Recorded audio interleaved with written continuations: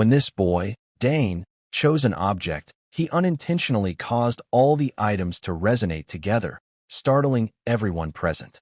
Even the most exceptional genius in the family had only awakened one type of talent, yet Dane awakened four. He was truly a peerless prodigy in the clan. Even his father, Arkin, could only say helplessly, "Looks like we'll have to teach him all four talents." In his past life, Dane was Eric, the Empire's most outstanding swordsman. At just 18, his mana had broken through to 4 cores, making him the most promising candidate to ascend to a 6-star knight in the Empire. But then, he crossed paths with the 6-star Duke of the Althean Empire, known as Black Wave Thermion. Against that terrifying power, Eric felt small and utterly weak. "What a pity," the Duke said. "If you'd surrendered, you might have had a chance to surpass me." But surrender was never an option. Once Eric chose to fight, he was prepared to fall in battle. Then, the Duke launched a ferocious attack, and with one swift strike, a blade pierced Eric's chest. From that moment, the so-called combat genius fell. The scene shifted as Eric opened his eyes again. A woman's gentle hand held his. He looked around and saw a pair of parents laughing joyfully with him. "This child is a gift from God," the father, Arkin, said with a hearty laugh. "Haha, this boy truly is God's gift." Dane, bewildered, flailed his tiny limbs. "What? A baby? What are they talking about?" Sensing his discomfort, the mother, Lily, scooped him up in her arms, her eyes twinkling as she teased, "Dane, you're going to be an incredible spearman and follow in your father's footsteps." Arkin Sogers. Arkin, Dane's father, looked suspiciously at Lily's smiling eyes. Lily, standing beside him, snapped irritably, "What's that supposed to mean?" She pulled Dane closer, frowning. "Dane will be an incredible assassin," Arkin stammered. "Easy, sweetheart." Lily Sogers, his kind-hearted mother, stood her ground. Arkin tried to reason. "Come on. How could you let our youngest become an assassin? That's horrifying." Dane, visibly annoyed, scrunched his face as Arkin declared, "A real man wields a spear." Lily shot back angrily. "The spear is the perfect, most beautiful martial art." She continued, "Being an assassin is better than being a spearman. He can hide in the shadows and take out targets unnoticed. That's way cooler." On that lavish, ornate carriage, it seemed like the argument would never end. But then, Dane was reborn. Not only that, but reborn in the Althean Empire, his former enemy, as the son of a count. Arkin, sitting in the carriage, finally compromised with Lily. "All right, here's the deal, we'll teach him both." Lily, finding it reasonable, nodded. "Absolutely, Dane will definitely be an assassin." Lately, his new parents, Arkin and Lily, kept trying to sway him. "Dane, be a spearman. Spearmen are the best," Arkin would say. Lily, holding Dane, would scowl. "He's going to be an assassin." Their heated debate about his future was likely because he was born late, making them even more eager for him to follow in their footsteps. The carriage driver stopped and announced, "My lord, we've arrived." Arkin blinked in surprise. "What? Already?" He turned to Lily. "Now, Lily, take my hand." Lily raised an eyebrow. "What if people in the city see us?" Arkin stepped out of the carriage, grinning. "I just want to hold my wife's hand. What's wrong with that?" Arkin took Lily's hand. "All right, careful now, careful." Dane, nestled in Lily's arms, had to endure their lovey-dovey display. Talk about an eyesore. Suddenly, Dane's round eyes widened, staring at them both. Lily carried him into a luxurious place, a magnificent castle. The servants stood respectfully as Lily stepped through the door. She smiled. "Oh my, Dane seems so happy to be home, doesn't he? Look at how excited he is." Dane, grinning and waving his tiny arms, chimed in, "Yes, if this is my home, it'll be even easier for my talents to soar." 2 months later, in Dane's home, a child's babbling echoed in the room. "A boo-boo, ooh-ba-ba." Lily, thrilled, rushed to scoop Dane up. "Oh my Dane's babbling." He responded with a boo-boo-boo. Hearing Lily, he thought, "So I'm babbling now. Quite the experience." Dane longed to speak, but being so young, he could only babble. A boo-boo, boo-boo. He recalled his past as Eric. Wandering far from home, he rarely met children. The few he encountered were injured, bandaged, crying, homeless. Many mourned their parents, starved, and vanished. Compared to that, the Soger's household was wealthy and fortunate. I won't starve here, he thought. At that moment, someone burst in, shouting, "Ha, Dane, look!" Arkin, wielding a spear, struck the ground, proclaiming proudly, "This is a spear." He looked at his beloved son, fishing for praise. "What do you think, Dane? Long and splendid, right?" Dane's mouth twitched at his father, thinking, "This man's my dad, the kingdom's strongest six-star spearman, Arkin Sogers." Dane knew Arkin showed a different face to him. In battle, Arkin was ruthlessly cold. Despite appearances, he was a heroic warrior, the Green Tempest. Lily set Dane back in the crib, storming toward Arkin, fuming. "Seriously? You brought a sharp weapon into the baby's room?" Dane babbled, watching them argue. A boo-boo. Pushed back by Lily, Arkin tilted, chuckling awkwardly. "I just wanted to show Dane." Lily's face soured. "I told you don't." Lily, once the kingdom's top assassin, scolded Arkin daily. Though equal in strength, Arkin could only say, "If you do that again, I'll teach him stealth basics from infancy." "My mother," shouting yet an unsuspected assassin. Arkin whined. "Come on, everyone does it.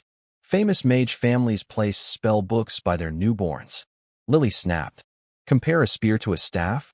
That thing's sharp." Dane, watching, sighed. "What a harmonious family.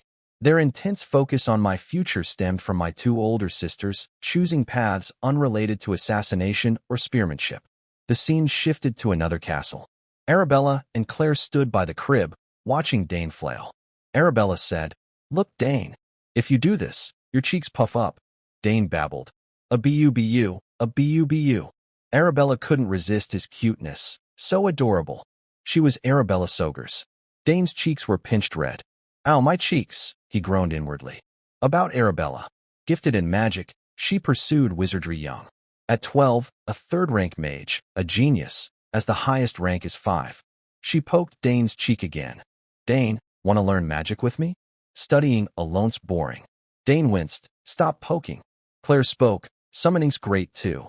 She was Claire Sogers, a skilled summoner, controlling 2 summons at once since age 7. After speaking, she fell silent, thoughtful. Dane, smelling food, eyes gleaming, nearly drooling, babbled, "A bu, a bu." He thought, "I thought she disliked me, but it feels more like jealousy over a new sibling." Claire, softening, touched Dane's nose, so soft. Arabella poked again, "Right?" Claire wiped Dane's drool. "Dane, if you've got summoning talent, it'll be fun. I'll teach you." Dane chuckled inwardly. "Haha, everyone wants to teach me their skills." The family portrait. My father, a 6-star spearman. My mother, a former assassin who targeted the king. My eldest sister, a genius mage. My second sister, a genius summoner. The Sogers Count family was a perfect, ideal nobility. Dane's eyes narrowed. What's the point of revenge this life? My battlefield death was tragic, but vowing to avenge those who beat me is laughable. The family of 4 bickered over Dane's training. Spears for spearmanship. Stealth and assassination are better. No, magic's the trend. Summoning's great too. Dane, watching, smiled. "I always wanted a home. Lucky I was born here." Amid their squabbles, parents and sisters each pushing their specialty, Dane's head throbbed. He shut his eyes, wanting to cover his ears but too young. Truly a harmonious family, huh? The Sogers family had a unique ritual, a selection ceremony at age 1. Various items were placed before the child, and their choice predicted their future. The scene shifted to Dane's first birthday, crowded with guests. It's young Master Dane's first birthday? He's 1 already. Time flies. 2 noblemen chatted. The young ladies became a summoner and mage, right? Wonder what Dane will pick. An elder said, "We'll know after the ritual. Let's go." In the banquet hall, noblewomen and ladies gathered. The long table held weapons. Dane sat before them. Guests watched, murmuring. The sisters brought their items too. So cute. They've grown. Lily placed Dane on the table, his face unenthused. She said, "Dane, pick what you like." Dane glanced around, thinking, "What now? Everyone's expecting me to choose their item." Arkin, arms crossed, smirked. "Dane'll pick Dragon Tail. Made from rare Dukrin ore, it grows heavy and sharp with the wielder's mana." a mystical spear. Lily eyed the spear, chuckling. That's my lifelong weapon. Pick Dad's spear, Dane. Too handsome for assassination, but he'll choose my dagger. Nighthorn, crafted from Ethrin ore, held all elements and could mix poisons. Arabella, hands on hips, beamed. Dane'll be a great mage. He'll join me at the academy. Her spatial pouch, usable only by mages or those with magic talent.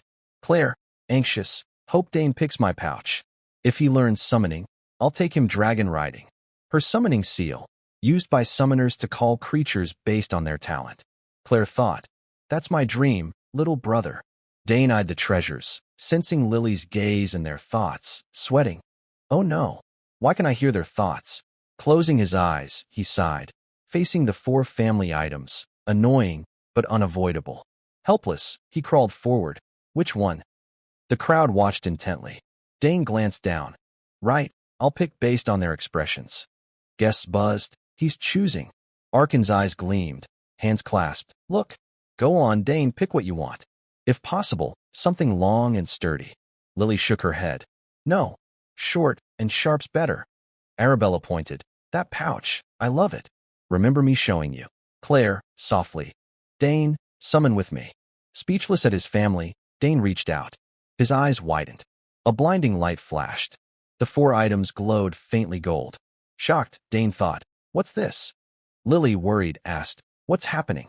Arkin shook his head, no idea. Arabella and Claire, scared, neared Dane. The crowd gasped. See that? All 4 reacted. How's that possible? A man in white exclaimed. The young master's a genius. Dane, clueless, laughed. Haha, I was skilled on the battlefield. I opened my mouth, but this life's another level. Arabella, anxious, asked Arkin, what do we do? Has this happened before? Arkin, stunned, gaped. I can't believe it. He and Lily exchanged looks, 3 dots above their heads. All 4 turned to Dane. Then we'll all teach him. Arabella and Claire gasped. All 4. Dane, looking at them, grinned. In the training yard, the clash of weapons echoed relentlessly, punctuated by occasional loud bangs that drew attention. Whoosh! A strike seemed to tear the air itself. One figure staggered back several steps. On the other side, a hand gripping a spear trembled slightly. Dust swirled, evidence of a fierce bout. It was the Count's father and son training. Arkin praised, satisfied. Well done, Dane. You've fully mastered the techniques I taught you. 7-year-old Dane Sogers smiled shyly. Thank you, father. Arkin ruffled his hair, laughing. Good, good. My son indeed. Nearby, someone approached with an object, catching Dane's curious glance. Arkin asked him. The person bowed respectfully. My lord, I've brought it. Arkin's voice grew excited. Ah, perfect timing. Dane, puzzled, asked, Father, what's this? Arkin took the spear, announcing, Yes, it's your birthday gift. I planned to give it at the party, but I wanted to beat your mother to it. He grinned proudly, gesturing. Take it. I've prepared this for 2 years. Crafted by a renowned artisan in the capital. Dane stared, awestruck, at the meticulously prepared gift. Arkin smiled warmly. Happy early birthday, Dane. Dane dropped his current weapon, accepting the spear, promising, Thank you, father. I'll use it well. He admired the spear's gleaming tip, thinking, Incredible. The sharp tip, black shaft, and silver head are stunning together. Lifting it effortlessly, he noted, It's light too. Arkin asked, Like it? Dane cheered, Yes, love it. Arkin nodded, pleased. Good. I had it made for your build, so get used to it. He spun his own spear, chuckling. Watching his son, his face brimmed with affection. Suddenly, Arkin asked, Dane, do you remember the difference between a spear and a sword? He grabbed a nearby weapon. Dane thought, then answered, the spear's length keeps enemies at bay, and its small contact area boosts attack efficiency. Arkin, impressed, said, Exactly. Even the servant, H, nodded with a smile. Arkin added, But at a certain level, it's harder to wield than a sword. That's a spear's core challenge. To strike, you must maintain a minimum distance. He smiled. Don't worry, every weapon has strengths and weaknesses. He gave an example. Even the perfect sword falters in some cases. Dane grinned. Got it, father. Arkin gripped his weapon. Now. In a flash, he spun it. You've got a new spear, so let me show you something fun. Dane's eyes widened, filled with disbelief, watching his father's every move. This is a 6-star spearman's mana. His aura alone is overwhelming. Performing for his son, Arkin's eyes stayed closed. One foot shifted forward, his grip tightening. He aimed the spear, mana swirling around its tip. Dane gaped as a dazzling light flashed. A vortex formed at the spear's head, thrusting forward. Arkin explained, "The space distorts because I released bodily mana and thrust simultaneously. This technique optimizes the core, focusing mana at one point." Dane recalled, "Yes, my sisters said humans can surpass physical limits. As cores increase, so do those limits." He bowed, a pang of sadness. "In my past life, I had 4 cores." Arkin winked proudly. "Right. You learn fast. I've got 6 mana cores." Dane, shocked, echoed 6. Regretting inwardly, "If I hadn't died, I might have reached that." Arkin grasped Dane's shoulder. "Why not try?" He suggested, "Use your new spear." Dane, uneasy, said, "Yes, father." Seeing his son's expression, Arkin urged, "Relax, clear your mind," and thrust forward. Dane's clear eyes met his father's. He nodded, "Okay." Gripping the spear, he adjusted, recalling his past life. Since discovering his swordsmanship talent, Dane exhaled deeply. "I'm not into spears anymore, just using them as backup." Legs spread, one forward, he eyed the spear's tip. Time to go all out. Closing his eyes, he pondered something. Arkin watched every move, noting solid stance. He frowned. "It took me 7 years to master this. With Dane's talent, I wonder." A strange sound rang out. Space shattered like glass. Arkin stared, stunned, as darkness crept in. He gaped. The spear's tip holds immense power. Unable to resist, he asked, "Dane, how do you do that?" Dane retracted the spear, space normalizing. Arkin approached, laughing. "Haha, I'm amazed." Dane looked up. "I focused mana at one point and channeled it into the tip. When it hit, I cut the flow." Arkin, shocked, asked, "Wait, you channeled mana and cut the flow?" "Dane, you formed a mana core." Dane nodded. "Yes, while reading a core-forming book, I practiced and succeeded." Inwardly, he thought, "I actually formed it during mana breathing." Arkin's laughter echoed. "Formed a core from a book? Truly, our family birthed a genius." Kneeling, he placed a hand on Dane's shoulder. "I sensed it young, but now I'm certain. Dane, you'll be an exceptional warrior someday." Dane smiled, thinking, "Father will be even more shocked later." Arkin, satisfied, wondered, "Will my son be a summoner, assassin, spearman, or mage?" Today was Dane's 7th birthday, youngest of the Sogur's family. Guests arrived in splendid attire. Lively music fueled the festive mood. The table overflowed with delicacies. Laughter filled the air. Dukes raised glasses and toast. A man with a wine glass approached. "Ha! Arkin, long time." Duke Arkin smiled. "Duke Bout, how've you been?" Bout, laughing. "No need for formalities, talk normally." He was Bout Thermion, head of the Althean Empire's greatest family, Thermion Duchy. Arkin whispered, "Eyes are on us, I'll ease up later." Bout grinned. "Haha, whatever you want." Then asked, "Where's the kid?"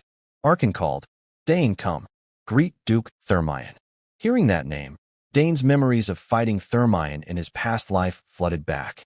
"Didn't expect to meet here." Seeing the boy, Bout asked, "This is Dane, the son you always brag about." Dane introduced, "I'm Dane." But inwardly, rage surged. "I can't suppress my anger seeing him." Outwardly polite, "Honored to meet you, Duke Thermion." Bout praised generously. "Your son's well-mannered.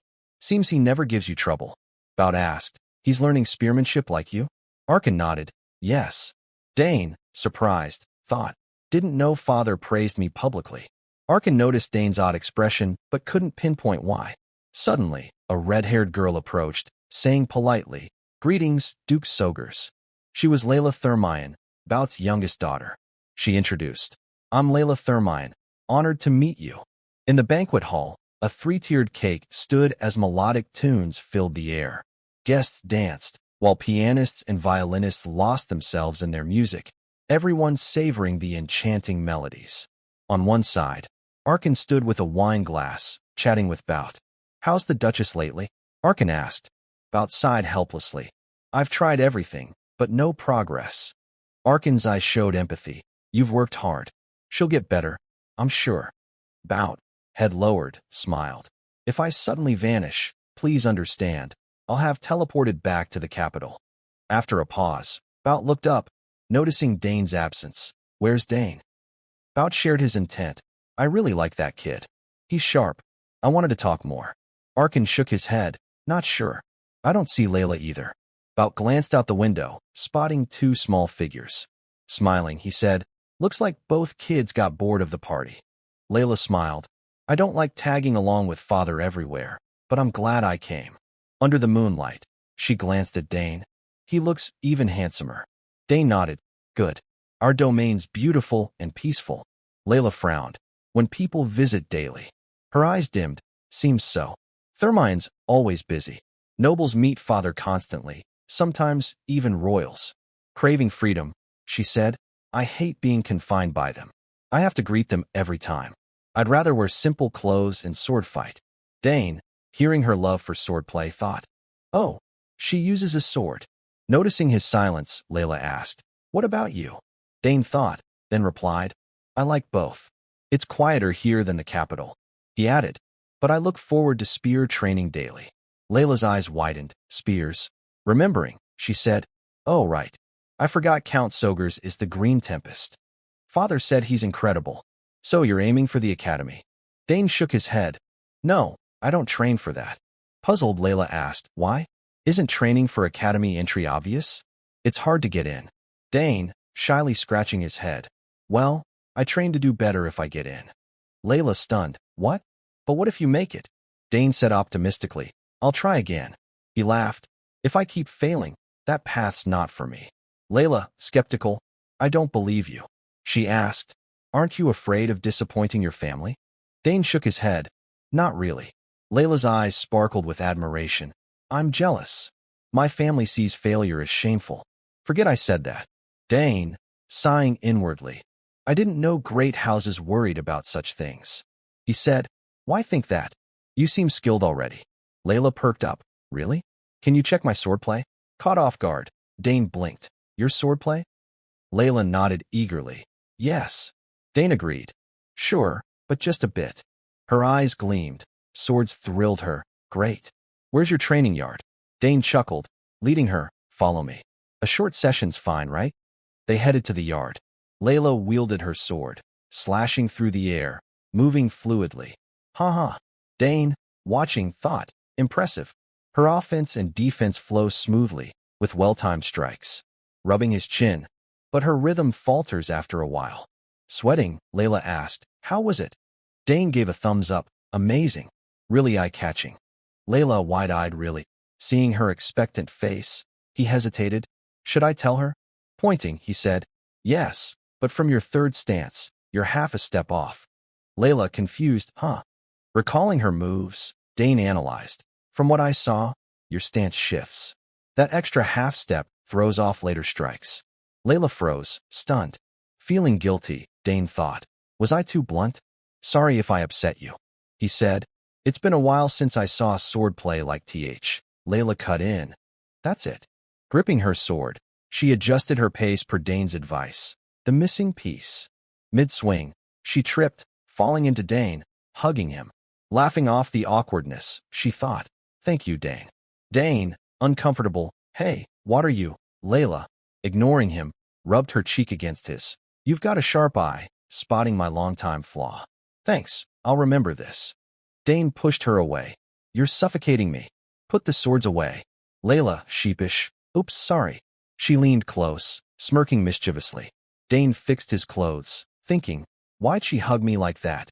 The awkward moment was broken by a call. Young Master Dane. Where are you?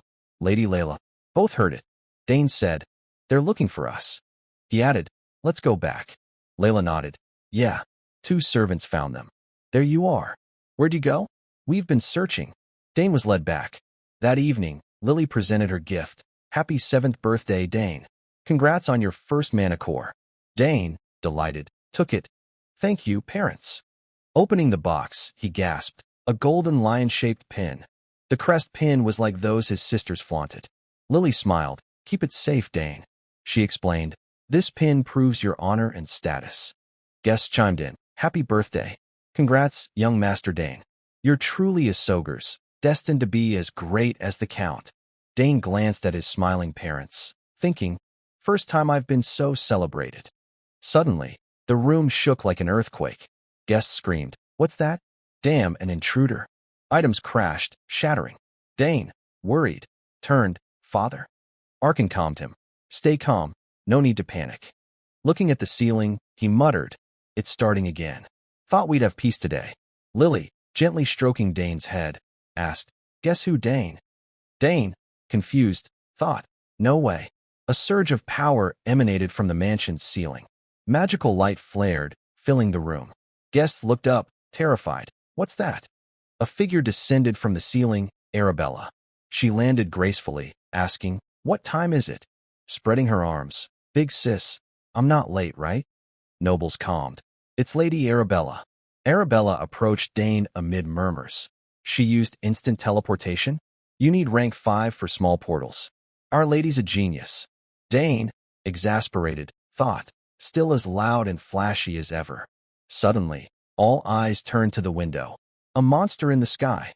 Panicking, they saw a wyvern. It was Claire, atop a massive dragon. I'm late, she said, leaping down. Claire entered to whispers. She's a genius summoner. Taming a wyvern at 16. Frowning, she asked Arabella, You're here? Arabella replied, Yep. Both approached Dane, smiling sweetly. Happy birthday, Dane. In the banquet hall, Claire and Arabella simultaneously presented their gift boxes. Wishing you a joyful birthday, Dane. Arabella said. Me too, Claire added. Dane, slightly awkward, smiled. Thank you both for coming all this way to celebrate with me. Arabella grinned, nodding. Of course we had to. Now open the gifts. I bet you'll love them.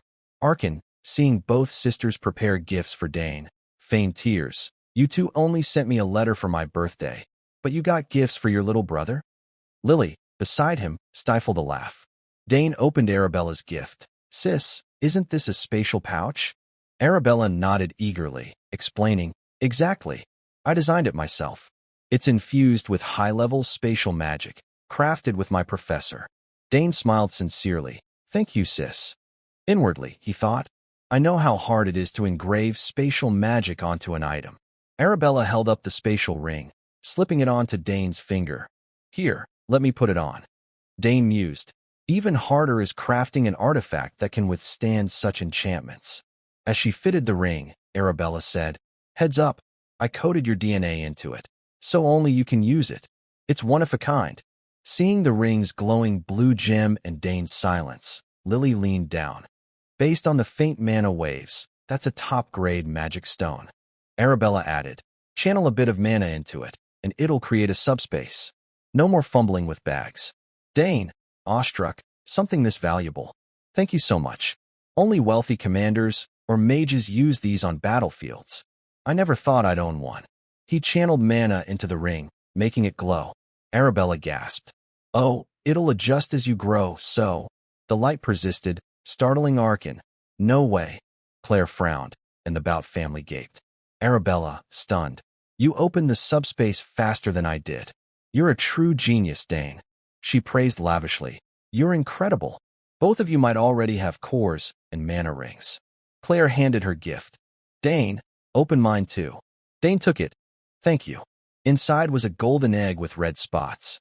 Dane, skeptical, examined it. Huh? Why's this egg? Claire, seeing him handle it casually, warned. It's not just an egg, so be careful. Dane, clueless. Then what is it? The family exchanged puzzled looks. Claire whispered, It's an epic beast. I tried summoning a Decaron, and this appeared.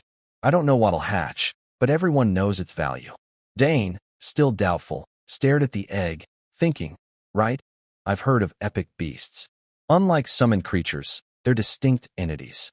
Once summoned, they can exist permanently, unlike regular summons. Claire patted his shoulder, whispering, No one else knows, Dane. Just you. So keep it secret until it hatches. He smiled, nodding, Got it. Arabella, annoyed at their whispering, stepped forward. What's with all the secrets? Claire ignored her, whispering, I don't even know when it'll hatch.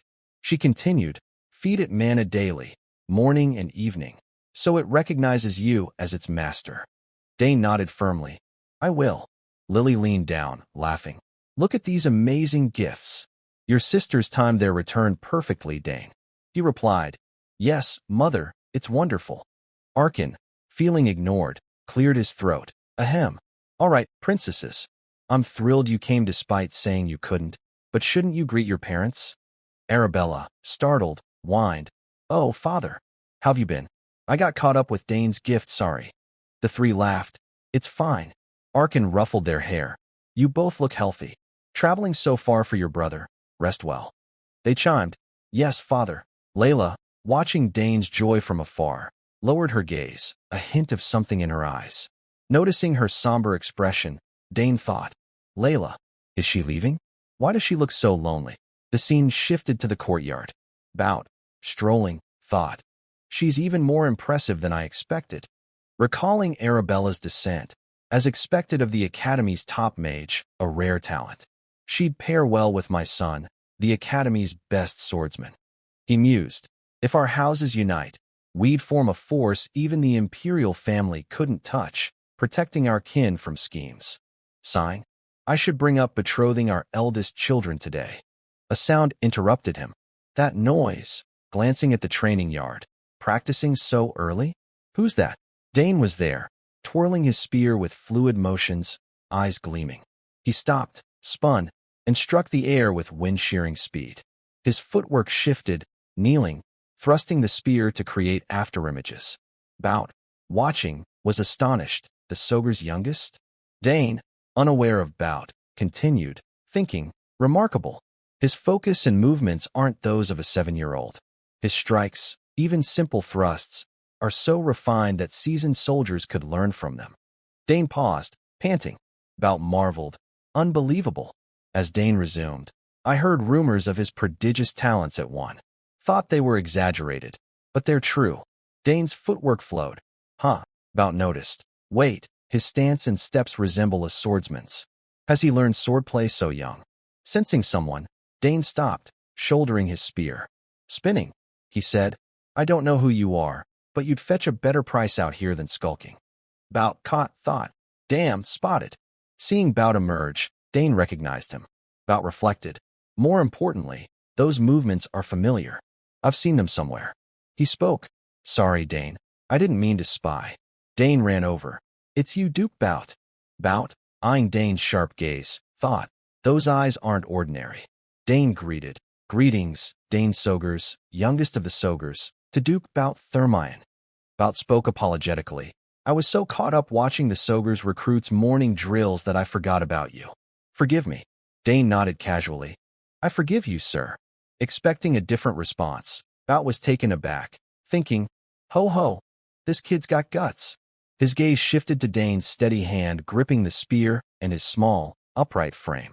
Now that I look, how is this kid not trembling after such long training? At his age, I didn't even have a mana core. Impressed, Bout praised. Your thrust was excellent. You've clearly inherited Arkin's talent. That spear you're holding. Knowing what was coming, Dane nodded. Yes, someone told me my father painstakingly prepared this spear for me. He bowed slightly, smiling. I'm grateful you noticed. Seeing Dane's response, Bout smiled, saying nothing. That's the best answer. My son was skilled and well-mannered in his lifetime, but not to this degree. Yet, his mind wandered. Maybe I should arrange a marriage with this side. Abruptly, he switched topics. Actually, my Layla's training with a sword. Looking at Dane, he added, You're the same age, so you could be good friends at the academy. Dane grinned. Yes, sir, I'm sure we'll get along. Bout chuckled. Ho ho, I like your straightforwardness, young man. I've probably disturbed your training enough. Moving to leave, he paused. Oh, Dane, I'm curious. Have you ever trained with a sword? Dane froze, unease creeping in. Oh no, it seems my habit slipped out unnoticed. He spotted it in one glance. Striving for calm, he replied, No, sir. I've only read basic swordsmanship textbooks, but I've never trained. Bout nodded. I see. Closing his eyes, he mused. Strange. I swear I sensed a pure battle spirit in him earlier. Seeing Dane's demeanor, Bout laughed at himself. Huh, what am I thinking? No way, he's just a kid. Concluding, he said, Goodness, I meant for a short stroll, but I've lingered too long. Time to go. See you later. Dane bowed politely. Yes, sir. Safe travels. As Bout prepared to leave, he added, If you visit the capital, come find me. I owe the hospitality I've received at this Count's castle, and I'm particularly fond of you. Dane replied earnestly, Absolutely. Watching Bout turn away, Dane smiled faintly. Interesting. I wonder if he'll remember me. Gazing at the receding, heroic figure, he thought. Defeating someone who once defeated me. Just the thought makes my blood boil. If I prepare steadily, step by step, I can do it. Determination flashed across his youthful face. Bout Thermine. In this life, I'll defeat you. Dane resumed training. After a while, a voice called, Hup. Young master, time to head back. Turning, he asked, Huh? You've been waiting this whole time. The servant nodded. My duty is to silently fulfill your needs. Seeing a towel offered, Dane said, Oh, thanks. Internally, maybe Hup should train as an assassin. That's stealth, he's got talent. Wiping sweat, he asked, How's it going? Everyone's busy, right? Hup replied, Yes. They're swamped preparing for the next banquet. Thinking of the guests' rushed arrivals, it seems other nobles are already en route. Getting over 30 noble families here on time is tough. Dane asked, Oh, right. How are my sisters? Handing back the towel, Hup answered. They opened a teleportation gate and left for the academy. Their parents waved goodbye, saying they had no choice with midterms approaching. Dane sighed. That's a shame, but oh well. Hoisting his spear, let's head back. Hup followed. Yes, young master. Recalling past gifts, Dane thought, when I have time, I should check out those presents my sisters gave me. Imagining his parents scrutinizing his every move, greeting strangers, attending lavish banquets, navigating social niceties, eating endless nutritious dishes, and meeting people with nothing to say. It was a vivid, chaotic montage. Dane exhaled. Noble life is exhausting. My schedule's even crazier with my birthday coming. Spotting colorful butterflies in the garden. At least I find some peace resting here, right? The garden's caretaker had skill. This place is meticulously tended. I feel oddly calm watching these flowers, pure white blooms, radiant roses basking in sunlight.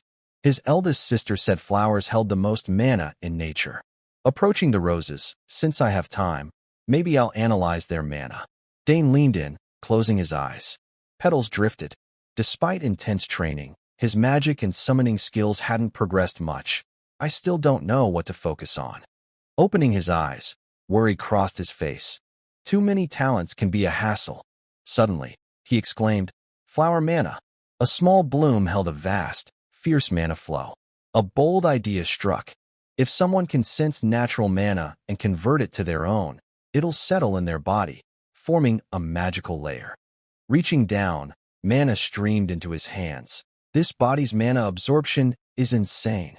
Standing, he laughed. I can see what others only sense with a sixth sense. Watching mana swirl around his hand. Here it is. Before, I could only vaguely sense mana. Now, it's crystal clear. Clenching his fist, he trapped it. Translucent petals seemed to signal something. Surprise flashed in his eyes. What just happened? Nearby, two boys chatted. I'm bored. We just got here, and Dad's busy with other nobles. He sidelined us. Let's show our faces and head back like last time. The other hesitated. Can we do that, brother? Digron, stepping on roses, scoffed. As if it's our birthday. Who cares? Think the Soger's heir cares about us. Crushing petals, he fumed. Stupid flowers. We're lost again. Why build such a huge garden? Dane, lost in thought, didn't notice them. Denner shouted. Brother, someone's there. Digron glanced. Is that kid lost too? He called. Hey you. That outfit, are you a servant? Dane frowned, turning to the arrogant voice. Digron gestured imperiously. Lead us out. Seeing them trample flowers, Dane rushed over, yelling, Get off. Don't you see what you're stepping on? Digron, enraged by Dane's tone, snapped. What? This kid dares yell at us over some grass. Dane pressed. Why step on flowers instead of the path? You've ruined them. Digron sneered. Small but loud. Arrogantly, know who I am. Dane shot back. Yeah, a clumsy oaf wrecking flower beds. Digron raised his hand to strike. Clumsy? Who do you think you're talking to, servant? Grabbing Dane's collar. I'm the son of Count Tyron, a guest of this castle. Dane's eyes flickered. Count Tyron. Recalling. The noble I defeated and had imprisoned on the battlefield. An insufferable man. Like father, like son. Digron threatened. Even in the southern sticks, you've heard of House Tyron, famous in the capital. We can make someone like you vanish without a trace, so watch your mouth. Seeing his attitude, Dane thought. Talking to him is pointless. His raised arm clenched, ready to strike. Digron raged. You mad? A lowly servant dares look at me like that. A whoosh cut the air. Before anyone grasped it, Digron's eyes widened in shock. Dane headbutted him, his forehead slamming Digron's nose. Dinar, alarmed, shouted, Brother! Rushing over, he asked, Are you okay? Digron, touching his nose, saw blood, roaring. This lunatic. What the hell? Nosebleed. I'm bleeding. His bloodied hand trembled. I'll kill that bastard. Dane, as if hearing a joke, smirked, taunting. You kill me? Try it. Digron, enraged by Dane's demeanor, roared. Have you lost your mind? Fine, let's settle this. Dinar, anxious, cautioned. Brother, tend to your nose first. But Digron ignored him, glaring. Dane stood unfazed, meeting Digron's aggression with a dismissive glance. Stepping back, he effortlessly dodged a punch. Digron swung again. Dane ducked swiftly. Digron clicked his tongue. TCH. Slippery brat. Noticing Digron's weak, unfocused strikes, Dane mused. He's definitely not a weapon user. While dodging, he analyzed. Then he's a mage or summoner.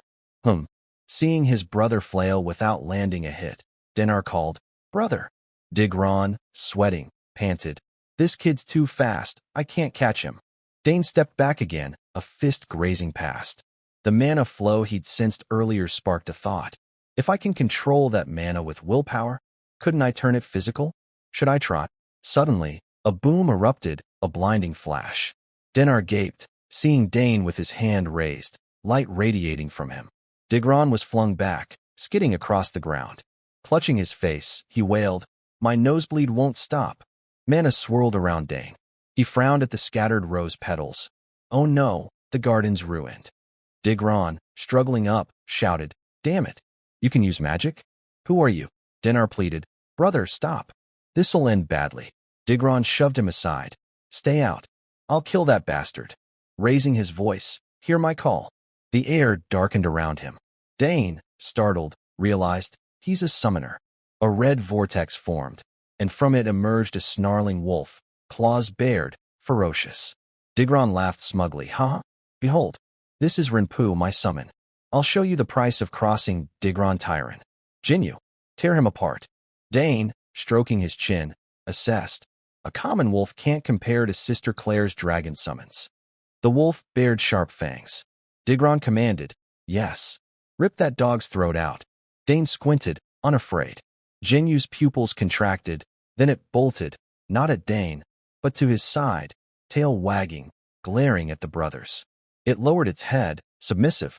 The brothers stared, stunned, at the man and wolf. Digron gasped. What's happening? How? Jinyu, what are you doing? Tear that bastard's throat. Dinar stammered. Brother, it's wagging its tail? Digron, shocked. What did you do, Rinpu? Dane, unfazed, patted its head. Good boy. Still puzzled. What happened? How'd this happen? Recalling when Claire's dragon let him pet it. Even her summons were friendly, but I thought it was our shared blood. Stroking Jinyu's coarse fur. This has nothing to do with the brothers. Why'd Jinyu come to me? Maybe I've got high affinity, or that jerk's affinity hit rock bottom. Ignoring his bleeding nose, Digron yelled. This is absurd. How can a summon betray its master? Dane looked up. Want to keep going? Digron, still riled, was stopped by Dinar, who sobbed. Brother, give up. We've lost. Realizing he'd met a stronger foe, Digron muttered to Dinar. Quiet. I'll unsummon it. Dinar whimpered. Brother, his tone was off. Digron looked down, seeing Dinar had wet himself in fear. Half laughing, half crying, Digron cursed inwardly. Damn, so embarrassing. Dane kindly offered. The bathroom's on the main building's first floor. Digron grabbed Denar's hand, dragging him off. After a few steps, he turned back. Stay there, I'll be back. Let's go, Denar. Dane watched silently, then shouted, Hey, at least unsummon your beast. As dusk fell, he studied his hand. That was pretty simple. Recalling Claire's teachings about faint summoner-beast bonds, the weak link between that jerk and Jinyu, raising his hand, he overwrote the bond with magic, binding Jinyu to himself. Walking, he glanced at the wolf floating above, moving with him. Thinking he had no summoning ties, a spark flashed. Just high affinity lets me summon? A commotion interrupted. Digron, the bully, returned with his father, pointing. That's the bastard. Dane smirked inwardly. Huh. That idiot's escalated it. Digron fumed. He didn't just bully me and Denar. He stole my bond with Jinyu.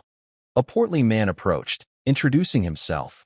I am Mogard Tyron, head of the noble house Tyron. He demanded, Are you the brat who bloodied my son's face and stole his summon? Dane, polite, nodded. Yes, sir.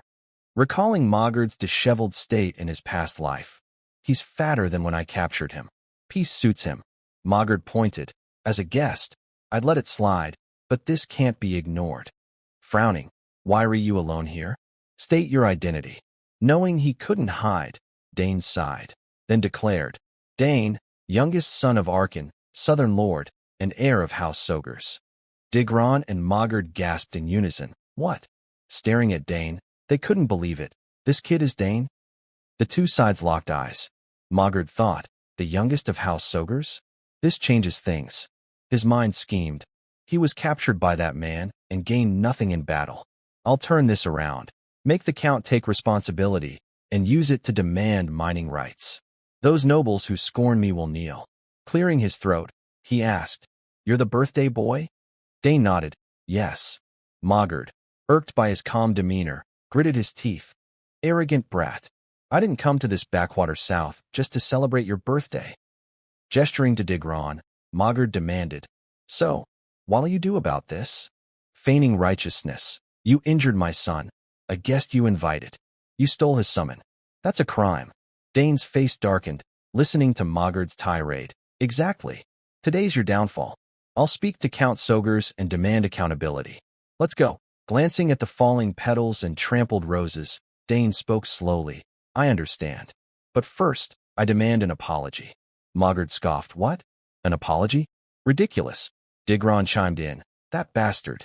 Dane explained. Yes. I did hit your son's nose, injuring him, but I was threatened and acted in self-defense.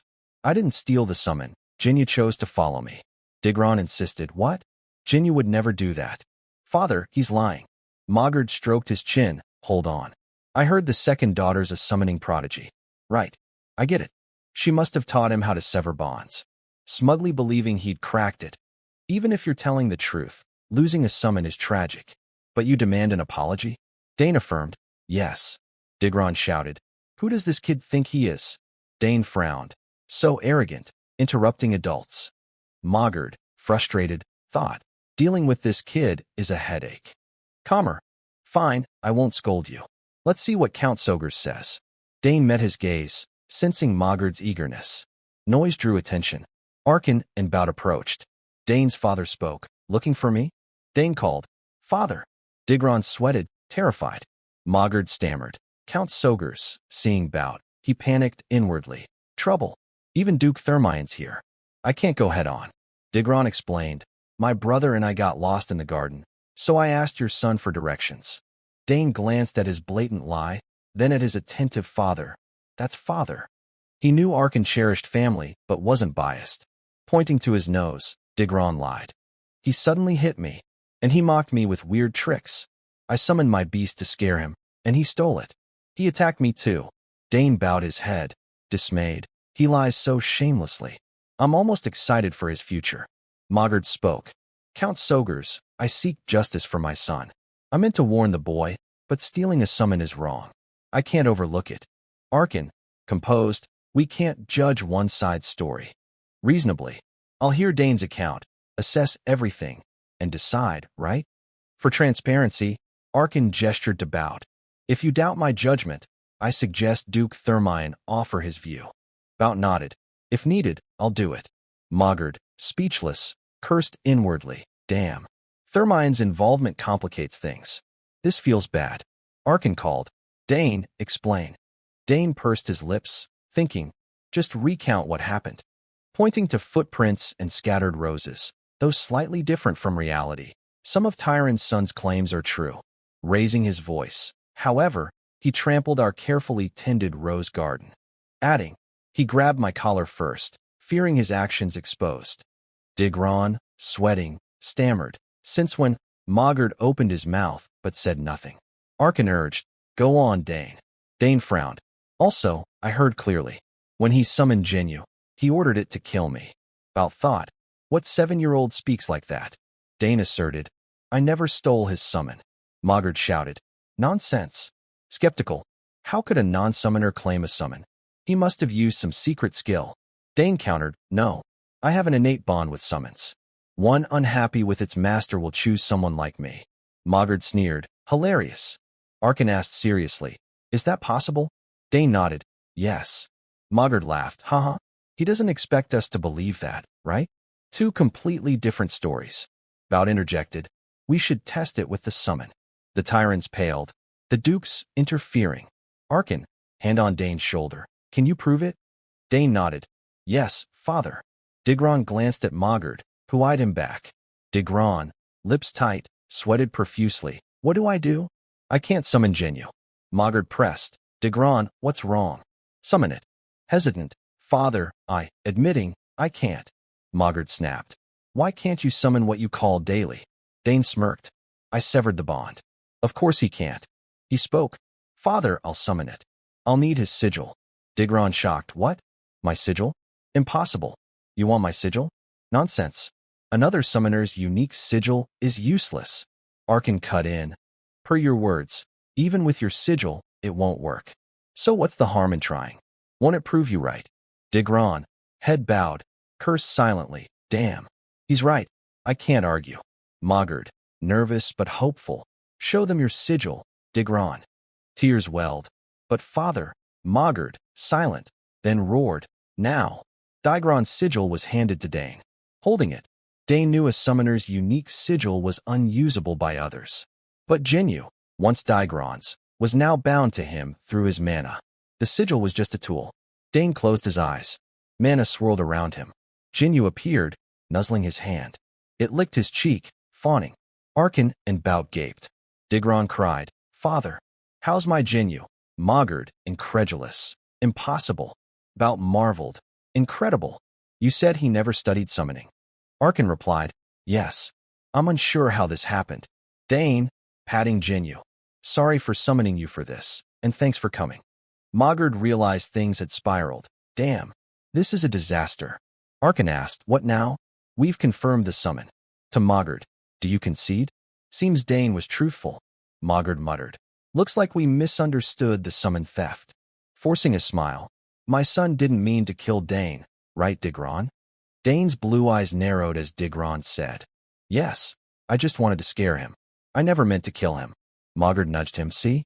He didn't mean it. Arkin glanced, knowing they were downplaying it. Dane clenched his fists, furious. This jerk keeps lying. A voice rang out. That's not true. All eyes turned. Dane, stunned, saw a girl approaching. Layla? Seeing his daughter, Bout asked. Layla, what are you doing here? She replied politely. I heard your voice while passing by. Greetings to Count Sogers and Count Tyron. Mogard, flustered, said, Right. Internally, this kid's the Duke's daughter? Arkin got to the point. What did you mean? Is he lying? Layla explained. I overheard their conversation during an earlier walk. Digron shocked. What? She heard everything? Arkin gently asked. Is that true, Layla? Can you share what you heard? She nodded. It happened like this. Layla recounted everything. Dane thought. I didn't expect this. Thanks to her, it worked out. After hearing the full story, Mogard scolded Digron. What are you standing there for? Apologize now. Hesitant, Digron mumbled. I'm sorry. I was wrong. Arkin shook his head. Save that apology for my son, not me. Mogard stammered. I understand. I was about to make him do that. He nudged Digron. Go on. Knowing he couldn't escape, Digron reluctantly approached Dane, muttering, "Father," silent, struggling. He forced out, "Sorry, Dane." Layla wondered, just bowing because he's cornered by a third-party witness. Is that really an apology? I can't accept this. Arkin, quiet, seemed to share her doubts. Dane stared at Digron, thinking, from experience, being magnanimous here is smarter than being stubborn. He said, "All right, I accept your apology." Digron, surprised by the ease, exclaimed, "Thanks." Mogard sighed in relief. That was close. Bowed, arms crossed, thought. I knew he was special. He could have refused, since the fault's clearly theirs. Arkin concluded, "You two can end this dispute." Dane accepted the apology. "Personally, I won't overlook this." Glaring, "You intended to kill my son with a summon." Mogard waved frantically. "Count Sogers, that wasn't." Arkin cut him off. "No excuses, Count Tyrant. Take your family and leave this castle." Mogard, stunned, thought, "What? I came all this way without complaint. If I'm expelled, it's all for nothing. I must stay." Desperate, Mogard grabbed Arkin's arm, pleading, "Count, please forgive us. I'll do anything you ask. Just this once." Arkin coldly shook him off. "I need nothing from you. Guards will escort you out soon." Turning, "Let's go, Duke." Bout nodded silently. "Come, Layla." As they left, Dane glanced back, his look saying, "Serves them right." Seeing Mogard berate Digron, he thought, "They started it, so they reap what they sow. I didn't expect Father to be so terrifying when angry in this quiet night." Bout asked as they walked, "Really? You took it down with a mana bullet?" Dane nodded, "Yes, sir." Bout frowned. "Spear mastery, summoning, and now magic? Astonishing. Has history seen such talent?" Arkin, beaming with pride, "Indeed. I'm immensely proud of such an exceptional son." Layla, awestruck, turned, "Really?" Everyone's buzzing. Talent's one thing, but his composure. Kids usually get upset and fight to win, but not Dane. Hearing Bout say, "I've no doubt your son will become a fine man." Arkin ruffled Dane's hair, smiling. "Too early to say. We'll see when he's grown." Layla looked up, hearing the praise. Today's resolution owes much to Layla. Without her witness, things could have gone differently. Bout, slightly awkward, thought. He sees Layla's good side? Maybe he's pushing for a match. Layla just stated the truth. If it's no trouble, why not discuss a betrothal? Arkin thought. Don't tell me he wants Dane to marry his daughter. Looking skyward, he changed topics. Goodness, the sun's set. It's almost banquet time. Rushing off. I'll prepare. Bout called, "Count Sogers." To Layla, walked back slowly with Dane. Chasing Arkin. "Let's talk, Arkin." Layla, blushing, watched the noisy pursuit. Sighing, "Can't stop, Father." Curious, why did the summon ignore its master and obey you? Slowly, "I've seen summoner duels in the capital, but never this." Dane replied, "I'm not sure. It just happened." Layla pouted. "You're hiding something, aren't you?" "Unfair. I helped you." He glanced, puzzled. "Unfair? I helped you too, with your swordsmanship." Recalling her joyfully hugging him, Layla flushed. "Fair point." Dane nodded. "She did help a lot. We're even now. Let's keep helping each other." Layla seized the chance, excited. "Great idea. Let's use it now." Dane thought. So impatient. What's she after? Curious. "What do you want?" Thinking of the glowing sparks people mentioned, she requested, "Teach me mana bullets." Dane, surprised. "What? Why learn that?" Layla enthused. "To get better. I want at least 2 mana cores before the academy." Dane, confused. "She's so young, why rush?" She shared, "I want to excel and make my mother happy. She loves me so much. She'd be thrilled if I improve fast." Dane realized. "Right, I heard the adults mention Countess Thermion's serious illness." Pursing his lips, he paused, then said, "All right, I can't refuse." Layla cheered. "Really? Truly? Let's start tomorrow. I'm here till then. Or tonight." Unbothered, he replied, "Fine either way.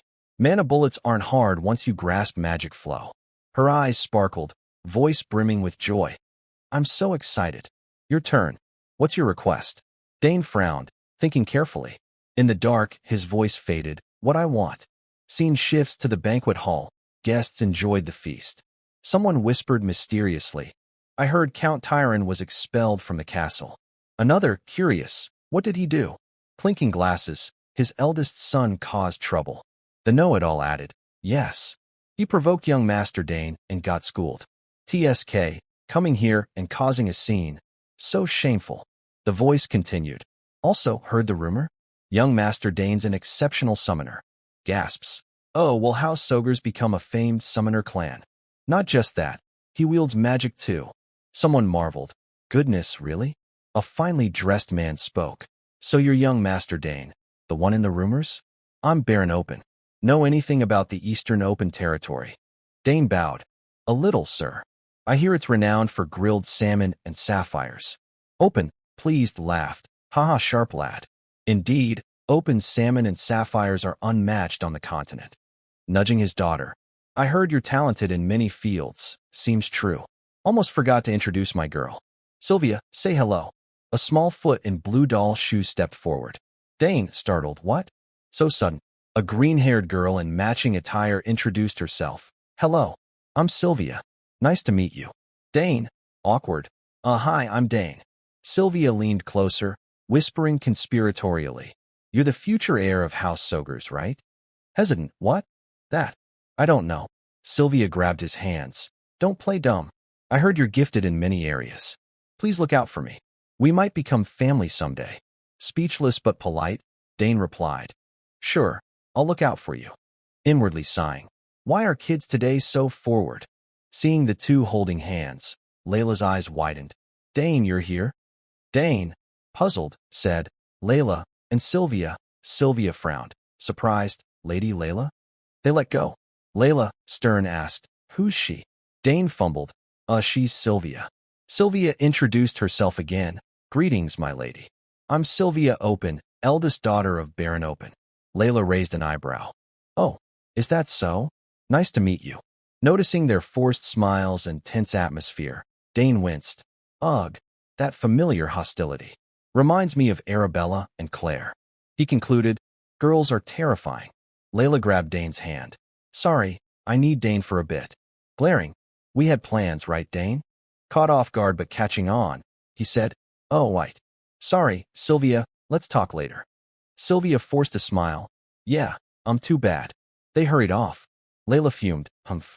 She thinks you're some villain. Her face darkened. I'm the Duke's cherished daughter, second only to the Emperor. How dare she try to steal you? Glancing back at Sylvia standing alone, she thought. Compared to an Eastern Baron's daughter, they don't match. In the dark, Layla asked, how do you know her? Is she your fiancé? Dane protested. Fiancé? No way. We just met. She smirked. Really? He shot back, annoyed. Of course. Seeing her cheerful smile, he thought. Her mood flipped fast. Leading her to a spot, he said mysteriously, look, we're here. My secret place, known only to me. Layla gasped. Who'd guess a place like this exists? Dane nodded proudly. Yep. No one will disturb us here. He stepped forward. Layla followed eagerly. Admiring the ancient scenery, she squealed. This is amazing. I didn't know such a place existed. Looking up, she murmured. No one will know what we do here. Dane agreed. Exactly. Perfect for training. Have you ever sensed mana? Hesitant, she replied. A bit? Not enough for a core, but I've tried absorbing it by breathing. He frowned. So you haven't hit the surge phase? Surprised. I self-taught on the battlefield. I thought a duke's house would have trained her. Dane took a deep breath. Let's start simple. First, feel the mana you absorb into your body. Layla echoed. Feel it inside? He nodded. Yes. To project mana, you must control it internally first. Visualization is key. She repeated, visualization? Dane raised a finger, circling it. Close your eyes and imagine mana swirling inside you. Smiling playfully. Picture it like blood flowing through veins. Layla, confused, clenched her fists. Okay, I'll try, but... Seeing her expression, Dane thought, she's lost. He said, hold out your hand. This'll help you use mana. Spread your feet, balance your center. It's basic. Layla relaxed. I knew you could do it. Closing her eyes, her brow furrowed, still tense. Dane watched closely. She blurted, Dane, it's not working. He reassured. It's basic, but it's your first try. Focus, what's nearby? Arkan, hiding behind a tree, observed the kids, chuckling softly. Oh ho, my young son's already teaching. Watching them, one teaching, one learning. He beamed. You've grown. Bao's voice startled him. What are you doing here? Arkin jumped. Holy gods. Bao, scanning around, smirked. No need for that. Spying on a late-night lovers' rendezvous. Arkin stammered. What? Lovers? How'd you get here? Bao bowed. Am I intruding? You're too sneaky. Your wife's a legendary assassin, yet you learn nothing. Arkin, embarrassed. I tried my best. Bao teased. If the estate's lord skulks around, people will gossip, old friend. Arkin, speechless, skulking? I'm just following my son. Bao laughed. What? You too? I'm trailing my daughter. Arkin sighed. I shouldn't say this, but you're a hopeless father. A surprised shout came. You found it? Show me. They hushed, eavesdropping. Dane touched a barrier. Layla gasped. You have a spatial pocket? He nodded. Yeah, my sister made it as a gift. Layla, envious. Ugh, so jealous. My brothers ignored me since they went to the academy. Dane pulled out an object. Setting up a mirror, Layla asked, Why a mirror? He explained, I bought it for this. Seeing your reflection helps visualize, more than just imagining. Skeptical, what? Really? He nodded. Looking in the mirror makes picturing things easier. Still doubtful, for real? Dane urged, stand in front, look at yourself. She complied. All right, I'll try. Layla repeated the earlier motions. Dane observed, thinking, she's taking it seriously. She made odd noises. Bao whispered, Layla's taken a liking to your son. Arkin, that obvious? Bao, knowing his daughter, nodded. Of course. She's not usually this open. Arkin puzzled. What happened? She's so bright. Bao's face darkened, silent. Recalling Layla's lonely silhouette, his voice softened.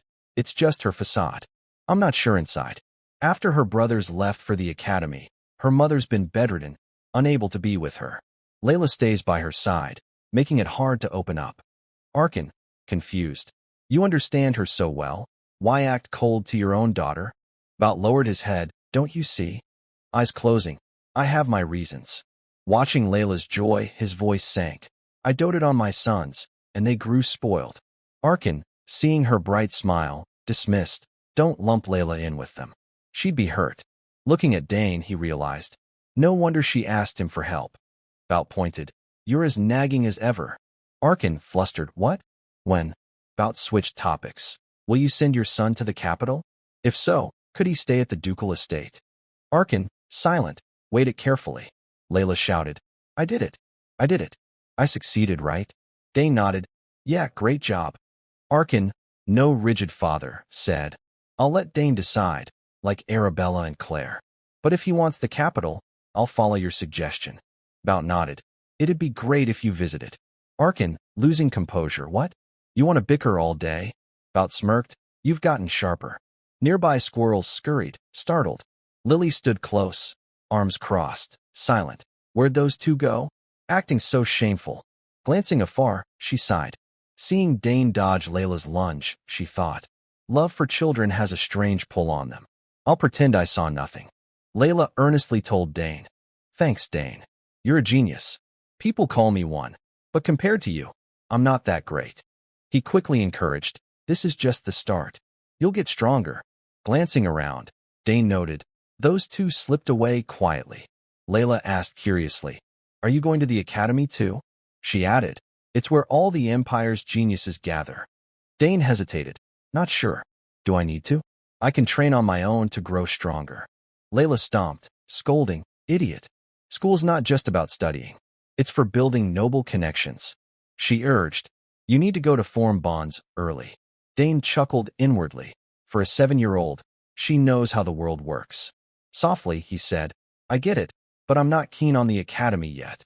He explained, There's a mountain of books I haven't read in the library, and I still have much to learn from my parents. Layla interjected, True, but don't you want to play with other kids? I heard your older sisters all went to the academy. Dane sighed at her persistence. She's relentless. Compromising. I'll think about it. If I decide to go, she insisted. Tell me if you do. Dane nodded. All right. Layla reminded. When you visit the capital, you and Ohari must stop by my place and watch me practice. Promise. Dane replied. Definitely. I'll write if I come to the capital. Suddenly, she recalled. Oh, tonight. When will you tell me your request? He smiled. When I reach the capital. Layla's face fell. What? The next day, Layla bid Dane farewell.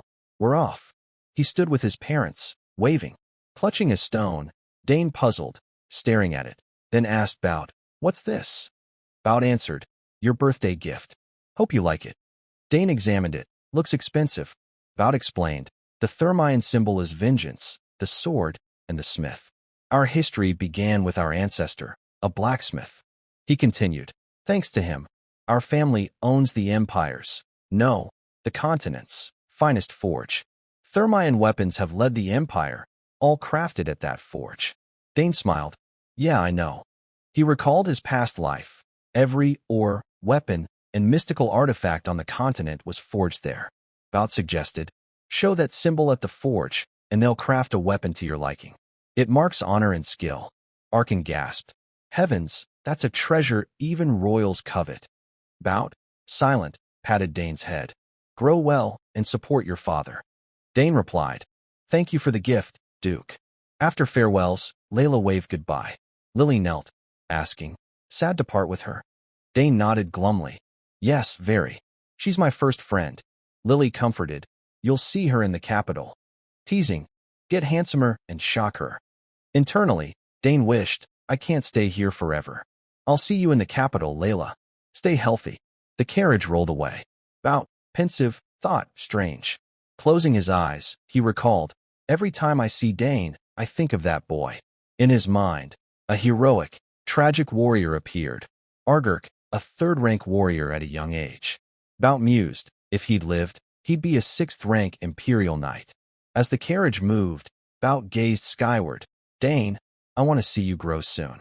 Days later, Dane studied an egg, muttering, I feed it manna morning and night. Too early to hatch. Staring, he speculated, even without being a summoner, feeding mana to an egg, marking myself as its master before it hatches, could grant permanent control over a summon, normally temporary. My mana quality must align. Other complex conditions might be unmet. He channeled mana. Some eggs never hatch if conditions aren't met. Hope that's not it. Closing his eyes, he focused. Despite altering mana flow and strength, no response. Hugging the egg, it absorbed his mana, glowing brightly. Placing it back in its box, he consoled himself, expecting instant success was greedy. Herman called. Young master, are you done? Dane replied, Herman? Coming. A strange noise sounded behind. Dane checked. What was that? Herman burst in. Young master, what was that sound? Holding the egg, Dane said, Wait, let me check. After inspecting, he laughed. Nothing's changed. My mistake? False alarm. Herman asked, Did the egg react? Dane shook his head. No, just my imagination. Let's go. At the training ground, Dane moved swiftly, wielding a sword with fluid strikes. His slashes were sharp and precise. After agile moves, he landed steadily. Herman clapped. Superb, young master. When did you train? Dane said, Just wanted to swing it. Herman gushed. Truly a genius. A sword prodigy too. Dane grinned. Learning new weapons is fun. I haven't swung a sword in ages since father watched so closely. Good thing my skills haven't rusted. Herman brought a tray of pastries. Snack first, then we continue. Dane agreed. Thanks. Pausing training, he enjoyed the sweets. Training here's nice. Elsewhere, Arkin stood by a window, lamenting. Same old exhaustion every year, but we gained much from the last banquet. Pensive, many nobles are eyeing the south. Most want ties with us. He realized, since the war ended, the South's favorable climate holds what nobles crave. Their interest is obvious. Sighing again. But their interest pales compared to the attention on Dane. Recalling earlier, the clash with Tyron's eldest son was unexpected, but Dane calmly explained the situation to adults. Worried by Dane's maturity, he confidently showed his talent. Too mature. Sometimes I wish he'd act his age, childish. Just my wish. Checking the time. It's almost time. Turning, Dragon's tail, let him wield it today. Arkin, carrying Dragon's tail, stepped into the training yard. Raising his head, he was stunned, mouth agape. Dane was expertly wielding a sword with precision and agility. Such remarkable swordsmanship. Arkin couldn't believe it, eyeing his son, wise Dane using a sword instead of a spear. Frowning, he recalled, right, that old Duke must have said something. Why else would he practice swordsmanship after dedicating so much time to spears? Unaware, Dane continued, slashing with sharp, fluid motions. Arkin, pleased and proud, noted, he seems quite skilled with the sword. Observing further, he judged, the strength he's showing. Most lifelong swordsmen couldn't replicate it. Dane's resolute gaze stood out, unlike his peers. Arkin watched silently, wondering, when did he learn this? One thing was certain, he's talented in swordsmanship too. After Dane finished, Arkin approached. Dane, I've been watching. When did you learn swordsmanship? Caught off guard, Dane panicked, busted. Better tell father the truth. Quickly, he said, I didn't really learn it. Arkin paused. Is that so? Pure talent then.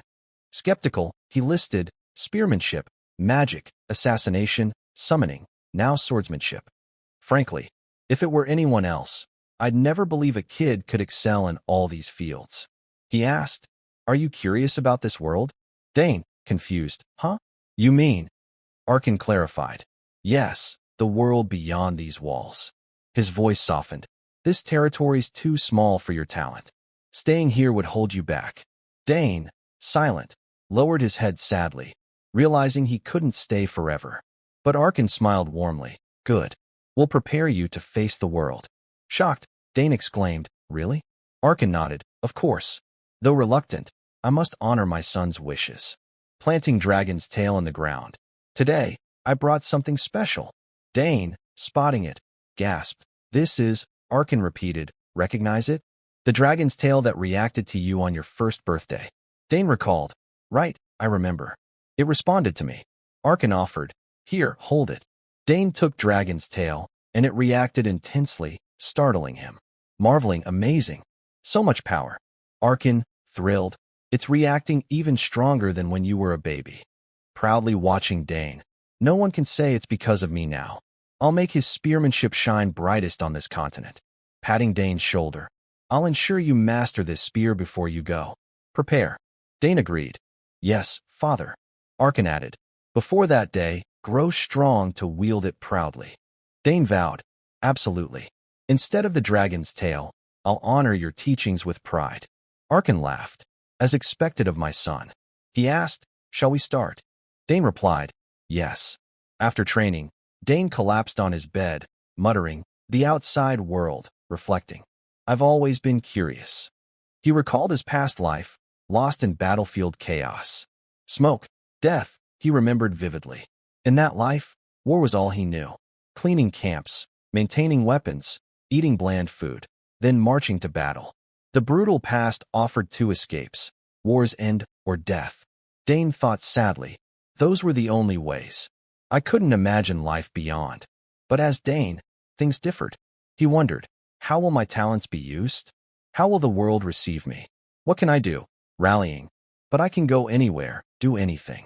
He valued this peaceful life and regretted its tranquility. For a moment, he wanted to stay, basking in this warmth. His father's question shifted his perspective. Smiling faintly, resolute. All right, I'll step out. A familiar voice interrupted. So, you've decided, son? Dane jolted upright. Mother. Panicked. When did you come in? Lily smiled gently. Don't worry. You were so lost and thought you didn't hear me knock. Dane scratched his chin, embarrassed. Oh, right. Leaning down, Lily said, your father said you'd be deep in thought. Are you curious about the world beyond our lands? Dane looked down. Yes. Father said staying here wastes my talent. After thinking, I'm curious too. I'm sorry, Mother. Lily's heart ached for her sensible son. Hugging him. No need to apologize, Dane. Still hesitant. But with both sisters gone, if I leave too, stroking his face, Lily soothed. I'm fine. I understand you, Dane. I know your talent. Even if you stayed, the world would call you. Choked up, Mother, Lily said softly. It'd be wonderful if you could stay longer. Regretting lost moments, she gazed out the window. But go. Do what you want, Dane. Nodding sadly. Yes, Mother. Even if I leave, I'll visit often and share what I see. Lily smiled. Thank you, son. Looks like I must prepare to send you out, like your father. Confused, Dane asked, "Prepare?" She revealed, "I plan to teach you scouting slowly, but you'll learn trap setting and evasion too." Dane wanted to flee. More special lessons from Mother? Lily listed, "Oh, and body disposal. Right, human anatomy too." Terrified, Dane groaned, "Gods, I'll collapse before reaching the world." Undeterred, she enthused, "I'll teach you so much." Resigned, Dane mumbled, "Yes, Mother. I'll try." Lily gazed at him with pride and affection. Dane was grateful. Lessons from my parents, taught with love. Suddenly, he realized, right, to face the world, gazing at the radiant city, I must prepare well. In the southern region of the Althian Empire, the Sogur's duchy thrived as a hub of development. Towering buildings lined the streets, blessed by a warm climate and abundant resources. This land had been a cornerstone for the empire, sustaining it through the war. On bustling streets, Arkin remarked to his staff, "Thanks to Earl Sogur's governance, this region remains prosperous." Smiling, he nodded at them. With the war over and rebel remnants captured, people of all ages filled the streets, vibrant and lively. A lasting era of peace seemed to have returned. From above, the citizens below appeared small. Whispers rippled through the crowd. "Heard the rumor? Young Master Dane visited some shops," one said. Another gasped, "Really?" The first confirmed, "Yes. He bought something." The shopkeeper's daughter fainted. A brown-haired girl buzzed, "Wow, the rumor's true." Her orange-haired friend giggled. "They say he's getting handsomer. I'd love to see him once." "He's still single, should I try?" The brown-haired girl jolted. "What? You're crazy." Noticing her friend's flushed, drooling expression, she warned, "Snap out of it. He's only 14. The orange-haired girl countered. "From what I've heard, he doesn't seem 14 at all." The brown-haired girl blinked. "Oh." Her friend nodded. "Yeah, they say he's as tall as the Earl." The brown-haired girl marveled. "Whoa. Is it because the Countess is tall too?" "Superior genes." The orange-haired girl pictured Dane's sturdy frame, eyes sparkling. "He probably looks 20. She gushed, "Platinum hair, blue eyes. My heart would stop." The brown-haired girl laughed. "Next time he's here, I'm definitely watching. Wonder when he'll show up again." Her friend replied, "He often visits that shop." The brown-haired girl recalled, "Oh, right. The forest ranger told me this." Chatter echoed through the streets. The orange-haired girl said, "Really? Then meet the ranger first. It'll be easier." The brown-haired girl gasped, "Wait, you're serious?" Outside the duchy, in a coniferous forest, birds soared skyward. Wild wolves prowled below, howling. Warm sunlight filtered through the canopy, illuminating the ancient, magic-laden Doom Forest. Here, Dane undertook an escape mission from his mother. Moving lightly, he gripped his spear, a handkerchief fluttering in the breeze. "South wind," he muttered, tucking it away and heading forward. "I've seen Chero spiders here, so I'll go west." Lowering his cloak's hood, he thought, 3 hours till I must exit before sunset." Leaping off a tree like a hunting leopard, he sped forward, accelerating. A key assassin skill, never let enemies spot you. Dane vanished into the air. He had to evade his mother's traps and escape this perilous forest, leaving no trace. Stopping at a clearing, he hid behind a large rock, panting. Looking up, Dane inhaled air and mana, holding it before exhaling. Sunlight blazed overhead. Blending into the scenery, hidden traps became visible. He sensed thin, interwoven threads in the air. Nearly invisible threads everywhere. Touching them would trigger the traps instantly. Jamming his spear into the ground. Basic but deadly mechanism. Rolling up his sleeves. Good thing these are easy to disable. Suddenly, Dane froze, eyes wide. Giant rat-like monsters appeared, clinging to trees, glaring hostilely. Stunned, he thought, "Ugh, what?" One monster leapt from a rock, charging, followed by others bearing sharp teeth and spiky fur. Dane stiffened. "I'm done." Results.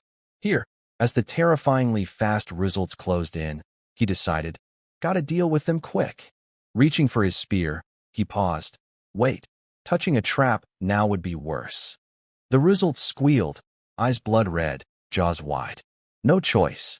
He resolved, gotta get out first. As they reached him, their grating keck echoed. Without hesitation, Dane spun and fled, results hot on his heels. Running, he glanced back. The relentless results swarmed. But then, they crashed into the forest's thin threads, snapping them. Traps activated, arrows shooting from afar, piercing foliage, targeting the results. Unprepared, the monsters were skewered, falling one by one under relentless volleys. Turning, Dane grinned. Aha! Caught in the traps. Dealt with them without lifting a finger. Suddenly, his eyes widened. One result dodged the arrows, charging, jaws gaping, drooling grotesquely. The lone result lunged at Dane. He swiftly dodged, tracking its movements. Surprised, he thought, ugh, it's fast. Missing its mark, the result whipped around, glaring ferociously. It opened its jaws, spewing red liquid toward Dane. Alarmed, warning bells rang in his mind. That stuff's definitely dangerous. Spinning his spear, Dane created a shield-like barrier, deflecting the red liquid. He exhaled, phew, gritting his teeth, can't waste time here. With that, Dane charged, vanishing instantly. The blood-eyed result rushed him. Dane's gaze sharpened. The beast bared its fangs, attacking. Elegant spear thrusts flashed in the air. Dane aimed the spearhead at the result, wielding it confidently. The charging result's head split in two, its eyes wide in disbelief. After felling it, Dane fled without hesitation, darting through the forest. The sun dipped, casting a red glow on the horizon, the sky painted with dusk. Panting heavily, collapsing. Ugh, I'm dead tired. Drenched in sweat, Dane gasped, muttering. At least I escaped the forest safely. Rustling sounds echoed. Irritated, he growled, what now? Grabbing his spear, he sprang up, thinking, damn it, when did I let my guard down? Seeing the newcomer, he froze, shouting, Mother! Lily nodded, praising, well done, Dane. Facing him, she said, 3 minutes, 30 seconds. You're faster than me. Dane blinked. You were watching the whole time? Lily approached. Of course, I couldn't leave you alone. Smiling. I know your talent better than anyone, but as a mother, it's different. Dane replied. Yes, Lily ruffled his hair. You did great. I found no flaws. Concerned. Are you hurt? Dane assured. I'm fine. Lily pinched his cheek. Really? At this rate, you'll be recruited as an assassin. From her sleeve, a dagger flew out. Holding it with both hands, she offered. Take it. It suits you better now. Staring at the dagger, Dane gasped. Your dagger. I can really have it. Lily nodded, smiling. Of course. I don't use it anymore. Dane examined it closely. Lily explained. It's forged from mystic or absorbing elemental essences. His reflection gleamed on the blade. She added, it can hold any poison you want. Dane mused. I know it absorbs and uses toxins. Sheathing it. Thank you, Mother. I'll treasure it. Lily beamed. Thank you. Shall we head back? Dane pocketed the dagger, thinking, phew. Guess that's all Mother's training for now. Nearby, a scream pierced the forest. Kia, startled bird soared. Dane and Lily scanned warily. Dane asked, Mother, did you hear that? The forest fell silent. Lily replied, Yes, sounds like someone's here. Let's go, Dane. He nodded, Yes. They sped out, scenery blurring behind them. At Soger's Duchy's auxiliary tower within the grand castle grounds, a faint groan echoed. Ugh. Followed by an annoyed grunt. Tsh. An old man jolted awake, shouting, Arg. Gasping, as if from a nightmare. He calmed, looking around. Where am I? I was eating mushrooms in the forest. The door creaked open, a voice calling. You're awake. Dane entered with a water tray, approaching the bed. You're still detoxing. Don't move yet. The old man studied Dane, wondering, why does this boy, he asked, detoxing? You saved me. Dane replied casually, Yes. You ate redcap mushrooms. Lucky we found you in time. Recalling the oddly shaped red mushrooms, the man paled. Those were redcaps. Dane offered a glass, poisonous ones. A bit later, and you'd be a corpse. Drink this. The man took it. Ah, thank you. He gulped it down. Dane thought. His belt has the Nixon Magic Tower emblem. He's no ordinary man. Recalling the rescue. Without the dagger, I couldn't have saved him. After drinking, the man asked, Thank you. Where am I? Dane answered, Soger's Duchy's auxiliary tower. Surprised, Soger's Duchy? Rubbing his forehead. So I wandered south, got poisoned, and ended up here. He set the glass down. Dane said, "Rest. I've informed father. He'll meet you soon." The man froze. "Your father? Then, you are?" Dane replied, "Yes. I'm Dane Sogers, youngest son of Earl Sogers." The man gaped. "Really? You're Arabella's brother, the genius all magic towers covet." Shifting topics. "How'd you find me?" Dane said, "I was training with mother in the forest." The man, recalling his Roosevelt encounter, exclaimed, "What? In that insane forest?" He thought, "Even an 8th rank mage like me got lost. My mana flow reversed mid-spell, and I collapsed." In disbelief, "Really? That forest with ancient mana and traps everywhere?" Dane smiled, "Yes. It's our family's property. Dangerous for outsiders, especially since its mana differs from modern mages. Mages shouldn't come here. You were also poisoned." The man's face fell. "So I nearly died there." Suddenly, realizing something, he stared. "Wait, this boy's strong enough to train there?" Hesitant, he asked, "You made the antidote too?" Dane nodded, "Yes." Seeing Dane's confident smile, the man thought, "He's barely a teen, yet crafted an antidote requiring vast knowledge and precision." Incredulous, how does such a family exist? Thinking of Dane's sisters and him, beyond 2 genius daughters, the youngest son too, he mused. In wartime, Sogers Duchy would have been the empire's most powerful house. Laughter echoed in the room. "Haha, I owe you big time." Dane replied casually, "Indeed you do." The old man, rescued by Dane from the forest, stared at him. He thought, "Look at this kid, quite bold." He spoke, "Ahem, I should repay my debts." Stroking his beard proudly, "First, allow me to introduce myself. I am Sidrain Gauss, former master of the Nixian Magic Tower. Name anything you want. I have everything, except what I don't." He was Sidrain Gauss, ex-master of the Nixian Magic Tower. Dane thought, he's probably talking about subspace. Smiling, polite talk? Really? His mind wandered. Many mages live without homes, storing everything in subspace. Sidrain Gauss froze, staring in disbelief. "What's this?" "I said I'm a magic tower master." Normal people would be shocked or show respect, but this kid's unfazed. Flustered, he waved. "You won't get another chance like this.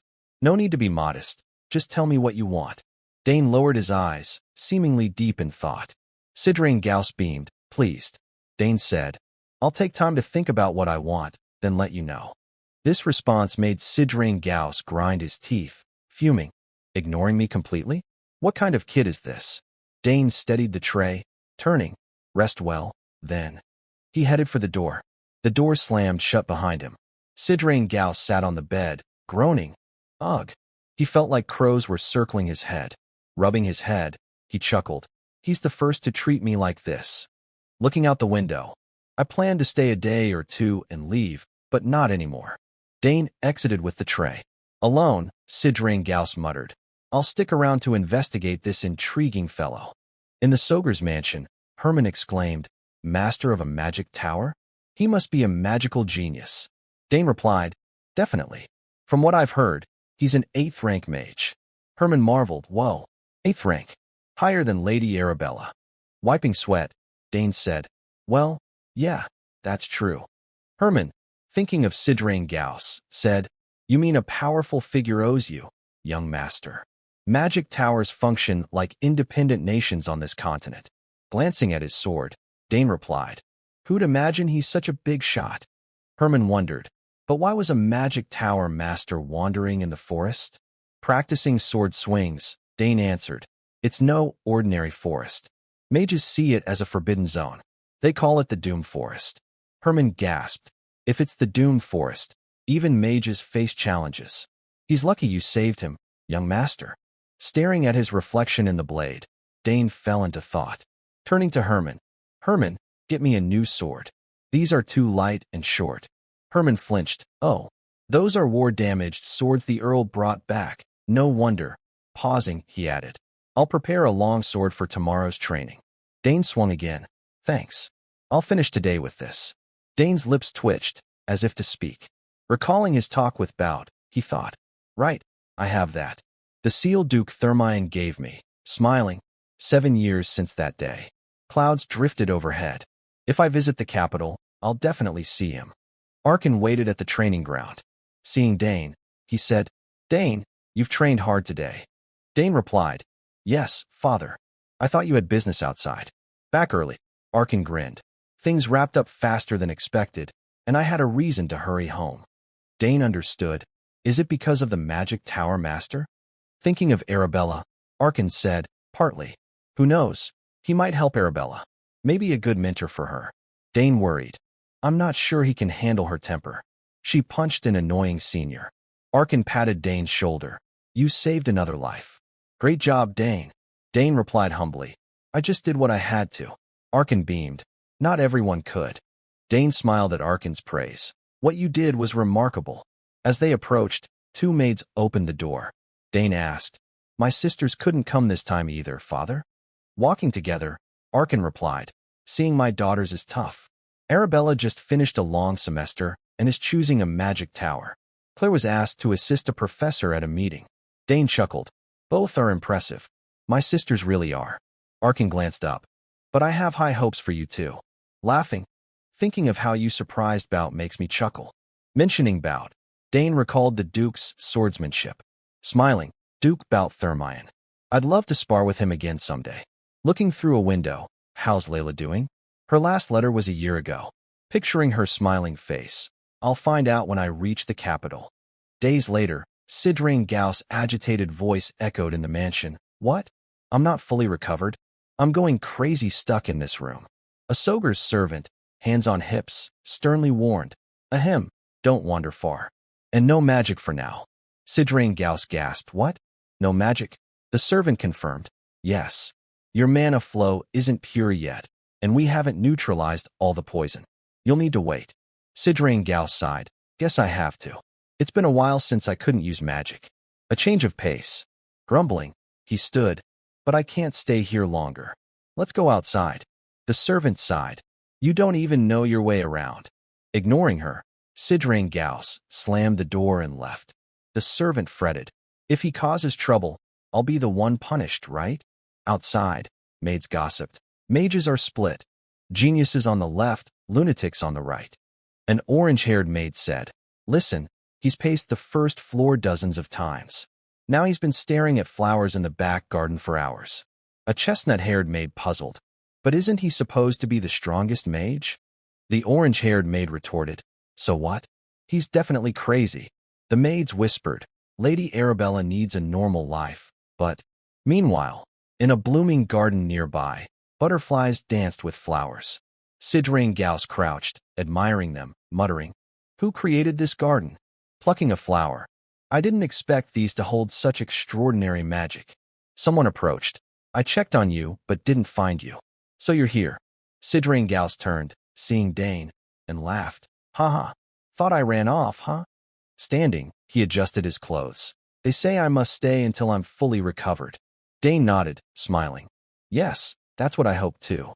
Sunlight warmed the scene. Sidrain Gauss remarked, "This is a fine place to rest and recover." Savoring the vibrant city, "Now I see why nobles head south for vacations." Dane replied, "True. It's wonderful. I'm a bit reluctant to leave so soon." Sidrain Gauss blinked. "What? You're leaving? Where to?" Dane smiled, "Not far. I'm heading to the capital." Sidrain Gauss stroked his beard. "Ho, the capital? To the academy, right?" Thinking of Dane's sisters, he asked, "Your sisters are there too, aren't they?" Dane nodded. "Yes." Sidrain Gauss added, "They'll have an easy life there." He thought, his sisters are famously talented, so how gifted is this boy? Staring at Dane, Sidrain Gauss pondered, "Should I test him?" He flinched, sensing vibrant blue energy coursing through Dane. Eyes wide. "What's this dense mana? Unbelievably concentrated." Dane stood confidently. Sidrain Gauss marveled. If his peers' talents are streams, this boy's a raging waterfall. Dane looked puzzled. Sidrain Gauss froze, confused. Such mana should be unstable, even explosive. How? Before he could ponder further, Dane spoke. "Isn't it a bit rude to assess someone's magic without permission?" Caught. Sidrain Gauss rubbed his head. "Oh, you noticed? Sharp skills. Ahem, my apologies. I was thoughtless." Still thrilled, he thought, "No way I believe this. Can someone really have such dense mana?" Dane frowned. What's he so shocked about? Sidrain Gauss stared at Dane. thinking, wait, why can't I see any magic tears? With that density, I should see them. Suddenly realizing something, Sidrang Gauss paled in shock. He sensed two powerful energy sources at Dane's heart. Could this kid have two mana cores? Overwhelmed, he blurted, "How did you form your mana core?" Dane, puzzled, "Is something wrong?" Sweating, Sidrang Gauss shouted, "Of course. You have insane mana, and you're still wielding a spear. Urgently. And you use magic that only needs a core, no tears? Are you abandoning the greatest talent ever?" Dane, confused, asked, "Can I use both?" Sidrang Gauss, furious, clenched his jaw. Clutching his head, he yelled, "Arg! So frustrating. Where do I start?" Thinking of magic swordsmen, he asked, "Know why magic swordsmen have short lives?" Without waiting, they're strong with both a mana core and tears, but they clash. When they collide, problems arise. It's natural law.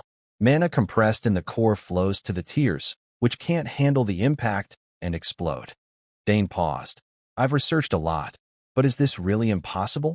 Sidrang Gauss, exasperated, crossed his arms, eyes shut. Tisich, such wasted talent. In the garden, butterflies fluttered. Dane pondered, then asked, "Can't magic be used without tears?" Sidrang Gauss replied, "Not impossible, but without tears refinement. How do you cast spells needing pure magic?" He added, "Others have thought like you, but most I know failed." Dane pursed his lips, patted his chest, and said seriously, "Then I'll try." Sidrang Gauss stammered, "What?" Dane spread his hands. "I haven't tried, but it seems doable." Sidrang Gauss, enraged, thought, "This crazy kid's saying what?" Dane continued, "If I rearrange the magic code." As he spoke, he tested it. Energy surged from his body. Clenching his fist, energy rippled. A blazing red flame ignited in his palm, crackling with magic.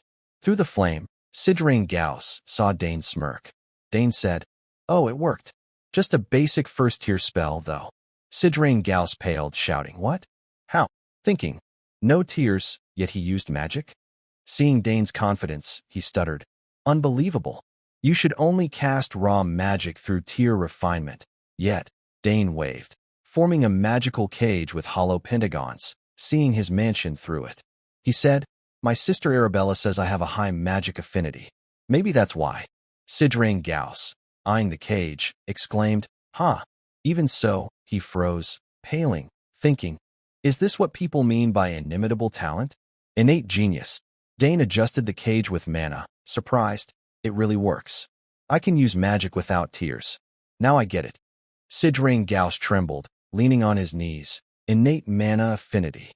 Stunned, and purer, denser than anyone alive. Looking at Dane, he doubted, "Does this person really exist?" Sidrang Gauss staggered toward Dane. "Want to be my disciple?" His excited voice echoed, "Hold on." Chasing Dane, "Let's talk. Ignoring talent like yours is a waste." Seeing Dane's disinterest, Sidrang Gauss sped up, blocking him. "No second-tier magic?" Annoyed, Dane replied, "I don't know the code, so I can't." Sidrang Gauss laughed. "Oh, perfect. Be my disciple, and I'll cast 8th-tier magic." Dane, uninterested, turned away. "No, thanks. I'll pass." Sidrang Gauss, veins bulging, roared, "Gur!" Amid the tension, footsteps approached. Arkin, hands behind back, arrived. "Haha, didn't expect you to bond with my son." Dane, surprised, "Father." Arkin smiled. "What were you discussing?" Dane said, "He keeps asking me to be his disciple." I declined. Arkin mused, "Disciple." Overhearing, Sidrang Gauss rushed to Arkin, grinning, "Earl Sogers. Your son has the talent of a great mage." Arkin chuckled, "Really?" Sidrang Gauss patted Dane's shoulder. "Greater than you can imagine. He used chain-tier magic without tears." Arkin, shocked, "No tears?" "True, Dane." Caught off guard, Dane nodded. "Yes, father." Arkin laughed. "Haha, impressive. You probably lack basic magic knowledge." Sidrang Gauss praised. "That makes his talent more remarkable." Arkin grinned, as expected of a former magic tower master, spotting my son's talent instantly. Sidrang Gauss replied, "Not just talent, a genius. He could be a rare magic swordsman." Picturing Dane in knight armor, sword raised, Dane shouted, "Good sword." Better than a spear. Arkin's face darkened, frowning. Magic swordsman? Dane sweated, thinking, ugh, he shouldn't have said that in front of father. Oblivious, Sidrain Gauss laughed. Exactly. A magic swordsman. Finally interested, right? Be my disciple, and I'll take full responsibility. I'll make him the Empire's strongest magic swordsman. Noticing Arkin's expression, Sidrain Gauss sweated. What's wrong? Why do I feel uneasy? Before he could think, Arkin roared. He won't be a magic swordsman. Sidrain Gauss, defensive, argued. Why not? A sword-wielding mage. Isn't he perfect? Arkin glared. My son Dane will be a magic spearman, not a swordsman. Sidrain Gauss froze, thinking, what? That's the issue. Dane, sweating, played dead.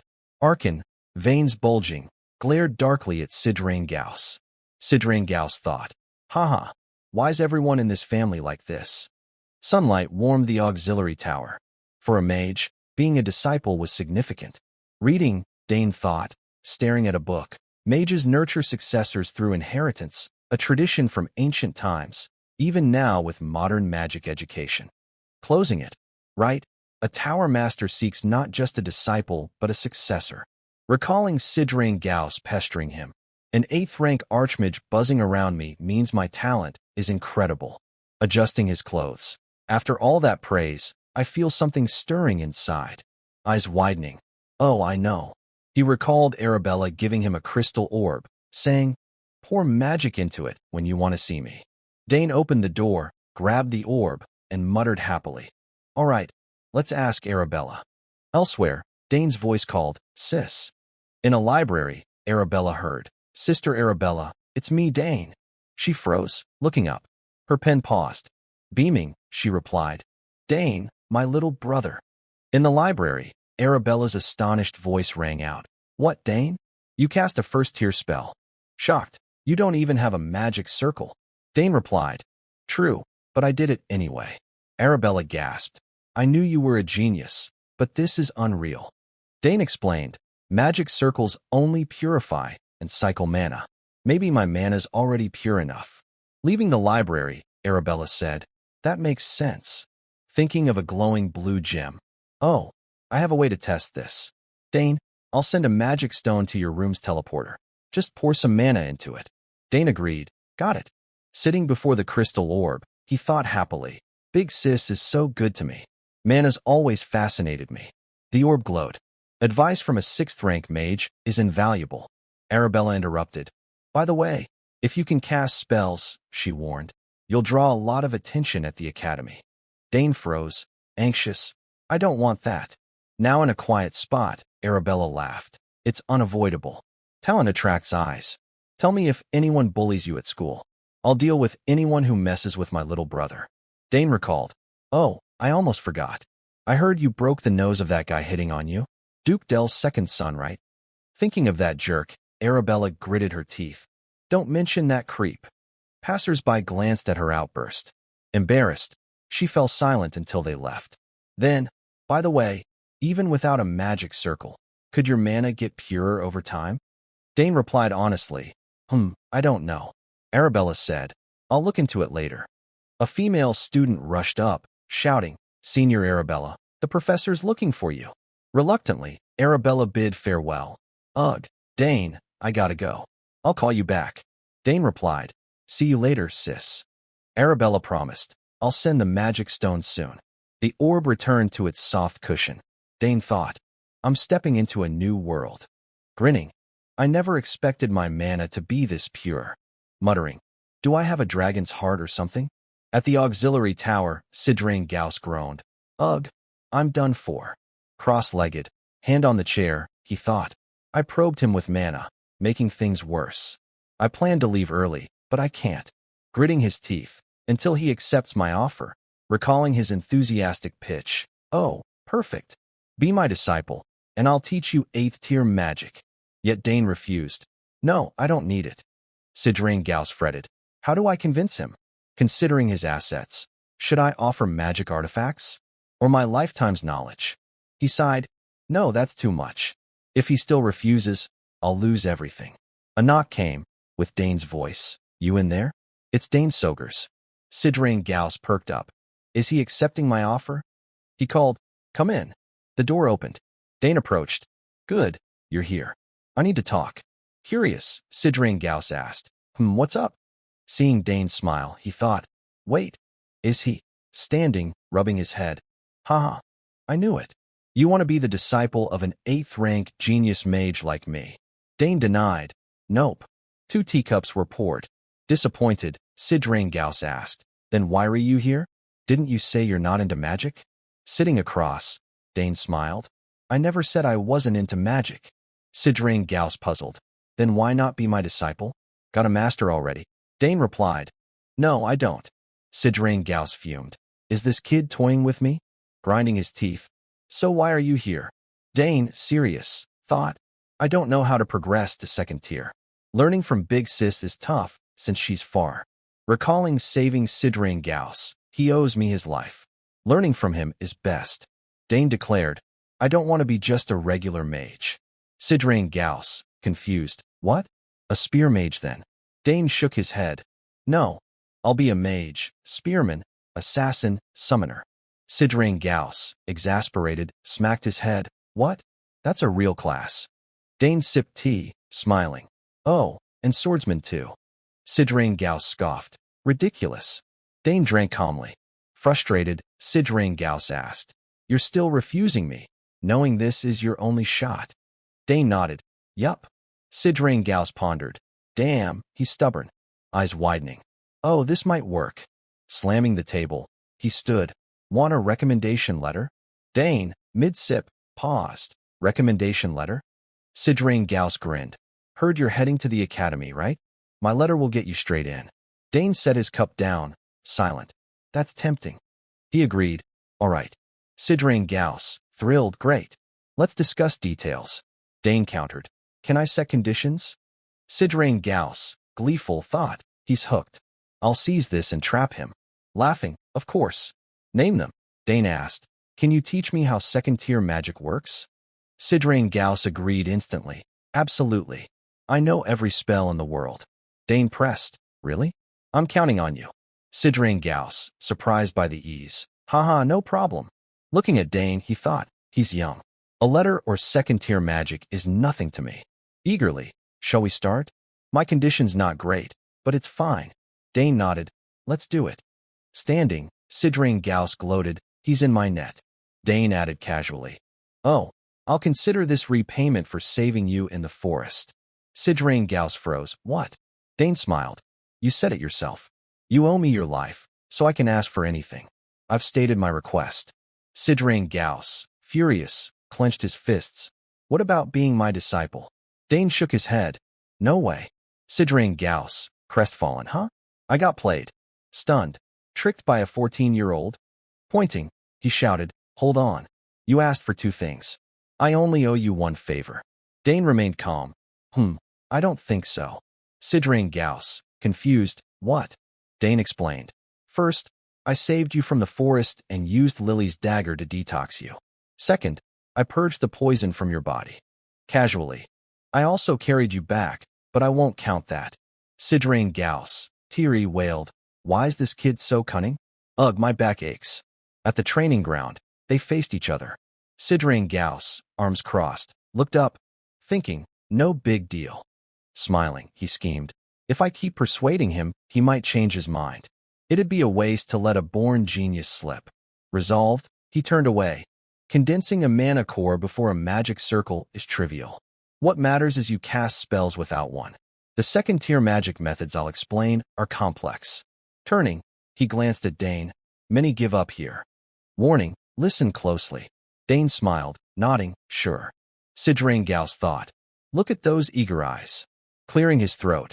"But I won't let you succeed easily. I'll teach you manners." Dane, puzzled, watched, unaware of Sidrain Gauss' thoughts. At the training ground, Sidrain Gauss spoke gravely. 2nd-tier magic is a whole different level from 1st-tier. You must calculate mana quantity, ambient mana levels, and your physical state simultaneously. Staring at Dane. "That's why most abandon magic. It's too complex." Smirking inwardly. "How's that? Understand me?" He'll beg for simpler terms. Raising a finger. "That's the gist." "Got it." Dane smiled, nodding.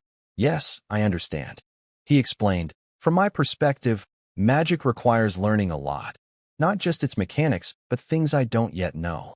Sidrain Gao shocked. What? You actually got it all. Stammering. Then tell me about the laws of magic. Scribbling, Dane said, the first law is coexistence.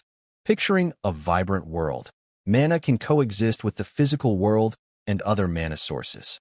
Thinking of fluttering butterflies, through coexistence, mages use their mana and ambient mana to cast spells.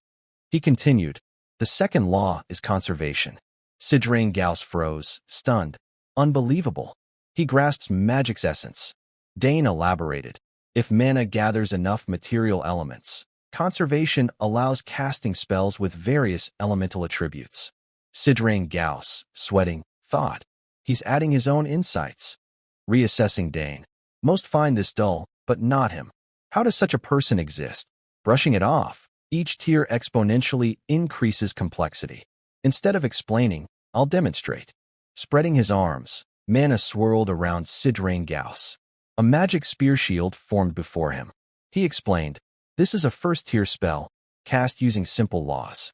Dane, observing and noting, memorized his words, but from second tier up, it's different. First tier can't compare. As he spoke, the spear shield tightened, mana shifting. Sidrain Gauss introduced, this is how second-tier magic works. Dane mused, they interweave complexly. It feels tougher than theory. Sidrain Gauss, smug, see? This is the fire arrow spell, second tier. To do more, you must cast it repeatedly. Thinking, he's shocked, right? Never seen second-tier mechanics. Dane touched the spell. Looks intricate. Sidrain Gauss' voice echoed. Most take a year after mastering first tier to start second tier. Smirking, no matter how smart, you'll only grasp part of it. The laws are key. If you don't get them, nothing else matters. Planning. I'll watch him for a week, then teach techniques slowly. Dane pocketed his notes. Should I try? Sidrain Gauss glanced up. Huh? You. Chuckling. It's tough, but go ahead. Dane readied. All right. Sidrain Gauss' eyes widened. Dane closed his eyes, sensing mana and magic, then opened them. Mana surged, wrapping his outstretched arms. A spear shield, identical to Sidrain Gauss, formed. Dane asked, this is first tier, right? Sidrain Gauss, stunned. Yes. Examining it, he made precise lines and dimensions. Impressive. First tier's easy for him. Dane's spell shifted, growing complex. And this is what you showed me. Sidrain Gauss jolted, thinking, seriously? He perfectly copied second-tier mechanics after one look. Blurting, how'd you do that? Dane replied, I memorized the laws and patterns while watching. Smiling, visualizing it wasn't too hard. Sidrain Gauss stared, thinking, beyond imagination. Even a genius like me took time for second tier. He does it without tears. Dane bowed. I'll try the fire arrow too. Sidrain Gauss, what? Dane, silent, manipulated mana flow. Pure mana intertwined. With a serious expression, fire arrows emerged from the woven mana. Dane said, oh, it worked. Sidrain Gauss gaped, huh? He cast it so easily. Watching Dane toy with the arrows. Absurd. With this talent, I'd have reached 9th tier. Dane maneuvered the arrows. Am I doing it right? Sidrain Gauss, dazed. Yeah, very impressive. You learn fast. Dane beamed. I'm surprised I got it first try. Sidrain Gauss thought. A mage without tears. The world will go wild. Deciding, I must hide this talent. All sorts will harass him, at least until he's my disciple. He said, let's move to another spell. Dane replied, yes. Sidrain Gauss mused. I need to plan that academy recommendation letter. At night, through the window, the starry sky shone. Dane exhaled. Phew, magic lessons were more fun than I thought. On his bed, I need to master theory and practice.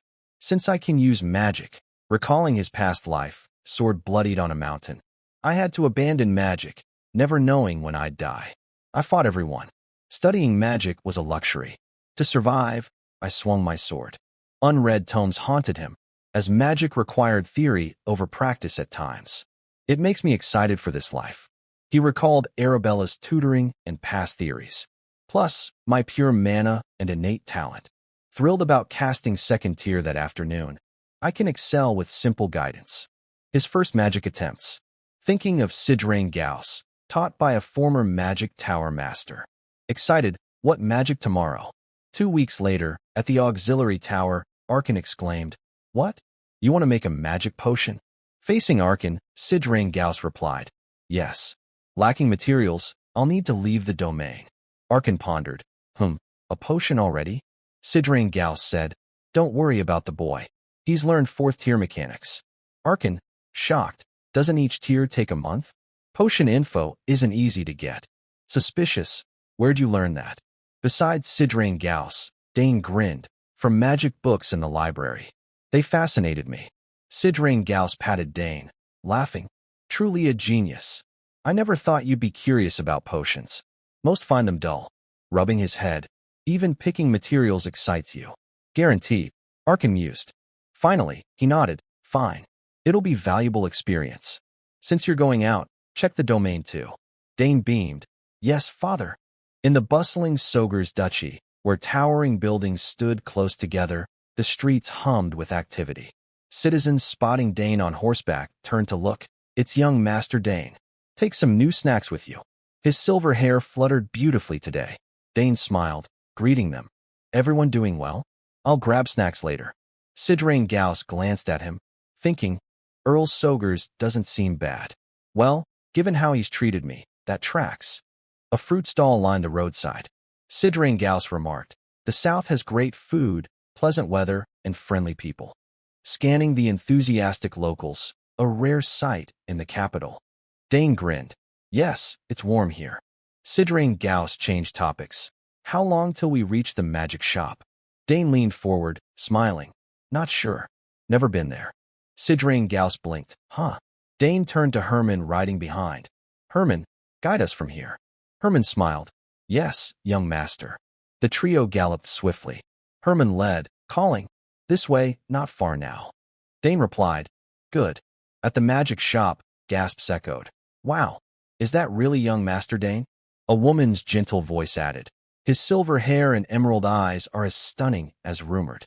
Ignoring the comments, Dane said, "Thanks for having us." Asking the shopkeeper, "How's business lately?" She crossed her arms, smiling, "Same old. Few locals buy magic tools. I sell to foreigners and magic enthusiasts." Glancing at Sidrain Gauss, "I'm honored to meet the former tower master, Lord Sidrain here." Dane thought. She recognized him at a glance. Makes sense. Few become tower masters in the Empire. The shopkeeper bowed, brows freely. "Call if you need me." Dane nodded. "All right." Sidrain Gauss spoke. "Since it's your first time here, explore. I'll chat with the owner." Dane replied simply, "Okay." The shop brimmed with rare magic tools. Dane thought, "Whoa, so many cool things." Chin in hand. And something odd, almost eerie. Excited, he examined further, touching displayed items. Touching magic tools lets me sense their magical reactions. Closing his eyes, must be my high magic sensitivity. Opening them, he turned. "What's that sound?" A strong reaction from over there. Looking up, "What is it?" The shopkeeper called. "Young master, those are just decorations." Dane, disappointed, "Oh, really?" Sidrain Gauss suggested, "Why not check some potion ingredients?" "Moonroot's great." The shopkeeper eagerly showed moonroot. "Perfect choice. Used in at least 50 potions. I grew these myself, top quality." Dane mused, strange." Despite turning away, he still sensed magic from the so-called decoration. Turning back, he pinpointed a stone. "It's this." "It's humming." Drawn to it, he rushed over. Herman paused, worried. "Young master, what's wrong?" Dane replied, "Herman, I feel something from this stone." Herman puzzled, "Huh? It's just decor." Staring, Dane said, "I'm not sure, but it's odd." Picking it up, "Got it. The more magic I pour in, the stronger the reaction." Thinking, "Does it only react to my magic?" Nearby, the shopkeeper held moonroot, praising, "Great eye. Ideal for samples." Sidrain Gauss pondered, "I'll take this moonroot pile and some crowberries." Dane interrupted, "What's this?" The shopkeeper turned, seeing the stone, surprised. "Where'd you get that?" Sidrain Gauss, curious, "What's that stone?" She replied, "Oh, just decorative stuff." Dane, shocked, "Decoration?" Thinking, "No way. What decoration reacts to magic?" The shopkeeper sighed. That stone makes me mad just thinking about it. Sidrain Gauss asked, what's wrong? Got scammed. She explained. Years ago, some peddlers paid me with a big package. Recalling, I opened it, and there was that stone. The guy was gone. Panicked, I had it appraised. It's just a stone, nothing more. Had nowhere to put it, so I left it there. Dane, puzzled. Weird, it's clearly not ordinary. The shopkeeper gestured. Young master, for something better, check here. I have special magic artifacts. Those are finely crafted. I'll show you. Dane, reluctant. Okay. The shopkeeper picked up an item. This is a card scroll. Dane, distracted. This place has cool stuff. Staring at the stone. Glum. But I only want this. Pointing at the scroll, she enthused. Put it in, and it stores info you want. Say a name, and their card appears. Dane cut in. I'll take the scroll and this stone. The shopkeeper froze. Huh? Why that useless stone? Dane, resolute. I'll definitely need it. Sidrain Gauss, nearby, wondered, what's your plan for it? Dane grinned, not answering. Outside, Sidrain Gauss said, didn't expect you to like decor or art. Is the stone special? Dane laughed, you noticed? Sidrain Gauss admitted, of course. Why else buy a useless stone? Dane replied, exactly. It's not just decor. It reacts to my magic. Sidrain Gauss mused. Is that so? Looking at Dane, I don't know what it is, but now I'm curious. Too crowded here. Let's head back to examine it closely. Dane spurred his horse. All right. Evening fell. At the auxiliary tower, Dane asked, know what it is? Sidrain Gauss retorted, underestimating my priceless tools. Confidently. With them, we'll figure it out, even if a mage said it's nothing. Pointing to his equipment. Whatever they say, can it compare to this? Crossing his arms, he grinned. I spent a fortune on this cutting-edge analyzer. It can dissect anything. Dane beamed. Awesome. Let's test it. Sidrain Gauss placed the stone on his device. I'm pretty excited. Explaining. Put the stone here, then infuse your magic. He touched it. Magic swirled around the stone and his wrist. The stone glowed brighter, almost blinding. Light turned to beams, magic dancing in the air. Sidrain Gauss kept contact. Dane, awed, thought, something special's happening. Stroking his beard, Sidrain Gauss smirked, finally showing itself. Proudly, all right. Suddenly, cryptic symbols emerged from the stone's beams, multiplying along them. Dane gasped, magic codes. Sidrain Gauss lifted the stone, eyeing the symbols. Yes, but not ordinary magic. Gazing at the swirling magic codes around Dane, Sidrain Gauss thought, incredible. This is a spell with laws and casting structures I've never seen. It might rival 6th or 7th tier magic. Dane turned to him. So the magic hidden in the stone is what's manifesting this spell? Sidrain Gauss nodded, exactly. Your magic is the key to unlocking it, since it only reacts to you. Dane studied the stone, curious. What is it? What's the magic inside? Why only my magic? Sidrain Gauss said. The sealed magic feels unfamiliar. But as a former tower master, I'll try to figure it out. Dane smiled. If we succeed, I might learn why my magic is different. Sidrain Gauss agreed. Likely so. Outside the auxiliary tower, sunlight streamed. Sidrain Gauss' voice echoed. Hope it works. At the academy, in Arabella's personal lab, her frequent haunt, shelves brimmed with books. A typewriter sat on her desk, half-finished notes scattered. Arms crossed, Arabella stood before walls plastered with papers. It's definitely different. Clearly not standard magic. Touching a note, a unique trait. Dane's magic has a special quality even I lack. Deep in thought. But which magical field does it fit? The results don't say. Considering fields, potion magic, portal magic, technical magic. If not these, then what? Muttering, it must fit something. Suddenly, her eyes lit up. Her voice filled the lab. A lost field of magic code. Dane's magic would suit it. Rushing across the lab. Where'd I put it? She rummaged through books. Finally, grabbing one. Here? Alchemy, divination, spiritualism, necromancy, and primal magic code. A book fell from the pile. Hearing it, Arabella turned, spotting it.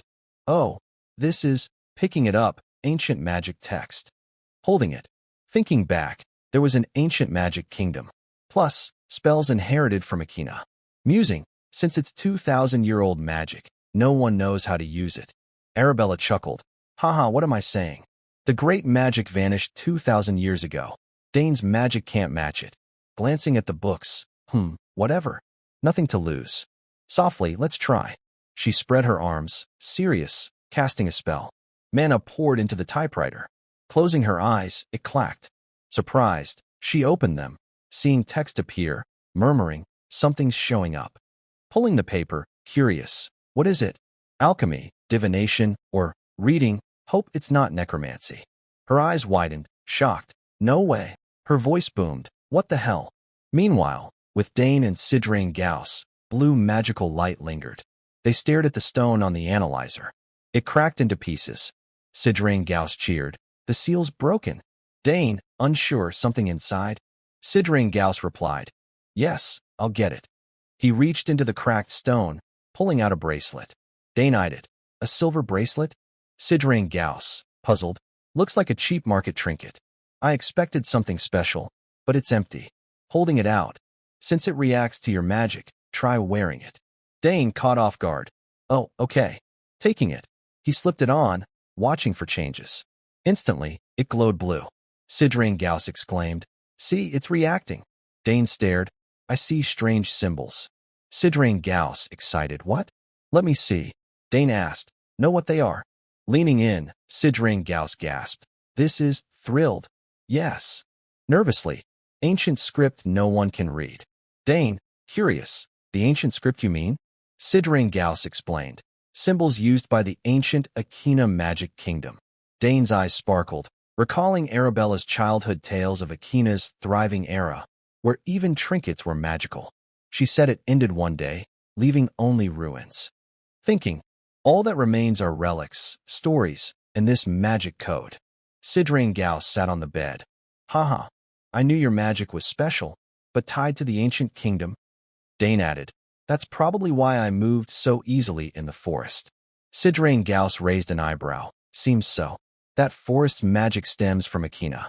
Thinking, I've always wanted this kid as my disciple. Dane interrupted, But I don't see anything else in the bracelet. Sidrain Gauss, eyes closed, explore it slowly. Don't tell anyone. Dane nodded. Yes, I'll follow your advice. Suddenly, a loud tremor shook the area, followed by booming sounds. Startled, Dane asked, What's that noise? A series of loud, relentless booms echoed. The white-haired Sidrain Gauss cried out. Don't tell me this alarm means a monster attack. Grinning wickedly, his eyes glinted. Perfect. I'm nearly fully recovered. Time to stretch a bit and repay my debt. In contrast, Dane remained utterly calm. Infuriated, Sidrain Gauss shouted, What are you doing? Grab your spear. Dane didn't respond, instead calmly reaching into his pocket, pulling out a strange green stone. Sidrain Gauss, surprised, asked, What's that? It's making the same sound as that noise. Dane finally spoke. This sound isn't from monsters. Holding the stone, he explained, It means my big sister's trying to contact me. Stunned, Sidrain Gauss exclaimed, What? You should have said so. Dane smiled sheepishly. No way monsters would appear here. Excuse me, I'll talk to my sister. Sidrain Gauss fell silent, visibly annoyed, blue energy still swirling around him. Ignoring him, Dane spoke. Yes, sis, what's up? Arabella, holding an identical green stone, spoke with slight worry. Dane, why do you take so long to answer? He replied, Sorry. What's the matter? She said, while analyzing your magic code. Mid-sentence, she gasped. Wait. Is someone with you? Noticing her tone, Dane teased. Don't tell me you've figured out my magic's ancient too. Arabella, shocked, shouted, What? How'd you know? After explaining, she understood. I see. While you and Lord Sidrain analyzed some stones, you realize they're from the ancient magic kingdom, and only your magic triggers them. Dane confirmed. Yes. Sidrain Gauss, silently listening, thought. She deduced that just from analyzing his magic? I knew she was a genius, but she's beyond imagination. Arabella asked, Does anyone else know? Dane replied. No, satisfied. She said, Good. Dane, listen carefully. Lord Sidrain, please hear this too. Keep this secret. If it leaks now, the consequences will be overwhelming. Sidrain Gauss cleared his throat. Lady Arabella, I've heard much about you from Dane. She replied, Lord Sidrain. I jumped into this without introducing myself. My oversight. He reassured. No worries. I'll keep this secret. If it gets out, not just Dane but the entire Soger's family will face dire consequences. Arabella admired. As expected, you grasped the stakes instantly. He asked, Is this conversation recorded? She answered, No. It vanishes when we end. Relieved, Sidrain Gauss said, Good. No one wants stray evidence. I plan to return to the magic tower and investigate this. Arabella thanked. Thank you for helping us. He clarified. No, Lady Arabella, I'm just acting on a mage's duty. It's nothing. Shifting topics. I heard you're choosing a magic tower. Decided yet? Dane stayed quiet, slightly embarrassed. Arabella, reading Sidrain Gauss, replied, Not yet. But I'm not considering Nixian. It's not my field. Sidrain Gauss thought. I wondered who Dane got his decisiveness from. His sister. To ease the awkwardness, he chuckled. I see. You don't have to join our tower. Dane mused. Sis is pretty blunt. Though not joining Nixian, Arabella respected it. I'm sure talented people will join your tower. Anyway, Dane, we'll discuss details later, okay? Dane agreed. Sure. Take care, sis. The call ended. Sidrain Gauss praised. Your sister's become quite impressive. Dane, unsurprised, of course.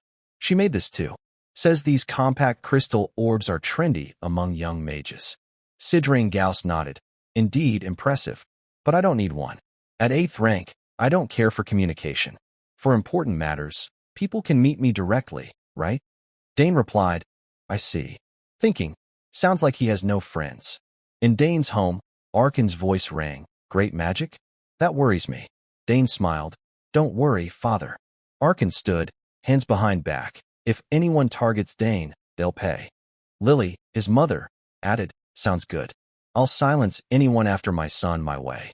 Dane thought, they're radiating killing intent. But with them protecting me, I'm safe. Arkan, stroking his chin, speculated, if true, does that mean ancient magic runs in our bloodline? Lily calmly said, good question. We don't know if our ancestors had it. I'll check my family's side. Dane listened, thinking, if both sides investigate, will they find anything? It's not crucial, but I'm curious. Lily shifted to Dane. You've already surpassed many limits. Sitting beside him, staying here will hinder your growth. Consider moving to the capital now. Dane exclaimed, the capital? Arkan added, yes. You know the academy requires you to be 14. You're old enough now. I wanted to keep you a couple more years, but there's nothing left here for you to learn. Lily touched his hand.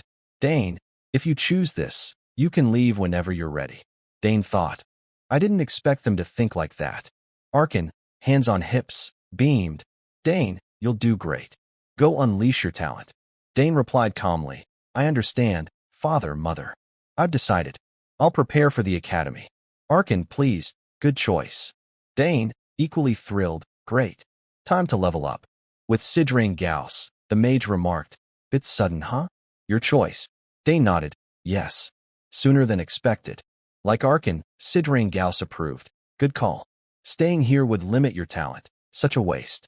After pondering, Sidrain Gauss crossed his arms. One piece of advice. Don't reveal your talent too quickly. He continued, the academy welcomes talent, but not everyone does. Dane recalled, right. Arabella told me. She faced insults for hers. Sidrain Gauss warned, ordinary kids won't keep up. The Thormier family's another story. Dane remembered, oh yeah? I told her I'd visit if I went to the capital. She'd be upset if I didn't. I should think about what weapon to make with Duke Thormier's seal. Sidrain Gauss planned to accelerate Dane's learning. Let's see. If you join the academy in 3 months, leave in 2. Dane agreed. Sounds reasonable. What about you? He replied, I'll return to the magic tower. I have work. Thanks to you, I'm out of tea. If I find clues about great magic or related matters, I'll tell you. Dane, delighted. Really? I'd appreciate that. Sidrain Gauss returned to studies. Now, your lessons. With little time, we must speed up to reach 3rd tier. It's tough. 2nd tier's nothing compared. Dane, unopposed. Yes, I'll study hard. Searching his bag. Oh, I prepared a gift for you. Sidrain Gauss, surprised, really? Dane handed him a wooden box. Yes. Arabella sent it via instant teleport yesterday.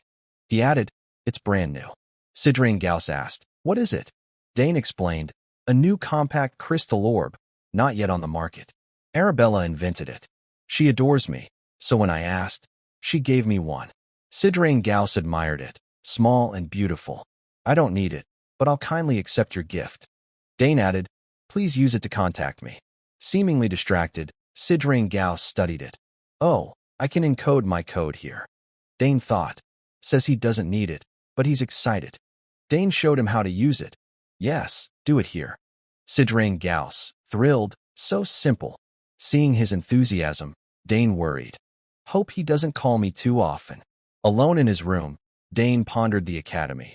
I need to prepare seriously for the next 2 months. He aimed to master summoning magic to some degree, prioritizing.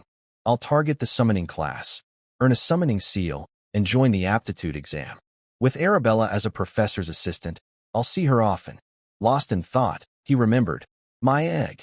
He'd forgotten to infuse his friend with magic. Grabbing it, blue magic enveloped it. Staring. For 7 years, I've infused it day and night, but no reaction. Still, he trusted it. If the magic I've poured in stays and my friends absorbed it, it'll hatch someday. At the academy where Arabella worked, she spoke with her brother, Dane. The entrance exam system is simple. There are 2 tests, she said. Dane, surprised, 2 tests. She nodded.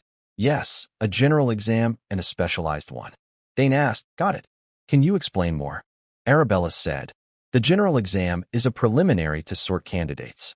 It covers culture, history, and empire-related topics. You'll pass it easily. She added, the better you do, the better, as it counts toward admission. Moving on, the specialized exam is as it sounds. You pick a major and test on it. The content depends on the professor, but I'm sure you'll ace it. Plus, you have a recommendation letter. Dane recalled, oh right, you breezed through it too, didn't you? She smirked, yup, no challenge at all. Explaining further, once you choose a major, you're locked into it for the exam. Standing by a window, hands on hips, unless you switch later. Dane replied, got it. She added, so choose carefully. I still hope our little brother picks magic. Dane thought, she's not giving up, huh? Unfazed, he said, all right, I'll think about it. He asked, if I want to change majors after enrolling, is switching the only way? Arabella clarified, usually yes, unless you graduate and restart. Adding, you can also take other majors classes. Dane, training diligently, listened. Arabella noted, from 3rd year on, advanced major classes exclude outsiders.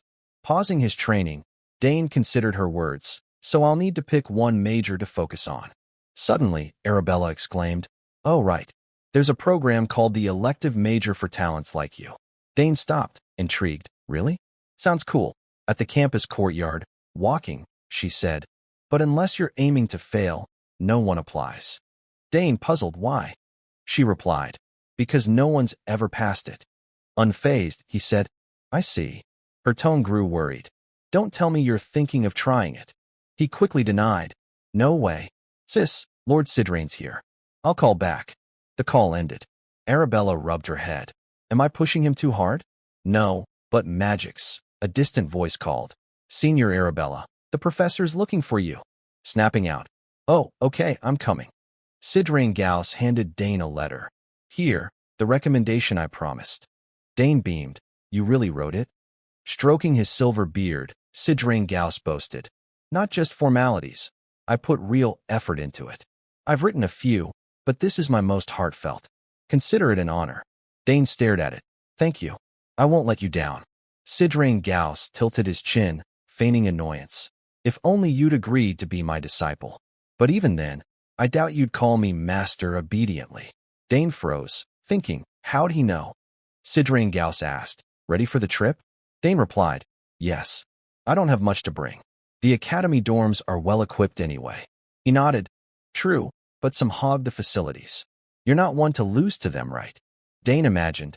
Sounds like the academy's a den of nasty nobles. Growing serious, Sidrain Gauss warned. Don't forget, it can be harsh there. Act dismissive, and many will show their true colors and bare their fangs. Picturing a battlefield, It's practically a war zone. Dane nodded. Understood. Sidrain Gauss added, if you need me, contact me. That crystal orb's really useful. I'll make good use of it. Dane, puzzled, asked, why do you sound like you're leaving? Surprised, you noticed? I'm going tomorrow. Dane exclaimed, really? Sidrain Gauss said, I can't stay forever, can I? Your father offered me a magic advisor role, but I'll consider it later, when I'm free. Placing a hand on Dane's shoulder, I've got tasks to finish back at the tower. Thought I was done, but there's still much to do. Dane thought, is he talking about great magic? Helping him helps me. Not bad. Sidrain Gauss crossed his arms, looking up, thanks, kid. Dane replied, thank you too. Smiling. I'm excited to see how strong you'll get when we meet again. Dane smiled back, silent. After the talk, Sidrain Gauss prepared to leave. Turning, he waved, I'm off. Don't see me out. I'll get embarrassed. Dane said, take care. As Sidrain Gauss' figure faded, Dane felt a pang. Maybe because we bonded so long. I'm a bit sad he's gone. At Dane's home, Lily's voice sounded. Lord Sidrain left safely. Dane's leaving today, right? Arkan replied, yes, he's ready. Lily said, he's leaving early, so I'm relieved. He won't run into trouble, will he? Arkan placed a hand on her shoulder. We're using Arabella's portal. What could go wrong? Lily relaxed. I worried for nothing. Arkan, proud. We've raised our kids well. Other families' kids squabble over airships. Outside the door, someone lurked. Arkan continued. We'll decide clearly someday, but I don't favor anyone. It was Dane, ready to depart. He entered. Father, mother. Arkan asked. Dane, you're here. Leaving now. Lily reminded. You brought my token and Inoan, right? Dane grinned. Of course. She placed a hand on his shoulder. If you're in trouble, go where I told you and show the token. Dane nodded. Yes, I remember. Your old colleagues. She confirmed. Yes, close friends. It's been a while, but they'll help. Arkan's eyes grew wistful, thinking, will our Dane go there and become an assassin? He said, Dane, in the capital, meet Duke Thormir before the academy. He'll assist you. Dane agreed. Yes, father. Lily, teary. Dane's grown so much, leaving us. Arkan rubbed his head. Send him off with a smile, my lady. She replied. Hurry, we won't go far. Dane thought. I'm about to leave, but my feet feel heavy. Gripping his bag, he said, I'll go now. Heading downstairs, Arkan watched from above, instructing Jot. Follow closely. Ensure Dane reaches the portal safely, then report back. The cloaked man, only eyes visible, replied, Yes, master. He vanished. Outside, Lily stood by a table. It's been a while, Shadow. She ordered, You know what to do. Watch for anything odd when Dane teleports. Instantly, he departed, following Arkan and Lily's orders. Dane walked to the portal with Herman, who marveled. Young master, seeing this is amazing. Dane nodded. Yeah, it's the portal Big Sis prepared. Herman praised. Lady Arabella is truly remarkable. Dane nodded. Yeah, now I see why she spent a whole year on this. Pointing at the portal, Herman asked, If you enter, will it activate instantly? Dane replied softly, Probably. As the portal opened, he thought, how much effort did she put in? He recalled Arabella researching teleportation. Instant teleportation wasn't just about rearranging codes like other spells. It required combining that with continuous magical energy. Yet, her portal was a perfect device, meeting all conditions for instant teleportation. Herman interrupted Dane's thoughts. Take care, young master. Dane patted his shoulder. You too. Herman's eyes seemed teary. Dane approached the portal, steps nearing. Standing at its center, he awaited its activation. Thinking, Sis said infusing magic into it will trigger it instantly. He cast a spell. The power surged, dazzlingly bright, forcing Dane to shield his eyes. His magic spread outward. Eyes shut tight. He peeked moments later, astonished. Lush green trees appeared. He'd teleported successfully, arriving in the bustling capital. Crowds thronged the streets. Dane, atop his horse before the city gate, said, I'm here. Looking up, he read, Athencia Capital Gate. A voice called, I've been waiting. A sword-wielding man in a green cloak bowed. Young Master Dane. A large scar marked his face. He introduced, I'm Louis Asma, captain of the Thormier family's first night squad. Recognizing him, Dane exclaimed, "It's you." Thinking, the captain himself greeting me? That's awkward. We declared, "We'll escort you." Turning sternly, he ordered, "Secure the route." 2 soldiers replied, "Yes, captain." He shouted, "Let's move." Dane, still on horseback, said, "I appreciate the help." Suddenly, he thought, stepping here feels surreal. I never imagined I'd enter the heart of the Athensia Empire I once despised, as a promising figure no less. Grand houses lined up, imposing. A voice called, "Come see magic." Not an everyday chance. The crowd grew denser. The same voice, "Hurry, it's cheap." Magic frozen parfait, just 1 silver coin. Observing from horseback, Dane mused, strange. I didn't expect the capital to be this lively. Well, we pointed. That's the Thormier estate. Dane looked, awed. What a grand mansion. He followed Louise's group. Suddenly, an odd unease hit him, as if someone watched. Lips pursed. Am I imagining it? Entering the Thormier estate, Dane walked on carpeted paths, not dirt, with servants lining both sides, bowing in unison. "Welcome, young Master Dane." He replied, "Thanks for the welcome." Noting their precision, such discipline. Their etiquette and strength feel natural, unlike the South. At the estate's gate, Duke Thormier awaited. Seeing Dane, he knelt. "Greetings, Duke." Rising, hands behind back, "It's been a while." Warmly, he asked, "Dane, you doing well? The trip must have been tough. Come rest." Praising, "You've changed so much since 7 years ago. Among your peers," hand on Dane's shoulder. "Even compared to those a year or 2 older, no one matches you. Arkin must be proud." Dane replied, "You flatter me, Duke." The Duke said, "It's no Beck River, but while preparing for the academy exam, rest here. I'll assign a personal servant. Ask for anything." Dane nodded. "Yes, definitely. By the way, how's Layla?" The Duke replied, "She's fine. But are you two fighting?" Dane, surprised, "Huh? What do you mean?" The Duke continued, "Lately, mentioning you makes her upset." Dane puzzled, "Really? I don't get it." Stroking his chin, the Duke mused, "Maybe exam pressure? But Layla should pass easily." Dane said, "I'll talk to her." Thinking, "What's up?" "Puberty." The Duke advised, "We'll discuss later. Don't be too harsh with her." Dane, shocked again, "Huh?" The Duke didn't clarify. "You'll understand soon." Dane wondered, "What's that mean?" Pointing to Dane's room, the Duke said, "Rest now. A servant will guide you." The servant, at the room, said, "Please rest well." Dane replied, "All right, thanks." The door shut. "Alone, I'll stay a week and prep for the exam." Scanning the room. "This guest room's a bit lavish, huh?" Setting his bag down. "First, unpack, then find the training area." A girl entered from outside. Standing behind, she said, "I'll take you to the training area." Recognizing her voice, Dane exclaimed, "Layla." Hands on hips, she snapped, "Dane, why are you so late? I waited forever." Turning, Dane grinned, "Layla." Excited, "Long time no see. How've you been?" Layla replied, "Fine, really fine." Stepping closer, "But don't you have something to say?" Confused, Dane asked, "Huh? What?" Fuming, Layla shouted, "Why didn't you write me?"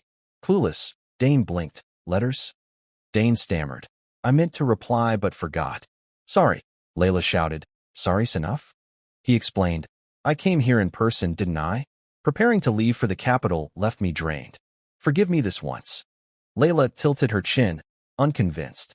Dane thought, "She's really mad. Trying to appease her. Name anything to make up for it, and I'll do it." Layla perked up, "Really?" Pondering, she took her time. Worried, Dane thought, "Gotta get out of this." "What's she planning?" Impatient, he asked, "So what should I do?" She replied, "All right, how about a friendly duel?" Surprised, Dane echoed, "A duel?" Excited, she said, "Yeah, fight me." Growing nervous, he asked, "Layla, sure about this? Let's try it." Smirking confidently, she teased, "You sure you won't regret it? I'm way stronger than before. I'm not the girl learning mana release from you anymore." Dane thought, that confidence shows how much she's grown in 7 years. He added, "Speaking of, you mentioned winning a tournament in your letter." Layla, surprised, "You remembered? I won the Sparrow Crest, hosted by the Royals."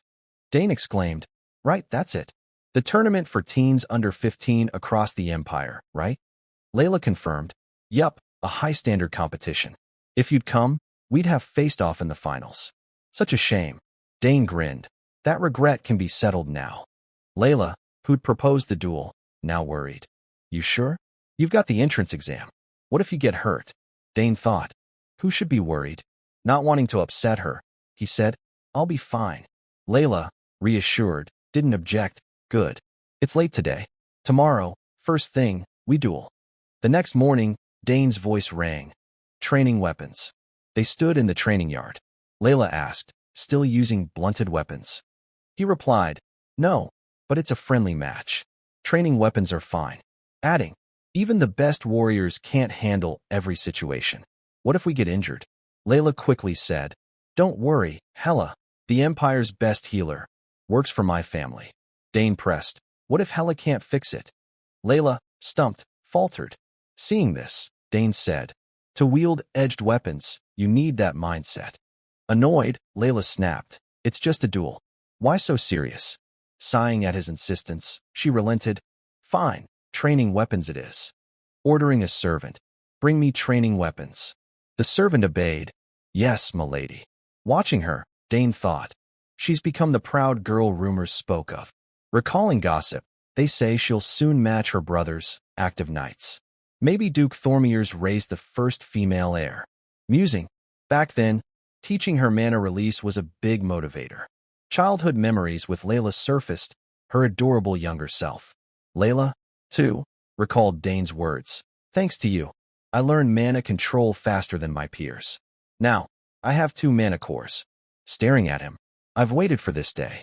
If I win, will you be upset? A servant brought weapons, handing them to Layla. Milady, your weapons. She took them. Thanks. Tossing a staff to Dane, he caught it, surprised by its lightness. Right, training weapons are light. As the duel began, Dane felt odd, thinking, something off? On a battlefield, I'd use anything. Stomping into stance, he called, ready to start. Layla replied, yes. Gripping the wooden staff, Dane crouched. Layla held a wooden sword, thinking, lucky. I faced a spear user at Sparrow Crest, not tough. Recalling, like Dane now, spears have range but lose impact up close. Spotting her strategy, she charged, thinking, rush in. Layla attacked confidently, her sword like a loosed arrow, inches from Dane. Thinking she'd won, got it. Suddenly, Dane vanished briefly. Shocked, Layla gasped, what? Where'd he go? A spear tip rested on her shoulder. Dane was to her right. Stunned, she shouted, Dane, he said, good thing it's a training weapon. A real one could have been bad. Still confused, Layla stammered, I hit your sword. Thinking, unbelievable. Dane slammed his spear down. Let's restart. That tactic won't work again, so move carefully. Layla, furious, clenched her fists. Dane, you. Resuming stance, she thought. It's been a while, so I'm tense. This time, I won't hold back. Suddenly, she thought, oh, father. Duke Thormir watched from a balcony, arms crossed. Dane noticed, guessing, he's here to see the outcome. Reading his intent, I get it. After Layla's Sparrow Crest win, he's been worried. Dane resolved, today, I'll ease those worries. Layla's aura flared. Dane, get ready. Father's watching, so I'm going all out. He replied calmly, bring it. Layla raised her sword. Dane gripped his spear. They clashed fiercely, weapons blurring. Dane's arm muscles flexed visibly. Layla unleashed a swift, spiraling attack. Dane defended, unflinching. Smirking, Layla taunted. How's that, Dane? Not easy, huh? Swinging, Dane parried. We're just starting. Give it your all. From above, Duke Thormir observed. Still evenly matched. What's next? Noticing something. What's this unease? Studying Dane's face, he saw a change. The earlier smile was gone, replaced by a warrior's resolve. The duel between Dane and Layla was fiercely balanced. Each of Layla's swift sword strikes was effortlessly parried by Dane. Her attacks grew faster, both moving nimbly. Dane stood firm, spear angled at 45 degrees, while Layla charged, sword parallel to the ground. Gritting her teeth, she calculated her chance. Her sword neared Dane's waist. Instantly, he lowered his spear, striking her sword arm, dislodging the blade. It clattered to the ground. Layla gasped, stunned. Dane said, "Looks like I win again." Duke Thormier exclaimed, "She lost again." Turning to his aide, "What do you think, Asma? Will this humble Layla's arrogance?" We replied, "So you knew." The Duke nodded, "Of course." It showed before the sparrow crest. After winning, it fully surfaced.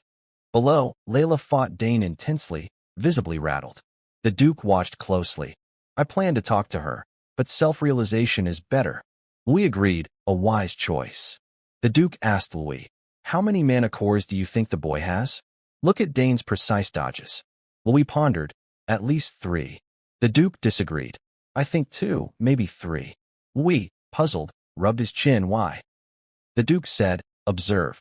He noted Dane's hand speed dominating Layla. Then his footwork, not just speed, but strategy.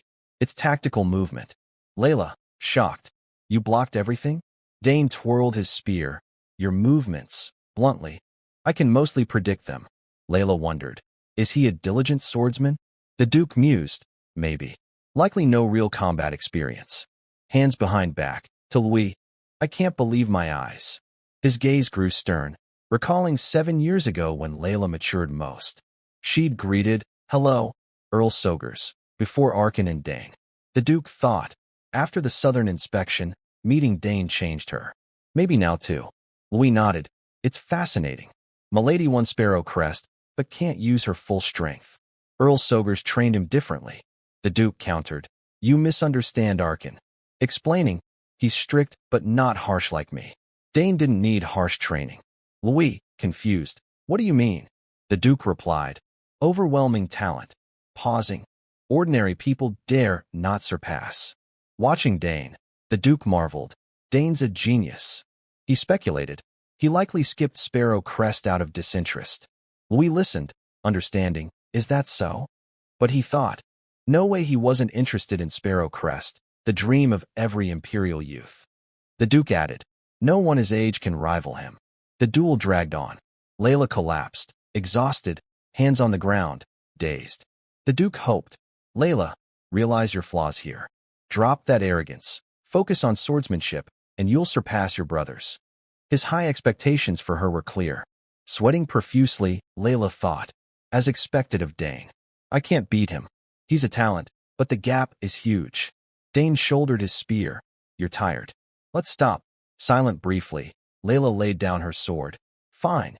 You win." Dane thought, the Duke's wish is fulfilled. She's realized she's not the best. Layla, frustrated, demanded, "How do you train?" Dane replied simply, "Diligently." Infuriated, she shouted, "Who doesn't train hard?" Turning to leave, he said, "Train harder." Stunned, she grasped something from his words. Dane waved, "I'm off." Layla yelled, "Next time, you won't win." Calmly, he replied, "I'll wait." Walking away without looking back. Layla thought, Dane's the only kid I admire. Recalling childhood, Dane had said, "From the 3rd round, your foot steps forward half a pace." She grew hopeful, wanting to surpass him. Back then, Dane taught her, her excitement clear. "All right. That's right, isn't it?" Dane gently praised. "Yes, perfectly done." Layla yearned to prove, to her father and Dane, that she wasn't a little girl anymore. She stood long, watching Dane's fading figure, motionless, perhaps reflecting on her losses. Yet, unbowed, she questioned, "Why's he pulling further ahead?" More determined. "Just wait. I'll win next time." The morning sky was clear and vibrant, with white clouds drifting lazily. The Royal Academy's entrance exam was like a festival, drawing talents from across the empire. Streets buzzed with people heading in one direction. Not just candidates, but women preparing for work, playful children, and tall men filled the scene. Including families and entourages, thousands gathered in the capital. At the Grand Royal Academy's towering gates, countless streamed in. Around 6,000 candidates applied this time, all, male and female, dressed simply yet elegantly, exuding poise and seriousness. Paying the exam fee alone wasn't enough to qualify, so tension marked every face. 2/3 would fail the first round. After a day of screening, the campus thinned, but survivors remained vigilant. Publicly shared admission details sparked discussions among non-candidates. Dane and Layla passed the first round, their faces serious as they prepped for the next. Over 2,000 now awaited the second, specialized exam. The open sky mirrored the bright future ahead for both. Inside the Academy's council room, surprised voices echoed. 2,000 passed the first exam, slightly more. Quite lively. But those around the conference table focused elsewhere. A red-haired man asked, "How many will pass this time?" Someone replied, "At most 200, right?" Students lined up solemnly nearby. Discussions continued. How are this batch's candidates? Some show potential. The red-haired man, Professor Nabo, head of the magic faculty, nodded, satisfied. First exam results aren't finalized yet. Ingrid, head of spearmanship, a thin woman with brown hair and stray strands, answered, still tallying. Curious, who'll score highest? No one replied, instead asking, the swordsmanship top scorer is Duke Thermion's daughter, right? An orange-haired man enthused. Yes. Sparrow Crest's champion. Her final was spectacular. Others chimed. Duke Thermion raises fine children. Del Paniso, head of summoning, with purple hair and round glasses, arms crossed, raised an eyebrow. Sounds like the swordsmanship star is worth watching. Professor Esther Rander, head of swordsmanship, smirked. Worth watching? It's practically certain. Others agreed. No competition. Some envied. When will we get such talent? Nabo, stroking his chin, pondered, then nodded decisively. He placed an open letter on the table, interrupting. I think differently. Curious, everyone glanced at it. Ingrid asked, what's that? Nabo explained calmly, Sidrain's recommendation letter. Holding it up, sealed with Noxion Tower's mark, infused with mana. Gasps followed. Ingrid's eyes widened. Sidrain actually recommended someone? Esther Rander scoffed. Whoever it is, they can't beat the Sparrow Crest champion. Their exchange sparked murmurs. Someone clarified, Sidrain, famed for taking no disciples, sent this. An aged man with silver hair, stern, dressed in black and white. His nominee, a 10-year-old, third tier. The room erupted. Third tier? Who? Seeing their curiosity, Nabo casually said, Dane. The name stunned the hall. Esther Rander, incredulous, froze. Ingrid and Del Paniso, equally shocked, trembled. Nabo, unfazed, confirmed, Earl Sogers. Murmurs spread. Sogers again. Two prodigies in magic and summoning. Now the youngest son, backed by Sidrain. Nabo clarified. Sogers isn't ordinary. Others agreed. Two top continental families applying at once. Hot news. Esther Rander, recovering, softened. Wait, isn't Sogers known for spearmanship? But a mage's recommendation? Seems they're now famous for magic. His tone teased, while Ingrid, teary, lamented, I thought he'd joined spearmanship. Talk shifted to Dane's major. Nabo joined in. If he joins my faculty, with Arabella, they'd be unstoppable. Recalling the letter, confident, he'll be exceptional under me, smirking. After all, magic rules the Royal Academy. A frantic female voice interrupted. Sorry to cut in. First exam results are ready. Teachers stopped debating, focusing on the green screen. Let's check the data. The screen displayed, swordsmanship, 1,367, magic, 227, summoning, 152. Gasps followed, 1,367 in swordsmanship. Students fell silent, breathless. 227 in magic.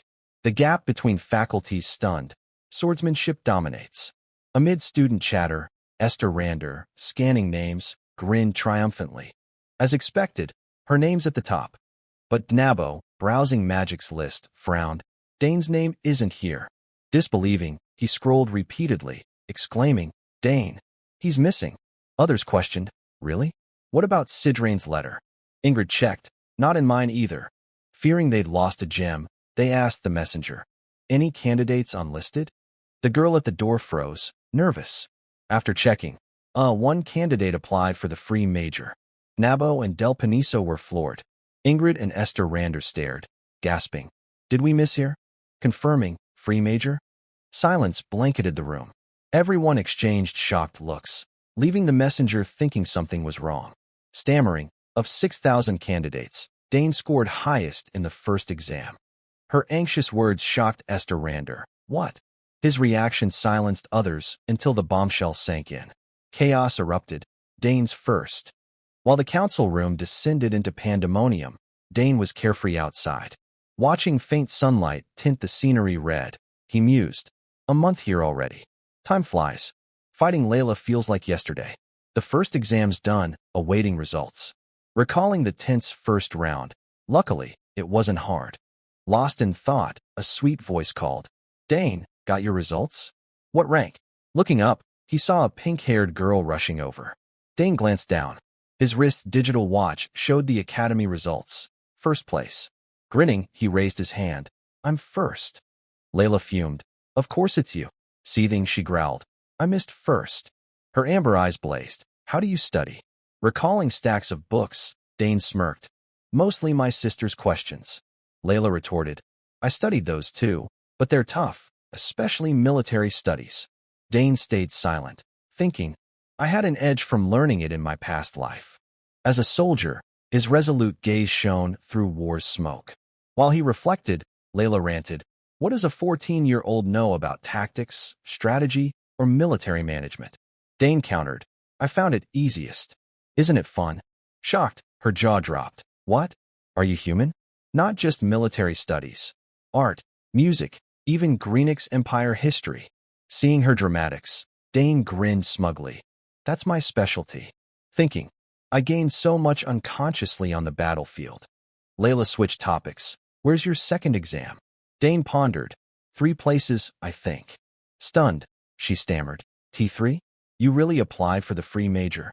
Realizing he'd teased her again, she snapped, hands on hips. Tell me, besides spearmanship and summoning, what else? Dane just chuckled, shouldering his staff and walking off, leaving a carefree silhouette, winking. You'll find out slowly. Layla, itching to pummel him, yelled, Dane! As the dawn's red glow intensified, it bathed the two in a fiery hue, mirroring their passionate spirits. Night fell, the sunset tinting the scenery red, the sun dipping behind the mountains. Everyone returned home, leaving only the 2 teens lingering in the hotel courtyard. Seeing Dane about to leave, Layla chased after him, demanding, Why'd you pick the free major? I can't understand. Dane replied simply, Because I want it all. His flimsy reason left her stunned, half laughing, half crying. The pass rate's insanely low. Knowing her concern, Dane remained unfazed, smiling confidently. I heard the free major lets you take any class until graduation. No need to pick a specific major until then, and you can research with specialized professors. Layla, frustrated at his confidence, snapped. That's why no one applies. Suddenly, she accused. Are you avoiding studying with me? Aiming to fail? Dane quickly denied. Not at all. Still skeptical, Layla pressed. So you really think you'll pass? Her eyes glared, ready to bite. Besides spearmanship and summoning, what else do you know? Spill it. Seeing her fiery anger, Dane chuckled nervously, thinking, should I tell her? Another day dawned, sunlight illuminating everything. The Royal Academy basked in radiant glory. Candidates gathered. Dane thought, finally, we're here for the specialized exam. For free major, I must pass 4 fields. Testing summoning, spearmanship, magic, so different from cores and magic circles, it's nearly impossible. What's he thinking? In the faculty meeting room, chatter persisted from yesterday. Ingrid analyzed cautiously. Some passed 2 free major fields before, but most fail even one. Nabo agreed. Stick to spearmanship or magic, safer. After a pause, Del Paniso, head of summoning, adjusted her glasses. The free major's been around 200 years, right? Ingrid sipped tea, sighing, but almost no one passes. Sensing the gloom, Nabo smirked mysteriously. It wasn't always this hard. Centuries ago, the academy needed talent. He recounted. When founded, the nation was poor, war-torn. Young people came to learn, grow. It was a conquest era, recruiting all talent. Early students donned armor, ready for battle. Reflecting, talents were nurtured. Now, standards are higher, so candidates stick to their strengths.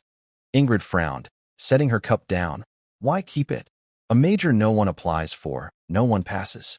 Nabo was ready, for symbolism. Only the Empire's best can pass, building the Academy's prestige. Del Paniso exhaled, rubbing her chin. It's significant. though now a fading major, kept for reputation. The man stood, presenting data. In 100 years, only 2 passed. 1 dropped out. The other was the former emperor. Though expected, the statistic chilled. Ingrid concluded, only geniuses pass. Del Paniso countered, if it's Arkin's youngest. Nabo nodded. From no ordinary family. I'm expectant. Recalling the Sogur's family, led by Arkin, a war hero with silvered hair but undimmed vigor, his wife equally formidable, their eldest daughter an academy star, such a family sparked anticipation for their youngest. Yet, he could be arrogant. The room grew awkward. Nabo smiled wryly. We'd admit him, but as professors, we can't be lax. Del Paniso retorted sternly, silencing him. Staring at his tea's steam, all felt anxious yet hopeful. Is this boy bold enough to challenge that symbol? Their worries rested on one boy. Meanwhile, Dane entered the academy with a straight, confident posture. The second exam's venue was a natural setting, vibrant trees, lush grass. Examiners were Nabo, Del Paniso, and Ingrid, seated behind a large table, eyeing the platinum-haired teen. He introduced, I'm Dane, applying for the free major. The 3 adopted stern teacherly demeanors. Nabo studied him. Do you know what free major entails? Dane bowed, hair veiling his face, eyes lowered thoughtfully. Yes. All 3 fields must pass. Mistaking his look for fear, they softened slightly, not wanting to scare him off. Ingrid, still firm, asked, You're Dane, right? It's not too late. Seeing his confusion, she explained, I respect Earl Sogers, the Empire's finest spearman. I don't want his son eliminated and sent home. Her brown eyes narrowed, urging caution against youthful impulsiveness. Dane understood but stayed calm, his tone cool yet polite. Thank you, Professor, but I'm here to give my all. Unswayed, the 3 fell silent. A quitter wouldn't apply. After a tense pause, Nabo closed his eyes, resolute. Fine, no choice. Reiterating, 3 tests, based on your chosen fields. Fail 1, you're out. Dane's eyes dipped. I understand. Seeing his readiness, Nabo glanced at Del Paniso, silent observer. Start with summoning, as decided. Dane's free major second round began. No turning back. They stepped onto the field, facing each other. Del Paniso, in purple hair and attire, arms crossed, eyed him. Dane assessed her cautiously. Del Paniso, Antheon's top summoner, held a record for 3 second-tier summons. Sensing his gaze, she nodded lightly. Summoning's test is simple. Impress me with any summoning-related skill. As expected, a free-form test, no set criteria. Dane smirked triumphantly. Under incredulous stares, he addressed her. Can you summon a beast for me? Surprised, a summoned beast? Thinking she misheard, he repeated amid her shock. Yes, any beast. His move stunned everyone. The other professors gaped. Ingrid exclaimed, What? A candidate asking a professor to summon. Nabo, clueless, stared in awe. What's his plan? I thought he'd just theorize. Is he sneaking a peek at a summoned beast? Del Paniso, lips pursed, considered, then laughed, turning to the open field, bold and intriguing.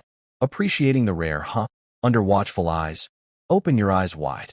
Dane faced her. Tiny glowing specks, like sprites, appeared at her feet. Green energy flowed from her raised arm, enveloping her. Chanting, the light surged. Dancing sprite-like specks emerged. Her violet pupils flashed behind glasses as she opened her eyes, shouting, Answer the call. A powerful energy burst, sweeping the air. A shadowy figure materialized amid swirling magic, forming a vortex that tore open space. Nearby onlookers were flung back, yelping. Seeing the immense magic and emerging beast, Ingrid and Nabo's eyes widened, stunned by Del Paniso's power. Ingrid's pupils shrank, stammering at the colossal beast. That's. As the magical surge faded, a massive white-furred beast appeared on the grass. Bearing fangs, its red pupils and black scara terrified nearby students. Del Paniso's summoned beast stretched sharp-clawed paws, residual magic lingering. A chilling aura engulfed the area. Its massive tail, a weapon, could demolish a building. Roaring, its thunderous cry shook the air. The frenzied beast roared again, louder, fiercer, sending shockwaves that heightened the terror. Dane watched the air ripples from its roar, inwardly shocked. What a terrifying sound. It's the fiercest fourth-tier summoned beast. Tiny against it, he struggled to stand, pushed back by its cry. It attacked anything in sight. Regaining balance, Dane shed his casual demeanor, turning serious. I didn't expect much for an entrance exam, but this'll be fun. Dane smirked, a surge of fervor igniting deep within his soul. A monstrous beast materialized. Del Paniso, arms crossed, said, I've summoned the beast I wanted. What now? Dane stayed silent. Onlookers gasped. Etherac's the fiercest fourth-tier beast. Even skilled knights struggle against it. Ingrid, alarmed. What are they doing? Dane moved forward. Del Paniso started. What are you doing? Stop. If you provoke Etherac. Etherac growled, alert. Approaching, Dane said. Any method to prove myself, right? Sweating, she replied. Yes, but throwing yourself into fire. He extended a hand calmly. No worries, everyone. Del Paniso's eyes widened, speechless. Etherac roared. She glanced coldly. The beast's red eyes narrowed, its tail drooped. Miraculously, it lowered itself, bowing to Dane. Good boy. Ingrid and Nabo exclaimed. This? How? Even Del Paniso gaped. Dane patted Etherac. You're bigger than a Fenfew. Relaxed, it let him touch. She thought, shocked, unbelievable. Etherac, so ferocious, submits so easily. Her eyes widened. A faint light linked to the beast. That's the mana thread to Etherac. Thin, pale, not submission, but it nullifies hostility. Dane closed his eyes, smiling. Nabo thought, a dream. Seeing it, I still can't believe. Ingrid shouted, innate hyperempathy? Incredible. Onlookers gaped. Del Paniso mused. Did he approach Etherac, analyze the mana thread, and mimic it to connect? Lowering her gaze. No method exists, so this must be the best way to tame. Recalling her childhood, her talent surpassed even hers, once praised by her master. Her eyes brimmed with emotion. Such talent promises a bright future. Stepping forward, she told Dane, your abilities confirmed. Smiling, bold courage, calm judgment, solid fundamentals. Dane listened eagerly. No doubt, you've passed. Ingrid and Nabo chimed, agreed. His lips curved, sunlight glowing. Thank you.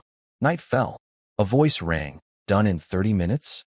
Layla, glum, your top scorer. Dane replied, what? You topped swordsmanship. No, you're the top. He encouraged. Cheer up, they're throwing a feast for our passes. Tiri, not hungry, eat lots. Sighing, she thought, unbelievable. Such a gap, like an unstoppable force, a natural disaster. As Layla left, Dane called, Layla. Duke Thermion appeared. She wants to be alone. Let her. Dane, worried. Still, don't fret. Layla will bounce back. Smiling. Have you contacted your father? The Earl must be proud. Dane bowed. Yes, everyone's thrilled. The feast buzzed. Free majors fitting. Everyone's shocked. Exams done. Rest and prep for enrollment. Thanks to the Duke's care, I've had a great time. Thermion asked, thought about your forge commission? Dane replied, I'm considering a sword, but no plans yet. Curious, why? Dane explained, my body's still growing, unsure which sword fits. I'll think more, it's a rare chance. Thermion nodded. Fair, no rush. A man approached. Duke, the Duchess awaits. He looked up. Got it, I'm going. Dane watched them leave, lips pursed, thinking, the Duchess's illness persists. Recalling Layla's words, symptoms haven't worsened, but haven't improved, years like this. Dane's face showed empathy, such a pity. Lips tight. Never having seen family ill, I can't grasp that feeling. Muttering, should I comfort Layla? 2 days later, morning sunlight bathed the Academy's castle. People bustled in elegant formal wear, gathering in the courtyard for a speech. Delighted to meet our new Royal Academy students. I'm Homit, headmaster.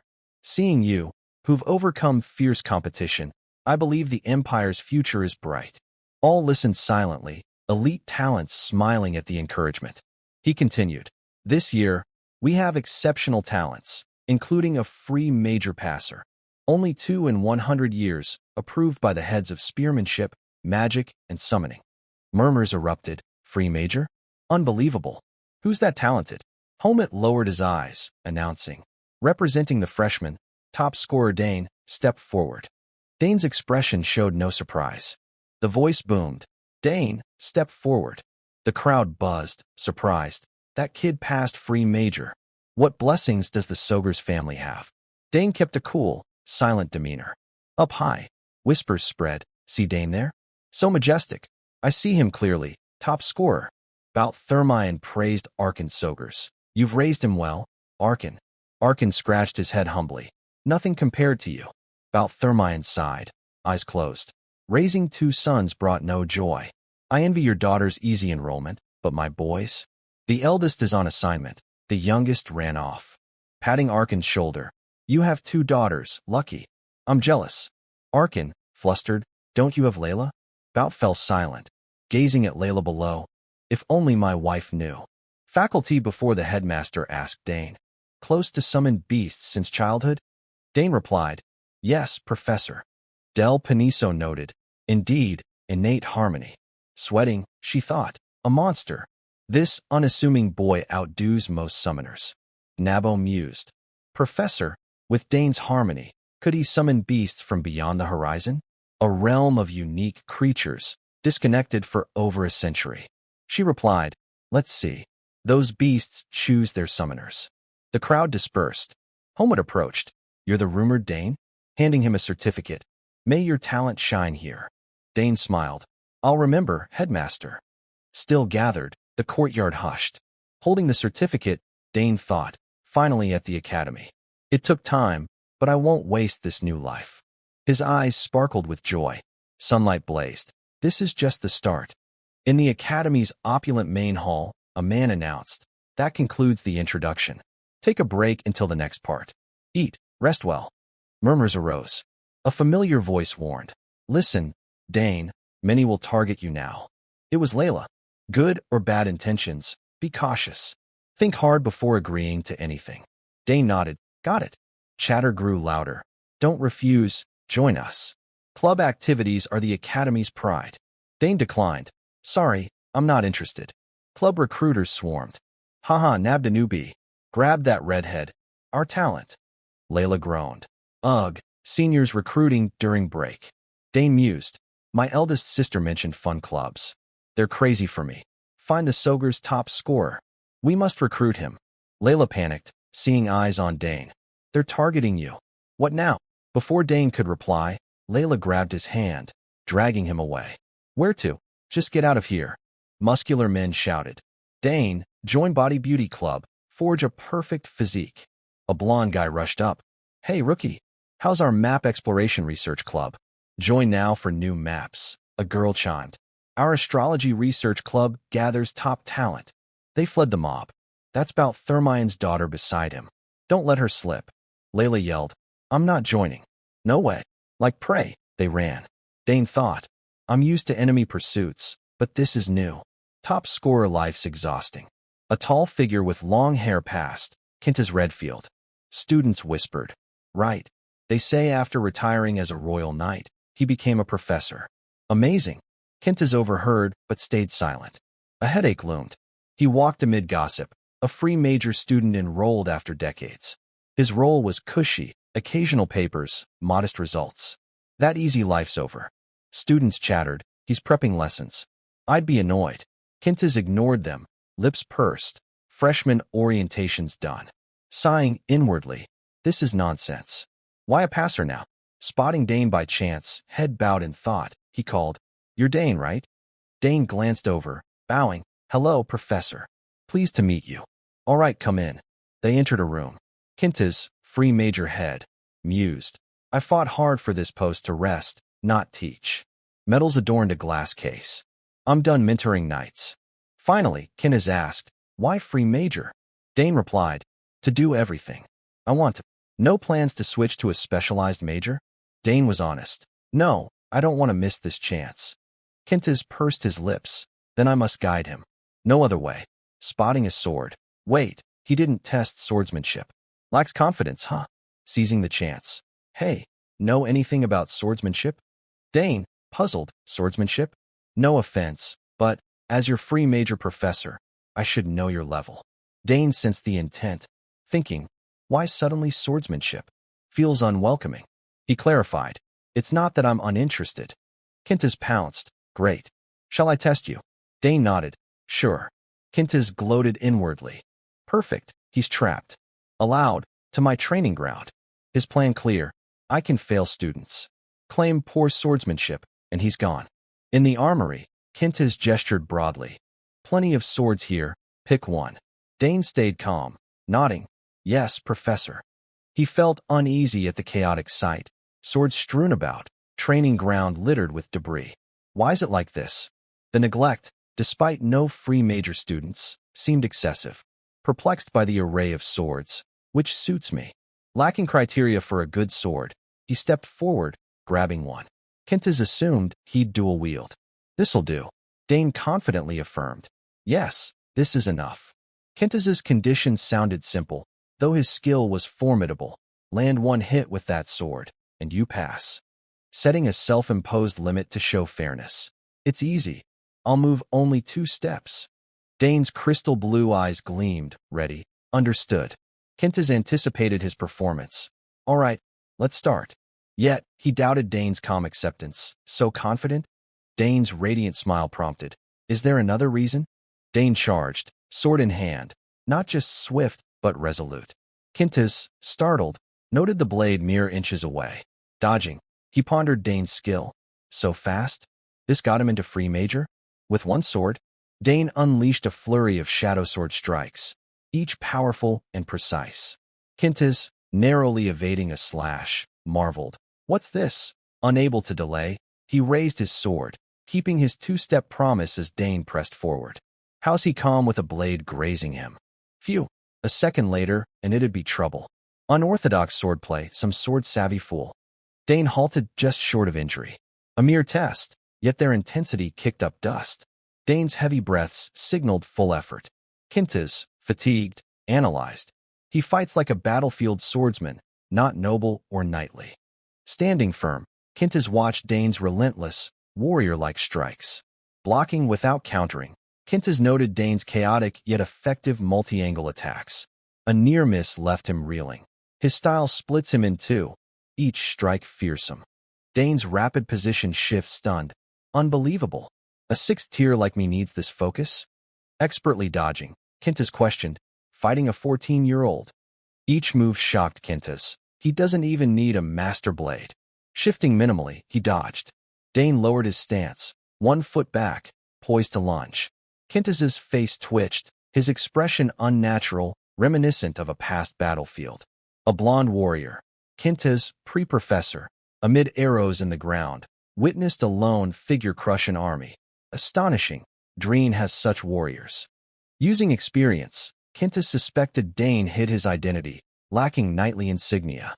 Still shaken, he wondered at Dane's departing figure after a final slash. Who was that?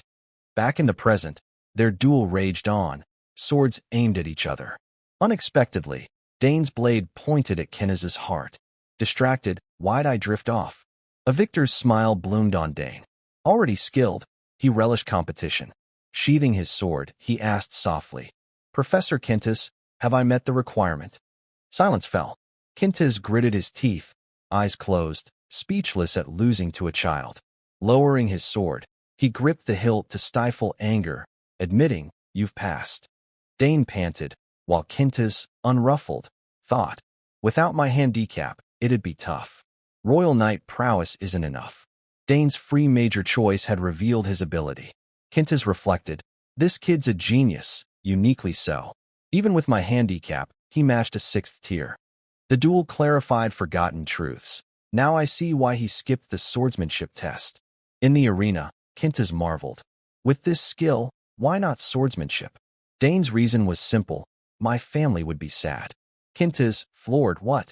Hesitating, Kintas nearly spoke, but stopped, having traced Dane's exceptional family. Master spearman father, prodigy sisters in magic and summoning. Did he choose all 3 for family expectations? To avoid hours of silence, Dane prompted, "Professor, all confirmed?" Kintas, musing on Dane's motives, not a lack of swordsmanship confidence. "I misjudged. Right, go? I'll send notice soon." Fierce in battle, Dane turned polite. "Yes, thank you, Professor." Kenta's sour expression stemmed from defeat or curiosity about Dane's true ability. Frozen, he watched Dane leave, questioning, "Did I let emotions sway the test? Poor choice. Did the faculty judges feel this?" Struggling to regain calm, his plans to oust Dane for an easy life vanished. Eyes shut, he reconsidered. Who is he? In a warrior's memory, Kenta's focused on one scene. Silent, he observed. A voice echoed as Dane single-handedly felled hundreds of rebels, eyes fixed on the sun's final rays before night. Kenta's, rattled, sweated, hesitantly uttering, "Dane." The name flashed in his mind. Yes, that's him. On the academy courtyard, a crowd of students buzzed with chatter about the test. The Dane siblings were no exception. Claire asked again, "Did I really pass the test?" Dane hesitated. "Yeah, I think so." Claire placed a hand over her mouth, cleared her throat, and closed her eyes to think before speaking. "That's odd. Professor Kenta's isn't someone who lets students pass easily." Dane stood opposite, sweating, thinking, what a surprise. She recalled how Kenta's Redfield had approached the principal earlier. Frowning, she said, "That professor only teaches once a year, but this time the principal summoned him. He hates bothersome tasks." Dane nodded. "He sure lives by his own rules." Claire agreed. "Yeah, that's why I'm shocked." Suddenly, she stepped closer, grabbing her brother's arm. Placing a hand on Dane's shoulder, she leaned slightly, saying, "I'm just glad nothing happened." Dane smiled. "Yeah." Claire beamed, exhaling in relief. Seeing her smile, he thought, "Big sis didn't say that's my Dane, but just feels relieved I'm safe." Smiling, Dane nodded. "Yeah," inwardly affirming it was one reason he loved her. As the siblings chatted happily, someone rushed toward them, voice booming before they arrived. It was Arabella, exclaiming, "Oh, Dane, I was wondering where you were. Turns out you're with Claire." Hearing her voice, they turned. Dane called out joyfully, "Biggest sis." Arabella flashed a smile at the siblings, asking, "Our youngest passed the test, right?" The trio standing together sparked a commotion. Nearby students pointed, gossiping about the Sogers family. "Look, the Sogers siblings are gathered. I thought just Arabella and Claire were amazing, but now the youngest outshines his sisters. What kind of family are they?" The scene shifts to another part of the city. Max Howe's voice droned on. "I'm Max Howe, in charge of all dormitory operations. The dorms are divided into 3 areas based on entrance scores. The highest tier is called Danteer Guan, named after the first emperor." The two walked slowly down the path. Dane listened attentively, responding softly, "Yes, sir." Seeing Dane nod, Max continued, "Student Dane, as the top scorer in the free specialization, you'll stay here. The cafeteria, training grounds, and library are top-notch. Plus, there's a lounge and a magic projection room." He paused, then added mysteriously, "And there's secret equipment, too." The odd phrase startled Dane, his eyes flicking over. What's he thinking? Secret equipment? Max, holding a key, turned back, instructing, "It might not happen, but depending on your grades, you could be moved out." Arabella and Claire stayed here too, but only until graduation. Dane wasn't too surprised, thinking, "Of course, my sisters." Max held up a key marked 705. "Here's your access key." Dane accepted it with both hands. Max said, "We'll give you 2 for backup, so report if you lose one." Dane looked at the key, nodding. "Yes, I understand." Max warned, "Be careful. There are lots of quirky students here. They're not bad, but unexpected things can happen." He added, "Check your room. If you need anything, contact logistics." Hearing Max, Dane pondered silently, sighing inwardly, "Should I check the room?" Entering his new place, Dane looked around, impressed. Wow, really high-end. He wondered, glancing about, but why is it so quiet? Suddenly, he stopped, body tensing. Something felt off. A huge academy like this, but no servants or guards. Dane walked further, seeing no one, not even a servant. Something's wrong. I can't sense any human presence, like they've vanished. His eyes fixed on the door ahead, voice low. "What's going on?" Using his magic, Dane scanned the area. Green light rays appeared, twinkling like stars. "Let's try spreading my aura." The green glow enveloped him. Closing his eyes, he probed. The light seeped into every corner of the castle. Passing a spot with a brown aura and a faint oil scent, He heard engine noises and gears clicking. Dane opened his eyes, realizing it's a trap. After scanning, he understood, a smirk forming. Standing alone, he looked ahead, muttering, "So that's it. An initiation." He was right. The other students were in another room, watching the new student on a screen. Seeing him pause, one questioned, "Why is he not moving? Does he really have a good sense?" Dran spread his arms, asking, "Hey, Arnold, could he know about the trap?" Arnold adjusted his glasses, voice firm, "Absolutely not." His full name was Arnold Jullard, eldest son of the Baron Jullard family, a third-year marksmanship student. Pointing at the screen, Arnold boasted, "My Jullard family is the greatest hunting clan, thriving for centuries. I'm confident in my trap." Another student, skeptical, asked, "Is it dangerous?" Arnold nodded. "Of course.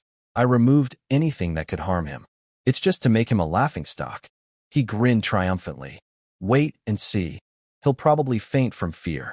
This first initiation will be epic."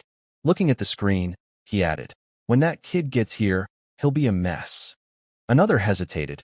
"Is it really okay?" "That's the Sogers family." Arnold raised an eyebrow. "So what?" "We all went through memorable initiations."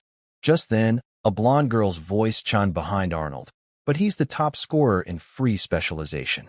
This time might be different." This was Priscilla Nealiel, from the Nealiel family, a fourth-year neuroscience student.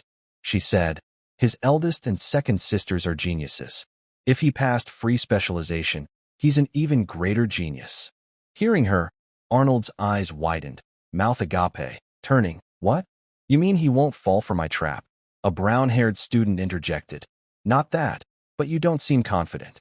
Arnold insisted, "My trap's perfect. Stop laughing, it won't happen."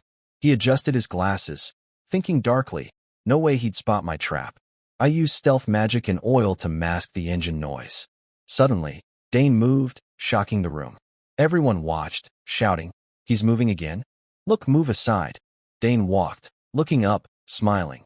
Starting with a rope trap? One light touch, and it springs. He reached forward, opening the door, muttering, "So, magic bullets on the ceiling, rigged with something. Opening the door triggers it." Sure enough, as he opened it, the device fell, shattering. It spilled water, icy, clear blue water splashing the floor. Dane stood still, unmoving. One step forward, and he'd be drenched. But such tricks couldn't fool him.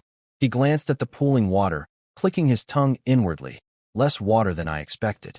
Then, a hidden mechanism activated, releasing brown smoke. The hallway filled with a thick brown haze. Dane covered his nose. "Almost sent me to the afterlife with that stench." Frowning, he thought, "Ugh, what's this? Such a childish smell." He had the pit ahead, brown smoke still pouring out. The students, seeing him evade the trap unscathed, panicked. "What?" He noticed. Priscilla glared at Arnold, demanding, "Arnold, what's this?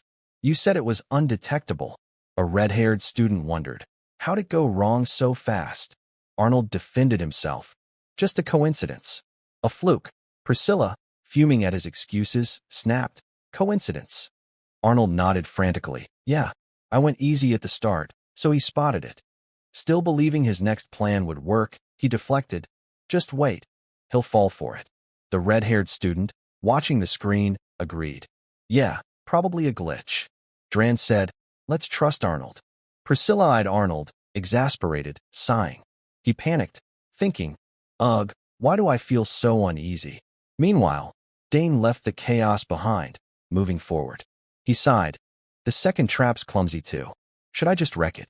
Dane assumed a stance, ready to counter Arnold's traps. As he stepped forward, fists shot out from all directions, aiming for him. But Dane was unfazed, his body moving fluidly, dodging the gloves with ease.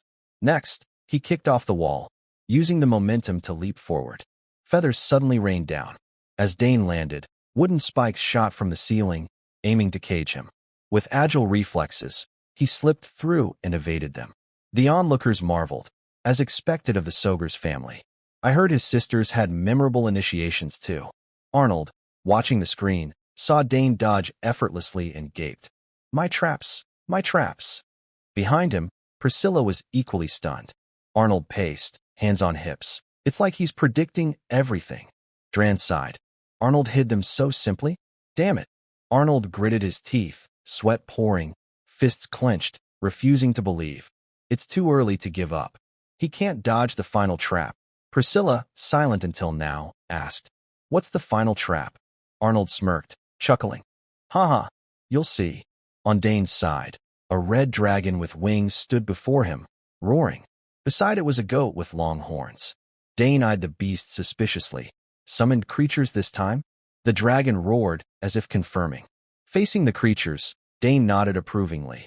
They prepared some strong ones. But something felt off, right? He noticed the dragon's base looked hazy, its image slightly small. Its wings passed through the wall without damage. Dane realized, it's an illusion. He chuckled inwardly. They're too careless. Just sound effects. They look strong. If it were an average student, they'd have fled. As the beasts prepared to attack, he thought, no need to dodge or retreat. Green aura gathered in Dane's hands, his eyes narrowing. I just need to disrupt the mana flow to stop it. Watching the screen, seeing Dane neither move nor flee, the group questioned, he's not running? He looks calm. But one noticed, wait, he's doing something. Gathering mana. Arnold felt like he'd been struck by lightning, trembling, sweating, thinking. He figured out it's an illusion in a split second? Unbelievable. How? Priscilla, arms crossed, glanced at Arnold, frozen, and clicked her tongue. Oh, come on. On Dane's side, channeling power into his hand, he unleashed an attack on the beasts. His strike formed a blade-like slash, slicing straight at the red dragon's neck, then targeting the goat. Dane sidestepped as the dragon charged. He slashed multiple times, then smirked. Done. He withdrew his aura. Dane was eager. How do I meet the trap designer? Let's see who set this up. Seeing Dane dispatch the illusionary beasts so easily, the group panicked and fled. Priscilla, running out the door, shouted, "It's an Etherak. Get out. Why is it here?" Royan, sprinting fastest, turned back to curse Arnold. Damn it. Do something. Halfway, another beast, a wolf, blocked their path. Arnold, fleeing, stammered, I don't know what that is. It's not mine. The beast advanced, roaring. Arnold collapsed, screaming along. Aya. Dane arrived, seeing the group cowering before the threatening beast. So this is where you're hiding? Arnold, hearing him, looked up, stammering. New student, he pleaded. If it's yours, do something. We're sorry. Please recall it. Dane said nothing, raising a hand to cast green light, muttering a chant. A portal appeared behind the beast, green light enveloping it. The light pulled the beast into the portal, vanishing with a flash. Arnold, legs shaky, questioned, Gone? Was that an illusion too?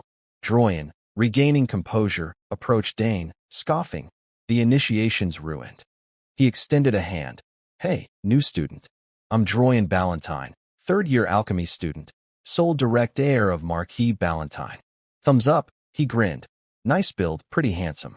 Your sisters are gorgeous, so it makes sense, right? Dane, after a pause, shook his hand. Hi. Inwardly, he thought, what's this guy on about? Seeing the chaos ahead, Droyan praised. You're great at dodging traps. Heard you passed free specialization. Arnold's traps didn't work on you, huh? He's bummed. Arnold, behind, turned away, scratching his head, shot while lying down. Damn, why's this about me? Droyan continued. He's the heir of the famous Jullard hunting clan. Probably designed all these traps. Dane smiled lightly, thinking, so that kid planned it. Droyan turned back. Hey, you guys say hi. The three behind stepped forward. Yeah. Droyan pointed to Priscilla. This is Priscilla, fourth-year neuroscience. Whispering, best not to mess with her. She's a wannabe cleric, kinda. Before he finished, she cut in, kind and beautiful. Then coldly, Hi, I'm Priscilla Nelial, the abandoned child of the Nelial family. In neuroscience, don't dream of marriage. Dane flashed a charming smile, nodding, please guide me. Shaking his hand, Priscilla's face lit up, shocked. What? Why's your mana so strong? Still in disbelief, Dane looks so young. This isn't mana we can have at our age. Royan nearby gasped, what? Priscilla ignored Droyan's comment. Unbelievable level. Arnold, silent till now, asked, that amazing? Priscilla, staring at her hand, didn't answer. Unbelievable. Yeah. Arnold glanced, annoyed, showing off with stronger mana. A red-haired student stepped between Dane and Priscilla. Yo, Dane. Priscilla, irritated, frowned. Don't cut in. Ignoring her, he said, I'm Scal Hasbro, second-year martial arts. Unlike those gross gym rats, so don't get the wrong idea. Hearing muscles, Dane thought of two hulking guys. Oh, those types. Scal explained, muscles matter, but martial arts isn't about flexing. If you're curious, talk to me. I'll show you real martial arts. Dane nodded. Scal glanced at Arnold. One left, huh? Arnold, arms crossed, turned away haughtily. Priscilla, seeing him face away, said, Arnold, introduce yourself. Your turn. Droin added, what, sulking? Over the traps. Arnold, eyes closed, ignored them, just for that? So petty. Changing his mind, he turned, shook Dane's hand. I'm Arnold. Smiling, greetings. Let's help each other. Dane, reading his expression, wondered. He's upset I broke all his traps. Should I compliment him? He praised, pointing out flaws, solid traps. You clearly know mechanisms and triggers, but the main issue is. Arnold, shocked, shouted, what? Ignoring his disbelief, Dane suggested. Next time, instead of F6 break, mix F3 silver with D6 black at a 4:6 ratio. It'll work better. That brightness is less noticeable. Arnold, listening, found it reasonable. Dane continued. Other than that, anyone could fall for your traps. Priscilla gaped. Lecturing Arnold? Who are you to teach him trap making? Outrageous.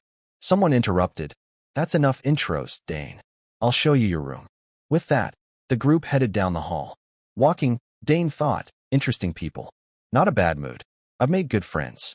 Watching them laugh and bicker ahead, one jab after another, Arnold yelled. You all heard him. He said my traps were well made. Priscilla teased. Ah, so cute.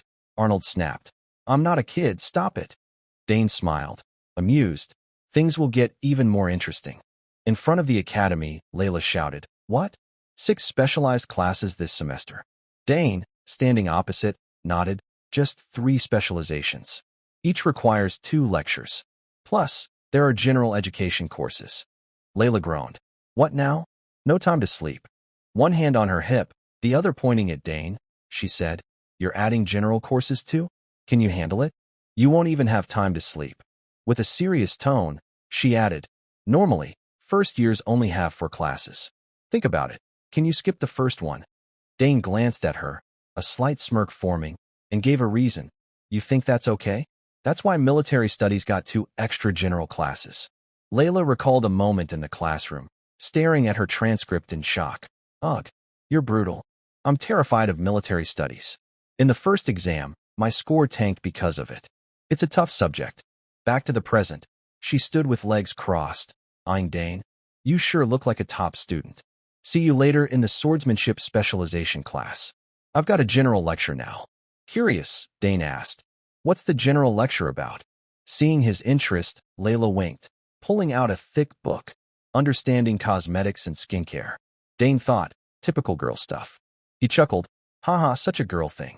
Bidding her farewell, he left. Got it. See you later. In the classroom, everyone buzzed about Dane. His reputation preceded him. Why's he here? To attend a lecture? Students in the back whispered, really? Being the Earl's son, he seems kinda cold, huh? Oh, I get what you mean. Dane, sitting up front, frowned, annoyed, thinking, gossiping about someone loud enough for them to hear. I heard everything. He sat at his desk, picking up a book, placing it down, and flipping it open. Introduction to Military Studies. He'd read this section before and roughly understood it. From what I read yesterday, some content aligns, but some is completely opposite to reality. Fair enough. If theory and practice always matched, no nation would lose a war. His gaze darkened, but military studies are taught because basic theory is crucial. His thoughts were interrupted by the noisy students, snapping him back. The professor arrived. Francisco Gabus entered, stern-faced, his shout echoing through the hall. What's this class doing? Sit down. He slammed his hand on the desk for order. Hello, everyone. Introducing himself, he said, I'm Francisco Gabus, teaching military studies theory. Call me Professor Gabus. Next, roll call. Like other classes, we'll start right after. Dane, below, looked pensive, hand on chin. Thinking, from his demeanor, He seems battle-hardened. Smiling inwardly, this'll be interesting. Francisco paused, then shared, deep understanding of military theory is key to battlefield success. Soldiers act recklessly, so commanders must balance victory and lives. Theory is critical. It helps you grasp the field.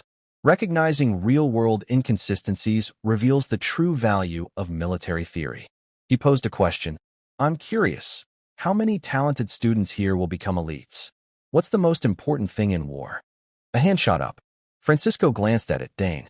He said, let's hear from the student with the raised hand. Dane answered confidently, logistics. The students gasped, amazed Dane got it right. Francisco nodded, pleased, exactly. He continued, victory, triumph, innovation, all rely on secure logistics. Looking at Dane, he praised. The room went silent. Impressive, answering correctly right away. Arms crossed, he asked Dane, do you know the 3 most important aspects of logistics? Dane replied decisively. First, strict military management. Logistics from central to front line isn't just physical distance, it's a system. One corrupt person can easily cause embezzlement, leading to supply shortages. Dane recalled the past. From my experience, most logistics issues stem from dishonest middlemen, even if shipments start secure. Francisco was impressed. Correct. Dane, calm, continued, standardized logistics. Unified quantity and weight standards enable mass production, speeding up supply. Frontline units maintain combat strength without losses. His answer stunned the hall, content not in their books. What? That's not in the textbook. Francisco chuckled inwardly. What's this? He pressed. Correct. And the last? Dane answered swiftly. Local production. The longer a war drags, the less the first 2 are followed, and supply quality drops. Recalling struggling civilians growing crops, he suggested, soldiers must find ways to be minimally self-sufficient. Though quantity and quality are low, it's enough for emergencies. I've seen it, lush cabbages under sunlight, thanks to everyone's effort. He added, it's enough for backup food in crises. Inwardly, this is from what I've seen and felt on the battlefield.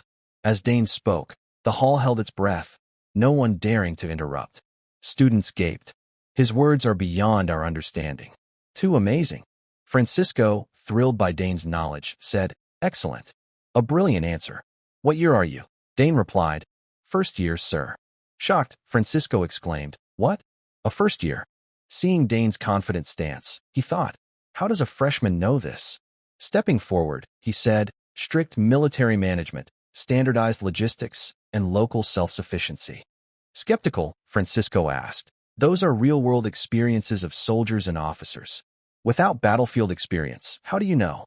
Caught off guard, Dane made up an excuse. My father told me these things. Curious, Francisco asked, your father? Dane introduced, Dane Sogers. Francisco, surprised, repeated, Dane Sogers. Sweating, he thought, that aura feels familiar. Son of the Green Tempest. No wonder. Recalling how Dane's father faced a beast, he noted, if he's from the Sogers family, he's the one who passed free specialization. Impressed by Dane's confidence in topics unfamiliar to others, Francisco sighed. No wonder his level surpasses other first years. Spreading his arms, he cleared his throat. Did you hear that?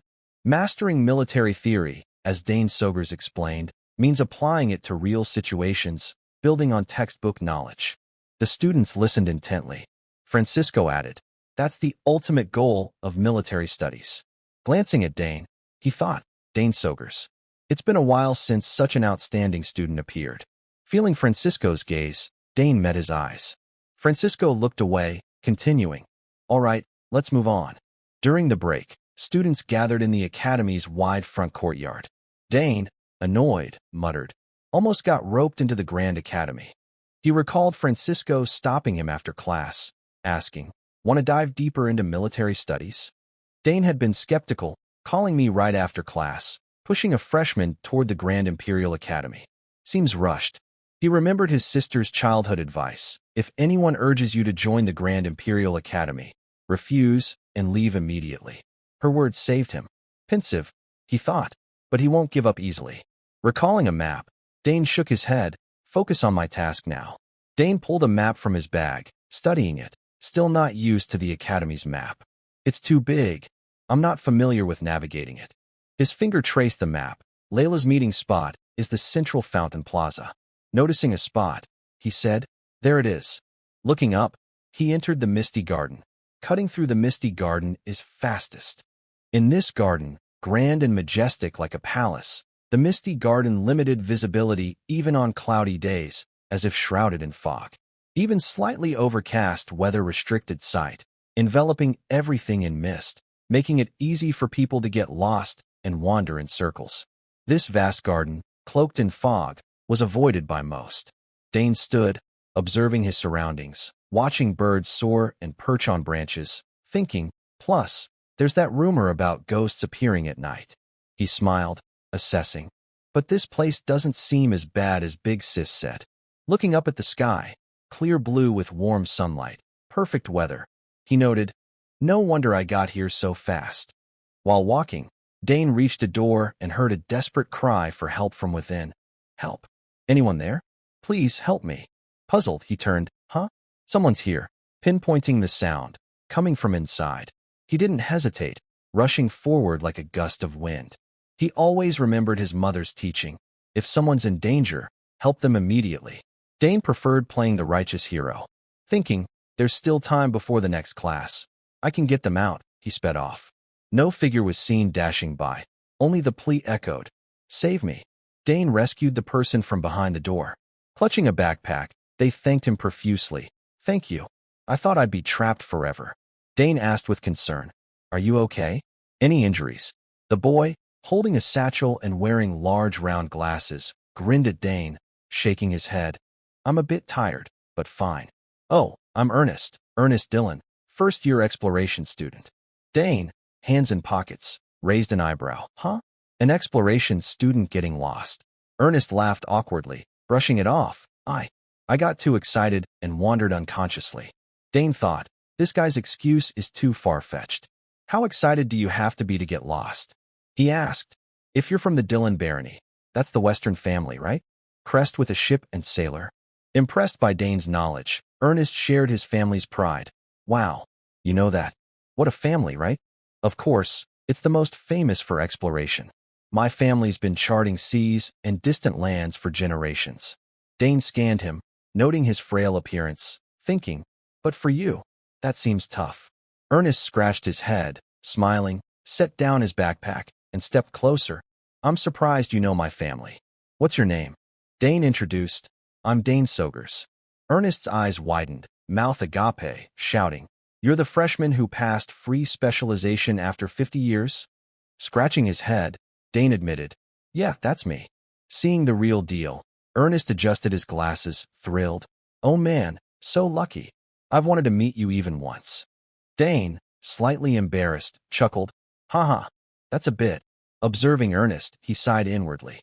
Noticing a mark on Ernest's neck, Dane thought, he said he's uninjured, but his gaze shifted to Ernest's hands, bruised, clothes disheveled. "What's with those bruises? And scars too?" Seeing Ernest's excitement, Dane pondered, these aren't exploration injuries. Frowning, he wondered, could it be?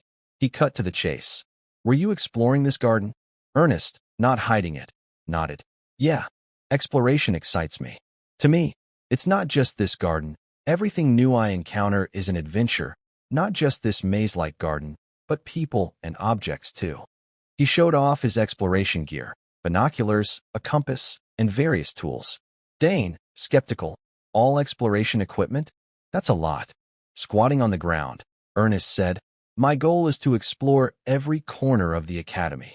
Raising a finger dramatically, he added with a hint of fear, "This misty garden is one of them. There's definitely something here. Cloudy skies with thick fog. It's not normal, right?" Dane's eyes widened, nodding, "True. So have you found anything?" Ernest shook his head, disappointed. "Not yet. But I'm sure there's some force in this garden." Dane added, "But hasn't no one ever figured it out?" Ernest's spirits lifted, nodding, "Exactly. But what if there's a reason no one's thought to investigate, or they tried and failed?" Dane asked, "A reason it can't be explained?"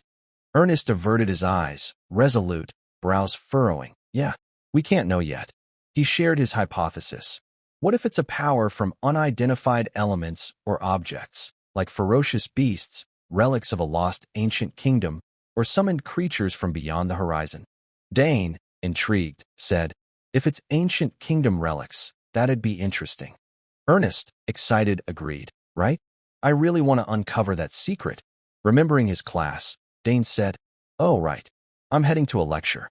Ernest panicked, looking around, at a loss for words. He packed up, preparing to leave. As they were about to go, a sudden rain poured down heavily. Ernest exclaimed, oh no, rain. They dashed under an overhang for shelter. Ernest, wide-eyed, turned back, shouting, Dane, big trouble. They say when it rains here, the fog. Dane startled. What? Then it's hard to get out, right? The rain grew heavier, and Ernest, anxious, said, exactly. We'll lose our bearings. He grabbed a small box containing a compass, pulling it out. It spun briefly, then whirled uncontrollably. Sweating, Ernest muttered, we're done for. He announced gravely. As expected, the compass isn't working. We can't move. Dane wondered, can't you solve it with exploration skills? Ernest, helpless, clutched the compass, head bowed. Some unknown force. Damn it. We're trapped. My body feels heavier. What now? Seeing Dane's shocked expression, eyes wide, mouth open, Ernest repeated nervously, my body feels heavier. What do we do? Sorry, Dane, because of me, Dane reassured. It's fine. Let's wait and see. After observing, a thick fog suddenly enveloped them. Dane felt something odd. This fog, it feels familiar somehow. Or is it my imagination? It's like this fog is empowering me. Raising his hand, he marveled. Instead, I feel strangely stronger. Could it be? Ernest, sitting below, hair wet, sobbed, wiping tears, blaming himself. Big trouble. If this continues, Dane's in danger. Suddenly, a green light flashed, stopping his tears. Glancing up, Ernest gaped in awe. Dane's power surged around him, orderly and vibrant. The force hit Ernest like a strong gust, making him shout, Dane! Raising his hands to brace, he gasped, ugh! Such terrifying mana. After a while, the power subsided. Ernest thought, is the fog dissipating from Dane? Seeing the lingering energy around him, he asked, Dane, what's happening? Dane didn't answer directly, calmly saying, let's go. Looking at Ernest confidently, he added, I think I know the way out. Ernest, dazed, snapped back, incredulous. Really? How do you know? Seeing Ernest's shocked expression, Dane smiled inwardly. Maybe I can unravel the mystery of these persistent rains. The rain grew heavier, showing no signs of stopping. Dane thought, I might uncover the secret of this place. Leading the way, Dane cleared a path for Ernest, green light still enveloping him. Ernest, skeptical, wondered what's going on. Seeing the power around Dane, he thought, this is the mysterious fog many mages haven't deciphered. Yet Dane walks through it like it's nothing. Watching Dane's steps, the fog parted where he passed, and visibility cleared. Ernest affirmed inwardly, truly a remarkable guy. After a while, Dane stopped, announcing, Ernest, we're almost there.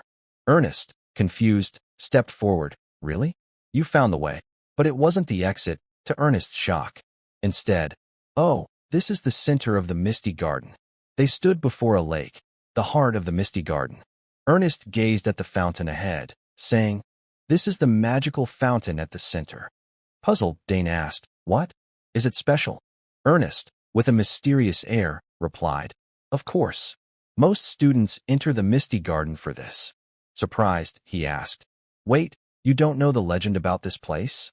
Dane countered, a legend? There's such a thing. Ernest recounted the tale passed around. The legend says if you reach this place before the fog clears, you'll meet the person you want to see.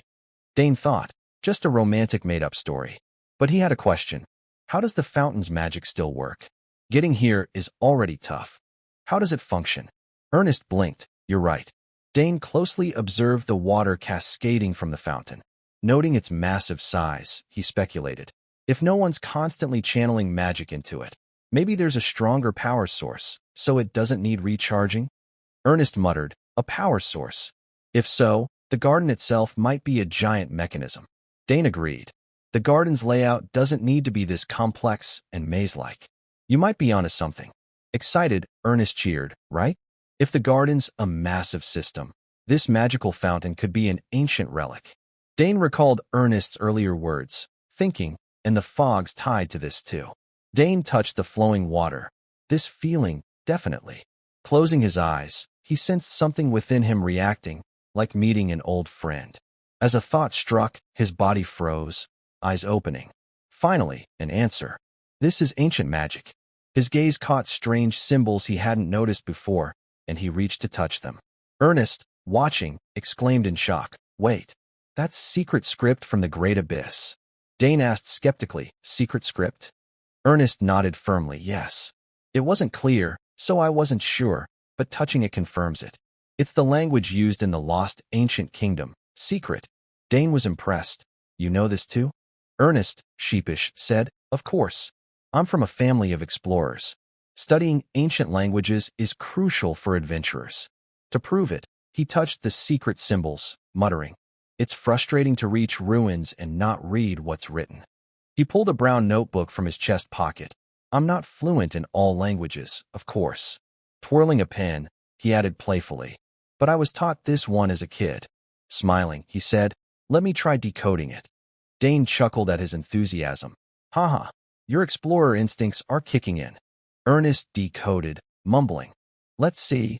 This word means worthy, and the next is this world." His pen scratched across the page. "Yeah, that's it." His excited expression turned serious, his hand moving faster.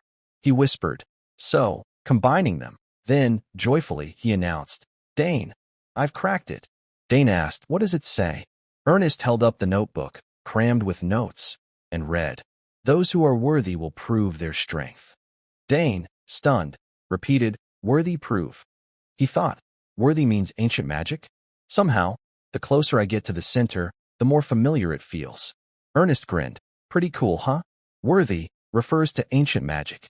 No way such a person exists." Dane smiled. "Thanks, Ernest." Ernest's eyes widened in shock, seeing green light ribbons swirling around Dane. Unable to contain his curiosity, he asked, "Dane, what are you doing?" Dane, focused on the lights, squinted. "They say ancient scripts hold power through their forms." Recalling a bracelet, he mused, "If I use this bracelet," raising his hand, the light ribbons surged into the bracelet. As expected, strange symbols appeared on it. He smiled, pleased with his hunch. Dane raised his hand again, and the light ribbons streamed outward. The secret symbols seemed alive, gently shifting. They morphed into different shapes, then transformed again. Suddenly, the ground trembled, like a herd of carriages passing. The shaking intensified, toppling stone pillars around the fountain. Ernest frowned, worried. "What's happening?" "It's shaking too much." The fountain began sinking slowly, then faster. Ernest, witnessing the scene, gasped, "Dane, what exactly did you do?" "The fountain's sinking into the ground." Dane smiled silently, thinking, "Perfect, I got it right." A strong gust swept through. Ernest thought, "What the hell?" He wondered, the fog's activating an ancient ruin? That easy. His gaze fixed on the light streams swirling around Dane's bracelet. Ernest realized, the worthy one is Dane. Suddenly, a green object in the fountain glowed. Dane exclaimed, "Ernest, look. Something's shining in the center." Both gaped, awestruck. Ernest marveled, "So beautiful. Like a gem. It must be the power source running this fountain." Dane shared his theory. "It's likely the cause of all the strange phenomena in this garden." Ernest gasped, "Incredible." Dane's brow rose, his voice tinged with anticipation. "The gentle green light from that object is still glowing." Raising his voice, he said, "Shall we check out this ancient magic?" Dane stepped into the center of the circle. He gently raised his hand, feeling waves of aura brush against his palm. Frowning slightly, he remarked, "This power is ancient mana, indeed similar to my own." Suddenly, the power within him surged so intensely it spilled outward. Ancient script abruptly appeared, startling him. "Huh? This is Arcana, the lost and fallen kingdom? A relic?" Amazed by his own discovery, he exclaimed, "Incredible! I can understand ancient languages I couldn't read before. This is truly a relic of the Arcana magical kingdom. So I've absorbed this power." Out of nowhere, a sharp pain stabbed his chest. Gritting his teeth, Dane endured the inexplicable agony. Ugh, my heart. His heart felt torn by an invisible force. Something's flowing into my heart. It's like it's swelling, pressing against my blood vessels, blocking circulation. A strange vision flashed before him. This circle is, after close inspection, he realized, the core and the circle. It reminded him of ancient mages who wielded them. Their roles conflict, making it rare to possess both. He continued, due to low efficiency and bodily harm, magic swordsmen often suffered heart conditions. That's how Dane rationalized his body's reaction. Back in the present, strolling across the campus, he told himself, so, I don't want to create a circle that only channels magic. But am I forced to? Ernest, spotting Dane, asked with concern, Dane, you okay? Your face has been off for a while. Forcing a natural smile, Dane replied, don't worry, just lost in thought. Ernest, curious, said, oh, right. You wouldn't believe how shocked I was. Did you absorb that power earlier? Recalling the scene, he puzzled. The fog, the script, it's like they're tied to you. Dane couldn't answer immediately, needing to weigh his thoughts. Ernest, having witnessed everything, was clearly curious. But it'd be better for both if they weren't too close. Smiling, Dane gave a vague excuse. I just followed my sister's advice. I don't know the details. Ernest nodded. Got it. If you figure it out, you gotta tell me. Dane agreed heartily. Sure thing. Excited, Ernest proposed. Dane, I feel like a real explorer today.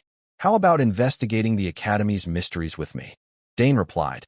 If we find any strange phenomena or places, let's share them. He compromised again. Deal. In truth, Dane's mind was elsewhere. Maybe other places have similar magical constructs. Ernest suddenly reminded. Dane, didn't you say you had class? Snapping back, Dane exclaimed, right, Layla? He clapped Ernest's hand, saying, sorry, I'm off. Rushing away, he called, see you later. Ernest mumbled, all right, catch you later. Standing there, he watched Dane's figure shrink in the distance. Dane sprinted to class. Ernest sighed, what an interesting guy. Exploring with Dane could uncover something grand. So exciting. Meanwhile, Dane dashed at breakneck speed.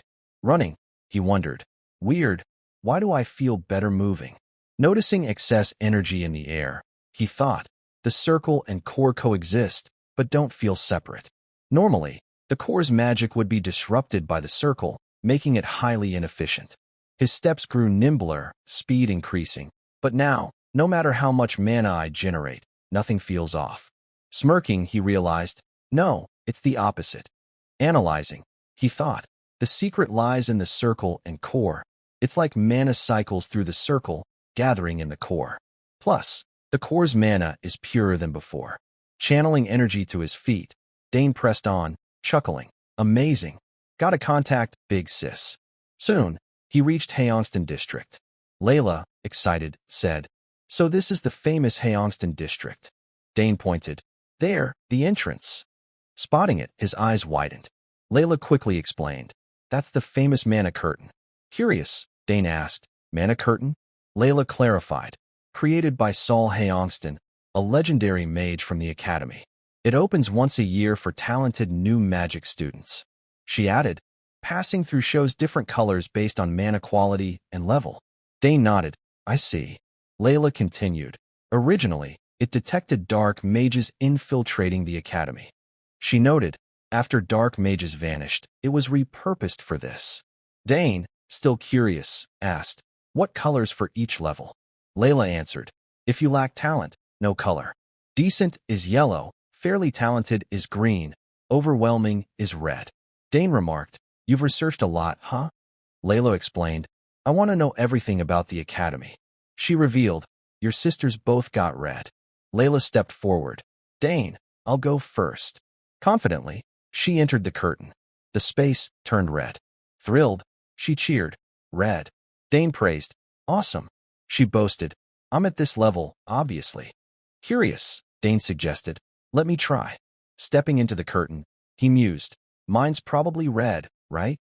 Tensing, he clenched his fists. With the ancient mana absorbed, it should be stronger. Yet, the color was green. Both froze, stunned. Huh? Green? What's going on? There's no green level. Layla gasped. Why are you always so different? Dane laughed it off. Haha, true. Inwardly, he questioned, why's that? In the classroom, a group of students huddled, gossiping. Did you see his badge? He's from the finance department? A money nerd in this class. The whispers persisted. How would I know? Magic department courses are super popular.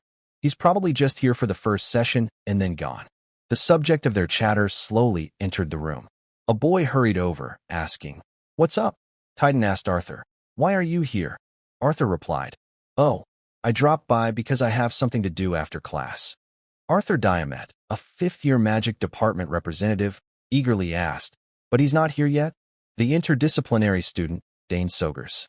The other boy stammered, He said he'd take this class, but I haven't seen him. Arthur, slightly disappointed, said, Is that so? He's probably on his way. He instructed, When he arrives, bring him to me. He's Senior Arabella's brother, so I need to pay special attention. The boy quickly agreed, Yes, sir. Just then, a commotion erupted outside. Everyone turned toward the door, marveling. So handsome. Look at his eyes, like emeralds. Isn't that Layla they'll mean next to him? Hearing them, Layla nudged Dane playfully. Having fun, star student? You're the talk of the town wherever you go, huh? Spotting Dane, Arthur smirked. Well, finally here. Beaming, he greeted. Dane, great to meet you. Dane Sogers. I saw you at the opening ceremony. Very striking. Dane sized up the stranger, wondering, Who's this? He seems like an upperclassman, but why so chummy? He asked bluntly, But who are you? Doesn't the magic department teach basic introductions? Arthur's face darkened. What? Ignoring his sour expression, Dane pressed. If you've got business with me, at least say who you are. Arthur, fuming, cursed inwardly, this arrogant brat. The surrounding students gasped. He's talking to Senior Arthur like that. This is trouble. Insulting a senior means your academy life is over. Arthur's tone sharpened, scolding Dane. I came here personally because you're the brother of a senior I deeply respect. Yet you act so arrogant, oblivious to your place? Ever thought your attitude could tarnish your family's reputation? Dane casually replied, Never crossed my mind. From where I stand, aren't you the rude one? Arthur ground his teeth, snapping, You don't know who you're dealing with. Outwardly tense, he justified internally, letting this slide would hurt my reputation. Senior Arabella will understand. He raised a hand, ready to cast magic. Looks like you need a lesson. The two faced off, tension crackling. Just then, a stern male voice interrupted. What's going on? Any issues? Arthur quickly fabricated. Professor, I was just greeting the first-year juniors. Magic Department Head Dranevo, impatient, said, Is that so? Save socializing for after class. Arthur complied, turning away. I'll let you off this time. Layla whispered to Dane. Careful, Dane. That guy seems bad news. Unfazed, Arthur murmured to an underling. Take him to that place. The underling hesitated, but he's Senior Arabella's brother. Is that okay? Arthur reassured. I'll explain to her. Just bring him. During class, Professor Dranevo presented a device topped with a gem, saying, Since today's just an introduction, I'll keep it brief, and we'll end early. As this is a practical course, we'll also measure mana. The students cheered. It's the mana measuring device. I've seen it before. Dranevo explained. Place your hand on it and channel mana. Instantly, energy streams will appear around the device. He added, You'll see how many magic circles you have. The students gaped at the circles behind him. 18 circles. As expected of a professor. Pointing to them, Dranevo said, Of course, same circle count, but higher mastery darkens the color. He reassured. Sometimes, no circles appear. That doesn't mean you lack talent, so don't worry. The students nodded. True, some haven't formed circles yet. Dranevo continued. Thus, we can't rely solely on circle checks. Turning to the board, he said, Since you chose this course, you need to know basic magic. From a spatial pocket, he produced a box of small orbs. We'll use these to accurately assess your mana. Seeing them, Dane frowned, muttering, Orbs? Dranevo raised a hand, controlling the orbs with his magic, and gave the task. Use the basic spell Psychokinesis. Show your ability to control these orbs. Demonstrating, he flicked his hand, like so. Mana swirled, guiding the orbs in his chosen direction. The class, awestruck, cheered, So cool. His spell is flawless. The movement's so precise. Layla, unimpressed, said, "No big deal." She pointed out, even basic magic's strength and accuracy depend on the caster. You channel mana into each orb to move them. With our current skills, 3's the limit. Turning to Dane, Layla said, "Maybe you can control more." Dranevo suddenly called, "Arthur, you're auditing, but can you demonstrate for the juniors?" Arthur replied, "Of course, I'd be glad." "Yes, sir." Inwardly, he gloated, "I'll show that arrogant Dane what's what." Dane gave him a sidelong glance. "Let's see where this confidence comes from." Arthur stepped up, activating the mana-measuring device. Multiple magic circles appeared behind him. The students below gasped. As expected of Senior Arthur, he's reached level 4. The circle color's amazing. Dranevo patted his shoulder, praising, "You've improved again." Arthur bowed humbly. "All thanks to your guidance, sir." Turning to the class, Dranevo announced, "Normally, graduates reach 4 circles. Your senior's already there." He continued praising, "This is true talent. Learn from him. His advice could help you." The class buzzed. Arthur, smug, stared at Dane, thinking, too early to be impressed, Dane Sogers. "I'll show you the gap between us." Dane said nothing, silently watching the orbs swirl through Arthur's magic in the air. The students marveled at Arthur's skill. He's controlling those orbs so smoothly.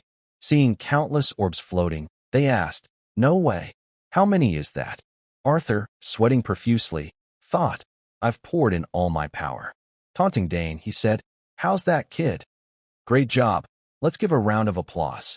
As expected, it was Arthur. "Which tower are we heading to next?" Dranevo addressed Arthur. "You've worked hard. Come in." "Yes, Professor," Arthur replied, smirking slyly, thinking, "Haha, I'm curious to see how strong his magic can be." Dranevo turned, saying, "By the way, if you lack magical power, nothing will happen. If you're worried, you can leave now." The room fell silent. Dranevo continued, "No one? Good. Let's begin. Step up in order, starting from the first row." Dane and Layla watched from a corner. Layla grumbled, "They call this orientation, but it's just exposing everyone's abilities in front of the class." Dane nodded. "Exactly. That's what the Academy's aiming for." Students took turns approaching and touching the orb. The first cheered, "Magic circle complete." The second, less fortunate, muttered, "Ugh, why didn't I get anything?" The third failed miserably. "Oh no, the orb fell." Professor Dranevo's deep voice rang out. "That's unfortunate." Next, it was Dane's turn. Dranevo thought, "In the entrance exam, he solved my test perfectly. I'm eager to see how many magic circles he has." Dane smiled calmly, exuding confidence. Fast forward, the room gasped in shock. As Dane placed his hand on the magic orb, green light streams radiated around him. Instead of displaying a power level, a system warning appeared, "Unable to measure." Layla and Arthur, stunned, exclaimed, "What does that mean?" The crowd couldn't believe it, whispering, "Is the machine broken? If he has no circles, it'd say so, but unable to measure?" Dane pondered silently. "Is it because of the ancient magic?" Dranevo, incredulous, frowned. "This machine is 100% accurate, filtering out anyone faking their level. But unable to measure? I've never seen this." He announced, "It's probably overloaded. Let's at least complete Dane's orb test first." Dane replied, "Yes, Professor." Arthur, smirking triumphantly, said, "Huh, I knew it. No surprise." Facing the orbs, Dane thought, "So it can't be measured. What a shame. Let's try this. I wonder if it'll work properly." Closing his eyes, he raised his hand. Green light appeared, and he used his power to lift all the orbs into the air. The room gaped again. He lifted all the orbs? Impossible. The record was only 5. One of Arthur's group gasped, "All of them? Is he insane?" Arthur, dumbfounded, thought, "How is this possible?" Layla, unfazed and used to it, said, "There he goes again. I'm not even surprised anymore." Dane reflected, "I never thought I could lift them all. He's more impressive than I imagined. Seems like after absorbing that ancient mana, I'm even stronger." Focusing, he deftly controlled the ancient mana, grinning. "All right, let's make this even more spectacular." Everyone watched intently. Dranevo thought, "What am I witnessing? Is he arranging the orbs precisely to form a picture?" Snapping out of it, A mana orb image appeared in the air. The crowd shouted, "It's a lion and a snake." The Soger's family crest. Dane smiled confidently, while Dranevo stood frozen, thinking, even Arabella couldn't do this. Layla spoke up, "My turn." "Calm down, Dane," Dranevo said to him.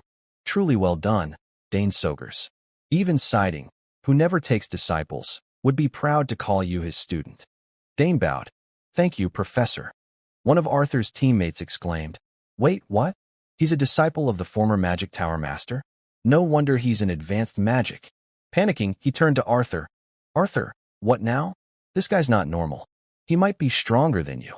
Arthur snapped irritably. "Shut up. I'm thinking." The teammate stammered, Sorry." Arthur clenched his fists, thinking, damn it. The Soger's family is terrifying. Why are they all monsters? At this level, we need to change plans. Grinding his teeth, he fumed, so frustrating. But if I challenge him and lose in skill, I'll lose face. If I can't beat him with ability, I'll have to tame him another way. Arthur addressed his two lackeys. "We need to pull him into the student council. Once I'm in charge there, controlling him will be easier if he's under my wing." They protested, "But he's just a first year." "Yeah, even we never dreamed of joining it. A first year in the student council is unheard of." Arthur retorted, "Who cares? Rules are made to be broken, right?" The two gaped, "Unbelievable." Arthur continued, "Trust me, with him, our magic department's fame will skyrocket." He smirked, thinking, "And, of course, my reputation and career will soar too." The scene shifts to a room where a voice rang out. "Perfect, Dane Sogers." "Thank you, Professor." Professor Dranevo said, "If I'd known sooner, I'd have argued with the other professors to ensure you join the magic department." Dane replied, "I'll do my best, whether I'm in another department or not." Others chimed in, "Did you hear that? Magic department students better watch out." Dranevo clapped Dane's shoulder. "If you have free time, come see me." Dane eagerly responded, "Yes, Professor."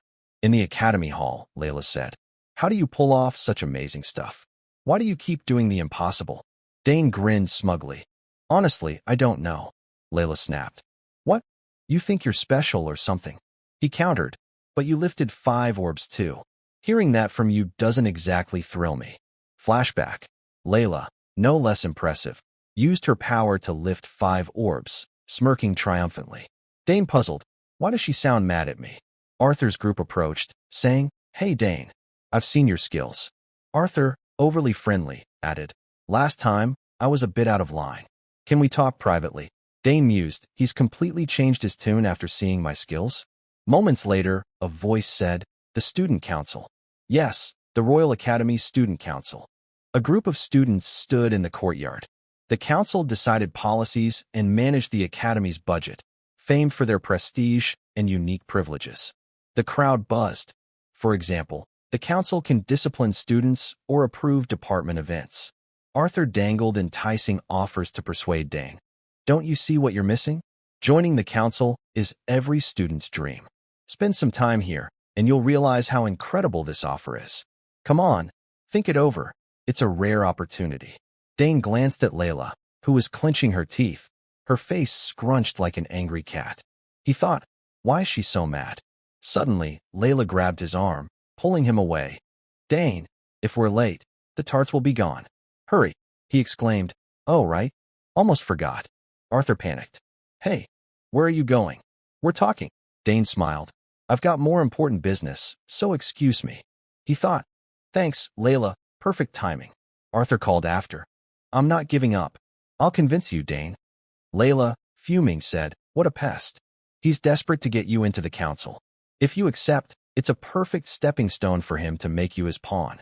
Dane chuckled. "Thanks for getting me out of that." Layla, still angry, added, "More importantly, he didn't even acknowledge me. Not a single word." Dane laughed helplessly. "So that's why you're mad?" Layla said, "It's probably your talent. Those crazy test results. Today's test proved it all." Dane teased, finally admitting it. Layla stammered, "No choice." He changed the topic. "By the way, do they really sell tarts?" Layla declared, "Of course. This is the Royal Academy. If a dessert exists in the Empire, it's here." Dane cheered, "Great.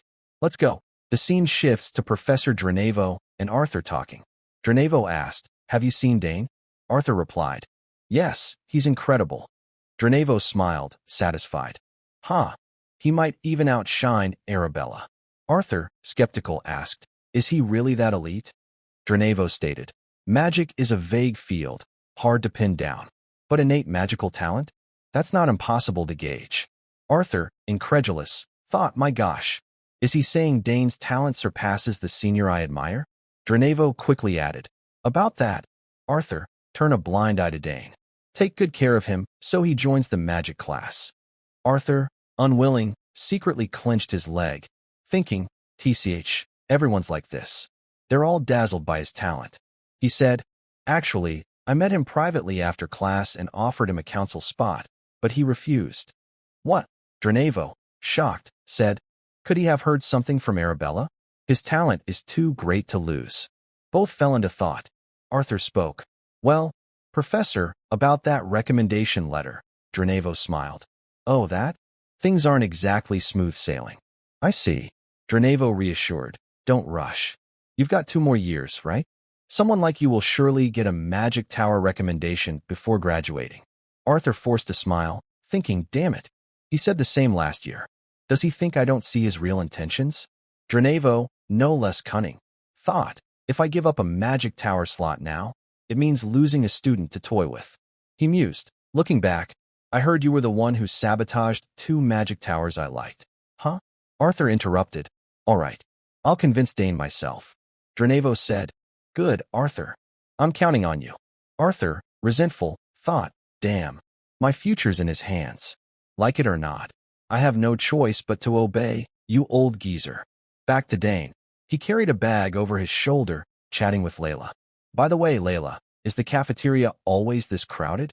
She replied, if a club has too few members or can't prove its activities, it gets disbanded.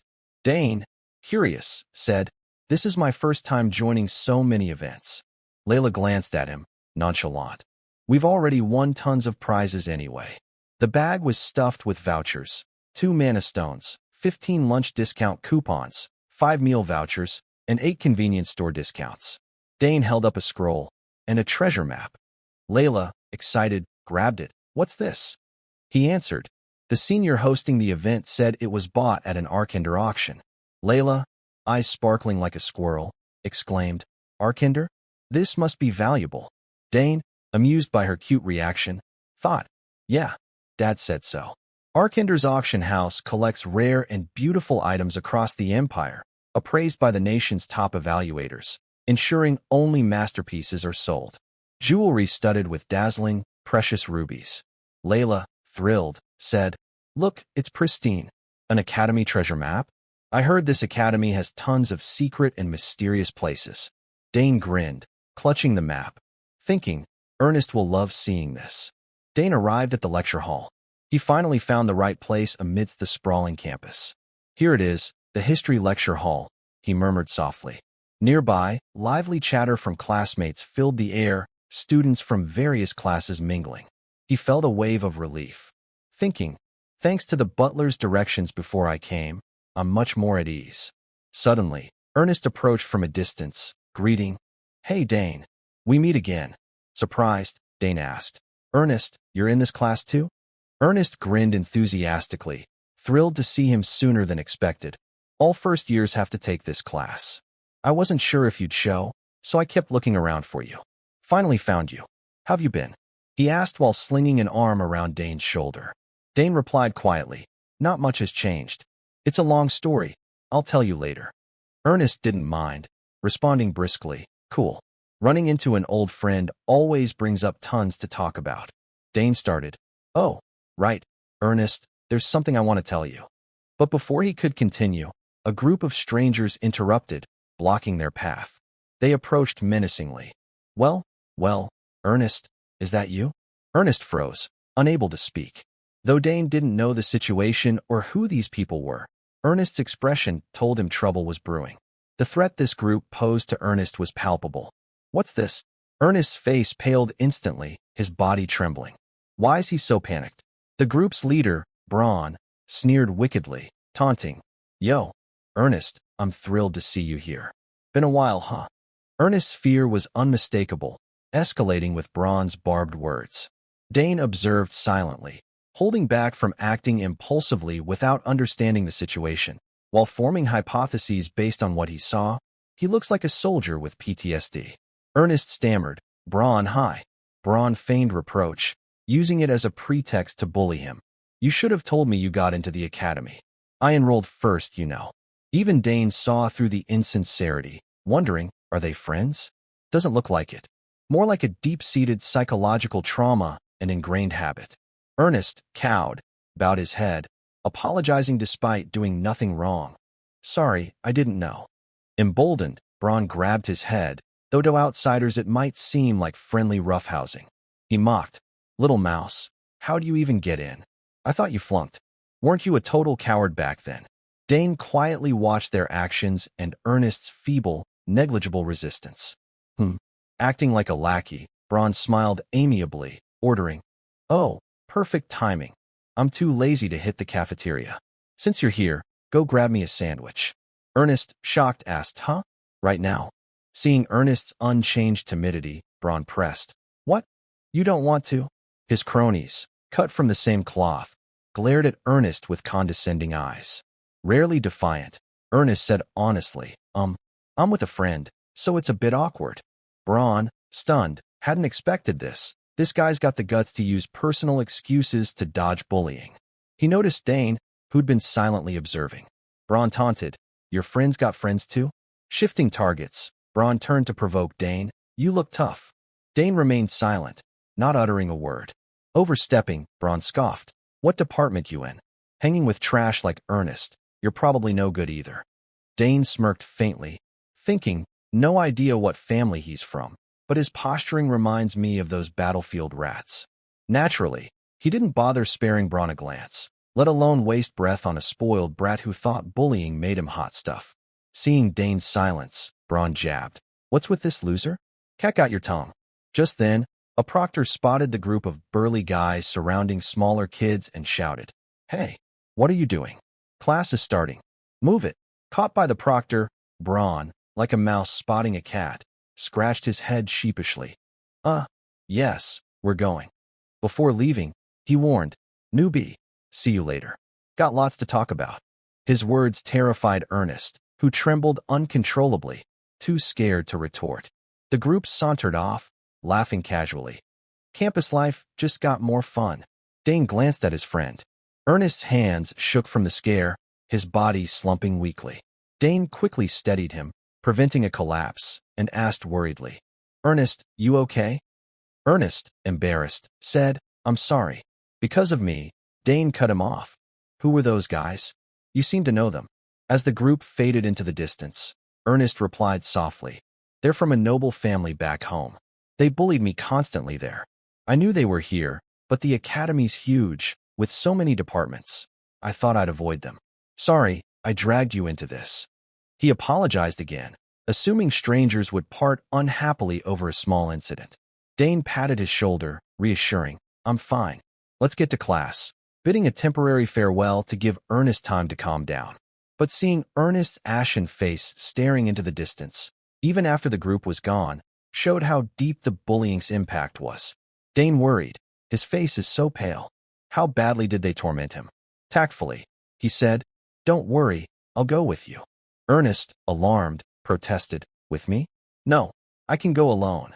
Dane looked at him seriously. "You mean you'll just endure their insults alone? That'll only make them bully you more." Ernest stared, stunned.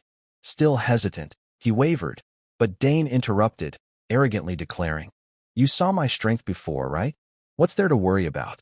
Reminded, Ernest recalled that moment, admitting, "Yeah, Dane's strong."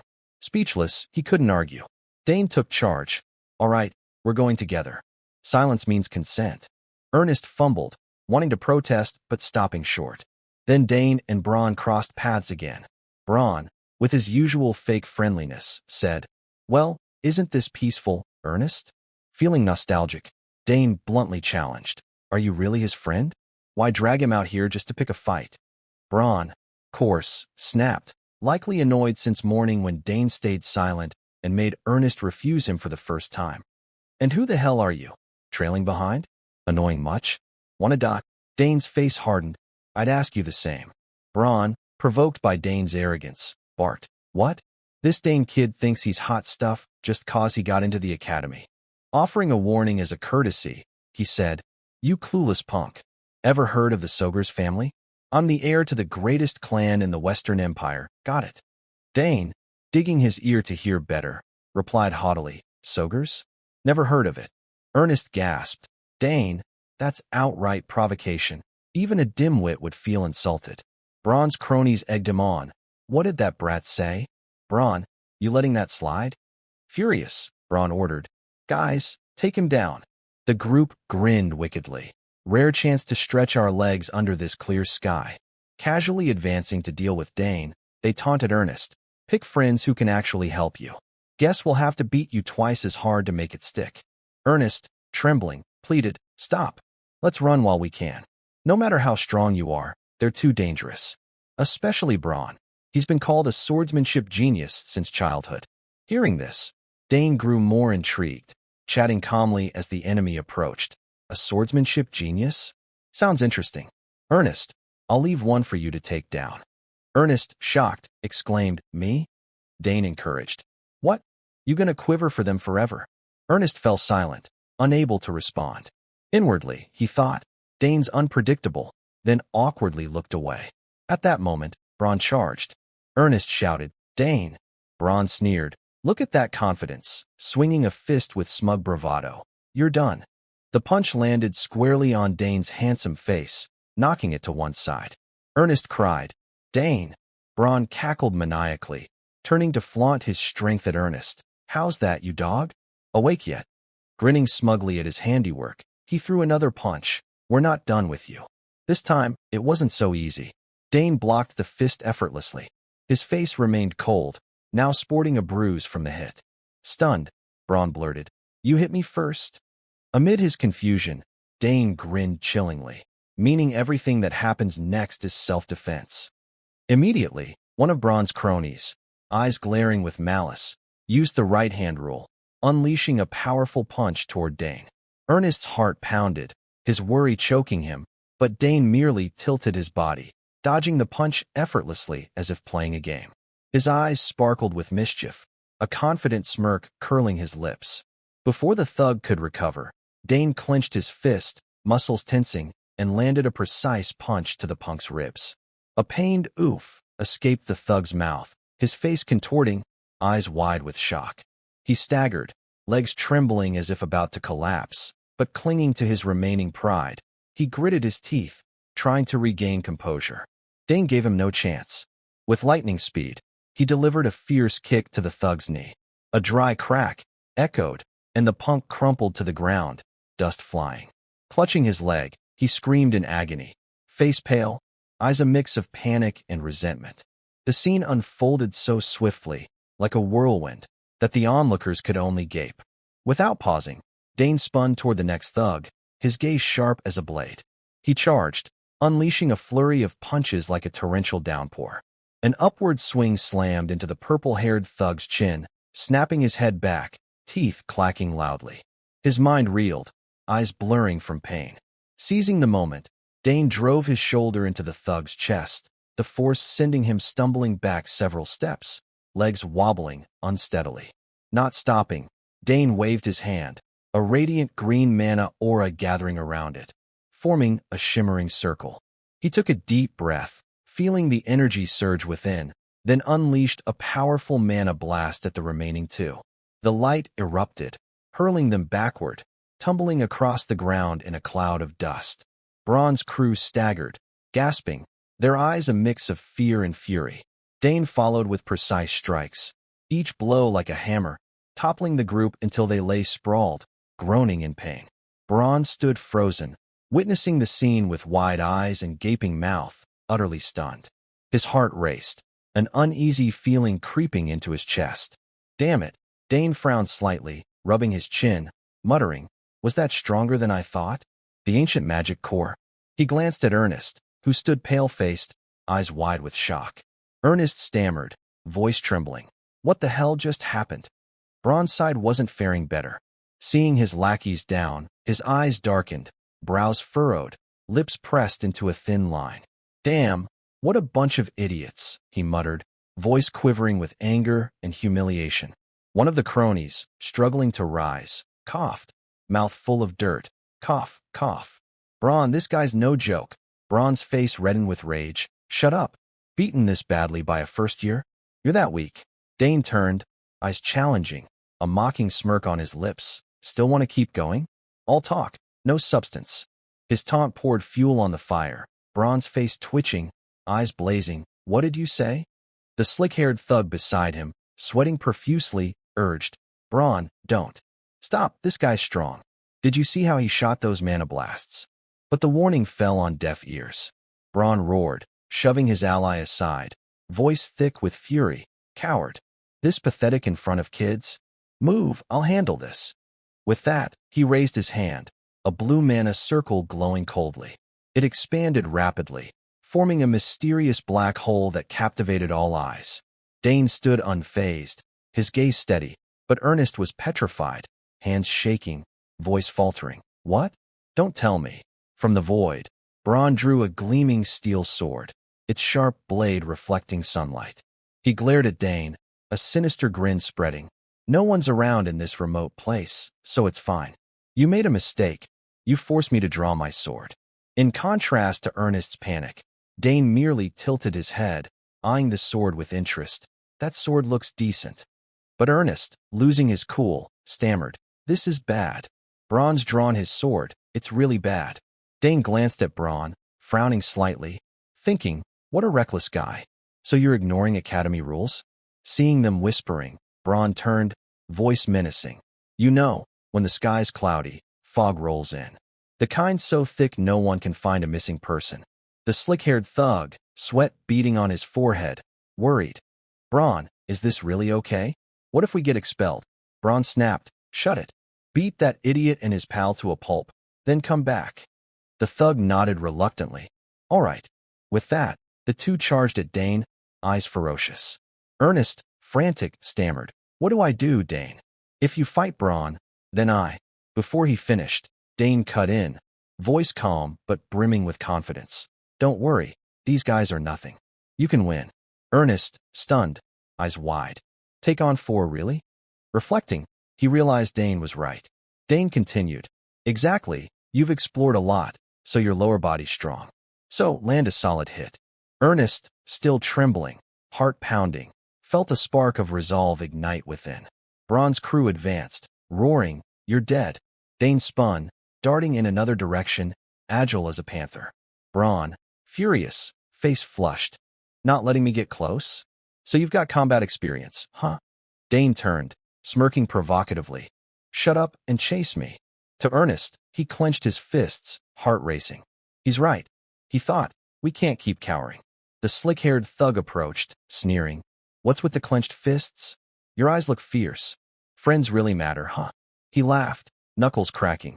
Guess you're cocky cause of him. Take a few hits and leave. I'll go easy. Hearing this, Ernest frowned, heart trembling but urging himself. Don't panic. Think, what would Dane do? Images of Dane's earlier takedowns flashed vividly. Resolve flaring, Ernest assumed a stance, eyes glinting with determination. The thug clenched his fist, throwing a heavy punch at Ernest's face. Ernest barely dodged, the fist grazing his head, making him cry out, mind reeling. But he gritted his teeth, voice shaky but resolute. The person you knew was the old me. That's gone. Instantly, Ernest tightened his fist, channeling all his strength into a powerful punch to the thug's face. The punch landed, twisting the thug's face, eyes wide with shock. Ernest didn't stop, raining punches on the thug's face, each blow venting years of fear and frustration. The thug staggered, finally collapsing, clutching his face, groaning. Though victorious, Ernest couldn't believe it. His legs shook, lips twitching, but his heart swelled with indescribable joy. Calming down, he clenched his fists, voice choked but proud. I really did it. Dane, watching Ernest take down the slick-haired thug, smirked faintly, his eyes glinting with satisfaction. His voice, calm but provocative, cut through. Looks like your last teammate's down, Braun. The word stabbed at Braun's pride like a sharp dagger. He spun around, face flushed with rage, voice trembling in disbelief. What? That's impossible. But the sight before him froze him. His final crony lay sprawled, clutching his face, groaning. Braun screamed, voice cracking with fury and shame. You lost to a pathetic failure like that? Dane didn't respond, merely glancing toward a corner of the garden where two old brooms lay discarded. A spark flashed in his eyes, his lips curling into a sly grin. Oh, looks like I found something useful, he thought, heart stirring with a bold idea. Without hesitation, he grabbed a broom, gripping the rough wooden handle and twirling it like a real weapon. Braun, seeing this, laughed scornfully, voice dripping with mockery. Huh? You think you can take me with that? But Dane only smiled, his gaze calm yet icy. For someone like you, this is more than enough. The light but cutting words darkened Braun's face. He gritted his teeth, face twitching with anger, roaring, You arrogant bastard. I'll crush you today. Don't worry, I won't kill you. With that, Braun charged like a storm, his steel sword gleaming, eyes blazing with vengeance. Gripping the hilt tightly, he bellowed, I'll just leave a small scar on your face, so every time you see me, you'll tremble in fear. A flurry of slashes tore through the air, aimed at Dane, each swing fueled by rabid aggression. But Dane, with astonishing composure, dodged each strike fluidly, like a deadly dance. As the blade grazed past, he felt the cold rush of air on his skin, yet his heart beat steadily, unshaken. Braun grew increasingly frantic, sweat beading on his forehead, shouting, This bastard's stronger than I thought. Dane, unfazed, kept his cool, eyes sharply tracking his opponent's moves. He spoke evenly, but with biting provocation. Your sword strikes are too predictable. The words hit Braun like a bucket of ice water, driving him to the edge. He roared, face contorted with rage. You dare talk about my swordsmanship? You think you're the son of Duke Thermion or something? Dane frowned slightly, feeling the broom tremble under the strain. He's channeling mana into the sword, he thought, heart ticking faster as he assessed the situation. This broom won't hold up much longer. Braun pressed forward, voice thick with disdain. You're just a rat caught in a trap. What can you do with that stupid stick? His face burned red, but Dane's eyes remained cold, emotionless, as if watching a beast thrash in desperation. Suddenly, Dane tightened his grip, a vibrant green mana surge flooding into the broom like a shimmering river. The wooden handle hummed softly, and his speed skyrocketed, so fast Braun could only gape in shock. Before he could react, a blur shot past, and a crushing blow from the broom slammed into Braun's chest. He cried out, staggering, hands clutching his chest, eyes wide with disbelief. Just a wooden stick with this kind of power? He thought, heart pounding with fear and incredulity. But before he could recover, a final strike from Dane sent him crashing to the ground, dust billowing, his sword flying away, rolling across the grass. Ernest stood nearby, jaw dropped, eyes round as saucers, stammering in awe. Incredible. He took down Braun with a single blow. His heart raced, a mix of admiration and disbelief. I knew Dane was strong, but not this strong. Dane strode toward Braun, eyes cold, voice resonating like a command. Get up. Fight on.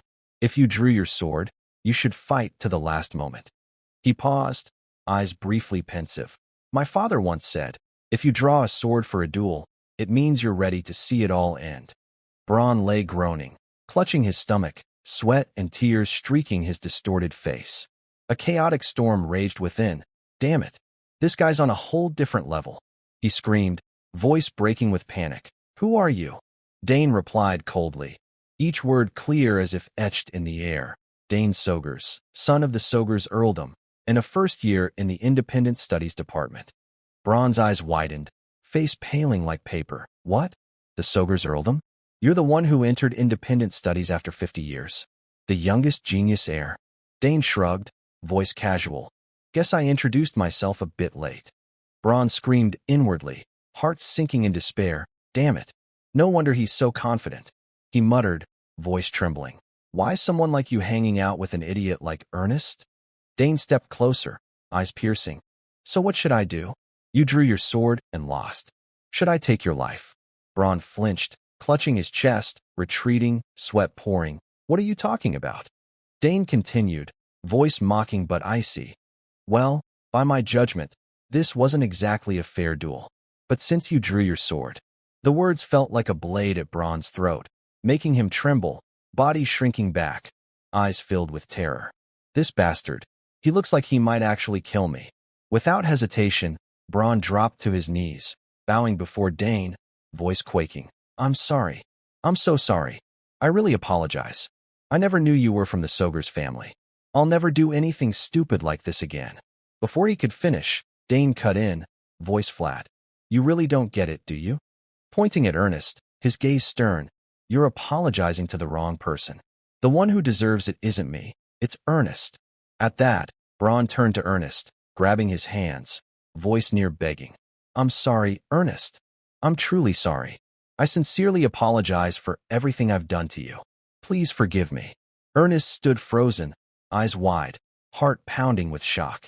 Painful memories flooded back. Years of Braun and his gang's bullying, humiliation, and fear. Yet now, his greatest tormentor knelt before him, trembling like a pathetic wretch. His chest tightened, torn between hatred and disbelief. Dane turned, voice gentle but weighty. Handle it, Ernest. You can beat him until you're satisfied, or accept his apology and move on. It's up to you. Ernest pursed his lips, heart in turmoil. He looked at Braun, still kneeling, sweat dripping, eyes pleading. Braun begged. Yes, hit me as much as you want. I deserve it. Ernest closed his eyes, a fierce battle raging within. Honestly, I want to punch him to feel better, he thought, fists trembling. But then, he took a deep breath, opened his eyes, voice firm yet forgiving. Braun, next time, fight me fairly. I'll forgive you after that. Hearing this, Braun looked up, face drenched in sweat, eyes filled with surprise and relief. He stammered, You mean it? Ernest nodded, turning away, voice resolute. Then I'll let this go. Dane, beside him, nodded slightly, eyes gleaming with approval. Well done, Ernest. They turned to leave, leaving Braun kneeling, still reeling. Ernest glanced at Dane, heart swelling with gratitude, voice choked. Thank you, Dane. Dane smiled, eyes warm. No problem. Just a few steps after Dane and Ernest started walking, Layla appeared out of nowhere, her voice tinged with irritation and reproach. Dane, I waited forever and couldn't find you, so I had to scour the place looking for you. Dane turned, slightly startled but quickly flashing a smile. Oh, Layla. Layla rolled her eyes, glancing at the battered group sprawled in the distance, then raised an eyebrow. What's this? You got into a fight again. Dane shrugged, voice calm. Some people tried to pick a fight with me, that's all. Layla, curious, pressed. Pick a fight with you? Who dare? Dane glanced at Braun, still sitting there dazed, his face a mask of shock. Layla followed his gaze, recognized Braun, and burst into amused laughter, her eyes twinkling mischievously. Of all people, he picked you? Talk about bad luck. From afar, Braun saw Layla, and his heart sank. Sweat beaded on his forehead as he thought, the daughter of Duke Thermion is coming over? Dane continued casually. They said he's some swordsmanship genius. Know him? Layla crossed her arms, scoffing with disinterest. Nope, don't care. Then she turned to Ernest, who stood quietly nearby, raising a curious brow. But who's this? Ernest scratched his head, face flushing slightly as he looked down. Dane quickly introduced. This is Ernest, a first year in the exploration department. Ernest nodded hastily, stammering. Nice to meet you, Lady Thermion. Layla chuckled, waving a hand. Oh, come on. Drop the lady stuff. It's so awkward. Just treat me like a friend. Ernest nodded, a relieved smile breaking through. Okay. Layla, intrigued, continued. So, what do you study in exploration? Your family's famous for adventuring, right? Ernest nodded, his voice gaining confidence. Yeah, stuff like ruins, secret locations, exploration, like treasure hunting or archaeology. Layla's eyes lit up, and she clapped her hands. Then shouldn't we show him the map we found? He might know something about it. At the word map, Ernest frowned, curious. What map? Dane grinned, eyes sparkling. It's a map we got from a club event, like a prize. Ernest's eyes widened, voice full of awe. What? I heard someone got a treasure map. Was that you guys? His eyes gleamed like a kid seeing a favorite toy. making Layla raise an eyebrow and laugh. He's like a whole different person now. Dane shrugged, joking. Probably some obsession with artifacts. Ernest, buzzing with excitement, said, "All right, let's find a quiet spot first." Holding the map, he studied it intently, brows furrowing in focus. This map looks pretty complex. Since it's a treasure map, understanding it with one glance is impossible. He muttered. Instead of showing the whole academy, it points to a specific location. Layla pointed at a spot, curious. "What's that?" Ernest replied, voice thoughtful. "There are lots of strange symbols all over it. I can read them, but they don't form coherent meaning. Is this some kind of pattern?" Layla turned, impatient. "So what do we do now?" Ernest answered, eyes lighting up as he analyzed. "First, we need to find out who made this map. There's no standard for things like this, but knowing the creator gives us a framework to work with." Dane rubbed his chin, voice pensive. "So decoding it right now will be tough, huh?"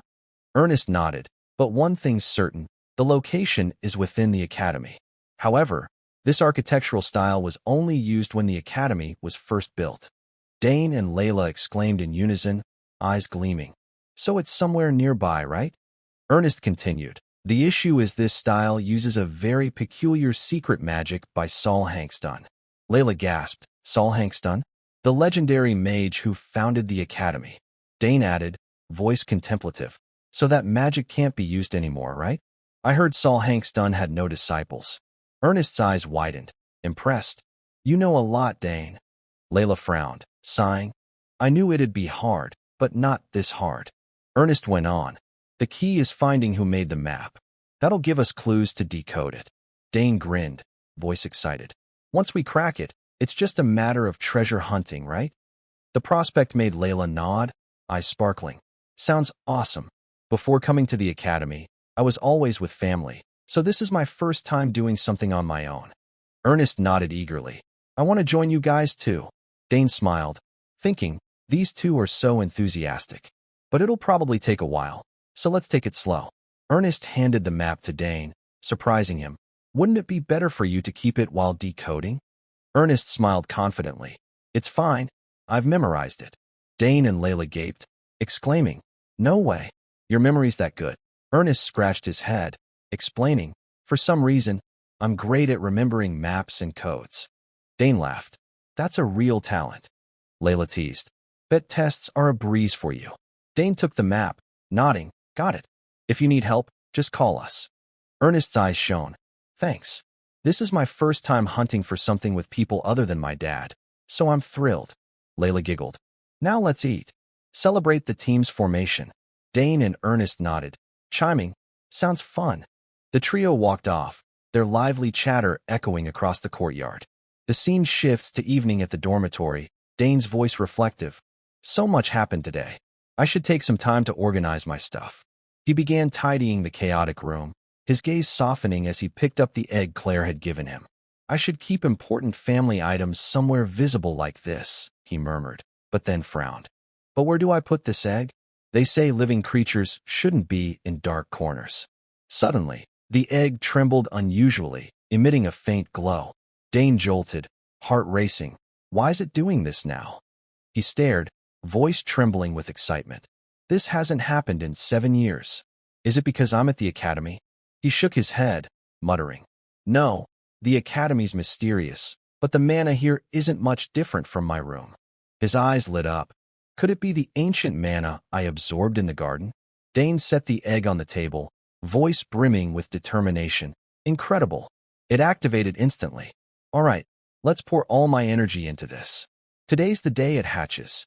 He focused, mana flowing from his hands like a river, pouring into the egg.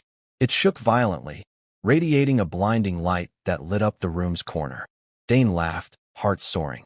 "It's soaking up my mana like crazy. I've been feeding it mana for 7 years. How much can it hold?" But then he panicked. "Can't do this here. The room's gonna collapse." Dane grabbed the egg and bolted to Claire's lap. Seeing it tremble, Claire exclaimed, eyes gleaming. "My gosh, it's reacting strongly. What did you do to it?" Dane, panting, explained. "It keeps shaking even without me channeling mana."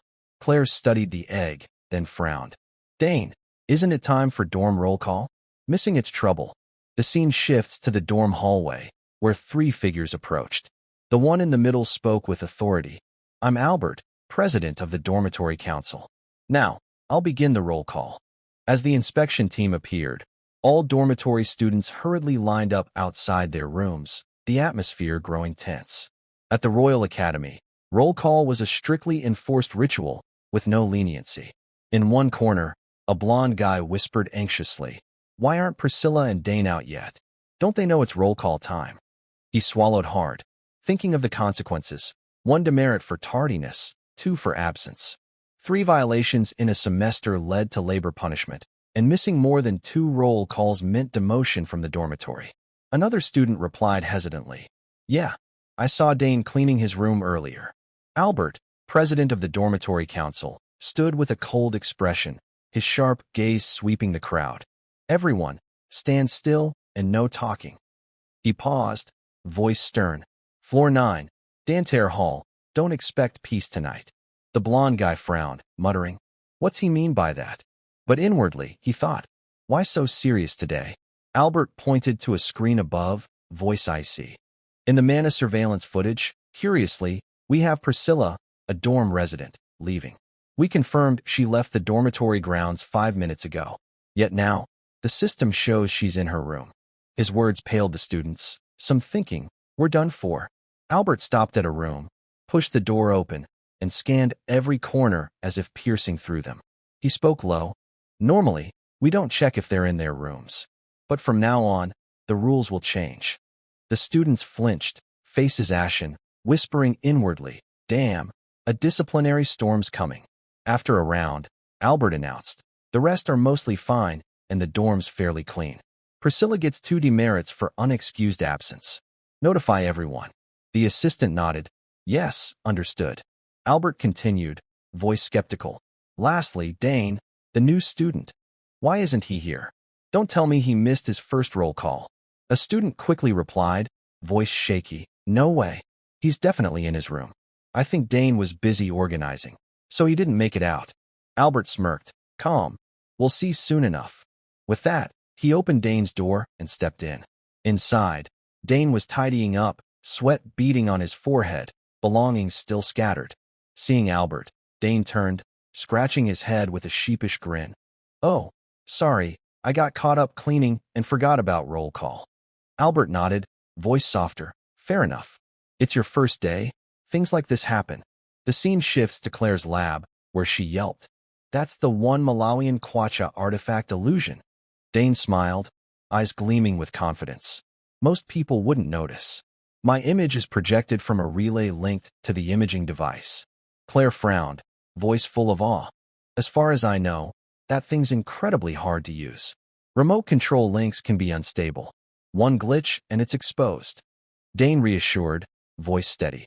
"I planned for that, tested it multiple times. As long as they don't get too close, it's fine." Claire shook her head, eyeing her brother with a mix of worry and admiration. "You're bold." Both turned to the egg on the table, still shaking violently, emitting a faint glow. Claire spoke, voice pensive, "So the egg? It's reacting to your mana. That means there's a high chance it'll hatch. But some eggs react like this and still don't hatch. Still, just reacting is rare, a good sign." Dane nodded, eyes bright. "What's next?" "Keep channeling mana into it." Claire rubbed her chin, thoughtful. "There's still so much unknown about spirit beast eggs. Putting it in a mana stabilizer is risky, but I don't think we should stop. This lab's the best place for it to hatch. I've always set up mana barriers for secrecy, haven't I?" Dane nodded, voice resolute. "True. If we leave it, it might hatch randomly somewhere." Claire took a deep breath, eyes alight. "All right, let's do it. Your mana's pure, but I'll install a mana filter just in case." Dane got to work, channeling mana into the egg. After a while, he frowned, sweat beading. "It's still hungry?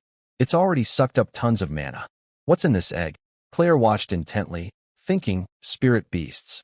Anyone with money can buy an egg, but hatching, it's another story. The conditions are unclear, but one thing's certain. The user's mana must match the beast's mana frequency. It takes immense luck. Looking at Dane, Claire marveled inwardly.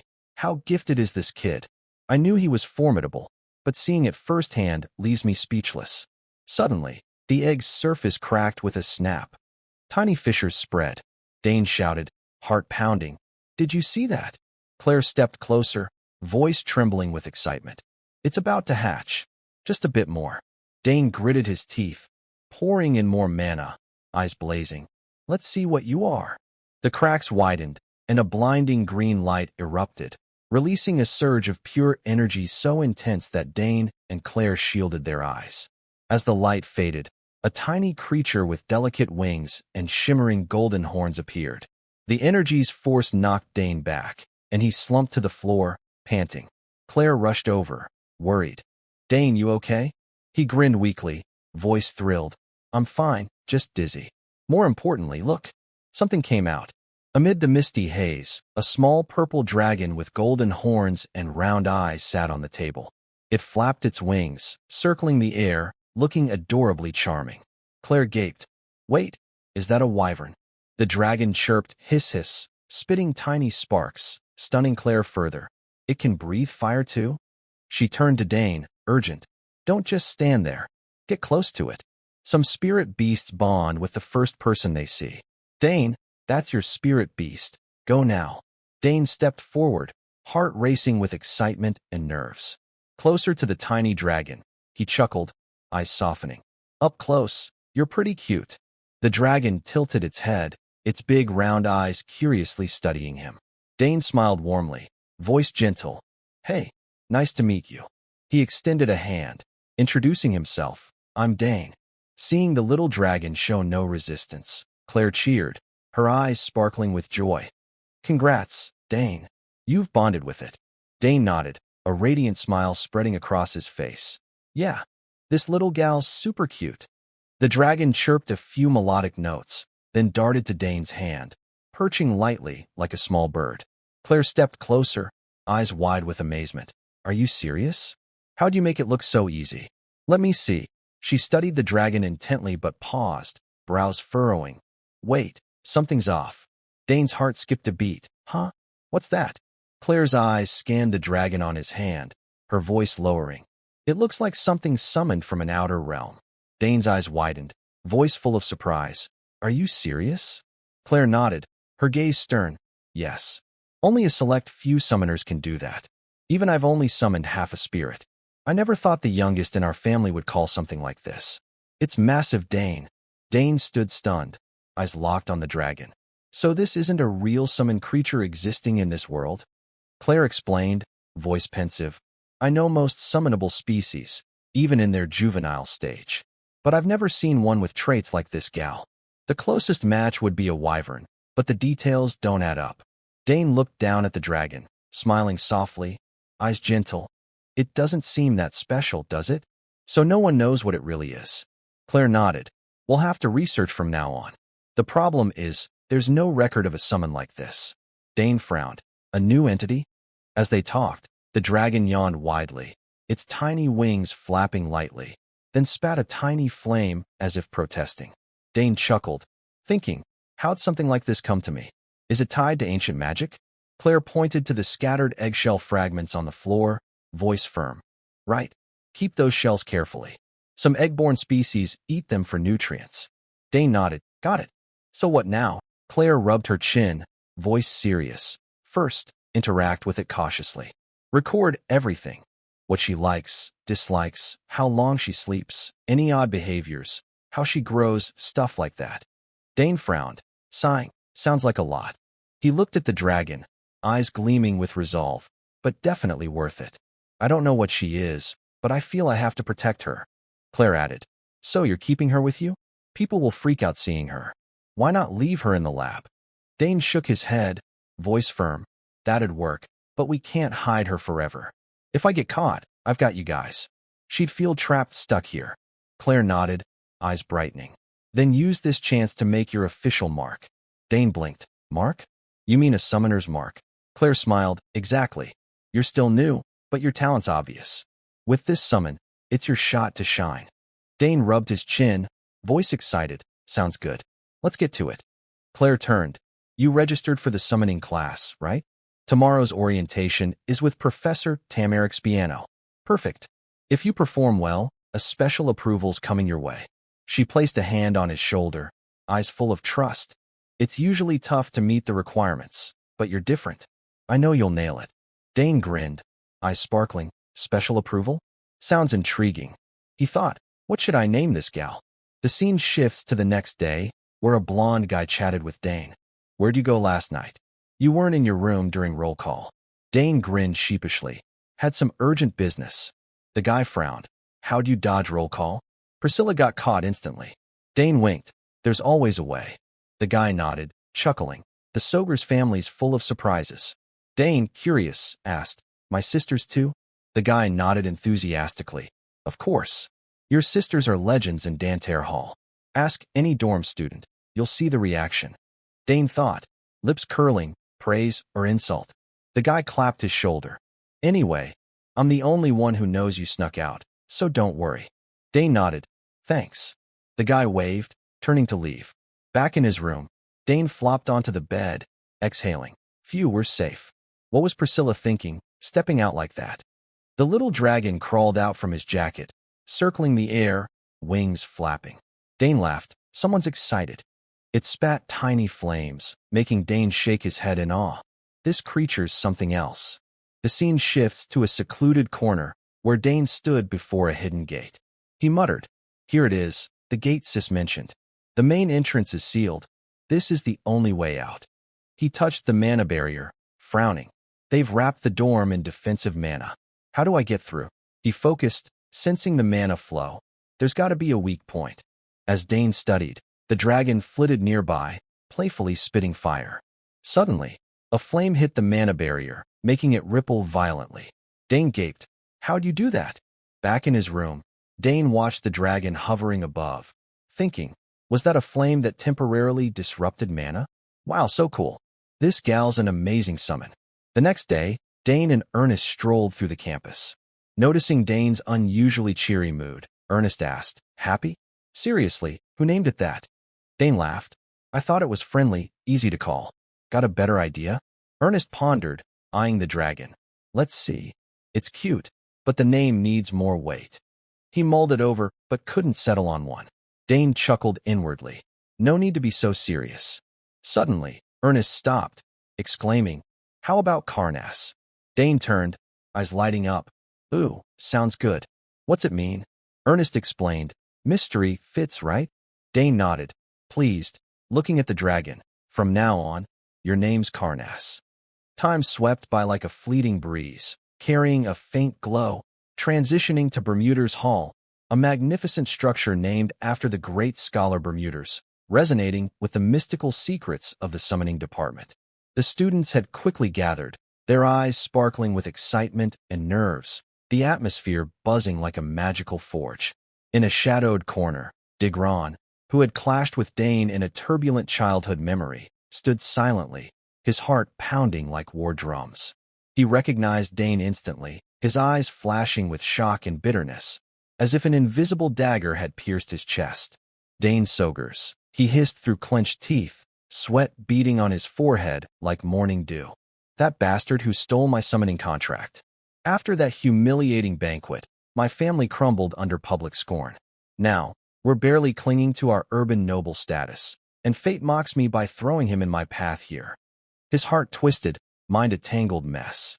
He's taking summoning class? Why now of all times? Digron gritted his teeth, vowing to avoid Dane at all costs, his face tense, sweat pouring like a stream. Suddenly, a booming voice rang out behind him, like thunder in a clear sky. Yo, Digron, first time retaking? Digron jumped, turning to reply awkwardly. Yes, senior.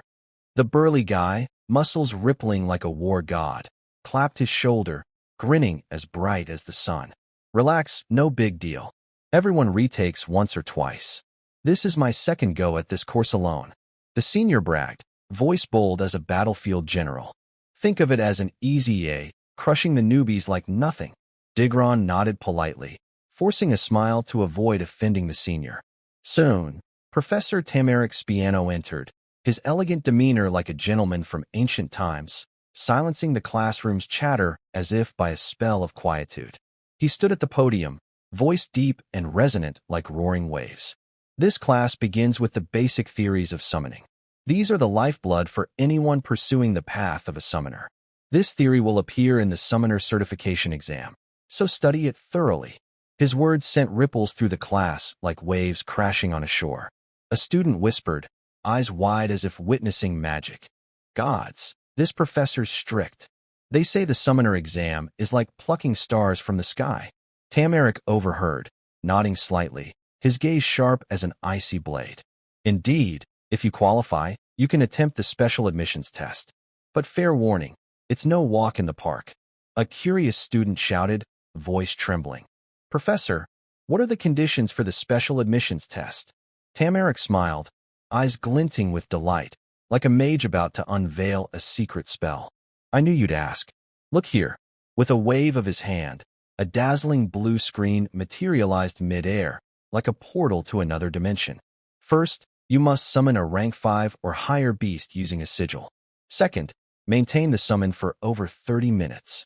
The students gaped, exchanging skeptical looks as if facing an unclimbable mountain.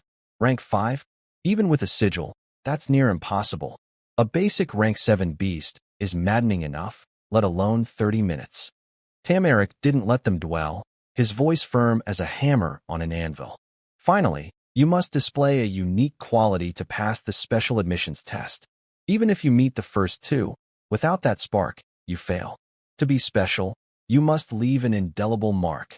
The class erupted in shock, the air heavy as before a storm. That's absurd. The first two are already impossible, and now a subjective one. Has anyone ever passed this test?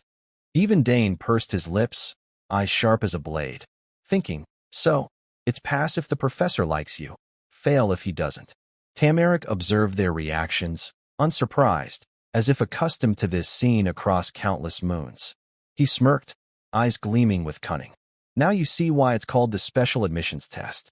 Oh, and you'll need recommendation letters from at least 2 experts in the field. The students fell silent, faces blank as if lost in a magical maze. Tamarick glanced at Dane, thinking, his eyes shimmering like a mage probing a mystery. Dane Sogers, huh? This interdisciplinary student. Professor Delfiniso said he formed a secondary bond with her rank 4 Etherak. But I won't believe it without seeing it.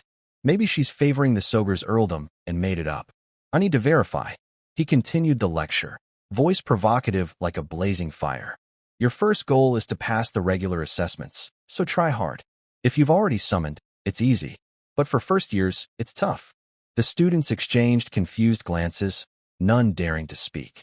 Digron swallowed hard, sweat beating, heart pounding like war drums. Dane frowned, thinking, eyes pensive. The new students must be freaking out. They've only studied theory and compatibility tests. Tamarick grinned, goading, voice ringing like a bronze bell. No first year, no summoning? What a disappointing batch. He shot a glance at Dane, eyes piercing like arrows through clouds.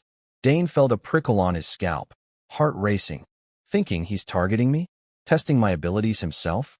Refusing to back down, Dane stood abruptly, voice resolute as tempered steel. I'll try, Professor. His declaration froze the room, the air solidifying like ice. Tamarick's eyes lit up, voice eager as a warlord before battle. Oh, really? Your name and major? Dane replied, voice calm as a still lake. I'm Dane Sogers, first year, interdisciplinary studies. Tamarick nodded, eyes gleaming. I've heard of you from the dean. Said you have exceptional talent. Dane waved a hand, smiling lightly, like a passing breeze. If the dean says so. Tamarick's face stiffened slightly, thinking, this kid, neither arrogant nor humble, sharp as a blade.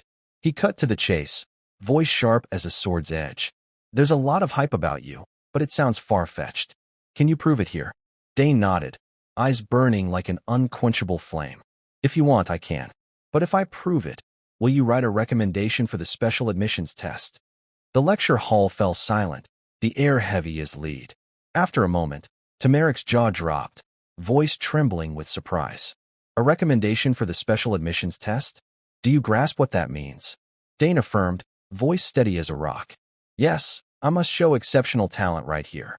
Tamarick frowned, eyes probing. And if you fail? Dane shook his head, lips curling confidently, like a war god. I haven't considered that.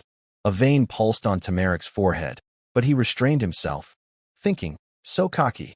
Even Claire, his sister, wouldn't dare this. As if to teach Dane a lesson, Tamaric agreed, voice booming like thunder. Fine, come up. If you succeed, I'll write the recommendation. But talk is cheap. The students roared as if the room were ablaze, voices stunned. What's he thinking? He's not even a summoning major. What's with the Sogur's family? Tamaric issued a final warning, voice cold as frost. If you fail, you bear the consequences. Still want to try? Dane nodded, eyes unwavering. Yes, I'll do it. Tamaric grinned, eyes sparkling like a mage before a grand performance. Good, come down. I happen to have a summoning sigil ready. Dane stepped to the podium, heart pounding like crashing waves, thinking, I didn't plan to show off on the first day, but fine, I'll take everything I can. He took the white card, fingers gripping it like fate itself, slowly channeling mana, whispering like an ancient incantation. Answer my call. As the words left his lips, the air trembled, and a radiant magic circle formed, glowing with an ethereal blue light. From its center, a colossal wolf leaped forth, its majestic form like a war god from ancient tales. The dangerous aura it exuded was sharp as a blade, its cold glance alone making the students quiver like lambs before a predator. Gods, is that real? A rank 5 summon beast? With a blank sigil? In a shadowed corner, Digron froze, heart pounding as he recognized the wolf. Jinfu mine. He gritted his teeth, painful memories flooding back of Dane snatching the summoning contract right before his eyes. Ignoring Digron's emotional storm, Dane turned to Tamaric, voice confident as a battle commander. Professor, I've summoned Jinfu. Tamaric, still stunned by the spectacle, sweat beading on his forehead, screamed inwardly. How did this kid do that with a blank sigil? Form a formal contract instantly? Or is it some secret technique? But he composed himself, eyes sharp. Even if he summoned it, he can't maintain it for 30 minutes. Clearing his throat, he spoke, voice deep as ocean waves. Impressive, as the rumors say. But the second condition isn't easy to meet. Dane, unwilling to waste time, flashed a daring smile, eyes glinting with cunning. True, I don't want to take up class time. How about I show you something else? His words made Tamaric raise an eyebrow, curious as a mage before a mystery. What? Something else? Not just him. The entire class buzzed, eyes glued to Dane, whispering like crashing waves. What's he gonna do now? The Sogur's family's terrifying. Digron's heart raced, anxiety surging. The third condition is showing uniqueness. With the professor so firm, what's he planning? All eyes locked on Dane, determined not to miss a moment. Tamaric nodded, voice eager as before a battle. Fine, let's see what you've got. Dane released mana, streams of blue energy erupting, enveloping Jinfu like magical silk. He parted his lips, whispering an ancient incantation, its mysterious sound echoing from another dimension. Jinfu's massive form lifted into the air, mana shimmering like flames. Before the class's astonished eyes, Jinfu grew larger, its claws sharper, like swords honed by gods. Ernest, Dane's friend, using magic, gasped. This is ancient magic power. The students nearly turned to stone, jaws dropping. The wolf's roaring like a resurrected dinosaur. Enhancing a summoned beast? Only 5th years can do that. He's not even a summoning major. Jinfu's roar shook the room, silencing the class. Dane smiled, looking at Tamaric, voice low and confident. Is this unique enough, Professor?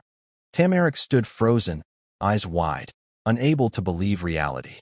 Dear God, he even performed bond enhancement. Every rumor is true. He marveled inwardly, mouth agape, unable to close. How does a student have such earth-shattering talent? Dane, seeing the professor's reaction, nearly laughed, thinking, even I'm shocked, let alone him. Dane petted Jinfu, eyes gentle yet proud. After a moment, Tamaric coughed, regaining composure, voice trembling slightly. Ahem. Yes, that's truly unique. We'll discuss the recommendation letter later. Dane grinned, nodding. Yes, sir. In the back, Digron swallowed hard, heart pounding. Terrifying. He's grown so much. The class, after the uproar, slowly calmed, but Tamaric's eyes remained on Dane, tinged with unease. Dane thought, lips curling slightly. They say he's strict. Claire will love hearing this. One recommendation secured. Should I ask Professor Delfiniso for the other? Soon, the class ended. Tamarick cleared his throat. All right, that's it for today. Students filed out, the air still electric. Suddenly, a voice called, Dane Sogers. Dane turned, frowning at the familiar red hair. Oh, you're Digron Tai, right?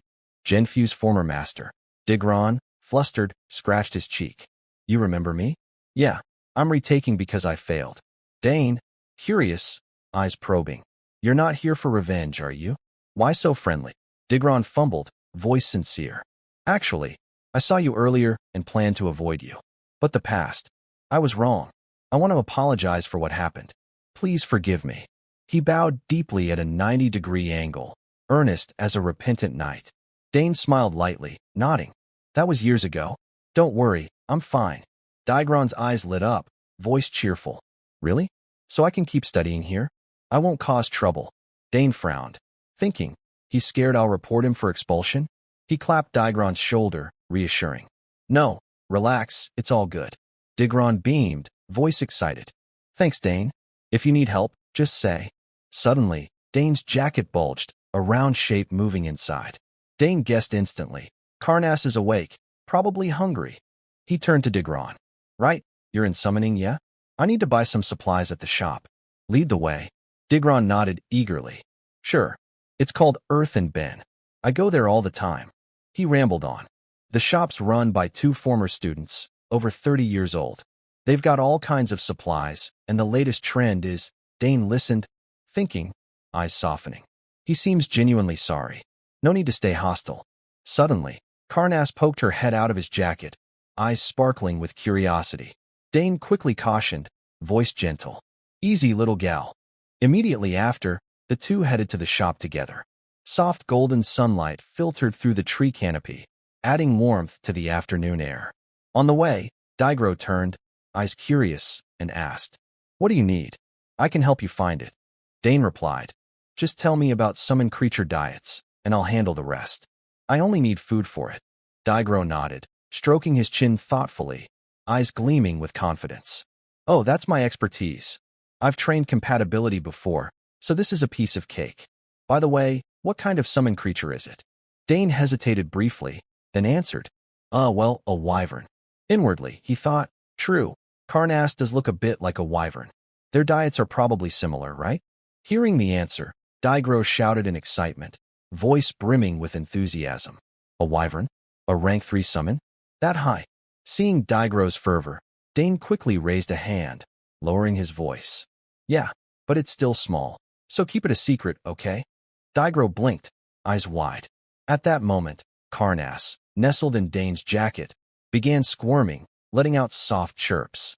Dane thought to himself, if this gets out, I'll know exactly who spilled it. No one but Digro. Still buzzing, Digro continued.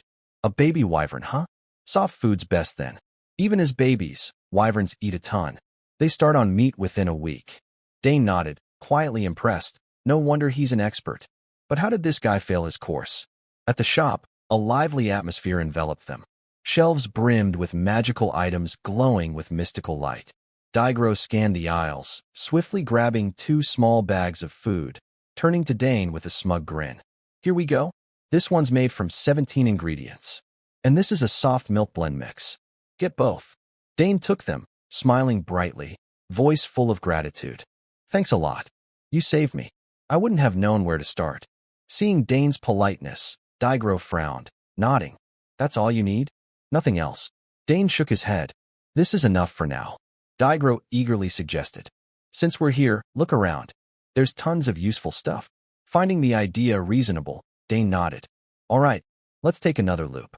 The two strolled through the shop, surrounded by countless magical items, glowing apparel, radiant potions, and shimmering triple staffs. Suddenly, Dane stopped, eyes lighting up at a dazzling magic staff before him. He spoke, voice full of interest. Whoa, this looks pretty cool. But at that moment, a warning voice rang out nearby. Hold it. That's not for newbies. You haven't mastered summoning, and you're eyeing weapons? Watch out for the mana curse. Step back. Near the staff, a neatly posted warning read, Do not touch carelessly. especially new students. We're not responsible for consequences. Daigro nodded, cautioning. He's right, Dane. This staff's usually for fourth years. Touch it, and it'll drain your mana dry. But Dane seemed unfazed. He thought, come on, why the fuss? The more they warn, the more I want to try. Ignoring the warnings, Dane reached out and grasped the staff. The shopkeeper yelled in panic. New student, don't touch it. It's dangerous. But before he finished, Dane had gripped the staff tightly. The orb at its tip suddenly glowed with a mystical, radiant light, like a precious gem. Dane smiled, satisfied, thinking, it's craving mana. Instantly, he channeled mana into the staff, feeling its power surge within. The shopkeeper gaped, stammering. What just happened? The staff absorbed enough mana and stabilized. He thought, even with enough mana, almost no one can control it. Dane, still calm, smiled. Not bad, huh? Daigro, beside him, couldn't hide his awe. Dane, I knew you were good, but you're on another level. The shopkeeper approached, hands on hips, annoyed. You're really a first year? I've never seen anything like this. Dane smiled lightly, replying. Oh, I'm Dane Sogers, Claire's little brother. At the name, the shopkeeper flinched, his tone shifting. Oh, the top student in interdisciplinary studies. Even Claire couldn't handle this staff as a first year. I underestimated you. If you'd said earlier, I'd have advised better. Dane grinned, thinking, talk about a quick attitude change. The shopkeeper continued. You buying this staff? Dane shook his head, placing it back. Nah, it's too much trouble and can't handle much mana. The shopkeeper blinked, shocked. What? This can handle 5th and 6th year's mana. Dane glanced at the staff, thinking, feels like pouring a well into a teapot. Not worth it. Finally, he said, I'll just take the food bags. The shopkeeper muttered. Are all Sogers heirs like this? Your sister was the same. Dane, curious, asked. What about my sister? The shopkeeper replied. 4th years were thrilled to try the staff. Only Claire refused, said it didn't look classy. Dane frowned, nodding, thinking, that's my sister all right. After paying, Dane and Daigro left. The shopkeeper watched, muttering, why are geniuses always so weird? After leaving the shop, Dane found a quiet corner. He carefully set out the 2 food bags before Karnas, who was eagerly squirming in his jacket. Looking at the tiny wyvern, her eyes sparkling like gems, Dane chuckled, voice gentle. Here, tasty? Slow down, don't choke. Karnas, ignoring his advice, dove into the food, making delighted chirps. Each bite of soft food melted in her mouth, her tiny tail wagging furiously. Watching, Dane shook his head, thinking, the next class is basics. Layla said 5 minutes left, gotta hurry back to the dorm. Suddenly, a strange noise broke the calm. Clanging and shattering sounds from a nearby alley made Dane pause. He frowned, muttering, what's that? Harsh curses echoed from the alley, sharp as a blade. You brat, keep your head down. Beat him to a pulp. Another voice, equally vicious. Stupid coward. A few punches and you can't even talk? Dane's eyes narrowed, unease rising. The taunts continued. No one was here yesterday, but you're out of luck today. A weak but defiant voice replied, trembling. I'm not scared of you anymore. At that, Dane froze, heart pounding. Wait, that voice. Ernest. He turned sharply, eyes piercing toward the alley. There, Ernest was cornered by 3 thugs. He looked wretched, hair disheveled, glasses askew, limbs trembling, yet his eyes gleamed with defiance. The red-haired leader sneered, voice dripping with contempt. Hear that? He says he's not scared. Another thug guffawed, adding, big talk, but shaking like a leaf. Ernest clenched his teeth, fists tight, thinking, these bastards waited till I was alone to gang up. One thug spoke, voice arrogant. Who's first? No one's around. Another grinned wickedly. Me? My jaw still hurts from last time. The 3 advanced, menacing. Ernest, though terrified, took a stance, shouting, stay back. They burst into laughter, mocking. Haha, this loser's raising his fists. Got lucky once and thinks he's tough. Despair surged in Ernest's mind. I'm done. Can I do anything this time? But just then, firm footsteps echoed from afar. A calm, slightly sarcastic voice cut through, grabbing the group's attention. You guys again? The blonde thug turned, eyes widening as he recognized the newcomer. He shouted, voice tinged with panic. Dane Sogers, Dane ignored their shock, strolling forward with a faint smile, waving at Ernest. Hey, Ernest. Seeing Dane, Ernest felt like he'd grabbed a lifeline. His eyes lit up, voice trembling with emotion. Dane. As Dane appeared, the bullies erupted in a flurry of whispers. What's going on? You said no one would show up, one grumbled. Another snapped. He's here now. So what's the point of arguing? Draw your weapons. Dane glanced at them, muttering inwardly, trouble's brewing. He scanned the area, thinking, no one else around, right? Then I'll make you taste some pain. Instantly, a surge of mana poured from Dane's body, startling the bullies. In a flash, countless spears materialized in the air, aimed directly at them. Seeing this, one shouted, What the hell is that? He can use magic too. The buzzcut thug stammered. Isn't the Soger's family known for spearmanship? The red-haired leader roared. Idiot. Forgot already? His sister's Arabella Sogers. Nearby, Ernest gasped in surprise. With spears hovering, Dane faced the bullies and said coldly, All right, choose. Back off quietly, or get thrashed. Their faces paled, fear surging. Suddenly, the nearby wall cracked as if pierced by something. The ground suffered the same fate.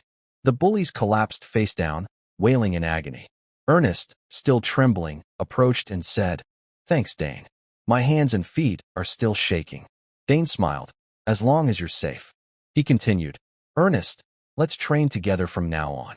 Ernest, rubbing his sore arm, asked in surprise, What? Dane replied, You said you wanted to beat Braun, right? Ernest nodded, grinning sheepishly. Yeah, true. Dane went on. So I'll help you get stronger. Ernest smiled. Haha, I'm always relying on you. The two walked across the campus. Dane turned and asked, Hey, have you joined any clubs yet?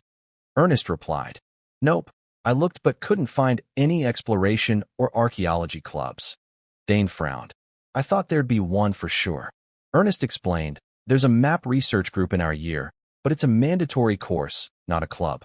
I checked some map analysis clubs, but they're just excuses to slack off. So disappointing. Dane rubbed his chin. Pensive.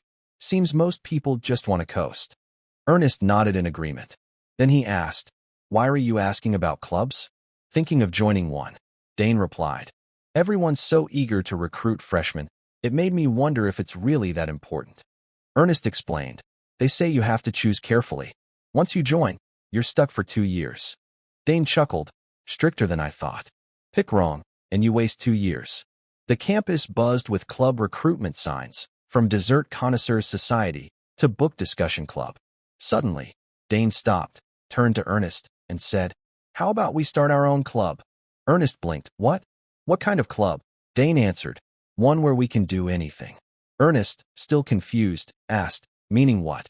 Dane elaborated, We can train, explore ruins, hang out and eat when free, do whatever we want, no rules. What do you think? Ernest's eyes lit up, and he nodded eagerly. I'm in. It'll definitely be fun with you. But his excitement paused. Wait, will a club like this get approved? Dane replied confidently, Don't worry, I'll handle it. Ernest nodded. If you say so, I believe it'll work. But why do you think of this? Dane grinned. The club invites were getting annoying. I kept saying no. No club excites me, so I'll make my own.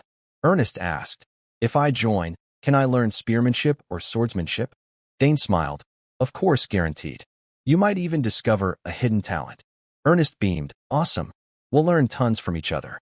Then he remembered. But don't we need at least 3 people to start a club? Dane nodded. We've got Layla. He added, Since we're talking about her, let's ask her now.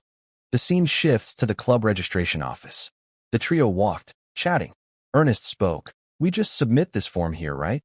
Layla, thrilled, said, Sounds so easy. Hurry and fill it out.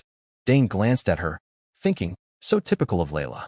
She ditched the Dessert Exploration Club just to join us. Layla turned, cheerfully saying, The Dessert Club meets weekly to try sweets. Perfect fit. Dane nodded.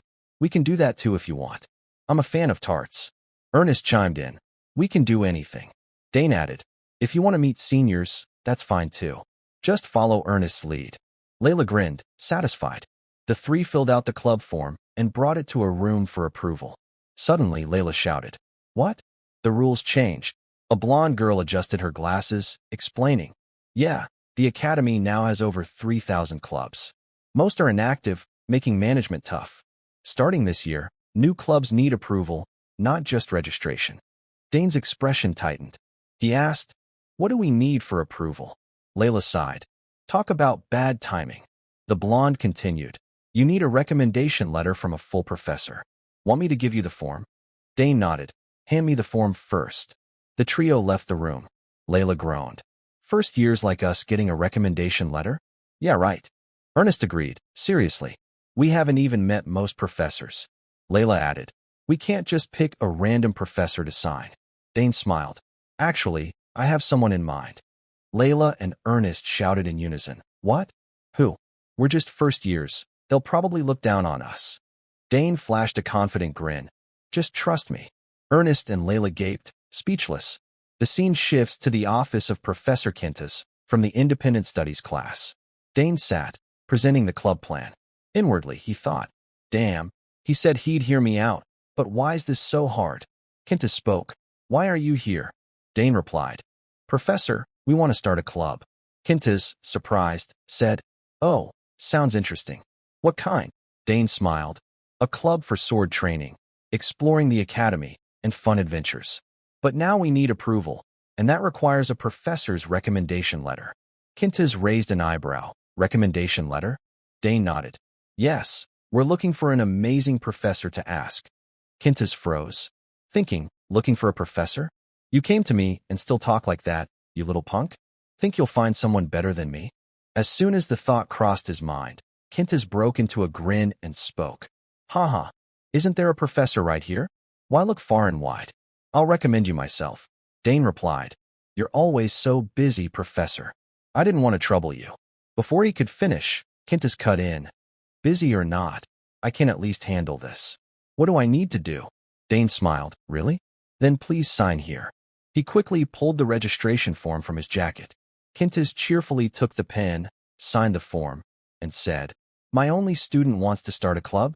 Of course I'll support you wholeheartedly." Dane flashed a smile and bowed.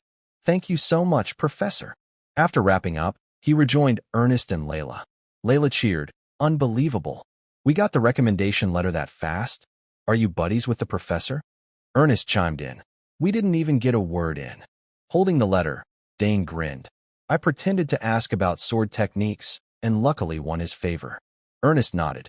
"Either way, glad we pulled it off." Layla patted her chest, thrilled. "So we're really starting a club now?"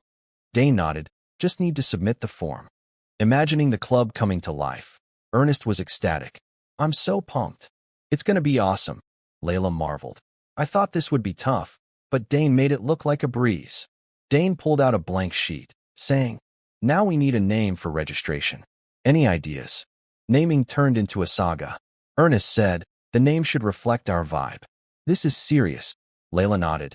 "No childish or meaningless names for me." Both scratched their heads, muttering, "What should it be?"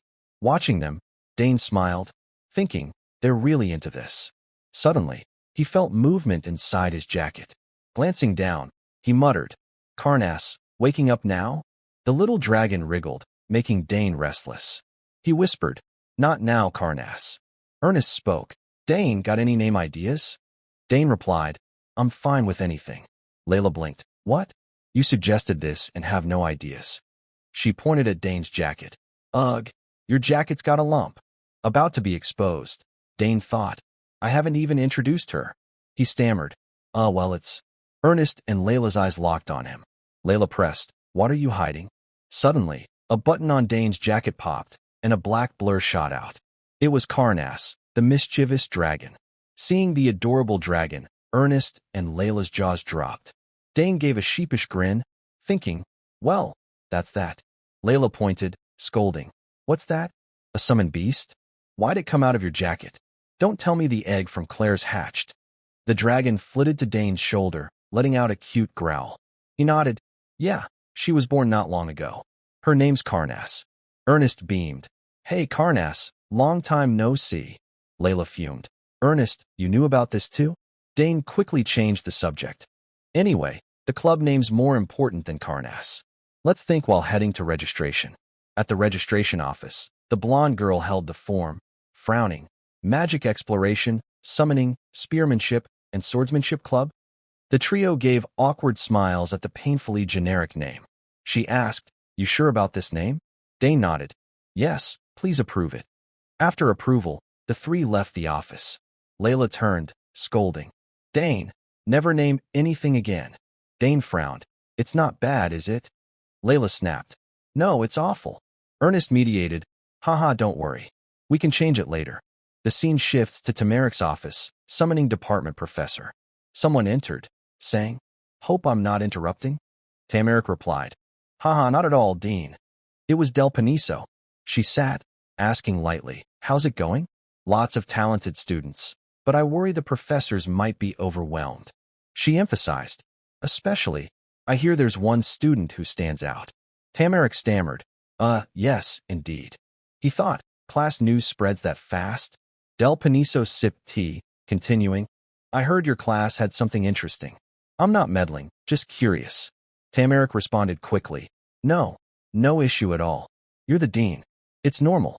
He set his tea down, adding, "There's one remarkable student, even surpassing Claire." "Quite a surprise." Del Paniso smiled. "Must be Dane Sogers. I personally approved his admission." She continued, "I heard you promised him a recommendation letter, right?" Tamarik nodded. "Yes, that's right."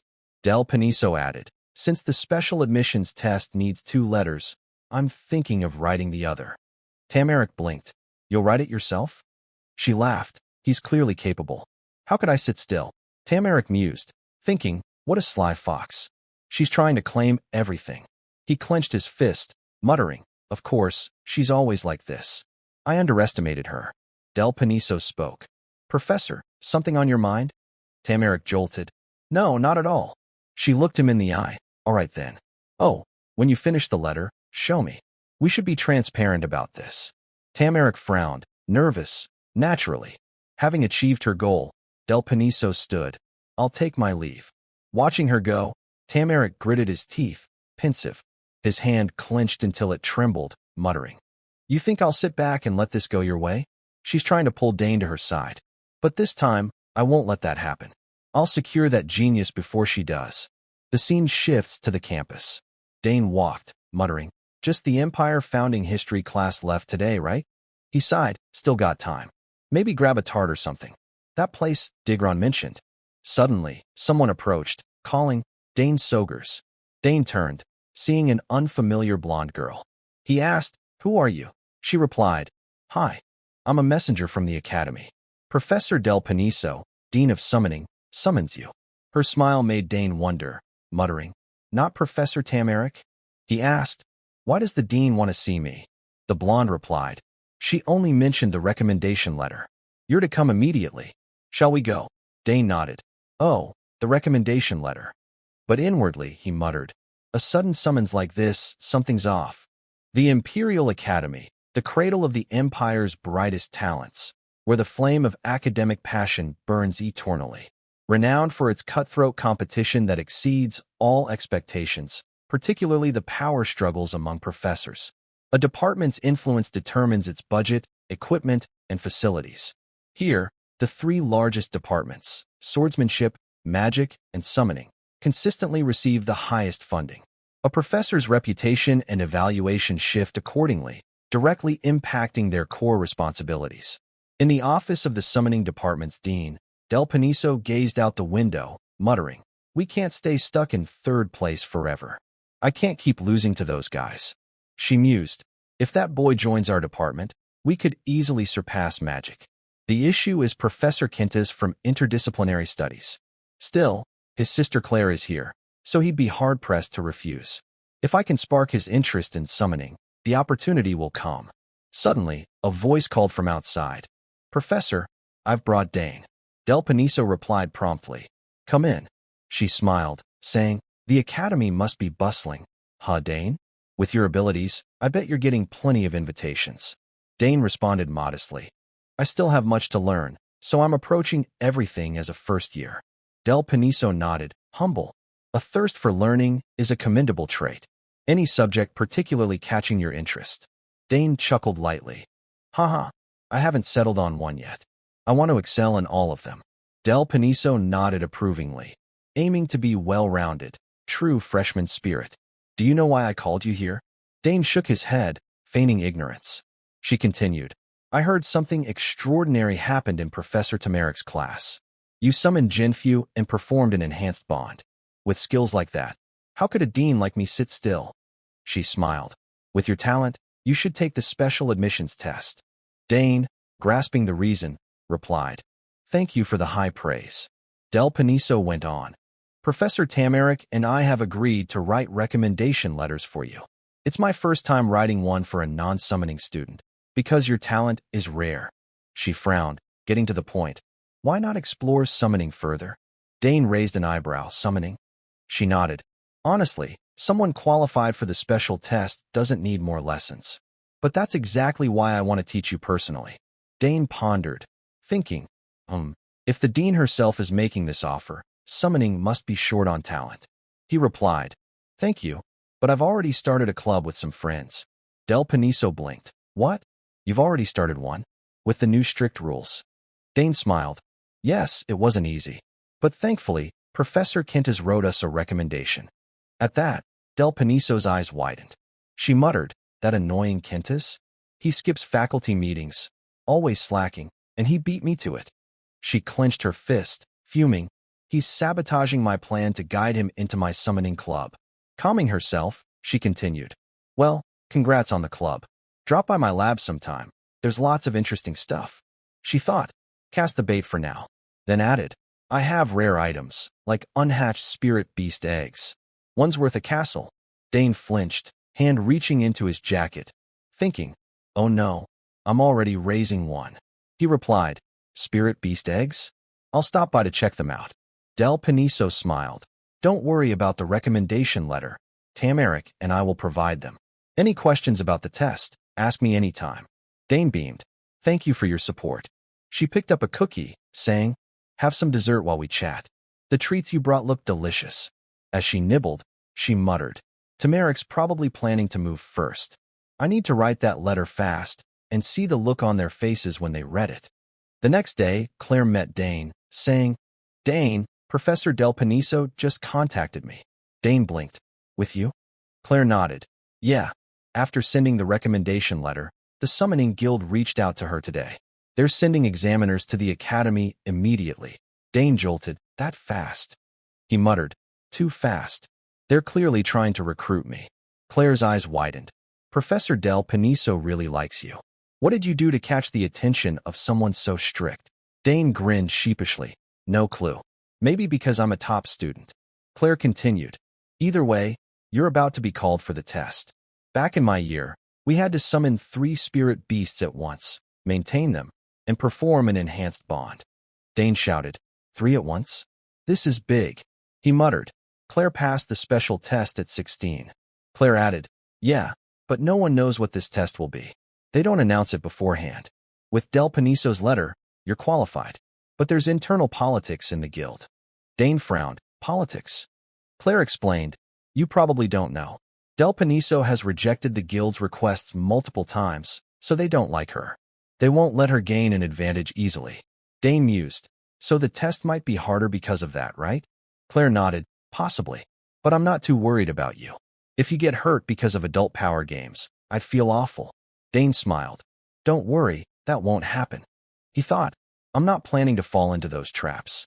2 days later, the Summoning Guild's inspection team arrived, led by Chairman Elgard Poten. He spoke.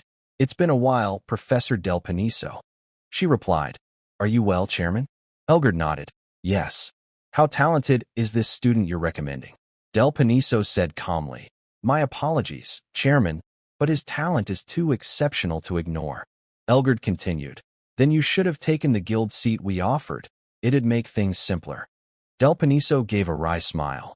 You know I prioritize my duties at the academy. If I joined the guild, I couldn't fully commit here. She gritted her teeth, thinking, You think I don't see you trying to pull influence to your side? Your greed nearly got me killed in those reckless missions. She turned. Please follow me. We can talk as we go. Elgard nodded. Fine. He thought. Humph. The recommendation's sent, so I'll cooperate. But I don't like this kid one bit. On the way, Elgard asked, The boy is Dane Sogers, Claire's brother, right? Del Paniso replied. Yes, his talent truly runs in the Sogers' blood. Elgard continued.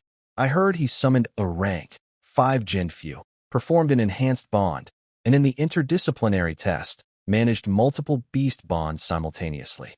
Del Paniso nodded. That's correct. He turned. Such ability is extraordinary, shocking the guild. Even for a Sogers, I didn't expect the younger sibling to outshine the elder. Is he already on par with Galderin? Del Paniso smiled wryly. I'm not sure he's at Galderin's level, but you'll understand when you see him. Elgard frowned. We'll evaluate strictly. The special test has always been that way. Del Paniso nodded. I understand. The guild's arrival sent the academy's students into a frenzy. One exclaimed, What? The summoning guild's here? For what? Another replied. Heard Dane Sogers got a special recommendation letter. A third chimed in. Oh, the first year who shocked Professor Tamarik's class? He even enhanced a spirit beast. An angry student shouted, Damn! Is there anything summoning related he can't do? After a while, Del Paniso and Elgard reached the summoning department's entrance. She said cheerfully, All right, this is where the test will take place. Elgard glanced at the department's emblem, muttering, Good. Let's go in. At the testing ground, light filtered through the window slats, illuminating the vast room. Dane stood in the center of the arena and spoke. I am the youngest son of Earl Arkin Sogers, Lord of the Southern Region and head of the Sogers family. My name is Dane Sogers. Startled, Elgard exclaimed, A great honor to meet you. A confident smile played on his lips. Observing this, Elgard muttered inwardly, Impressive. Hard to believe he's only 14 with such presence. Now I see why they rushed to send the recommendation letters. Elgard stroked his chin and said, I am Elgard Poten, chairman of the Summoners Guild. I've heard much about you. High praise indeed. However, this test won't be easy.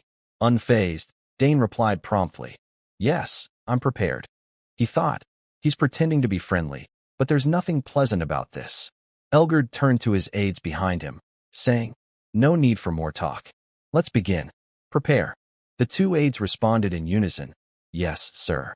Del Paniso, standing in the back, frowned slightly and remarked, I wonder what challenge the chairman has prepared for us. Addressing Dane, Elgard continued, Whether you pass or fail is entirely my decision, Elgard Poten. If you object, you may withdraw now. Dane replied instantly, I accept. Elgard went on. Any form of cheating is strictly forbidden. If the test is deemed unfair, the results will be voided, and your summoner eligibility could be revoked. Remember that. Dane responded calmly. Yes, I understand. Elgard continued. Good. I look forward to seeing what makes you special. He raised his hand high and declared, The test begins. The examiners surrounded Dane, each standing before a glowing summoning circle. The circles began drawing energy from the surroundings, strengthening their magic. Seeing this, Dane muttered, Suddenly, strange sounds emanated from the circles, followed by an immense surge of energy that enveloped the testing ground. Both Dane and Del Paniso furrowed their brows. Del Paniso thought, They've activated summoning circles. This means mana streams converged toward Elgard, who widened his eyes and said, Answer my call. With that, a massive surge of mana erupted from his summoning circle. A colossal, ferocious creature emerged, its head resembling a lion's. Feeling the overwhelming mana, Dane thought, as expected, the chairman's mana is terrifying. I didn't think the test would be on this scale. His eyes widened as he studied the creature, thinking, this thing is far more dangerous than usual. Lightning crackled around it, charged with immense mana, exuding an intense sense of danger. Seeing the beast, Del Paniso shouted from behind, Impossible! A rank 3 summon Antares. Antares clenched its fists, roared skyward, and unleashed a burst of mana that stirred up thick dust clouds across the testing ground. Struggling against the immense pressure, Dane muttered, Now I get why my second sister was worried. Facing the summoned beast, Elgard crossed his arms and said, Since you're a genius, this level should match your caliber, right? He frowned and continued, You may use any weapon you deem necessary. Your task is to subdue Antares by any means. As the ferocious beast loomed before Dane, Elgard added, This is the requirement for the special admissions test. Del Paniso gritted her teeth, fuming inwardly. That old man clearly wants to see me disappointed. He's trying to humiliate me, Elgard said with a hint of irritation. But with your exceptional talent, there's nothing to worry about, right? Of course, if you're scared, you can still withdraw now. Dane replied without hesitation.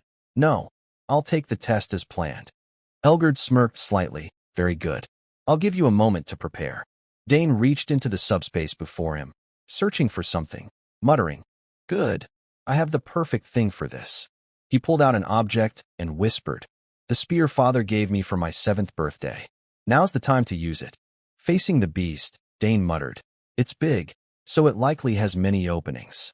I'll strike fast and retreat. Observing this, Elgard raised an eyebrow. A spear, huh? Truly Soger's blood. His gaze shifted to a corner of the testing ground, where Tamarick and a few students had arrived to watch Dane's test. Seeing the scene, Tamarick's jaw dropped, stammering, What the hell? Making him face a rank 3 creature? Isn't that too much?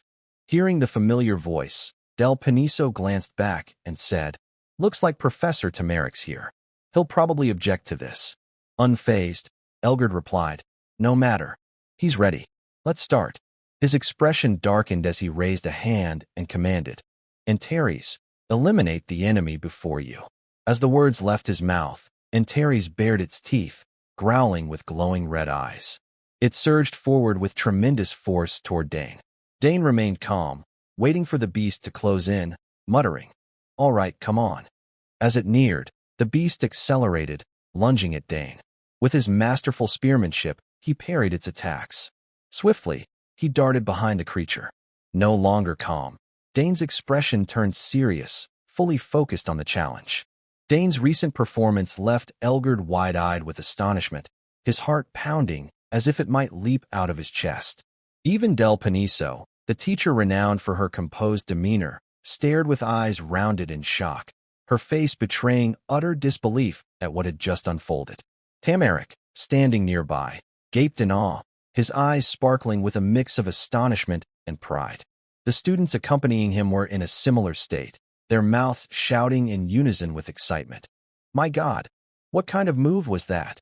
Their cheers echoed through the stands, brimming with amazement and exhilaration. Turning to Dane, he was remarkably calm. He swiftly stomped his foot on the ground, producing a resounding boom, then skillfully twirled his spear to maintain balance, ready to face the next attack. Confronting the colossal beast, Dane's eyes gleamed with confidence, a slight smirk curling at the corner of his mouth. In his mind, he muttered with satisfaction, That special training really paid off. That confidence burned like a blazing fire in his mind, dispelling all traces of doubt. The monster, Antares, roared with fury, its thunderous bellows shaking the air. Its eyes glowed red, flashing with sparks of hatred. Without hesitation, it charged straight at Dane, swinging a powerful blow. The strike carried terrifying force, as if it could tear through space itself. Yet Dane remained calm, his piercing gaze unwavering.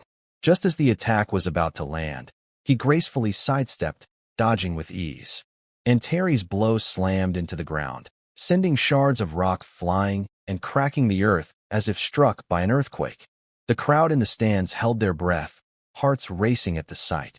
Antares' eyes burned even redder, its rage igniting like hellfire as it saw Dane effortlessly evade its attacks. It spun around, accelerating, and unleashed a barrage of powerful strikes at Dane. But every blow was deftly countered. As he dodged, Dane muttered to himself, his voice tinged with awe, Wow, no wonder it's a tier 3.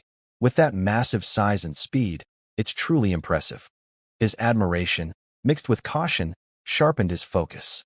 Suddenly, Antares halted, its eyes widening with fiery rage. It let out a earth-shaking roar, its voice threatening to swallow everything. From its hands, swirling rings of crimson fire emerged, spinning violently. Raising its arms, it formed a massive fireball, radiating terrifying heat that seemed to scorch the surrounding air. The students in the stands shivered, sweat beading on their foreheads. Dane, in stark contrast to the crowd's tension, remained unfazed. He spun his spear with fluid grace, as if performing a dance. Mana flowed from his body into the weapon, causing the spear to emit a faint blue glow, shimmering like magical fire. As Antares hurled the enormous fireball toward him, trailed by a blazing tide of flames, Dane didn't flinch. He raised his spear like a shield, standing firm against the fiery storm. The flames illuminated his face, highlighting his resolute eyes. From the stands, Del Paniso shouted involuntarily, her voice trembling with worry. Is he going to take it head-on? Her eyes froze, her hands gripping the seat tightly, filled with unease. Beside her, Elgard stroked his chin, his brows furrowed in deep thought. He muttered to himself, even with enhanced mana, facing Antares head-on is madness. This test might end sooner than expected. His voice was low, tinged with concern but also curiosity. Dane, still holding his defensive stance, suddenly spun his spear with force. Mana erupted from him, forming a blinding surge of light. With a decisive move, he charged forward, shattering Antares' attack. The flames dissipated, leaving only swirling smoke and dust. Dane stood there, his breathing steady, but in his mind, he thought, that was close. Almost didn't make it. A mix of relief and adrenaline quickened his pulse. Facing Antares, Dane tightened his grip on the spear, his gaze resolute. He thought to himself, all right, it's time to end this. He lowered his stance, poised like a panther ready to pounce. Mana surged from his body into the spear, making it hum faintly. With lightning speed, Dane lunged at Antares. The beast sensed his approach, clenching its fist and slamming it into the ground. The earth shook, debris flying everywhere, but Dane swiftly dodged, appearing at Antares' side. His spear flashed as it thrust into the monster's abdomen.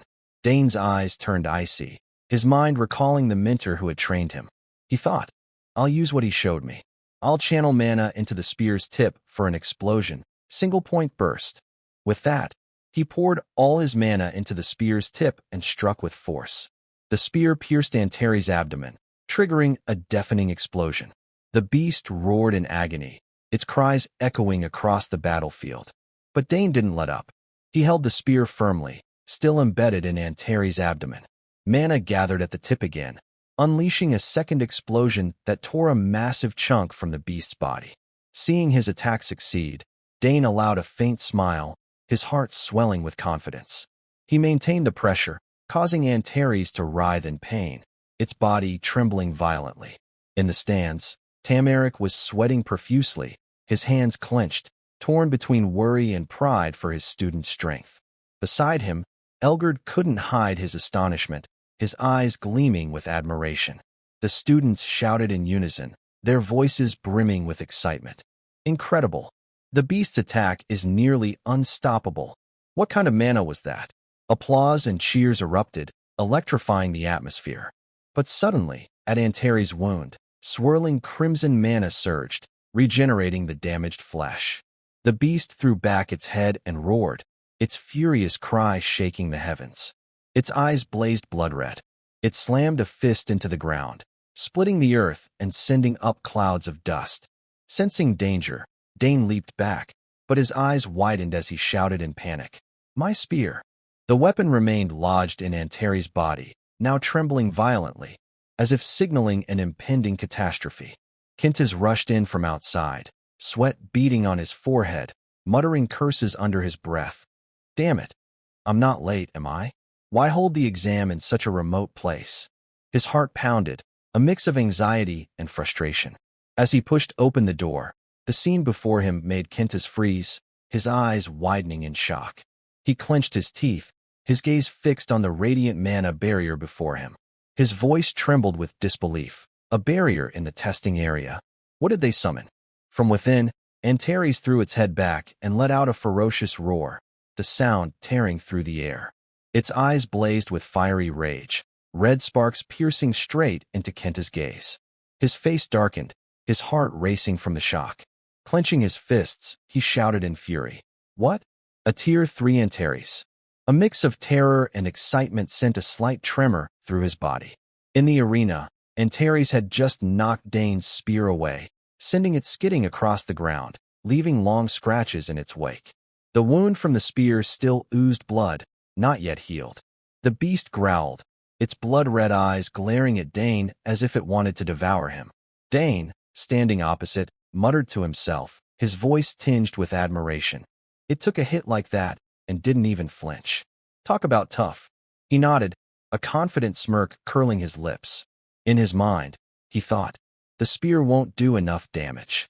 Then, with a flick of his wrist, his eyes gleamed with resolve. Sorry, Dad, but it's time to use the sword. In an instant, Dane drew the sword from his hip, its blade glinting under the mana's light. He furrowed his brow, staring straight at Antares, a confident smile spreading across his face. Round 2. Let's go. His actions stunned the crowd in the stands. Elgard stroked his chin, his eyes sparkling with curiosity, and remarked, Haha, switching to a sword. Del Paniso nodded beside him, her voice thoughtful. Makes sense. This is an independent exam. A bit of eccentricity isn't surprising. Elgard nodded in agreement, but his eyes betrayed astonishment. True. But what's terrifying is how calm he remains. That stance, it's like a warrior who's fought countless battles. In the stands, the crowd of students whispered, their hearts racing with excitement. Quintus, watching from behind, narrowed his eyes, a mix of pride and curiosity swelling within him. He spoke firmly. Now we'll truly see what he's capable of. In the arena, Antares charged at Dane, its gaze ferocious. Its clenched fist formed a massive ring of fire, radiating scorching heat. But Dane didn't waver. He stood firm, calmly countering the beast's relentless attacks. The skills of a true swordsman shone through, unmatched agility and speed. After a few exchanges, Dane stepped back, a thought flashing through his mind. He muttered, his voice full of admiration, not bad. After a few weeks of fighting, it's shifted from raw power to speed. It's reacting precisely to my every move. Antares, unrelenting, continued its frenzied assault. But Dane was no easy prey. He maintained his composure, parrying each blow with his sword. Spotting an opening, Dane swung his blade, slashing at Antares' arm. Yet the attack didn't break through. He muttered, a hint of surprise in his voice. Both arms are coated in fire. It's tough to penetrate with sword aura. Antares accelerated, its punches raining down like a storm. Dane, his mind racing, thought to himself, I'd love to crush it with ancient magic, but too many eyes are watching. Looks like I'll have to do it this way. From the stands, Del Paniso's face paled with worry. She turned to Elgard, her voice trembling. Chairman, this is too dangerous. If a student gets hurt, none of us will escape punishment. She clutched her chest, ready to activate a forced recall. But Quintus, appearing from behind, spoke up to stop her, his voice calm, yet confident. Hold on, just watch. Del Paniso spun around, startled. Professor Quintus, when did you get here? Quintus smiled, his eyes gleaming with faith. I understand your concern, but it seems Dane has a strategy. In the arena, Dane continued to wield his sword, parrying Antares' attacks. Suddenly, he spotted a flaw. His eyes widened, a spark of determination flashing within them. A magic circle appeared beneath his feet, mana erupting in a brilliant burst. Dane surged forward, launching a flurry of precise slashes. Deep gashes appeared on Antares' thigh, making it roar in agony, its cries echoing painfully. The beast lost its balance, its attacks growing erratic. Its hands slammed into the ground, its expression ferocious, flames flaring around its body. Elgard, from the stands, gasped, his voice filled with awe. He combined swordsmanship and magic in that split second. Quintus nodded, a confident smile spreading across his face. Looks like we should have summoned something even stronger. Hearing this, Elgard's expression darkened, his fists clenching as he thought to himself, damn it, a Tier 3 summon was supposed to make him fail. Yet he's exceeded all my expectations. His heart raced, a mix of frustration and admiration. In the arena, Antares opened its mouth wide, rings of fire forming around it, signaling a devastating attack. Dane smirked, thinking to himself, one last struggle, huh? Truly the king of resilience to the very end. He tightened his grip, his eyes blazing with resolve. I didn't want to use this, but it's time to end it. Above Dane, 3 mana-infused spears suddenly appeared, hovering in the air. He locked eyes with Antares, a triumphant smile on his lips, ready to deliver the final blow. Kintas rushed in from outside, sweat beading on his forehead, muttering curses under his breath. Damn it! I'm not late, am I? Why hold the exam in such a remote place? His heart pounded, a mix of anxiety and frustration. As he pushed open the door, the scene before him made Kintas freeze, his eyes widening in shock. He clenched his teeth, his gaze fixed on the radiant mana barrier before him. His voice trembled with disbelief. A barrier in the testing area. What did they summon? From within, Antares threw its head back and let out a ferocious roar, the sound tearing through the air. Its eyes blazed with fiery rage, red sparks piercing straight into Kenta's gaze. His face darkened, his heart racing from the shock. Clenching his fists, he shouted in fury. What? A Tier 3 Antares. A mix of terror and excitement sent a slight tremor through his body. In the arena, Antares had just knocked Dane's spear away, sending it skidding across the ground, leaving long scratches in its wake. The wound from the spear still oozed blood, not yet healed. The beast growled, its blood-red eyes glaring at Dane as if it wanted to devour him.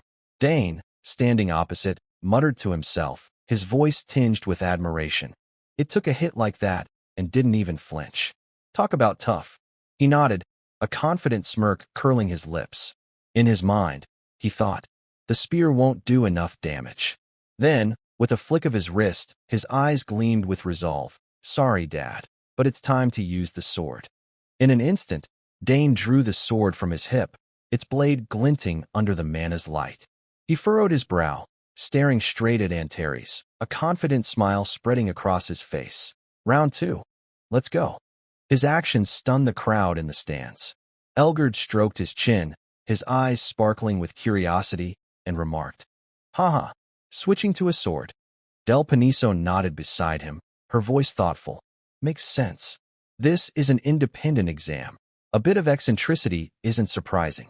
Elgard nodded in agreement, but his eyes betrayed astonishment. True. But what's terrifying is how calm he remains. That stance, it's like a warrior who's fought countless battles. In the stands, the crowd of students whispered, their hearts racing with excitement. Kintas, watching from behind, narrowed his eyes, a mix of pride and curiosity swelling within him. He spoke firmly. Now we'll truly see what he's capable of. In the arena, Antares charged at Dane, its gaze ferocious. Its clenched fist formed a massive ring of fire, radiating scorching heat. But Dane didn't waver. He stood firm, calmly countering the beast's relentless attacks. The skills of a true swordsman shone through, unmatched agility and speed. After a few exchanges, Dane stepped back, a thought flashing through his mind. He muttered, his voice full of admiration, not bad. After a few weeks of fighting, it's shifted from raw power to speed. It's reacting precisely to my every move. Antares, unrelenting, continued its frenzied assault. But Dane was no easy prey. He maintained his composure, parrying each blow with his sword. Spotting an opening, Dane swung his blade, slashing at Antares' arm. Yet the attack didn't break through. He muttered, a hint of surprise in his voice. Both arms are coated in fire. It's tough to penetrate with sword aura. Antares accelerated, its punches raining down like a storm. Dane, his mind racing, thought to himself, I'd love to crush it with ancient magic, but too many eyes are watching.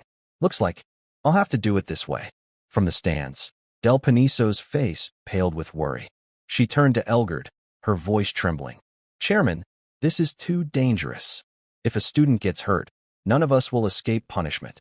She clutched her chest, ready to activate a forced recall. But Kintas, appearing from behind, spoke up to stop her, his voice calm, yet confident. Hold on, just watch. Del Paniso spun around, startled. Professor Kintas, when did you get here? Kintas smiled, his eyes gleaming with faith.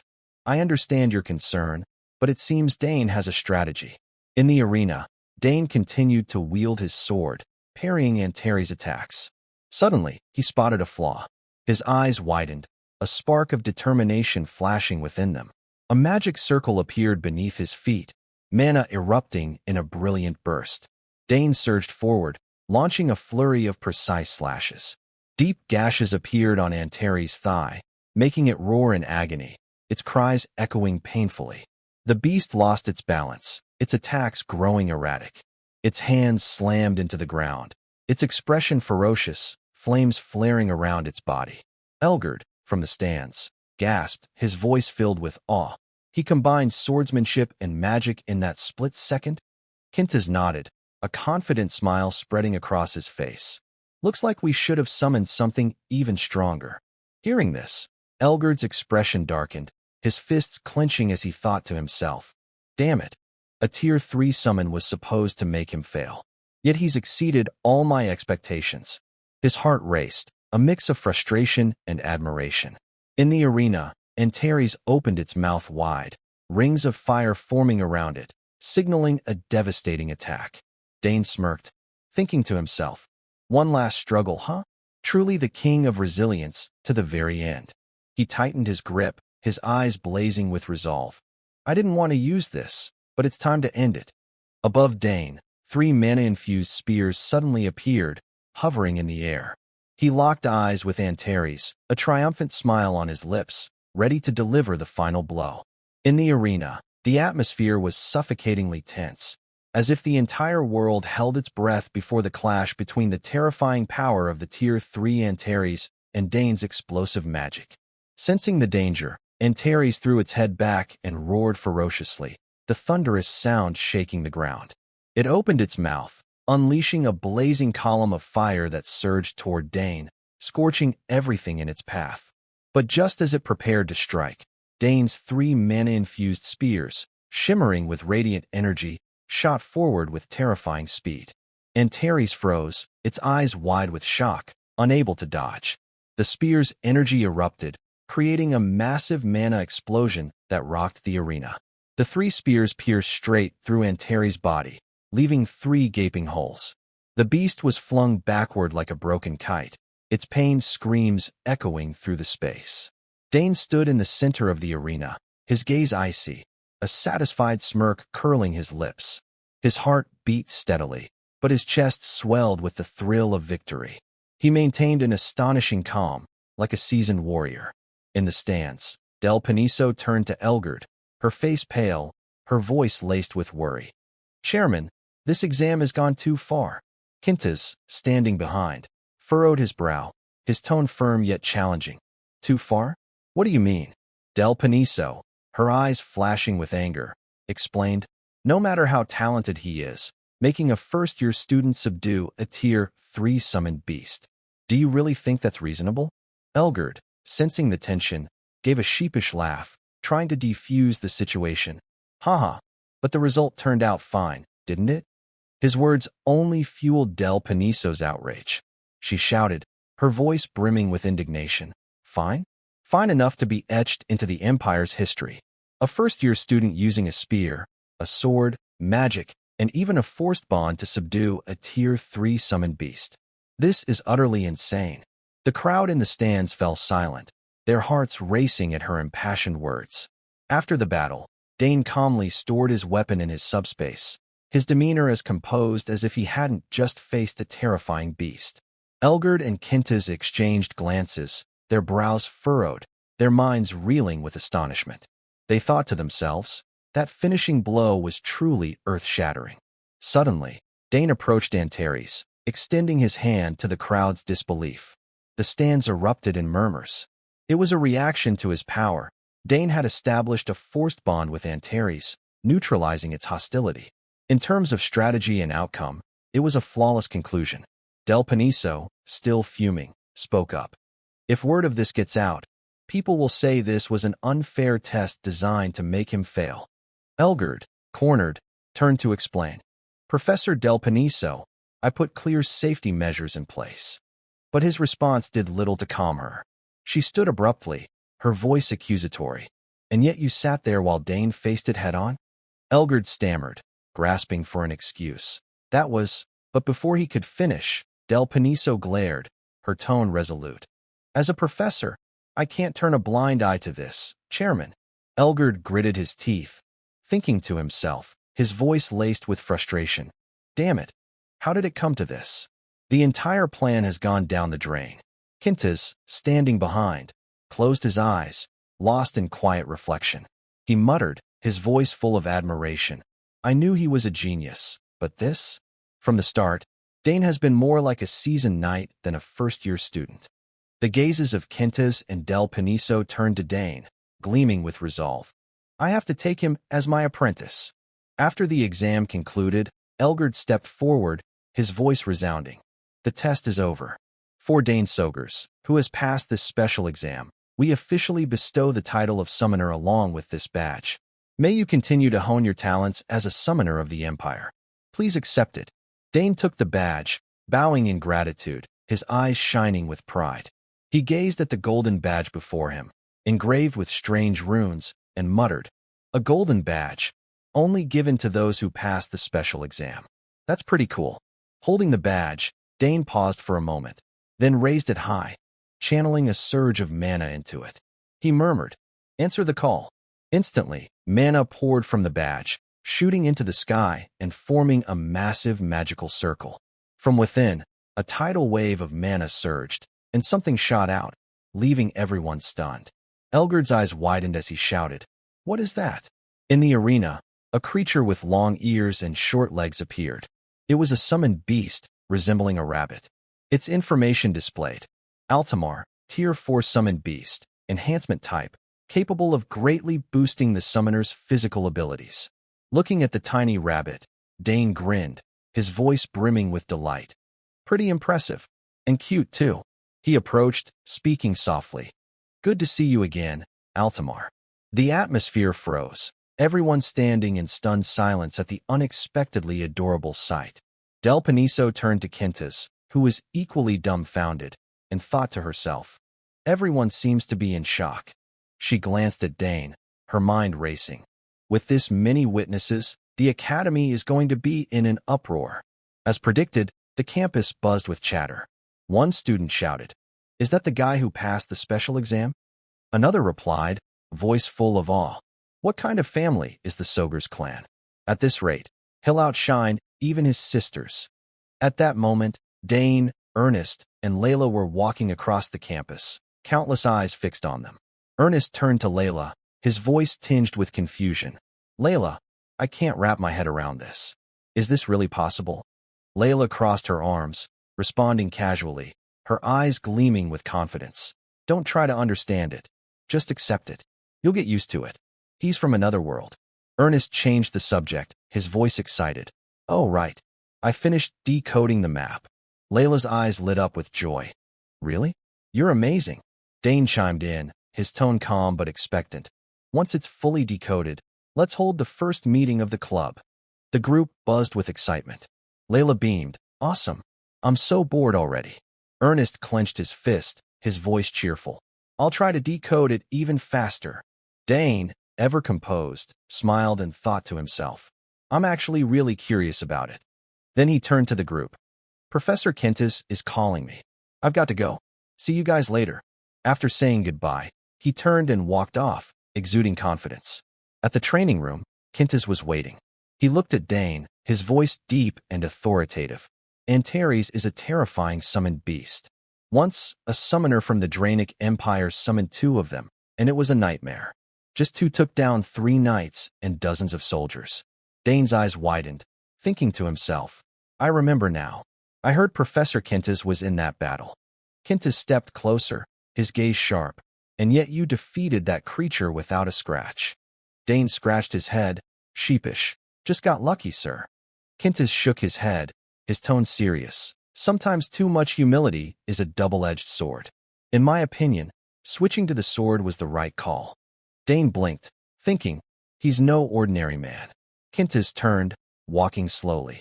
At just 14, your skill and composure in swordsmanship far exceed your age. He paused, his voice lowering. So, I want to ask you, would you like to formally study swordsmanship under me? The offer hung in the air, freezing the moment. Dane's eyes grew resolute, his heart racing with excitement and pressure. He took a deep breath, preparing to respond, carrying the determination to change his fate. And that's the end of Season 1. Stay tuned with the admin for the highly anticipated Season 2 of this epic story. Thank you all for your support throughout this journey. Thank you so much.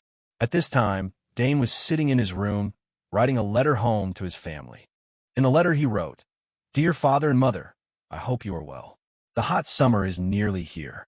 Today is the same. Your youngest child is still busy with life at the academy. Oh, I have completed Professor Kennez's swordsmanship class that I mentioned before. I learned a great deal of theory. It makes me think that coming to the academy was indeed an excellent choice. Now I can perform sword techniques much more skillfully. Perhaps it's time I forge a sword at the forge."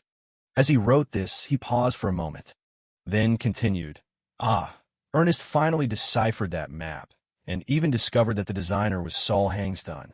To the far east of the academy, beneath the now-abandoned hall of St. Amar. People say something extraordinary is hidden in the saint's crypt. After rereading it, he wondered to himself, is this too specific? I shouldn't write down too many details. After all, that place is a restricted area. What's more, there's the bigger problem of the immortals showing up. When he told this story to his two friends, they shouted in unison, "Immortals?" They were sweating all over, stammering, terrifying Dane. In the letter he continued, "I thought about giving up, but fortunately we received help. The one who helped was Priscilla, a student from the theology department. The group went to see her. At that time she looked at them with a suspicious gaze. What? You want me to go with you into the restricted area? Are you crazy? Listen carefully. An immortal will vanish if you destroy its core. But before that, you must receive a baptism from me." After the agreement was made, the group began their exploration. Just as they started, they faced a swarm of vegetable-like immortals outside. Priscilla shouted, "Dane, smash its core. Channel all your mana into one concentrated strike." After doing as Priscilla said, it went exactly as expected. Priscilla's holy power was astonishing. Thanks to her baptism, we were able to deal with the immortals easily. Moreover, Layla's swordsmanship had also improved dramatically. They coordinated flawlessly, one attacking, the other defending. In the end, the skeletal horde was defeated. After passing through the darkness, we reached the underground crypt. And finally, we found the treasure. Standing before a relic, Number 1 pointed, prompting Layla behind him to ask, "Is it really from 300 years ago?" He nodded in confirmation. "Yes, the treasure is here. The treasure the Emperor desired desperately, but could neither open nor take." At the sound of the word treasure, everyone's faces lit up with excitement. And that treasure was a gem that glowed with a blazing red light, extremely magnificent. Holding the gem in his hand, Dane was ecstatic. "This is the club's first achievement. We have brought great joy." Everyone was so excited they couldn't sleep. As a result, the entire academy was thrown into an uproar. I think I should keep a low profile for a while. As for the true nature of the gem, everyone would be surprised to learn it was actually an ancient mana core, right? And I probably don't need to mention that the gem granted me an additional amount of mana. Writing that, he put down his pen. "I will tell you in person when there's a chance. Until then, I'll have to rely on my sister." Seeing him stay in the room so long, Layla outside shouted, "Dane, what are you doing? We have to go now. There isn't enough time to clean the club room." The loud call snapped him out of his thoughts. He quickly turned, grabbed his backpack, and replied, "All right, I'm coming." And after that day, Priscilla also joined the club. Now the club had 4 members. But since they kept criticizing the club's name as silly, as soon as he stepped out, everyone greeted him excitedly. Ernest said, "Let's go." Priscilla pursed her lips. "You dare make a senior like me wait?" Layla added, "Exactly, we're busy too."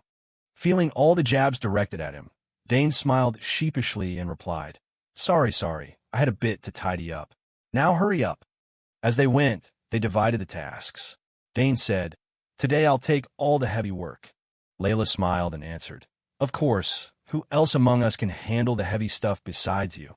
After some discussion, the group decided to shorten the club's name to Naaman. In the Magic District, there's a famously difficult exam. The exam lasts 24 hours, enduring a day without food or sleep. As long as you don't bring others, any open materials are allowed. This exam is notorious for its severity. Professor Dranevo looked out the window, sighed softly, and said, "But Dane passed it very easily. He completely grasped my intent and is good at problem solving." His ability to analyze the surrounding environment is extraordinarily excellent. I feel sorry for the other students, but this is the first time I've desired a student from another department this much. Then he turned back and asked, "So how is the task I assigned going?" Arthur stepped forward from a distance, thoughtful at that question. After a few seconds, he replied, "He keeps refusing invitations to join the student council. If he joined, he wouldn't just hold one position. He could even advance to a key role, deciding the academy's policies in the future." Hearing this, as if realizing something, the professor turned, continued looking at the sky, sighed, and said, "I see. Even when I sent a fifth-year student like you, it didn't succeed." He cursed inwardly. Damn, a child is truly unpredictable. He lacks the vanity and arrogance common at that age. All my predictions were completely wrong, but he will not escape my grasp.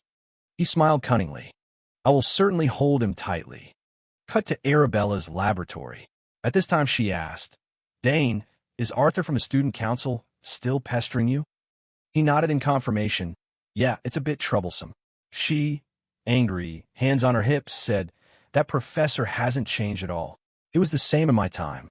He scratched his head and asked, "He did that to you too?" She nodded. "He even said he would make me some kind of student council president." Upon hearing that, Dane praised, "Student council president? That sounds impressive." She sighed and replied, "That professor likes to lure talented children to turn them into his pawns.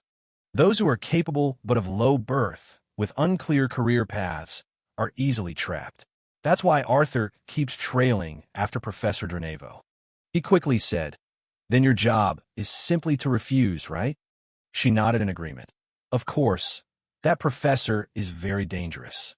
Not only is he talented, but he's also a veteran at drawing others to his side. If you get involved, you'll become a compliant puppet who follows his orders. So be careful. Whatever conditions he offers, refuse them immediately." Hearing his stern sister's advice, he smiled and replied, "I understand, I'll be careful." But then, from outside, someone suddenly pushed open the laboratory door, making Arabella start and shout, What is it?" At that moment, Layla's group entered. She carried a sphere and said, "Dane, so you're here? Look, I found something terrible.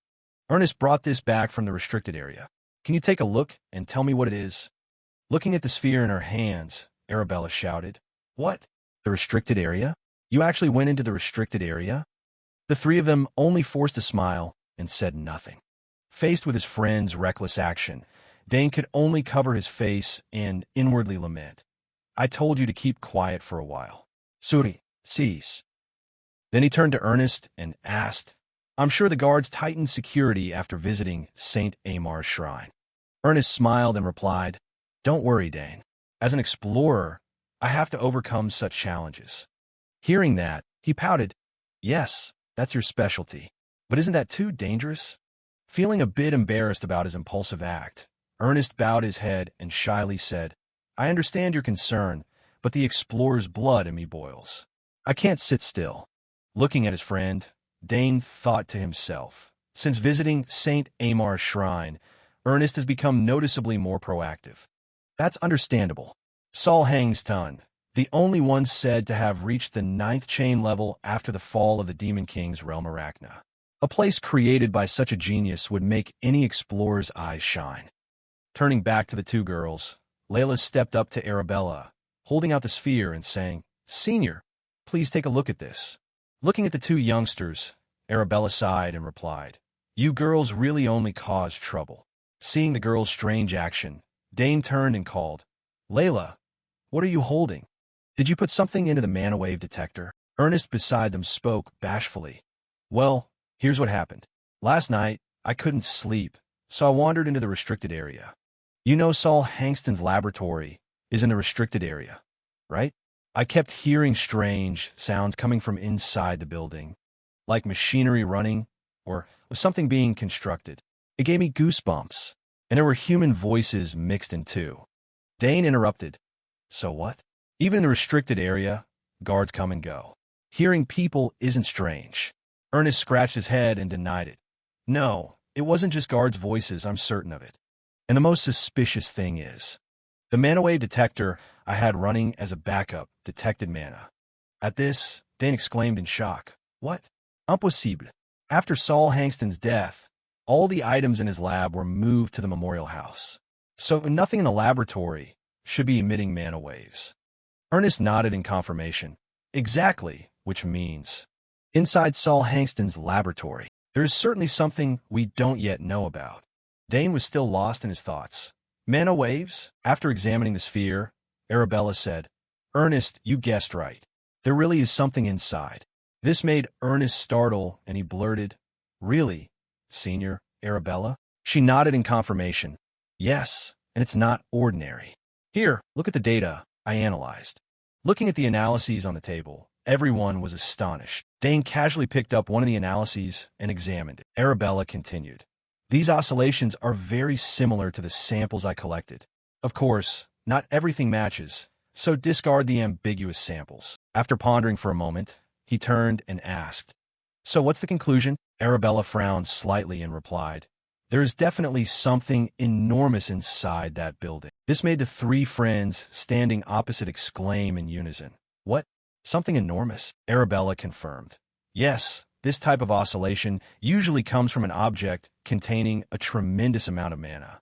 You said you had great difficulty capturing the signal, right? I think something is blocking the mana waves from escaping to the outside. As for who hid those mana waves, Saul Hangston or someone else, we don't know yet, Dane added.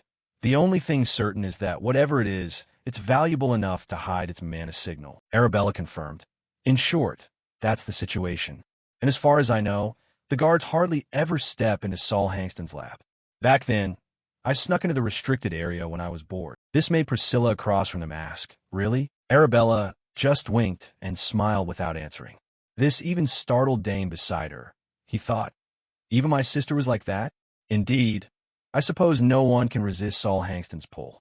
He truly was an astonishing mage in his youth. She continued, Anyway, I don't know what they're hiding. But if it's related to Saul Hangston, it would certainly be an earth-shocking discovery. It could be Saul Hangston's mana core, or something even more powerful. Hearing this, everyone's spirits became extremely excited. Ernest clenched his fist and nodded.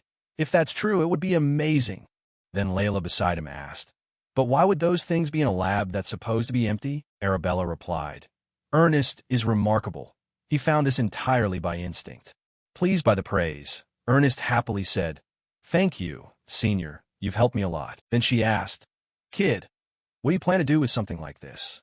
Dane, nearby, listened intently and thought, but it's highly likely it's not a true mana core. If it were a real mana core, I would have recognized at the moment I entered the restricted area. So, what exactly is inside? Seeing him still lost in thought, Layla looked at him and asked, What should we do now? I told you to be careful for a while. Isn't this signal worth investigating? Priscilla added, Even if you don't go, Ernest will insist on going. He nodded in agreement. Exactly. We can avoid surveillance that way. But no one knows what else might appear in the lab. Are you all really confident? They answered with confident looks. Layla winked and said, Of course, our club is strong. Ernest added, Right, and Kana's is with us. Priscilla said, I won't be outdone either. Hearing this, he sighed and said, Even Ernest and Layla, and now Priscilla too? Understanding her brother's feelings, Arabella next said, Then we really can't stop them anymore. She then made a decision. All right, if no one will listen, at least take this with you. Looking at the scroll in her hand, everyone asked, What is it? She explained, This is a mana scroll. You know how to use it, right? If you encounter danger, don't hesitate. Tear it up and it will instantly teleport you back here. The teleport will shock your body and mana a bit, but it's better than dying, right? Receiving such a useful item, Layla cheerfully said, Sis, are you really giving us 3 precious scrolls? Priscilla beside her added, Thank you, Arabella. She reminded them, Remember this well. You forget too easily that entering the restricted area will get you suspended. 2 suspensions, and you're certainly expelled. Understand, at the thought, the group's spirits sank rapidly. They murmured, Yes, we know. Dane nearby tried to reassure them. Don't worry, sis. Nothing will happen. She pouted and replied, Don't just say that. After finishing her tasks, she gave one last reminder. All right, return safely and tell me what you find. The group then returned to base, spread the map on the table, and began drawing the route. Ernest explained, This is the infiltration route. The entrance is here. There will be a blind spot in visibility when moving toward this building. We use that gap to get in. Hearing the detailed explanation, Dane nodded in admiration. Ernest isn't bad at all, so we'll start the operation in 2 days. We've distributed exploration gear per person. We must check the infiltration route details. Ernest continued. From now on, we must sprinkle anti-trail powder while moving. Once there, Kana's role will be crucial. To dissolve the dense mana barrier without leaving traces, we need Kana's flame. Dane beside him nodded in agreement. Okay, I'll prepare. Since one plan is too risky, Priscilla proposed, we must also prepare a plan B for emergencies. Instead of tearing the scroll blindly, we should assume courses of action for each scenario. Hearing her sister's detailed analysis, Layla nodded in agreement. Sounds reasonable, Priscilla. Dane had also prepared a plan and said, let's do it like this. We'll arrange the combat formation as follows. I'll be in charge of detecting mana at the front. Ernest and Layla will be at the rear. Priscilla will stand in the middle. Priscilla is rather prone to ambush, and everyone nodded in agreement. Then he turned to Ernest and added, this time, use a short bow instead of a sword. You've trained a lot, so shoot in a support mindset. Ernest nodded in confirmation. Got it, leave it to me. His voice immediately dropped. Everyone remember, the top priority is not being detected. We don't know what is hidden in there. Ernest, full of energy, replied, all right, whatever's in there, I'm excited. Layla began to say, just hope it's not demons. After preparing everything, he called out, is everyone ready? The group answered in unison. Ready, he cheerfully shouted. All right, Nah-Man Club, let's go cause trouble. After some travel, the group arrived outside the restricted area. Being out too long had everyone swollen from mosquito bites. Layla complained, this is unbearable. If it's like this every day, I'll die. Ernest reassured her. Wait a little longer. It's 20 minutes until the shift change. What idiot would dare sneak into the restricted area? Just wait until they get caught. Seeing the guards still not moving, Layla wondered, why are there so many guards? Ernest replied, I heard they've recently doubled the guards. Turns out it's true. Damn it, it's probably because of us. Layla asked, so what do we do now, Ernest? He answered, everyone's tired now. There will be a gap. I know where the heaviest guard presence is. Let's take that route. As soon as he finished speaking, the 4 of them accelerated and followed Ernest. Inside, it was time for the shift change. A group of soldiers came forward and announced, it's time for the shift change. Inside, it was time for the shift change. A group of soldiers approached and announced, shift change time. Seeing them arrive, one guard replied, so bored, I almost nodded off. Another asked, why are you so late? Everyone has already dispersed. While the guard chatted, the group slipped in from behind with great speed. The decisive movement startled one guard. He turned and looked back but detected nothing. Seeing this, one of them stepped forward and asked, what's going on? The other replied, did you hear anything? He shook his head. Must be the wind.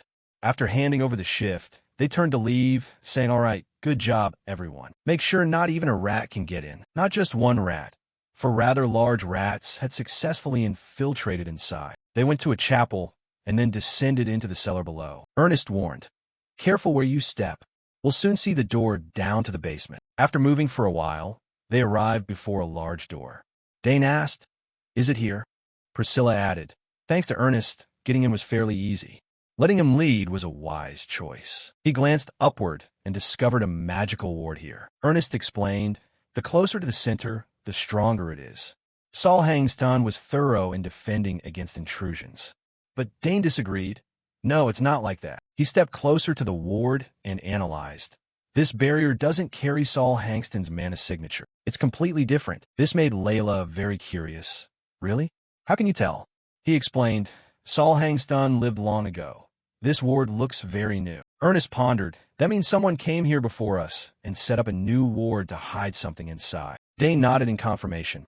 That's right. There may be something very dangerous hidden in there. Priscilla hesitated a little and asked, so what do we do now? Should we go back? Layla protested. We've come this far. Go back now? Maybe an academy official entered, set up defenses, and left. Ernest disagreed. I think differently. This seems more like the work of an outside intruder. If the Academy discovered a new relic of Saul Hangston, they'd have no reason to hide that secret so thoroughly. This made Layla furious.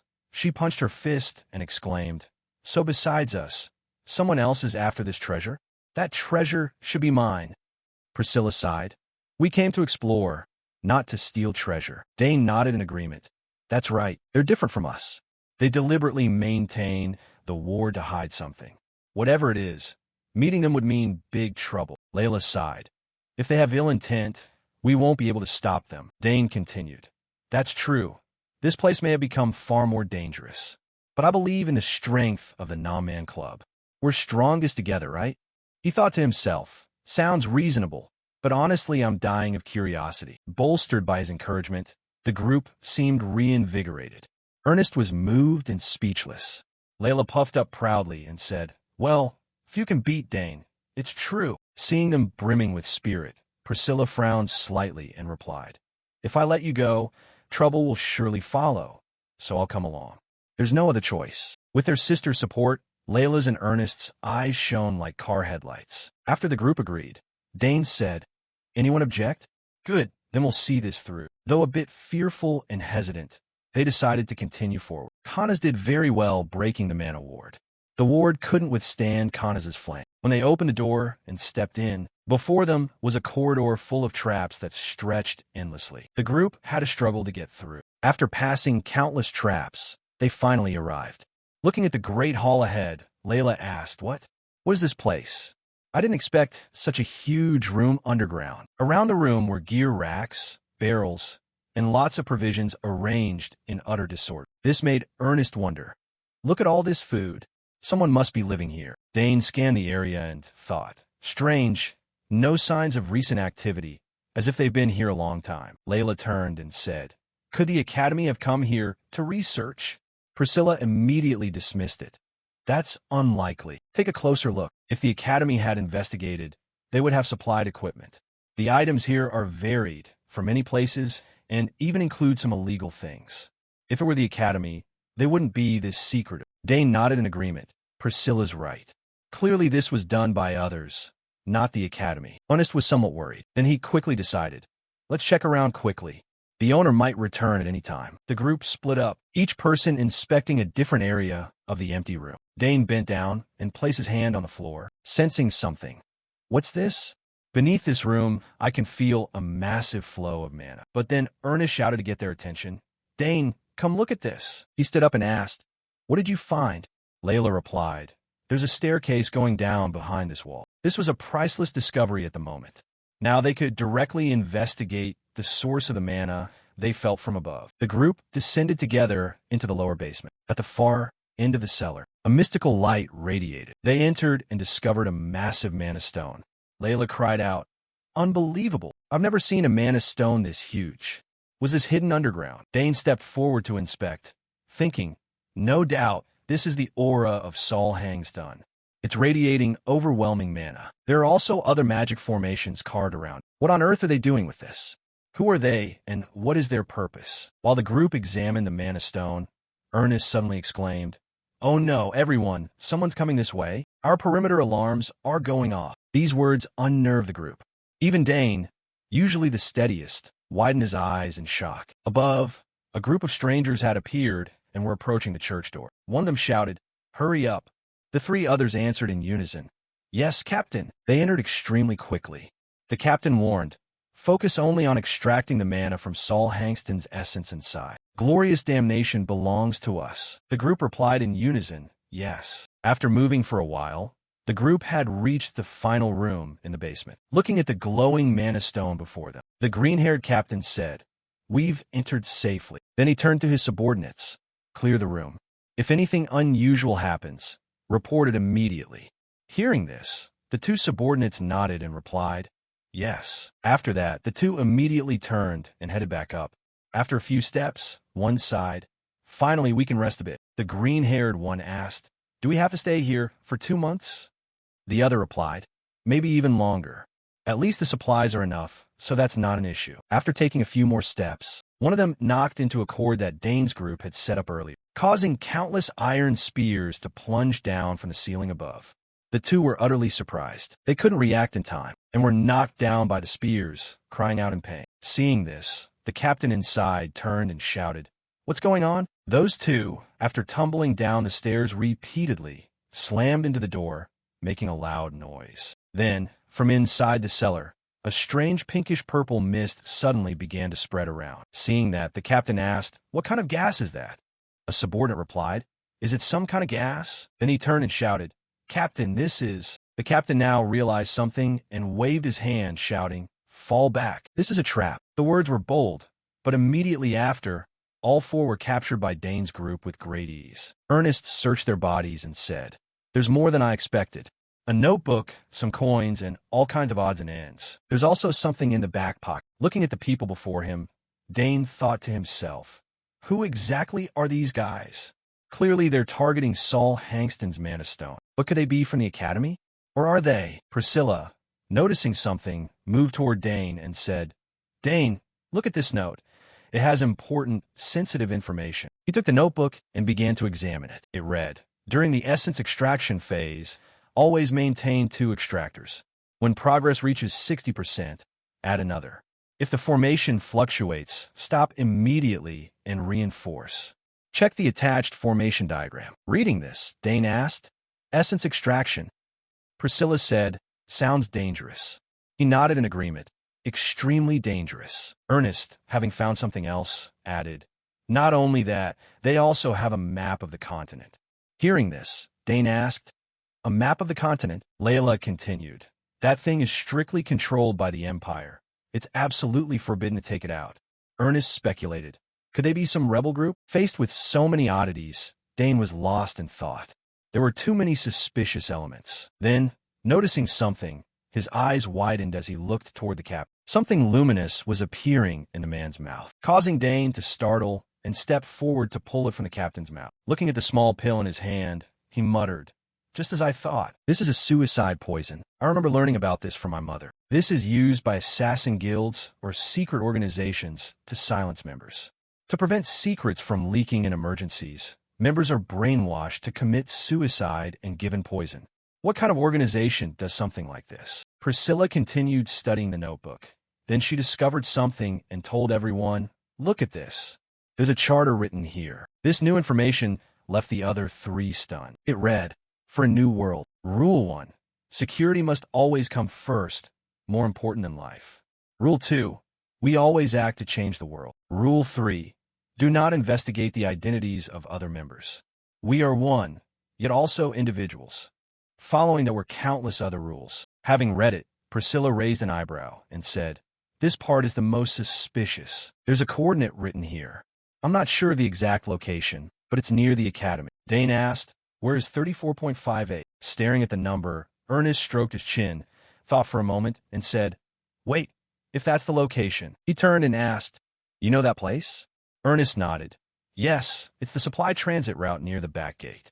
Layla added, "So they entered through that route?" Ernest confirmed, "Very likely. There must be someone inside the academy helping them." The situation was becoming more complicated, forcing them to start thinking. Dane said, "A secret organization is trying to extract Saul Hangston's essence. What do they intend to do with it? We've decided, move quickly. All their belongings will be gathered into an auxiliary space for investigation, and we will report this to the academy leadership along with the guards." He continued, "Also, it would be a waste to return empty-handed." As soon as he finished, the 3 of them asked in surprise, "What?" Dane's eyes narrowed slightly, as if considering something. Then he said, "Let's take this Man of Stone. If we leave it, it will just fall into their hands. Rather than let unknown people use it for some scheme, it's better for us to take it ourselves." After the group regained consciousness, one shouted, "Captain, wake up! It's bad, Captain!" The captain slowly came to and yelled, "My head! What the hell is all this noise?" One looked at the Man of Stone, now lifeless and dull, and said, "The Man of Stone, it's been emptied." The word struck like thunder, making the captain shout angrily, "What? What nonsense are you talking about?" Then he swore, "Damn it!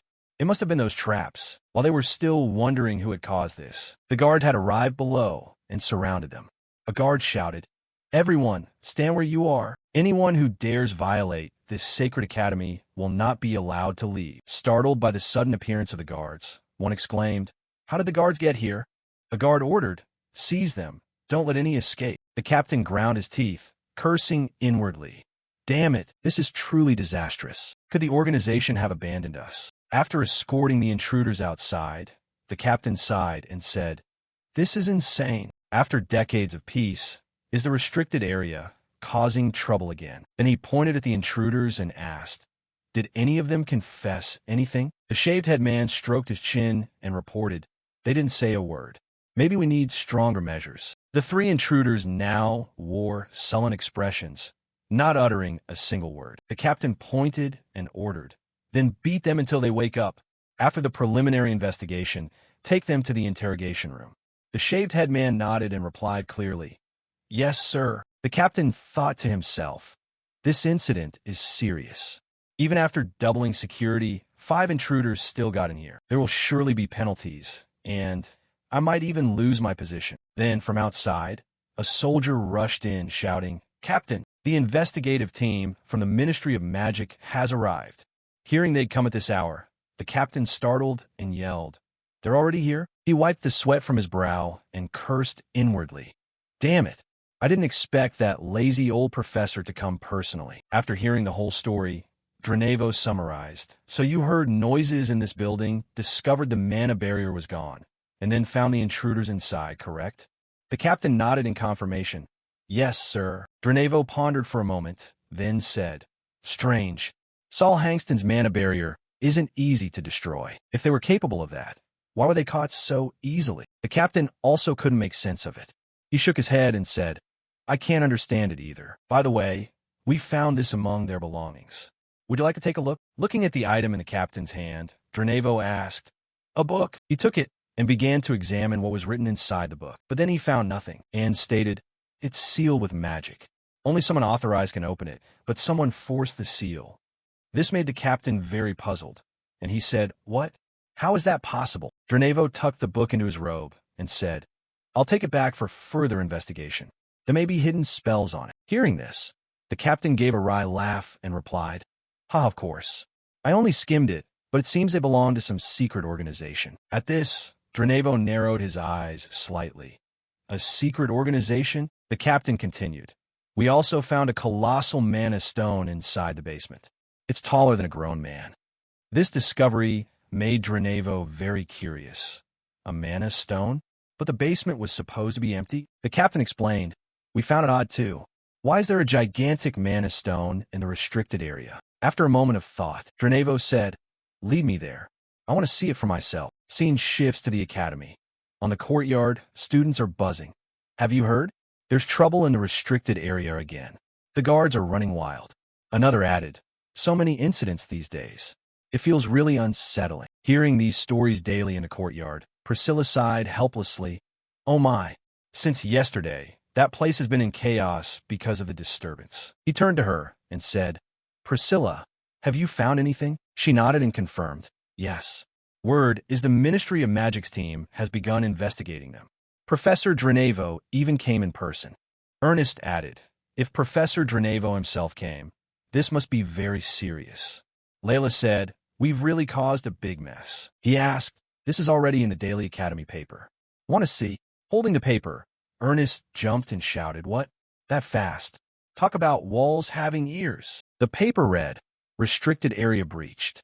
5 intruders are being questioned by the Ministry of Magic's anti-guard unit. I accept full responsibility." Sitting in the back, he watched and thought, if Professor Dranevo showed up personally, he must have recognized how serious this is. After thinking, he said, "But if the ministry is handling it, we should be fine, right?" Priscilla sighed and replied, "Yeah, they're notorious for cruelty. They'll use all kinds of magic to interrogate." Layla gasped and yelled, "But will they find us?" Ernest smiled encouragingly. "Relax. We erased all traces." Priscilla said confidently, "Actually, the Academy should be thanking us. Without us, those intruders wouldn't have been caught." Priscilla repeated confidently, "Actually, the Academy should be thanking us. Without us, those intruders wouldn't have been caught." Dane encouraged, "Don't worry. They're far away and don't know we were there. Just lay low for a while." Then he turned to Ernest and asked, "Did you bring their stuff?" Ernest nodded. I brought it. Here's the analysis. Take a look." He thought to himself, "Perhaps by tracking their trail, we might find another treasure, like Saul Hangston's essence." A few days later, The academy once again fell into chaos. This time, because of the arrival of the royal investigation delegation. The royal family seldom set foot in the academy, but this time they came with an enormous force of warriors, banners flying.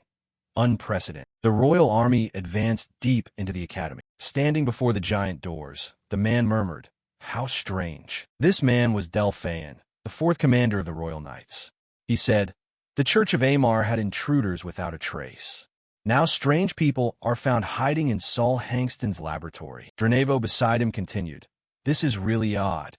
We followed the trail, but still have no clear results." Delphaeon glanced and asked, "What about the barrier?" A female professor replied, "We're still investigating, but so far there are no clear signs." He sighed softly, frustrated, troublesome, especially since this is one of Saul Hangston's designs. He directed a cold glance toward the back. Then, turning that cold gaze behind him, said, "What do you make of this, Your Highness?"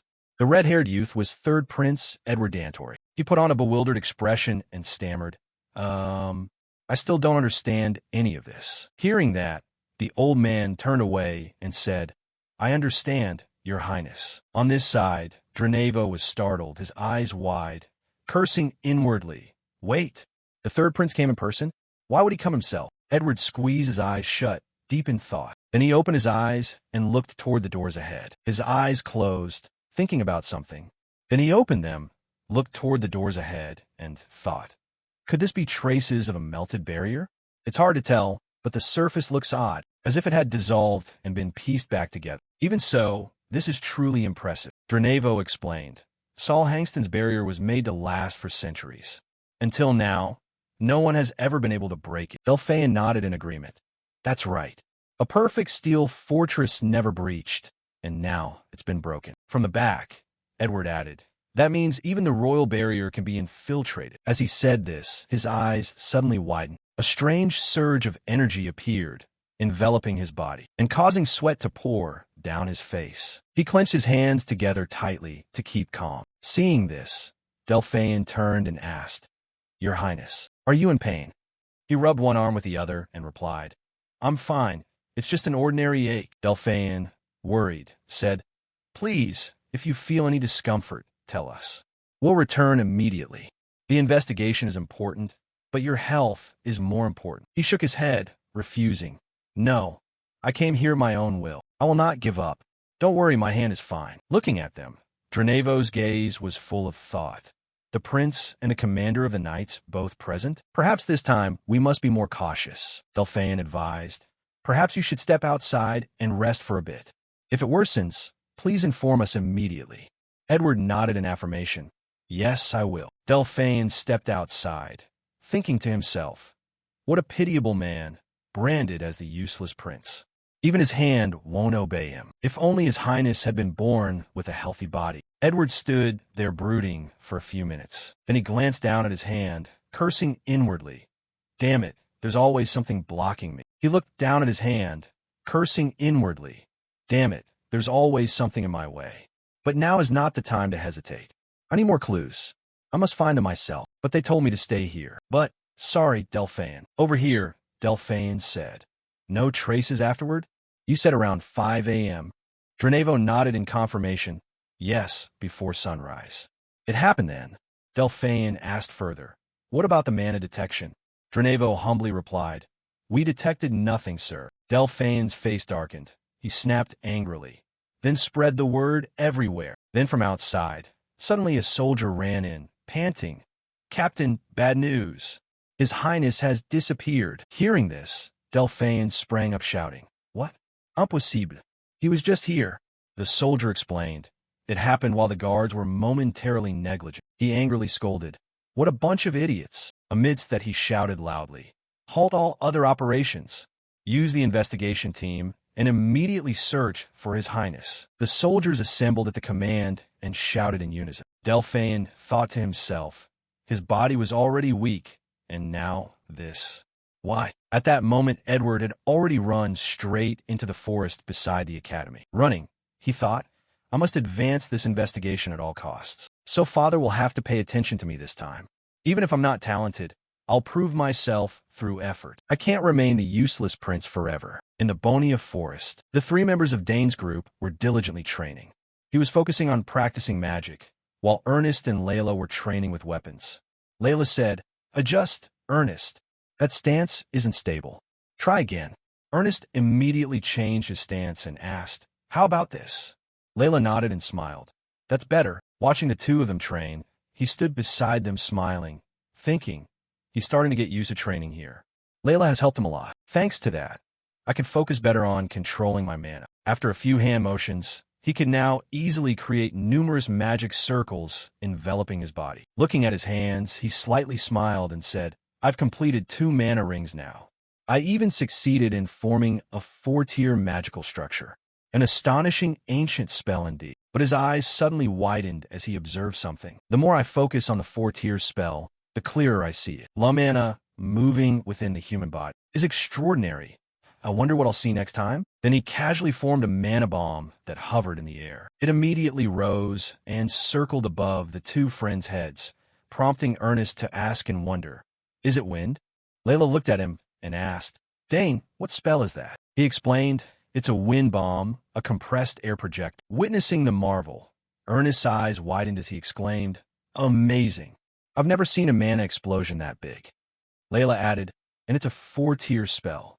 Its power is terrifying." He inspected the mana bomb before him and then gently said, "Then throw it lightly." "Okay." He used his mana to guide the bomb to orbit around his body, then hurled it straight into the woodland edge ahead, thinking it would be a light toss. But unexpectedly it shot off at an incredibly terrifying speed, and it seemed as if they all sensed someone else was there. In an instant, a huge explosion rang out within the forest, dust billowing, trees toppling under the bomb's force. The blast was so powerful that the bomb's entire path was flattened into a plain. Everyone was stunned. Layla suddenly shouted, "Dana, did you hear that?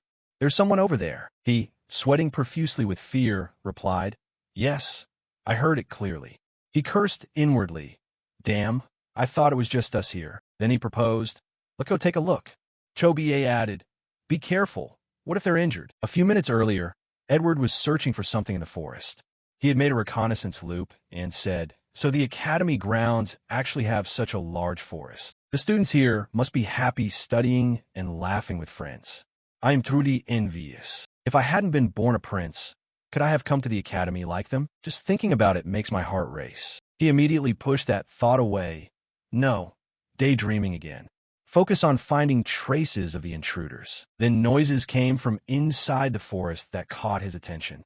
Following the trail, he wondered, what is that sound? Is someone in the woods? Those people turn out to be Dane's group training. Watching their actions, Edward thought to himself, students training? They look my age, and they're skilled. After finishing the sword routine, Layla turned and asked, "Dane, can you check my sword move? This transition feels a bit stiff." He walked around her to observe and said, "It's just the footwork. After you spin, step the back foot back half a step." She nodded in understanding. "Let me try again. I'll start now." Standing outside watching, Edward muttered to himself, "She just said Dane.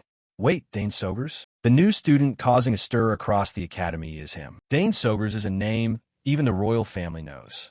Accepted into the research department, outstanding in 4 different fields. And me, I can't even handle a small task. And he's called a genius among geniuses, yet he still trains diligently like this. If I could also attend the academy, I might have met friends, learned so much, and laugh like they do. Then something shot toward him from ahead at lightning speed, making Edward startle and shout, "Something's flying this way." It was the mana bomb Dane had fired into the forest edge. The moment it collided, a loud explosion rang through the forest, sending trees crashing aside. Edward couldn't avoid the shockwave either. He was slammed backward and flipped several times. His eyes were utterly stunned at what had just happened. Then he could only let out a painful scream that echoed through the forest. Knowing they'd hit someone, the 3 of them ran over to check. Ernest asked, "Are you okay?" Dane replied sheepishly, "I'm sorry, I thought no one was here." After clutching his stomach in agony on the ground, Edward tried to sit up but continued to cry out in pain. Ernest realized something and said, "Wait, that uniform. It looks like the Royal Investigation Team's uniform." Hearing that, Layla gasped, "So you're a member of the Royal Investigation Team?" The conversation began to get complicated. Dane scratched his head and added, "No, Layla, that person is probably—" He assessed aloud. "That's the Royal Investigation Team's uniform.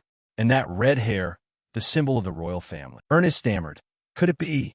You're really royalty." Her words caused Dane and Layla to feel a bit fearful. After regaining his composure, Edward stood up, stormed toward the three of them, and angrily shouted, "You idiots!" Dane stepped forward, bowed in salute, and introduced, "I am Dane Sogers, son of Count Sogers.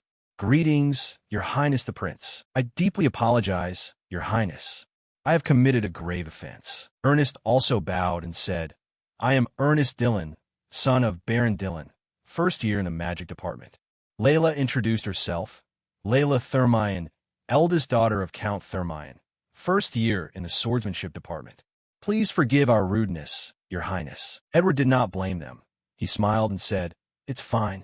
I'm not hurt, just a little surprised. More importantly, it's nice to meet you like this. Dane Sogers, I've heard much about your reputation. The Dillon family is renowned in exploration. You're likely to become a great explorer. And Miss Thermion, you were the winner of the Daner Cup, right? I watched that final." Hearing this, Layla bowed her head once more and replied, "Yes, it's an honor, Your Highness." He then commanded, "All right, introductions are enough. You may stand." They answered in unison, "Yes, Your Highness." Ernest asked, "I'm truly relieved you're not hurt. But why would Your Highness come to such a remote place?" Layla added, "This place is so remote that even academy students rarely come here. That's why it's ideal for training." Edward narrowed his eyes slightly, then stammered an explanation. "Actually, I came with the Royal Investigation Team to inspect the academy. But I wandered off alone and got lost. You know about the strange incidents at Saul Hangston's residence, right? We're investigating that, but we still haven't found any leads. It's frustrating." Ernest replied, "You came to investigate? We also noticed some odd things, but it's hard to be certain." He looked at him and thought inwardly. What did they notice? A normal person wouldn't detect that, but they don't seem very confident. After hearing Edward's information, Ernest guessed aloud, "So it was Your Highness who discovered that strange phenomenon?" Edward answered, "You could say that." Ernest and Layla were a little startled. He leaned over and whispered, "Damn, everything is connected to us." Layla replied, "If we're discovered, we're done for." He stood in thought, observing Edward. He began to analyze. Unlike the two older princes, the youngest prince is our age. Rumor says he's ordinary, with no special talent. It's strange. We carefully scattered anti-tracking powder around here, yet he still found his way. Moreover, he noticed an odd phenomenon others couldn't. He can't be an ordinary person. Could he be hiding some special ability? Observing them, a smile spread at the corner of Edward's mouth. He then explained, "I really just got lost and ended up here. This academy is rather complicated." Ernest suggested, "Then you should return soon. The investigation team must be searching for you everywhere. They seem lost too, since this is their first time at the academy, and the grounds are vast." Edward took the chance and asked, "While you're here, I'd like to hear from you a bit. What's life at the academy like?" This made Ernest and Layla exclaim in surprise. "You want to hear our story?" He stood to the side, thinking, even if he is a prince, he's still a youth. Having been confined to the palace so long, it's understandable he's curious about ordinary life. Edward asked, "So what were you doing earlier?" "Training." Ernest replied, "Yes, since this place is quiet, we often use it for training." He continued thinking, "But there's something very strange. This prince, he gives me a suffocating feeling, as if a stream of mana is constricting around me. Can mana flow like that? Perhaps I should observe more closely." Inside the academy, the soldiers continued their search in chaos, calling out, "What about over there? Not here. Damn it. Move to the next building." The students looked toward them and began to whisper, "Oh, that's the Royal Investigation Team? What's happening? It looks like they're searching for something. Did they catch the culprit?" "No way. If they had, the Magic Corps would be here, not the investigation team." The tension is palpable. Elsewhere, Delphine was still actively searching for Edward. After searching everywhere with no result, he cursed inwardly in frustration. "Damn it. Not here either. Where on earth did he go? We don't even know who is involved or what power is behind this. What if the prince with the still healing hand runs into trouble alone? If I get demoted, that's one thing. But if something happens to him..." Then a soldier approached from behind and reported, "Captain, a witness has appeared." Someone in a gold-trimmed cloak was seen heading toward the forest outside the academy. He turned and asked, "Really? Bring that person here at once." He moved hastily and ordered the whole unit to the forest outside the academy. Top priority, ensure His Highness's safety. The soldier nodded and replied, "Yes, sir." As he set off, he thought, the forest? Why would he go to a place like that? Don't tell me he discovered something there. Cut to Dane's group. Edward exclaimed, "I'm so envious. If only I weren't born into the royal family. Maybe I could live like a normal person, unburdened by the prince's responsibilities. Maybe the gods truly hate me." Dane then stepped toward him and said, "Your Highness, if I may, I'd like to ask something." Edward cheerfully replied, "What is it, Dane? Go ahead." He looked at his arm and said, "Is your hand a lot of pain?" The remark struck the prince's hidden pain, causing Edward's face to twitch in surprise as he thought, "No. How did you know?" Beside him, Layla was very curious. She tilted her head and asked him, "His Highness's hand? Why?" Edward tucked his arm behind his back and stammered, "You must be mistaken." He insisted, "Really? But from what I can tell." Before he could finish, Layla interjected, "Dane, what nonsense are you saying?" Edward was sweating profusely now, staring intently at him. He fell silent for a few seconds, then sighed softly and said, "If you don't want to talk about it, that's fine," he replied. "I intend to forget everything I saw and heard today anyway." He thought to himself, this guy, could he really have noticed the condition of my hand? Seeing the tense atmosphere, Layla stepped in to ease things, saying, "Dane, what are you saying to His Highness? Dane can be strange sometimes. Please forgive him, Your Highness." But Edward denied it. "No, he's right." Hearing that, they were both extremely surprised, exclaiming inwardly, "What? Really?" Edward paused for a few seconds. He looked at his right arm and said, "My right hand is nothing short of a crippled hand." Then he turned to Dane and asked, "How did you realize that?" He explained, "To be precise, I didn't see the hand's condition.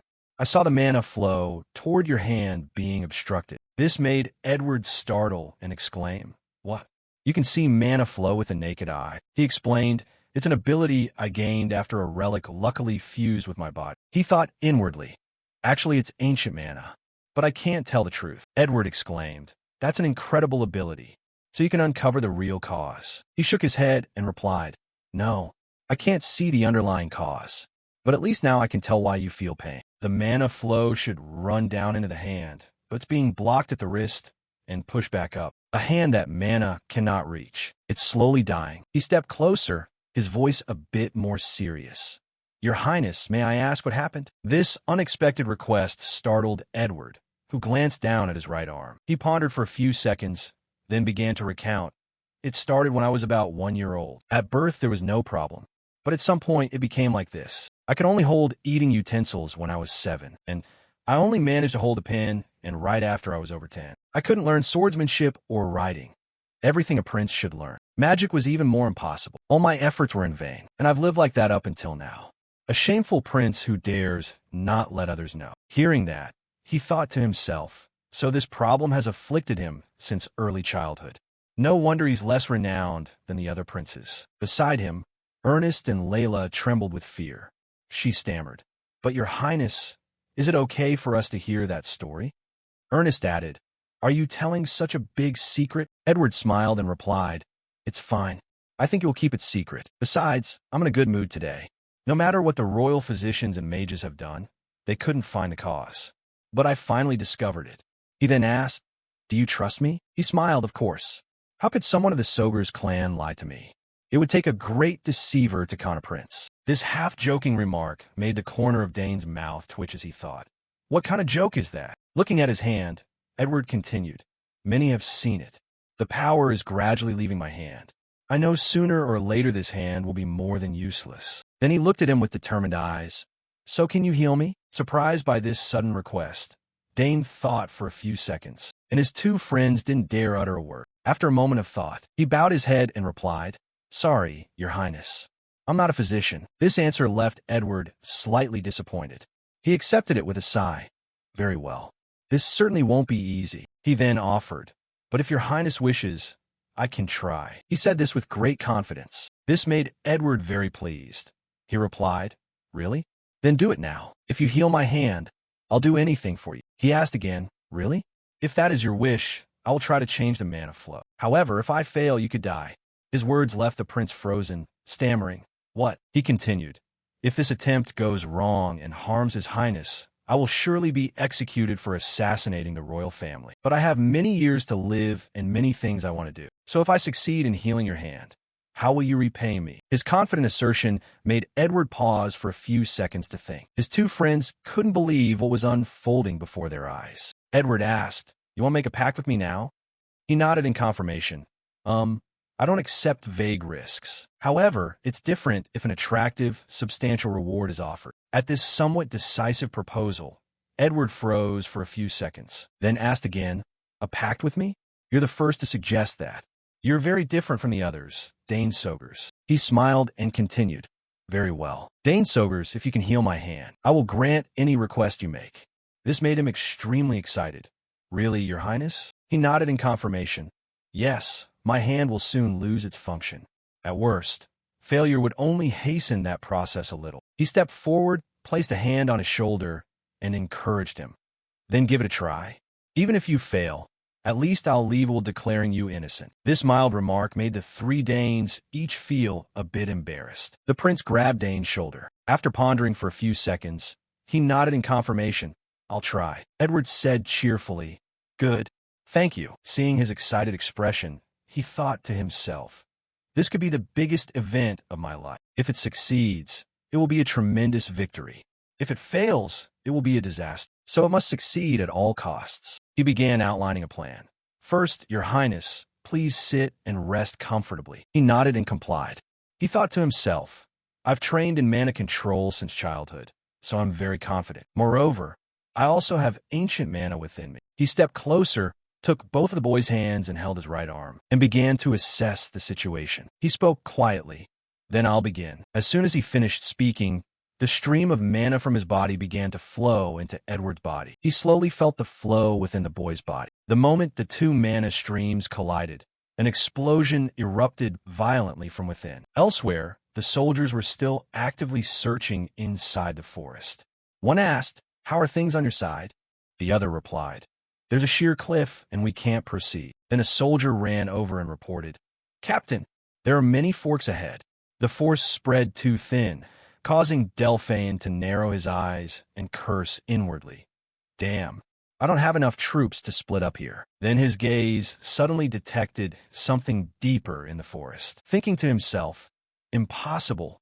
What is this feeling?" He raised his hand high and ordered everyone, "Hide yourselves." His hand tightened on the sword hilt, drawing it and preparing for combat. His expression turned extremely serious as he commanded, "Move silently." Then the group began moving toward the area where he had sensed something unusual. After only a few minutes of movement, they were now near the Dane group's location. Their arrival was also within his control. He tried to restrain his anger. The whole company turned their eyes forward. Layla and Ernest turned pale. At that moment, Delphine approached with a very cold stare and said, "You bastards!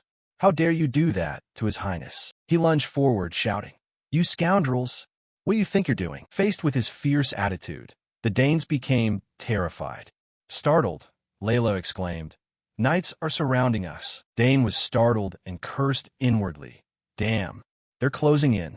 I need to explain." At the same time, his hand began to summon a swirling stream of mana. Delphine didn't hesitate and charged at him, ready to strike. "How dare you touch His Highness?" He lunged forward with incredible speed, making Dane gasp. "He's too fast. At this rate, I'll be defeated." But just as the sword was about to strike Dane, Edward rushed out to intervene. "Stop, Delphine." Seeing the boy safe, Delphine jumped in shock. "Your Highness." Noticing his resolute gaze, Delphine gradually regained his composure. He turned and asked, "Your Highness, are you all right? Do you know how worried we were?" Edward replied, "Don't worry, I'm fine." He continued, "How did you get so deep into this area? And who are they?" Edward explained, "I was just wandering while investigating and got lost. As for them, I'll explain on the way back." He looked down at his arm and thought to himself, "The feeling in my arm is different. There must be progress." Then he turned to Dane and said, "Farewell. I'm leaving." "Thank you, Dane Sogers." Dane smiled in return. "I only did what I could, Your Highness. It is my honor." On the way back, after hearing his story, Delphine remarked, "So he's the son of Count Sogers? Edward nodded in confirmation. Yes, and he's my benefactor. This surprised Delphine. A benefactor? He explained. He has done some truly valuable things for me. So tell me, what gift should I give them? Delphine narrowed his eyes and asked, A gift? What do you mean, Your Highness? He thought inwardly. They may be noble, but you only met them today. Edward stroked his chin and murmured, Ordinary gifts won't do. I want to give them something truly precious. Then he seemed to realize something and made a soft. He turned to Delphine and said, What about that other thing? He leaned in close and whispered a few words into the man's ear, causing Delphine's eyes to widen in surprise as he exclaimed, Your Highness. Even so, he awkwardly scratched his head and asked, Would that be appropriate? Delphine replied, Isn't that a bit too much? He thought to himself, It's as if you're so happy just to make friends. He said cheerfully, Compared to what Dane did for me, this gift isn't excessive. Yes, send word to the palace and bring everyone here immediately. Resigned to him, Delphine gritted his teeth and answered, I understand. Watching his back as he walked away, humming a tune, thoughts began to form in his mind. On second thought, this isn't a bad move. He's the son of Count Sogers and Duke Thermion. This could strengthen ties between the crown and the great houses. It will also be a great support for Your Highness. Cut to 1 week later. We were invited to the royal palace, to the reception room in the annex. Sitting opposite, Edward said, Dane, my hand is much better, with no side effects. Thank you, Dane. Dane bowed respectfully and replied, What a relief, Your Highness. He reached out, pointed under the table, and said, Please have a seat. I have prepared a small token of appreciation. Please accept it. This is all I deem worthy of. 3 servants entered holding 3 small boxes. As they had just appeared, the 3 Danes' eyes widened in surprise as they exclaimed, Your Highness, this is... He nodded in confirmation. That's right. This is a token from the royal family. It's very simple to use. If you run into trouble, present this token and everything will be resolved. Holding it in his hand, Ernest exclaimed in surprise, May we accept this? He nodded in confirmation. Of course. Dane said happily, Thank you very much, Your Highness. He waved his hand. No more ceremony. Enjoy today. The 3 of them answered in unison, Yes, Your Highness. After that, they began the meal according to royal protocol. Meeting the prince today was an unexpected stroke of luck, but the identity of the intruders remained a mystery. None of us suspected anyone, and the matter gradually faded into silence. Then some time passed, and midterms arrived. Dane stood in the courtyard side and said, Finally, the exams are over. He turned to Layla and asked, How did you do? She replied confidently, The major subjects weren't too hard. The general courses are probably okay too. Priscilla beside them clenched her fists and blurted, I wish the world would just burn.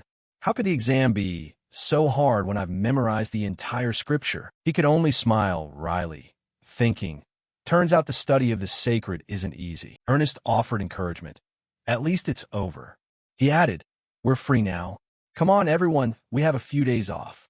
What are you going to do? Ernest cheerfully said, I'm thinking of joining the fitness club. It's focused on physical training. This made Layla extremely surprised. What? You're joining, Ernest. Priscilla stroked her chin and said, Looks like you realized your weakness after those combat simulations. You know what to do. Ernest replied happily. Exactly. Wait and see. Priscilla warned, Don't get injured. Layla lightly cupped her cheek and said, I think I'll go home for a bit. My mother has wanted to see me for a long time. Then she turned to Dane and asked, What about you? He hesitated a few seconds and answered, I'll probably spend time in the library studying more. This made her very puzzled. Study? After the exams. He explained, There's not much else to do. Wait, he seemed to recall something and thought to himself. The number 3's words I remember. When I was 7, the Duke gave me a gift. It was the badge of the Thermion Forge. I plan to make a new sword, so I'll probably stop by that forge. Seeing he was the same as always, Layla sighed in exasperation. It's been a while since you mentioned that. Priscilla added, You really are a diligent person. Then he looked at her and said, No, Layla, I'll go with you. This made her very pleased. To my house? All right, but why so suddenly? He scratched his head awkwardly and replied, I just thought I wanted to see what your forge looks like. Realizing his intent, she smirked and said, You're the only person alive who can call that just looking. Finding it a bit amusing, Ernest suggested, So may I come along? The Thermion Forge. That would surely be an amazing experience. Layla turned and asked, "You want to come too?"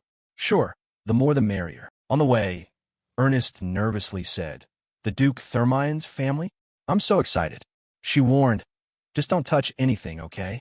Ernest nodded and replied, "Of course, I'll just look." She turned back to him and continued, "It would be more fun if Sister Priscilla could come too.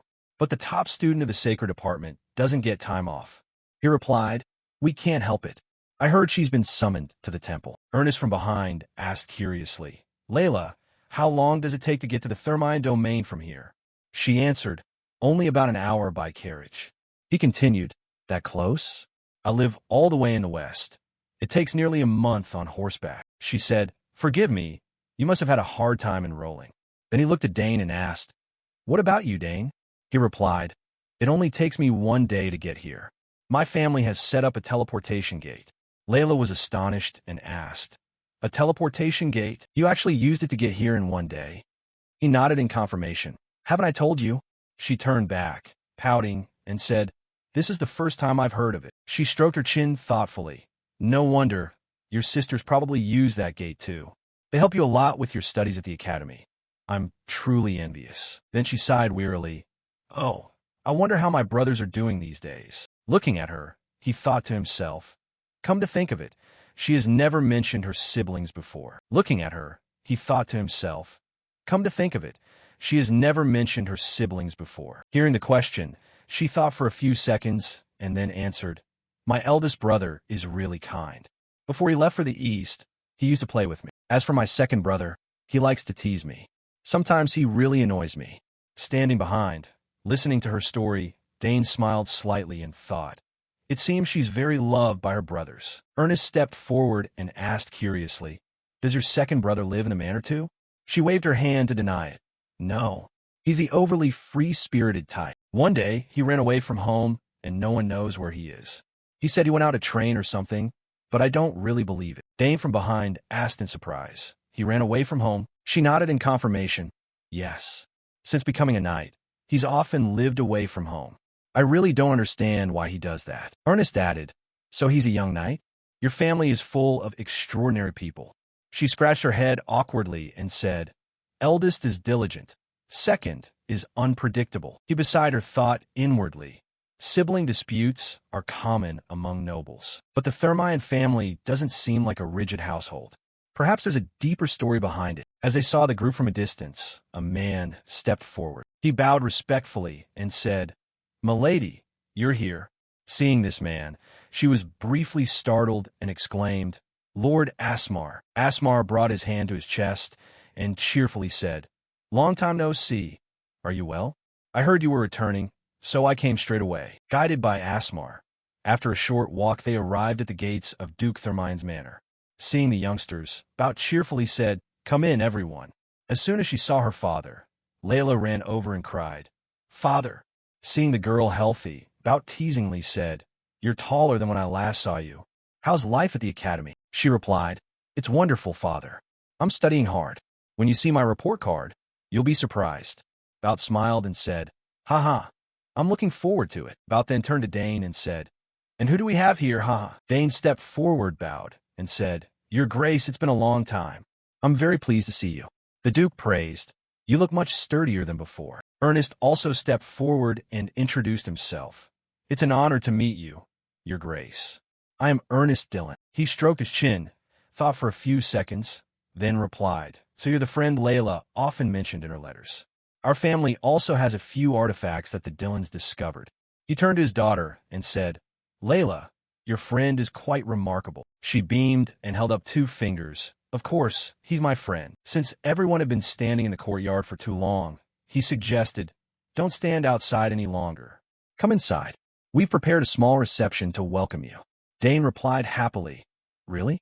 Thank you very much." He turned and walked away. "This way, please." He cheerfully turned to her and asked, "I really liked your family's tarts last time. Can I have some again this time?" She made an okay sign and replied, "I knew you'd say that, so I asked them to prepare strawberry tarts. You'll love them." Inside the manor, a reception was underway, with many nobles in attendance. The 3 of them enjoyed the feast immensely. Dane said, "It's been a long time since I've had something this good." Ernest scratched his head and added, Now I understand why Layla was so excited to come. She was savoring a piece of cake and said, "That means Senior couldn't make it," Ernest suggested. "Next time let's all come together." His gaze then landed on a few young men in matching uniforms standing in a corner. He turned to Layla and asked, "Who are those people?" She answered, "They're knights of my family. Father invited them to the reception. I heard more of them showed up when they learned you'd be visiting." This surprised Dane, who exclaimed, "Really?"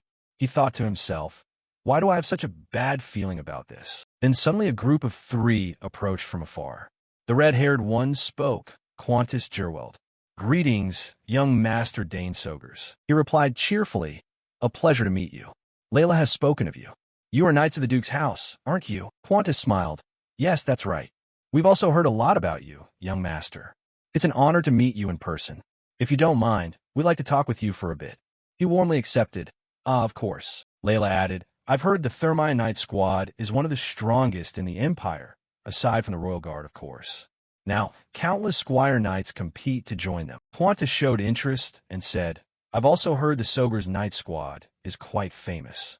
He nodded in agreement. "That's right. Our unit mainly trains spear techniques, largely thanks to my father. Since he taught spear tactics on the battlefield, it gradually developed into a true knight regiment. Now, it is the Empire's only spear knight corps." Qantas asked, "We are always curious about your training methods. Young master, you must be skilled with the spear too, right?" He chuckled and replied, "Haha, I'm just SSO." He was modest, while Layla enthusiastically praised, "Dane is good at everything.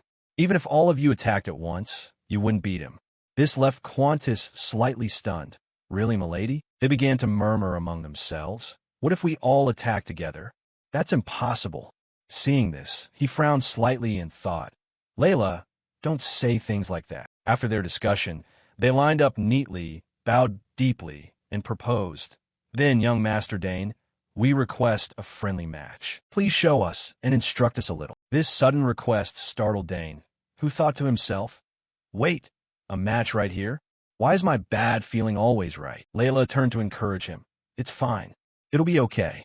Show them your skills, Dane." Across from him, they smiled and looked toward him. He was silent for a few seconds, then said, "If you gentlemen insist, then I will agree." A while later, he and the group of guards were in the training yard. Without hesitation, one hardened soldier swung his sword and lunged at him to attack. With his agile reflexes, Dane easily parried that attack. After that, he only got better and better. His footwork grew fluid, allowing him to fend off every strike from the guards with ease. The battle inside was fiercely intense. Countless people rushed at him. His keen gaze swept over them. Outside, the 3, Duke Bout and the others, were astonished by the scene. He let out a soft, surprised "oh." Dane stamped his foot hard, spun his spear several times, then turned to counterattack the guards. One by one, he defeated them. Their blows could not land on him. Their weapons were sent flying in an instant. His overwhelming speed made Qantas's eyes widen in disbelief at what was happening. He thrust his spear firmly into the ground and looked straight ahead with a face full of confidence. He wore the smile of a victor. Outside, the referee announced,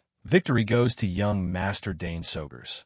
An extremely impressive match. Dane and Layla were strolling across the yard when she suddenly exclaimed, "What? Father gave you a gift?" He nodded and replied, "Yes. A few books written in an ancient language." Layla explained, "I told him you were interested in ancient tongues." Maybe he remembered. Hearing that, he was delighted and said, "Really? Thank you. The Academy library is quite limited. Those books will be useful." She cheerfully replied, "Better that someone who truly values them reads them than that they sit covered in dust." He suddenly remembered something and asked, "By the way, where's Ernest?" She answered, "He went with the steward to the artifacts storeroom." He looked very excited. He too perked up, saying, "Really? I'm curious as well." His excitement startled Layla, who said, "Aren't you tired? Rest a bit. It's vacation." He replied, "I'll rest after I visit the smith tomorrow." They walked and enjoyed the fresh garden air. Layla said, "It feels wonderful. After exams, I can return home and see my family." Father was visibly pleased when he saw your spear skill. People even thought you were his biological son. Hearing that, he remembered and asked, but his expression changed completely when he mentioned your second brother. "What's that about?" The question made her a little embarrassed. She was pensive for a few seconds, then said, "That's what frustrates me. Eldest still sends letters occasionally, but the second brother is completely silent. Father won't say why. Something odd about that story made him think to himself. No contact, no explanation why. Then suddenly something moved in the bushes nearby. It caught both their attention. Layla asked, "Wait, what is that?" "Something just moved over there." His eyes widened. He also noticed and replied, "Yes, I felt something too." Immediately, a gathered magic orb began to form on his arm. He coldly stared deep into the bushes and said, "Come out, before I have to go in myself." When his words ended, there was still no movement from inside the thicket. A few seconds later, a voice called from within the bushes, "All right, I'm coming out. Don't be so fierce." The voice made Layla next to him startle. She stammered, "That voice." Someone burst out of the bushes ahead, sighed, and said, "What a tense situation. I was just watching my sister walk with some strange fellow." The man stepped forward and looked at the two Danes before him. He smiled and said, "Long time no see, my little sister." This man was Delward Thermion, the second son of Duke Thermion. Hearing his words, Dane felt a bit uncertain and said, "Don't tell me this is—" He hesitated for a few seconds, then blurted out, "Your elder brother." The moment the siblings met, Layla rushed forward and showered her brother with affectionate punches. "Worried," she cried. "Oh my God, I've been so worried for you. How could you do this? Not once did you contact me." Facing her anger, Delward could only stand there taking the blows, crying out in panic, Sorry, it hurts." Layla didn't stop and shouted, "You're the worst. I've waited for news from you for so many years."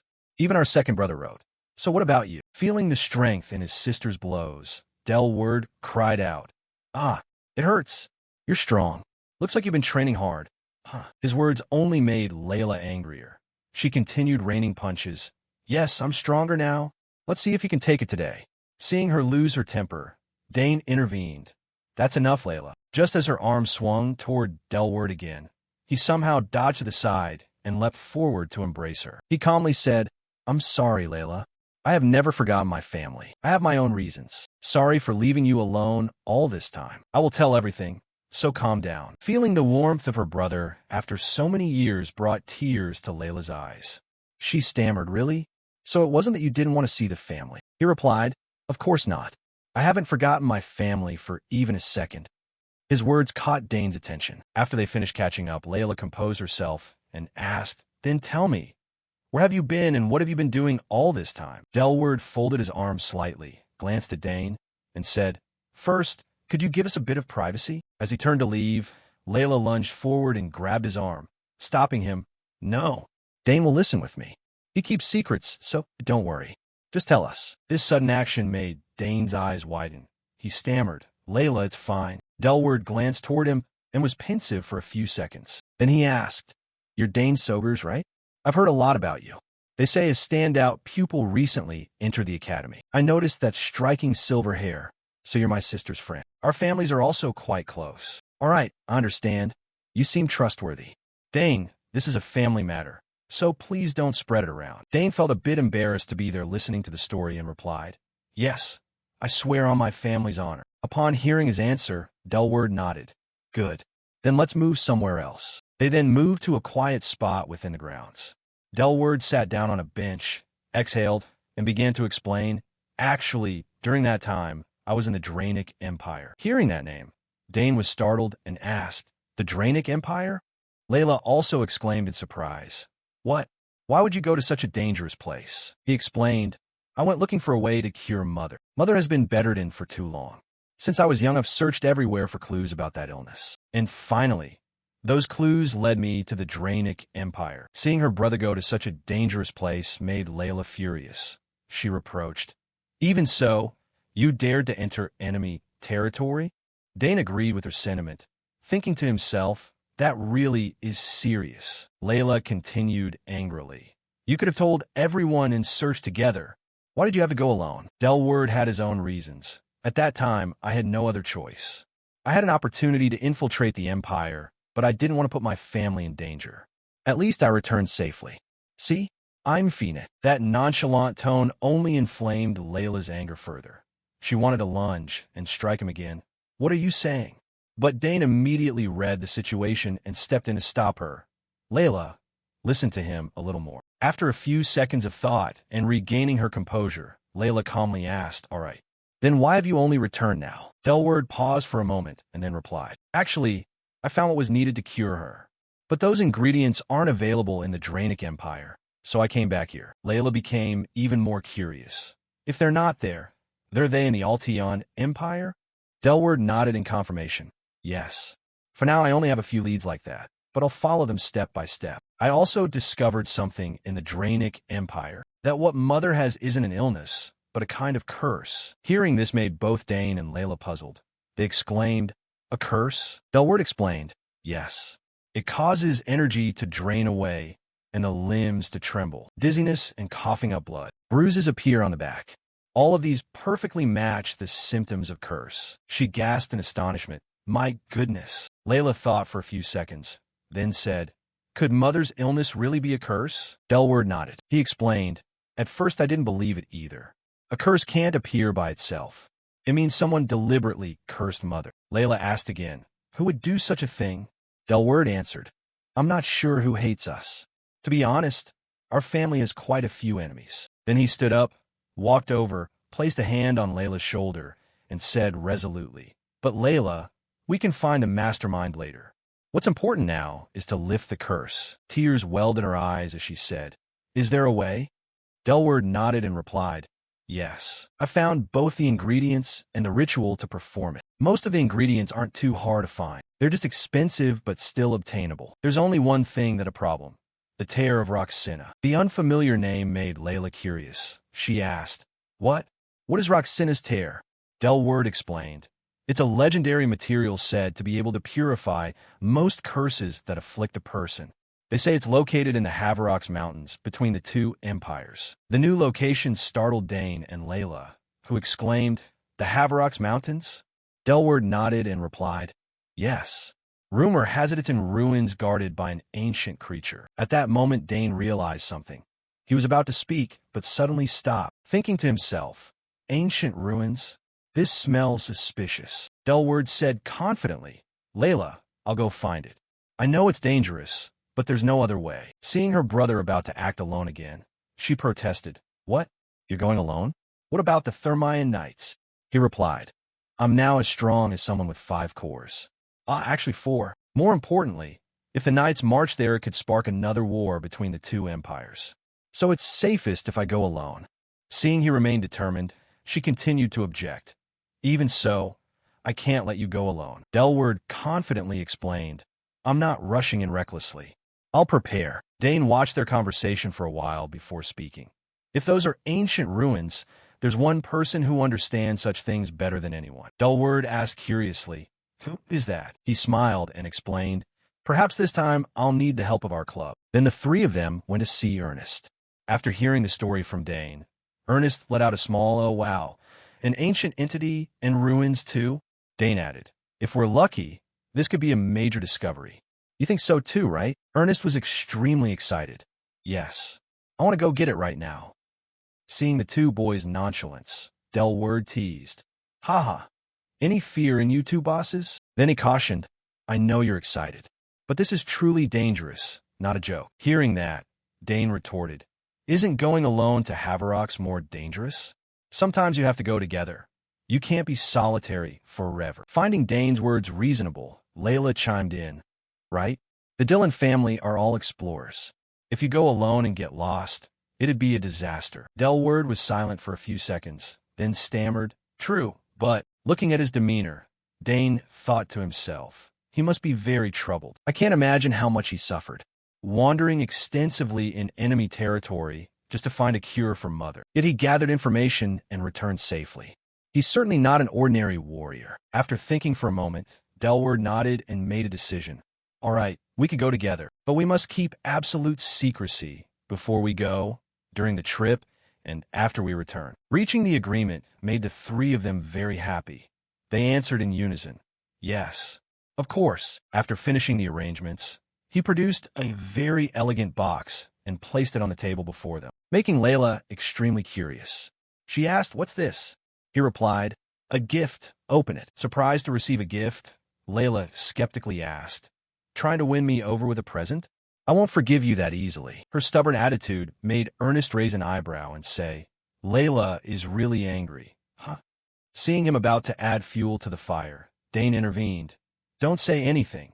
He was scarier earlier. And she approached and slowly opened the box and said, if it's something worthless, I swear. But when she looked at the item inside the box, she was stunned for a few seconds. She blurted out, is this Mother and me? Inside the box was a small statue depicting Mother and Layla. She hugged it to her chest. Delward nodded in confirmation. Yes, from when our family was happiest. I commissioned a craftsman in the Drenic Empire to make. I made it remembering the time when Mother was healthy. How do you feel? Looking at the statue stirred extremely mixed emotions in Layla, and images from the past suddenly flooded her mind. Her younger face from long ago appeared before her eyes. This caused the corners of her eyes to brim with tears. Then, choking up, she said, it's so beautiful. Her words moved Delward a little as well. The two friends behind them smiled happily along with her. She continued, it makes me feel like Mother is getting better. Thank you. Thank you so much. She stepped forward and hugged her brother tightly. He comforted her. I'm the one who should be thanking you. The two of them fell into another moment of silence. Only stifled sobs remained. Thank you, Layla. The other two also had tears in their eyes. Back at the main banquet, Duke Thermion looked around for a moment and then said, wait, come to think of it, where have the main guests gone? Where did they all go? Outside, after finishing his business, Delward put on his coat and set off once more. This made Layla very curious. Can't you stay? You should also see Father. But he immediately declined. Sorry, Layla. I don't know what will happen next. I'll greet Father next time. Please understand. I left a contact code in the crystal. Call me anytime. I'll remain in the Empire for a while longer. If you need anything, I'll return at once. She was a little sad. All right, but be careful. He nodded in agreement. Of course, I'll be back soon. He rifled through his belongings and found something. Ah, and this. He produced a small pouch with a reminder. Take this. It will help ease Mother's symptoms. Remember to give Mother regular doses and don't tell Father about what I told you. She was somewhat surprised but nodded in agreement. Okay, I'll take good care of Mother. There was a hint of sadness in his eyes. After finishing, he turned to the other two and said, I'm leaving her in your care. Please watch my sister. When I return, we'll go up the mountain together. Ernest confirmed earnestly. Of course, go carefully. Having said that, he spun around, burst through the mansion gate, and left, not forgetting to leave a message. I'm off. Take care, Layla. Watching his retreating back, the moon climbed higher. Layla was a little sad. He's really gone. Ernest reassured her. He'll be fine, Layla. He's incredibly strong, after all. At that moment, Dane suddenly realized something, looked toward the direction Delward had gone, and turned to Ernest. Could you comfort Layla for a bit for me? This made Ernest very curious. Huh? Where are you going? Dane replied. I left something in my room. I'll be right back. Ernest nodded. All right, go ahead. I'll stay with Layla. He escorted Layla along. Tonight the moon was perfectly full. The kingdom's quiet space was suddenly filled with hurried footsteps. Delward hurriedly moved, thinking to himself, they're persistent. I didn't expect them to track me all the way here. Luckily they don't know I'm from Duke Thermion. Maybe they've been lingering around since I was in the mansion.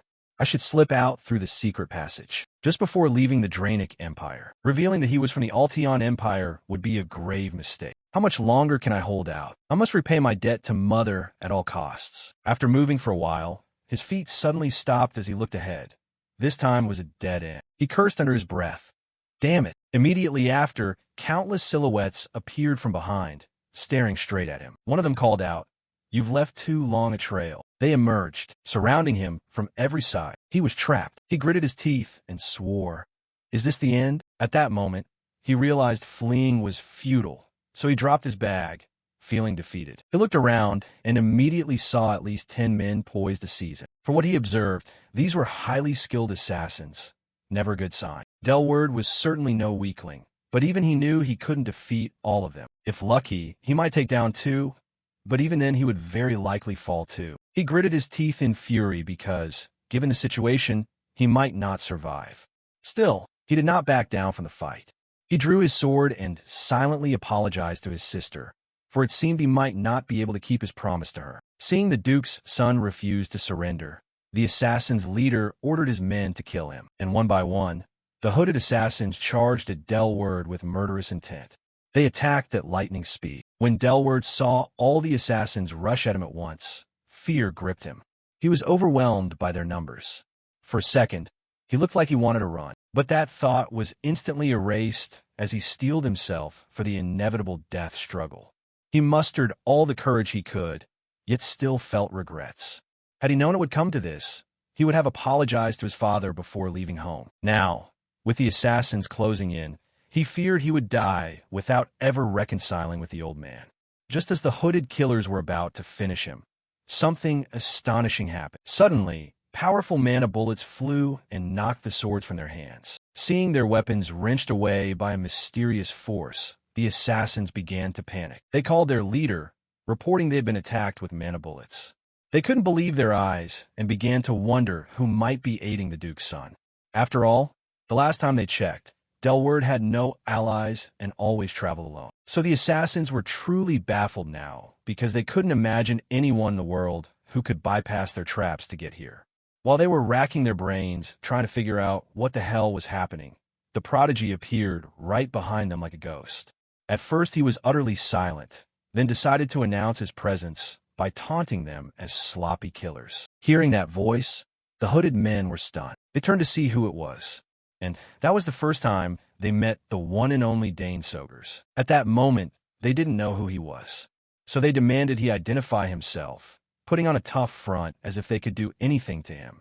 In any case, our boy found them laughable, but he simply assured them they didn't need to know who he was. He said this with full confidence, and you already know he'd wipe out these troublemakers.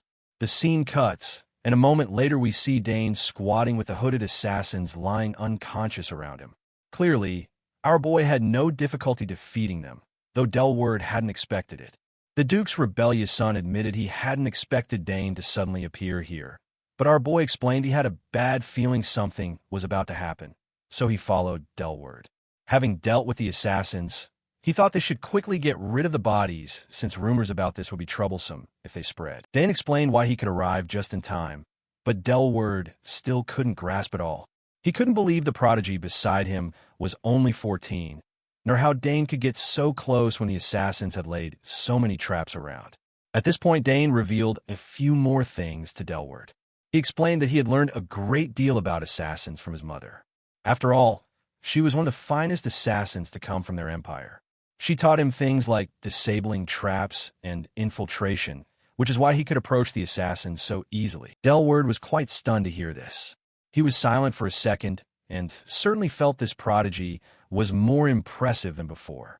With that thought, he admitted he would have surely died without Dane, who arrived to save him at the critical moment. Those hooded men were the ones who had relentlessly tormented Delward, and he had never imagined this would be how he finally escaped them. And so now he could clearly see how remarkable his sister's friend was.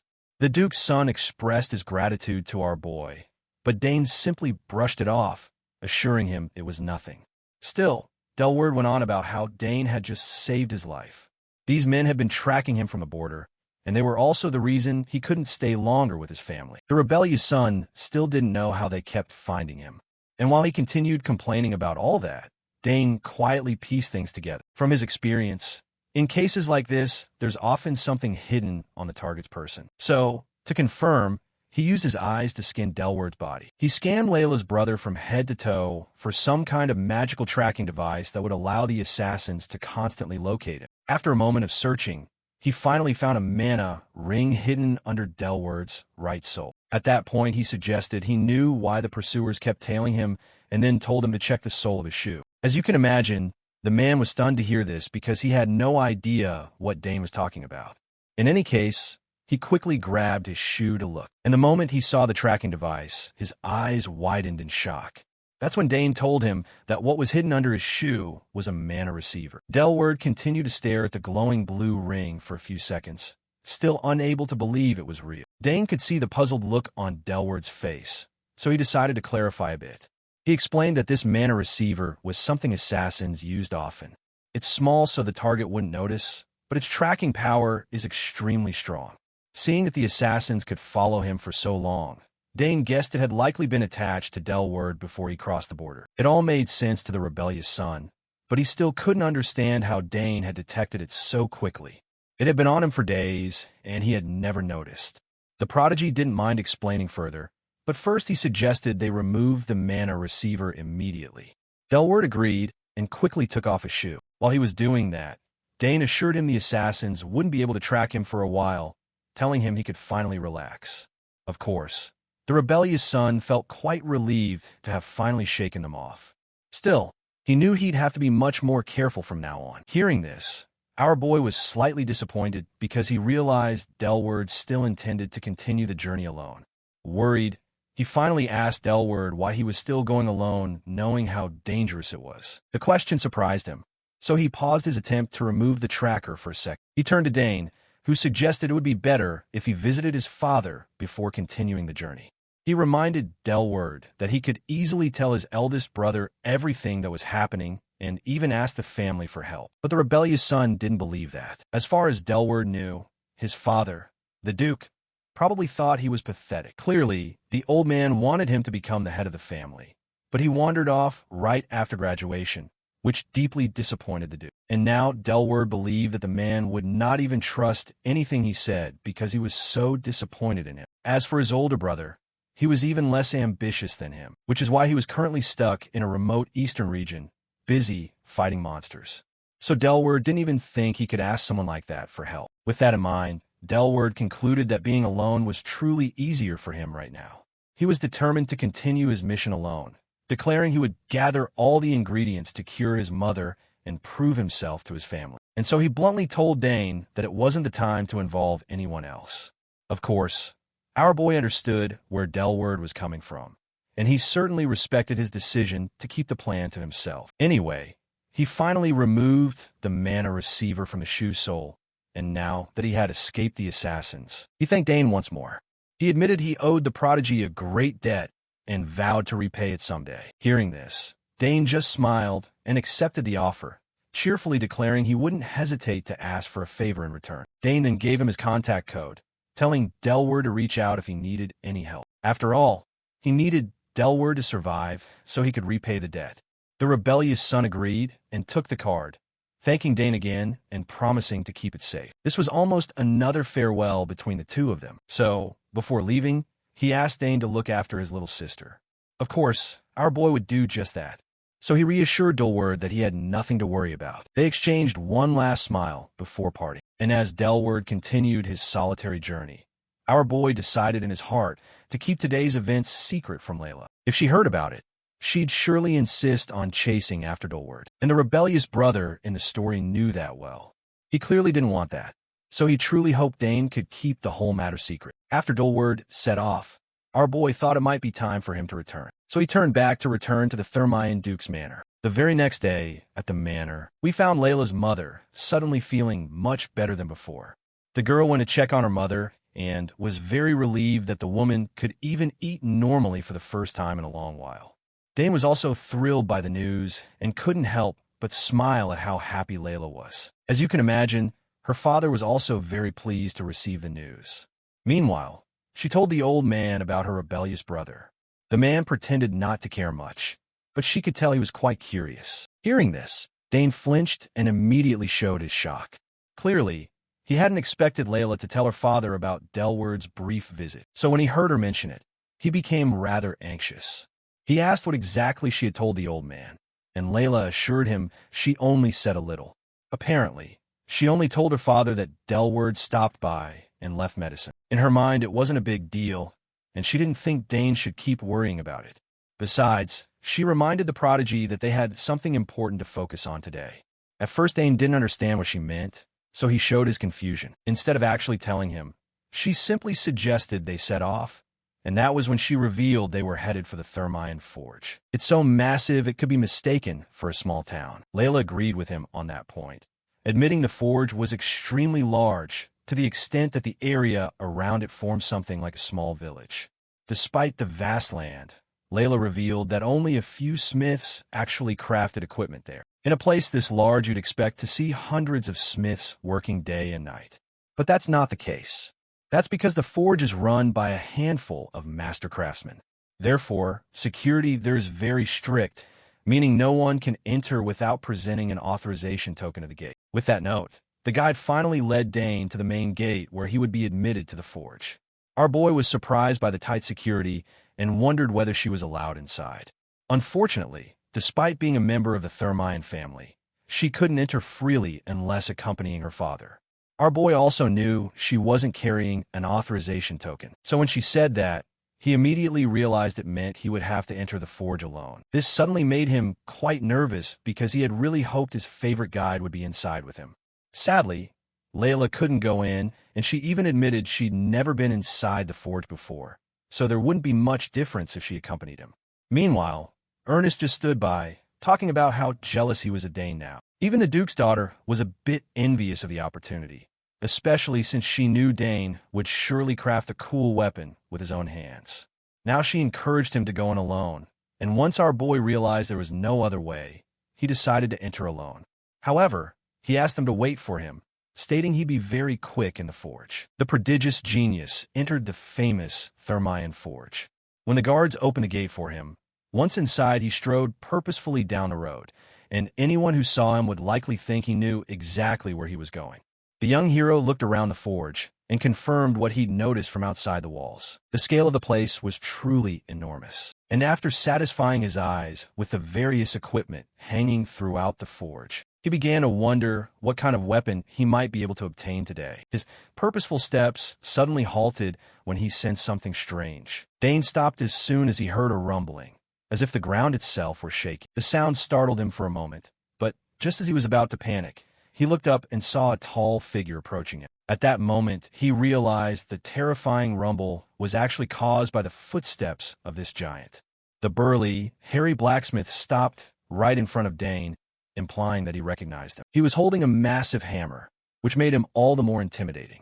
And as Dane continued to stare at him in horror, the giant finally asked the child if he was the one who had received an authorization token from the Duke. Apparently, Volbak with the hammer was a reserve smith, but Dane was still too stunned to speak. Our boy hadn't even thought such a large person could exist. After a few seconds of shock, he finally recovered his speech and nervously answered the giant before him, introducing himself as Dane.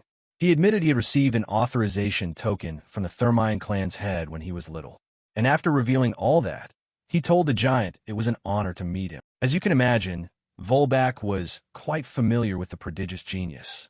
He had heard much about Dane Soger's talent, and that made him genuinely curious, since he knew the Duke did not hand out authorization tokens to just anyone. Hearing this, our boy felt both honored and curious.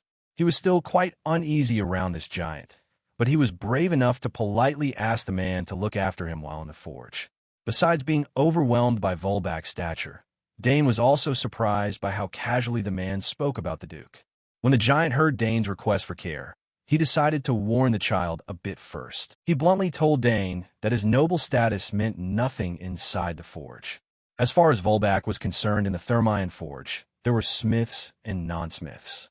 Even royalty was the same, and thus Thermion was the only exception. And even for members of the Thermion family, they must first qualify. The giant made it clear to Dane that he would receive no special treatment in the forge. At that moment, our boy could see he might have trouble with Volbak. The giant displayed a level of skill that didn't even fear royalty, so he concluded the man must be an extraordinary craftsman. After offering that advice, he told Dane to follow him so he could show him the inside. The deeper they went into the forge, the larger and more expansive it became compared to the outside. This part of the forge was built to fit Volbak's body size. He explained this to Dane and then revealed that he was half dwarf and half human, which certainly stunned the boy.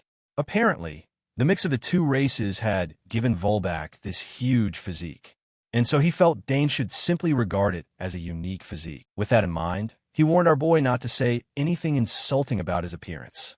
Of course, Dane had no intention of provoking a giant with a massive hammer, so he assured Volbak they would have no trouble on that front.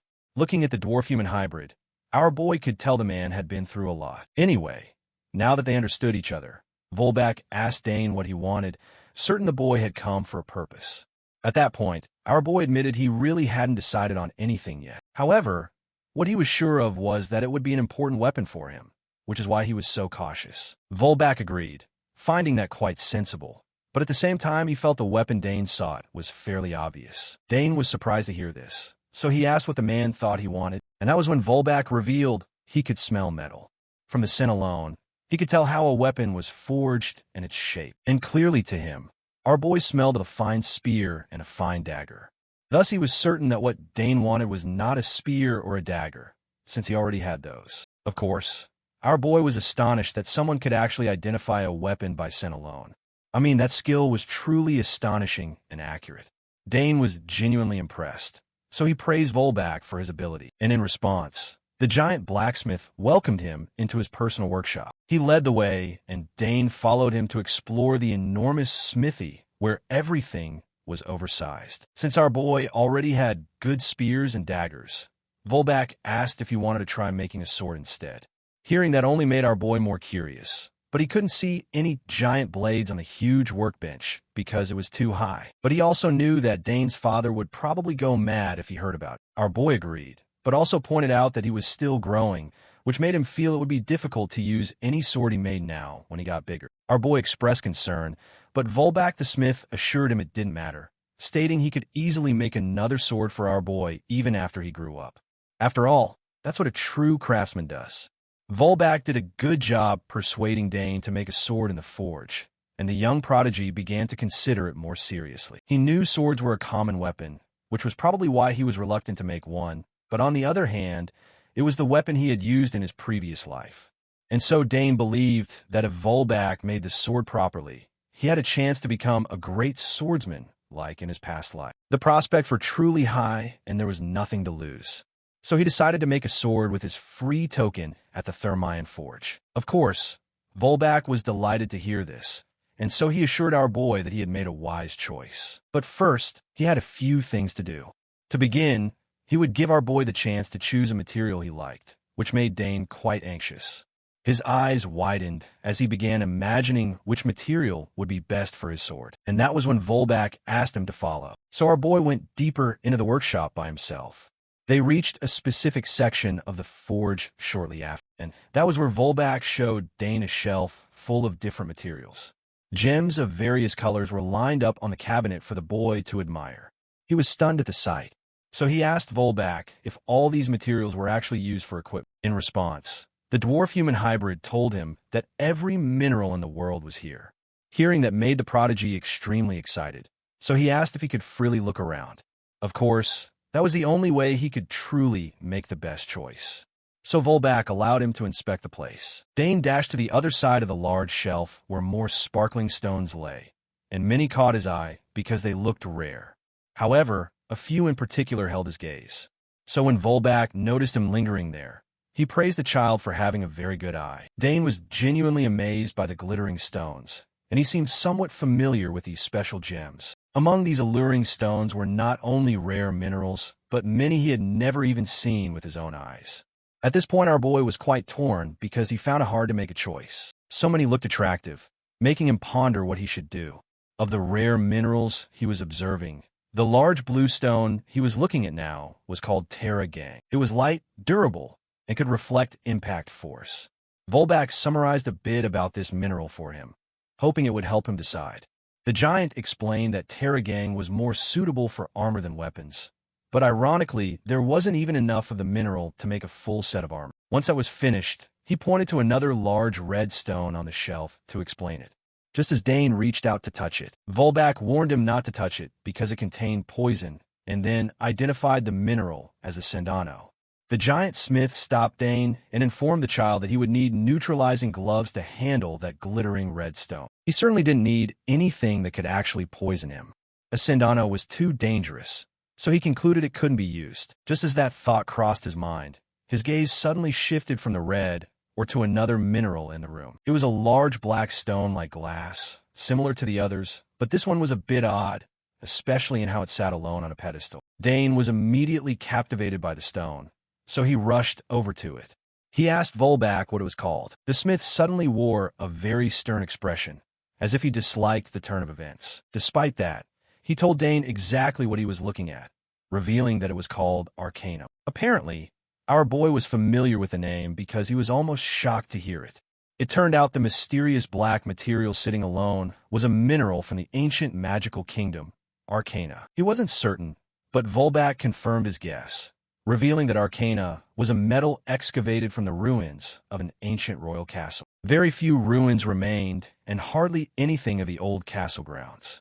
But beyond knowing that the glass-like material was actually a metal, no one could uncover its purpose or composition.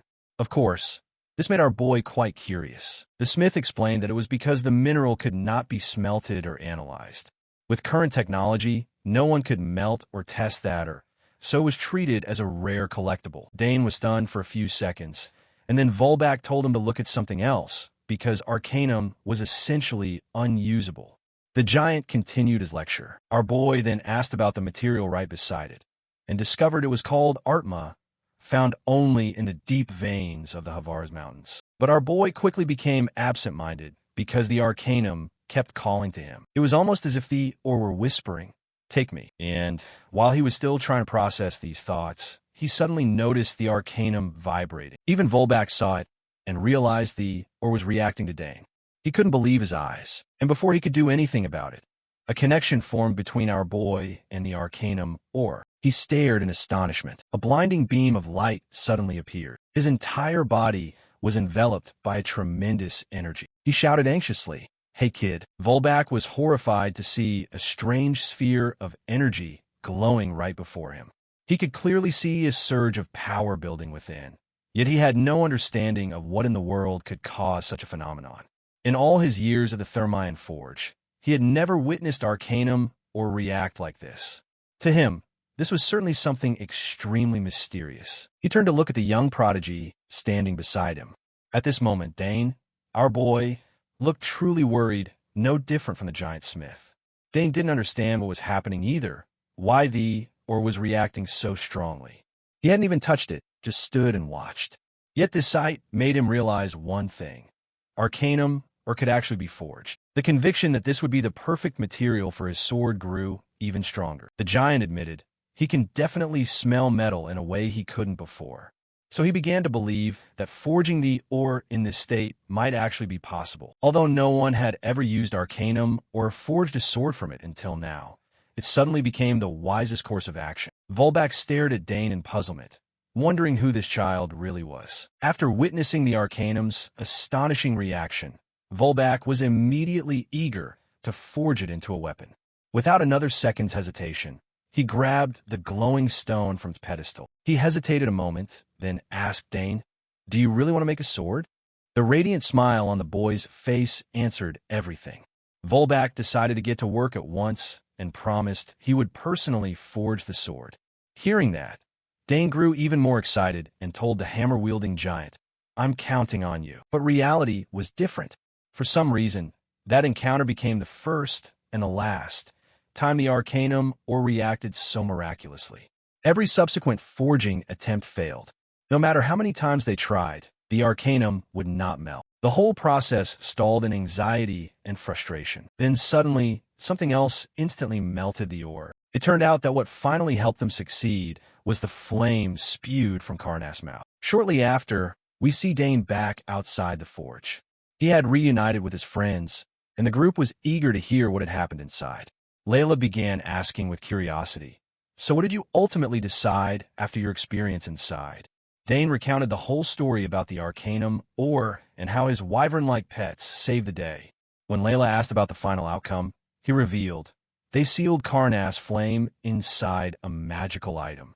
Apparently those flames were the only thing strong enough to melt the Or. You kept the flame burning inside it, allowing Volbak to continue forging the sword. Layla was extremely excited to hear this. It wasn't the first time Karnas had intervened, so it was great to see the little one now contributing his strength. Dane was about to own a sword made of Arcanum.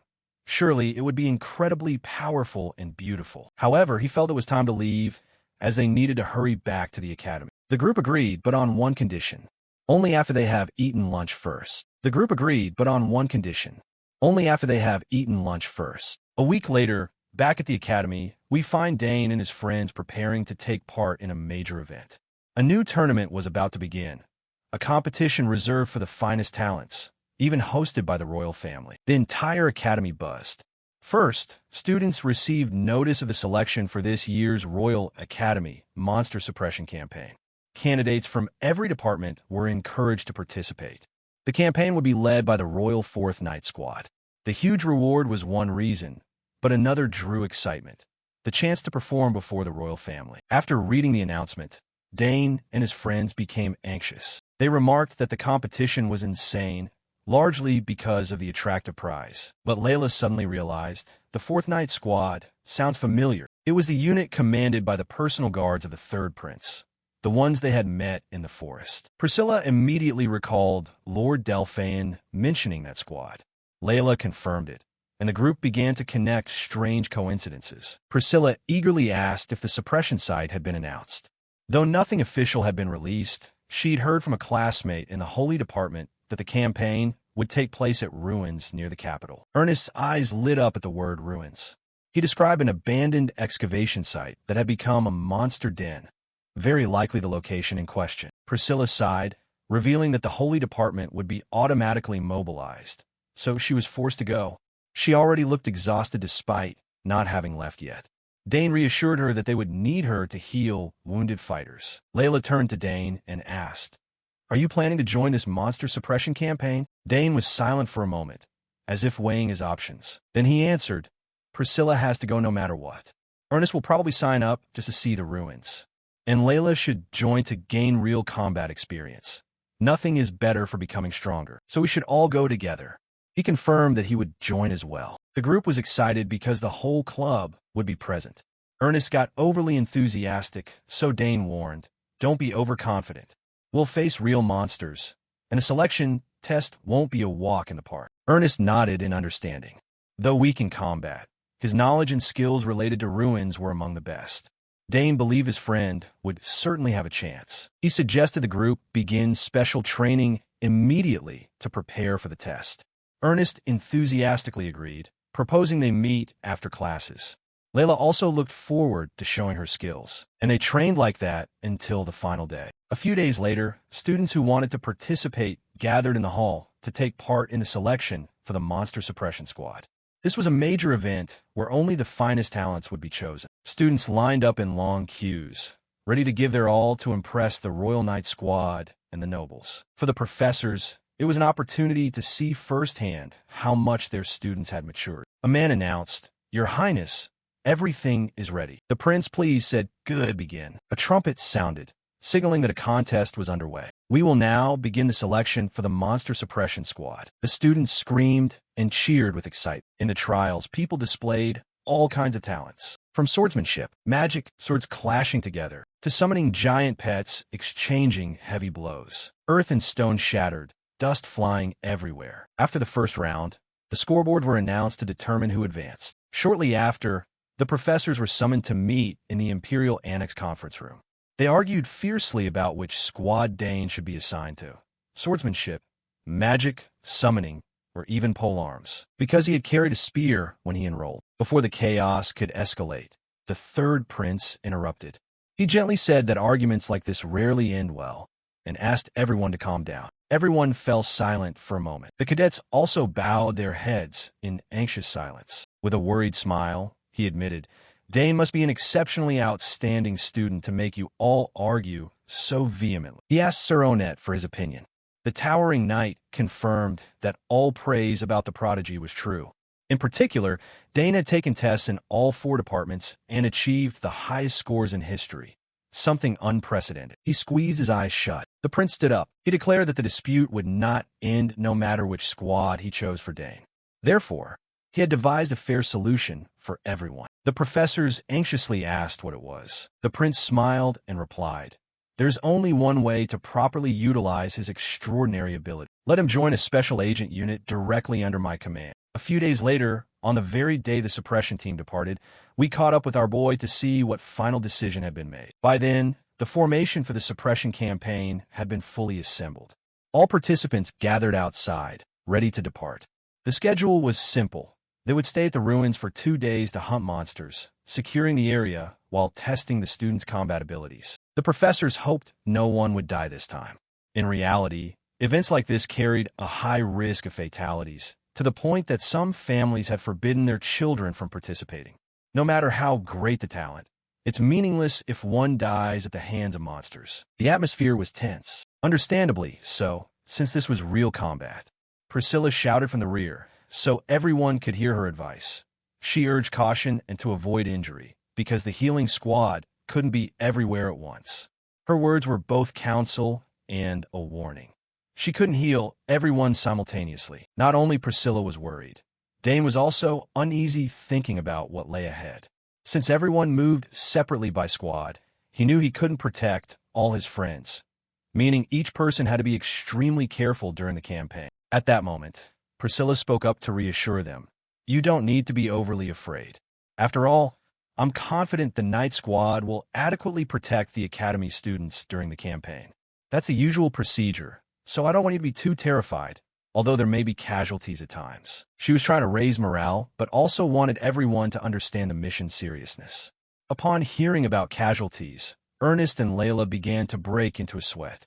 Ernest, physically weak, wondered if he would really be okay on this trip. Before he could panic further, Dane reminded the club members, don't overexert yourselves or act alone when the campaign begins. He bluntly said, run immediately when the situation starts to become dangerous. This reminder put them a little more at ease, knowing Dane would still provide support even if he was assigned to a different squad. They promised to follow his advice. But the brief talk was cut short when the responsible knights approached. The lead knight asked everyone to pay attention, then announced they must quickly move to their designated squads to advance. I urge you to do your best in the role assigned to you, and finally told them not to die in the process. Those words gave many people goosebumps, though they tried to remain calm when the very knights protecting them said that their anxiety only deepened. Only Dane showed no hesitation. On the contrary, he looked genuinely excited and eager to set out. It turned out the prince had gotten his wish. Dane was assigned to the Royal Direct Unit, separated from his friends. Layla Thermine was placed in the combat squad and was also very eager. Ernest, the explorer, was placed in the reconnaissance squad, which was no surprise since he fit the role best. Priscilla and Ariel from the healing squad bade farewell to the other club members. As everyone set off with backpacks on their shoulders, the scene shifted to Ruweza. The group of students descended the mountain road. After a while, Dane broke the silence and said to Sir Hilderin, he has a question. The knight told him to speak. Dane explained. He was informed that they would head west of Ruweza and reach the camp in half a day. So now he wonders why they crossed to the east instead of going west. Sir Hilderin, deputy commander of the 4th Night Squad, was impressed by Dane's keen observation and praised him. He explained they were taking a different route, then asked Dane to keep this information secret from the other students, since if everyone knew something was wrong, they might panic. Dane assured him he would keep quiet. Hilderin then revealed that monster movements had been detected west of Ruweza, the place they had initially planned to go. A large horde of monsters, at least 300, was reported advancing toward the ruins by the patrol unit. Dane found the number alarming, not only because of the large scale, but also because of the monsters' nature. They were usually highly solitary and rarely gathered. Hundreds moving to one place was extremely unusual. Hilderin admitted that it was strange, but from his experience, the ruins themselves could attract monsters. Dane was stunned, having never heard of this. He wondered what kind of ruins they were facing. Hilderin concluded that that was why they detoured to the east.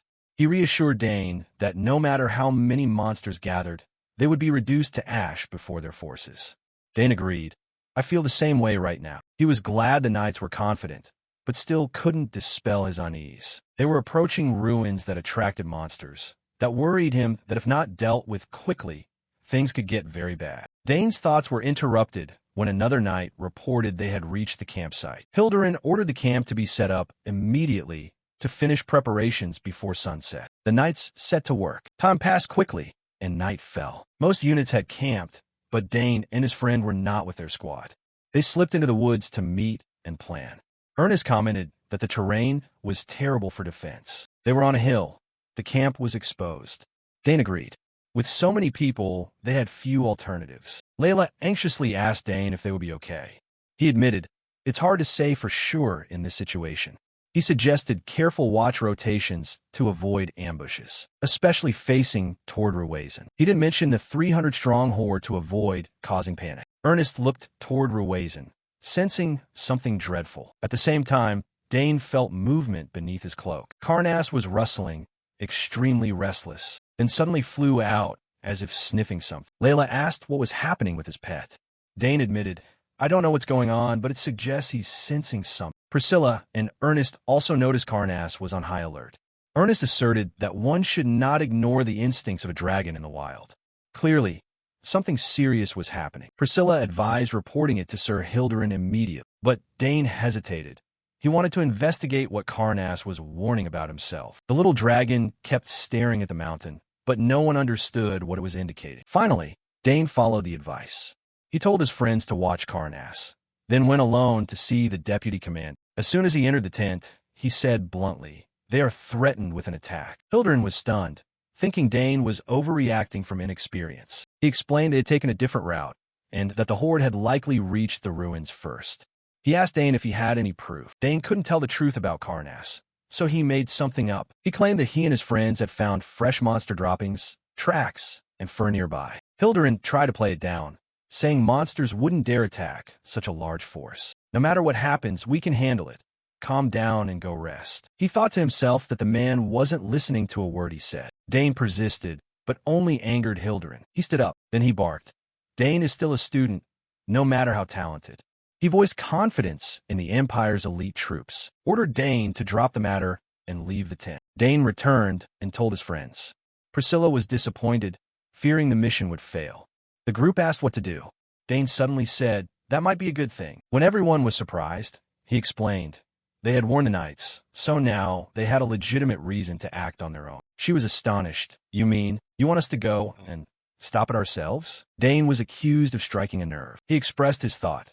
They couldn't ignore even the smallest chance of an attack, because the lives of the knights and the academy's students were at stake. The night at Mount Reva was suddenly torn apart by sky-shaking explosions. The vanguard monsters had barely shown their faces before being sent flying by preset magic traps. Back at the camp, the atmosphere instantly turned chaotic as alarm bells urged everyone to wake up and join the fight. Students scrambled for their weapons, some of them tearing up because they had never seen real combat before. Continuous explosions kept ringing out in the distance, making even the protective knights feel restless. A guard rushed in frantically to report the emergency situation to his superiors. He announced that over 200 monsters were descending from Mount Reva, heading straight for their position. Hearing that number, the vice commander couldn't help but turn pale with shock. Luckily, thanks to the explosive traps, the enemy's advance was being ground to a halt at the front lines. The problem was, he hadn't ordered any traps to be set.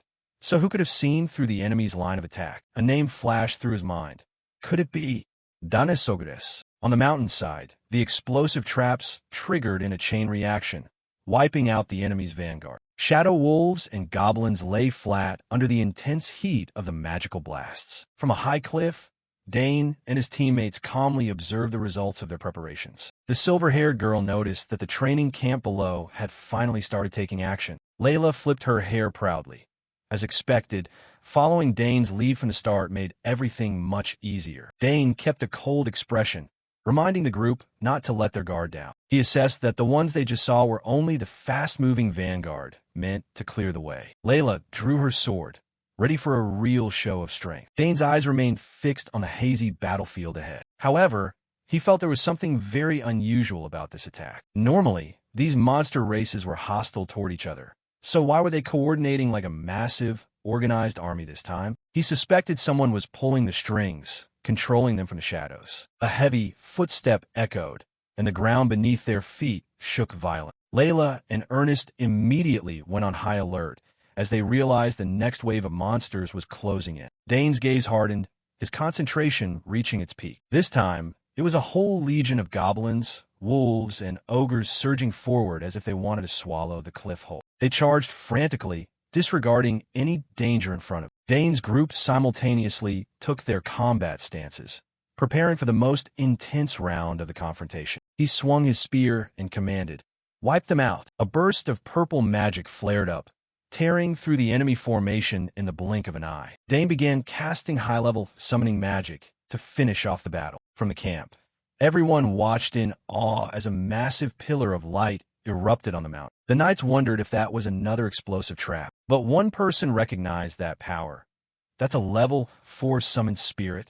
Etherak, the entity Etherak, appeared as a giant spectral wolf, crushing the monsters with slashes of purple energy. Even the largest monsters couldn't withstand a single blow. The deep purple slashes swept through the entire area, leaving the enemy no chance to escape. Etherak's power truly turned this ambush into a showcase of Dane's true strength. Ernest and the other teammate also took the opportunity to coordinate and take down the remaining monsters. The young sharpshooter narrowed his eyes and focus, determined not to let a single one escape from the cliff. An ogre had its defenses torn apart by a purple energy slash from the summoned beast. The goblins and shadow wolves didn't fare any better as they were continuously swept across the battlefield. Ernest started to feel exhausted because the waves of monsters just kept coming, one after another. He gripped his bow tight, his eyes shining with the determination to leave no opening for the enemy. Surprisingly, the monsters suddenly changed direction and began to scatter in retreat. Ernest immediately shouted to Layla that they were trying to escape into the deep forest. Layla's gaze sharpened.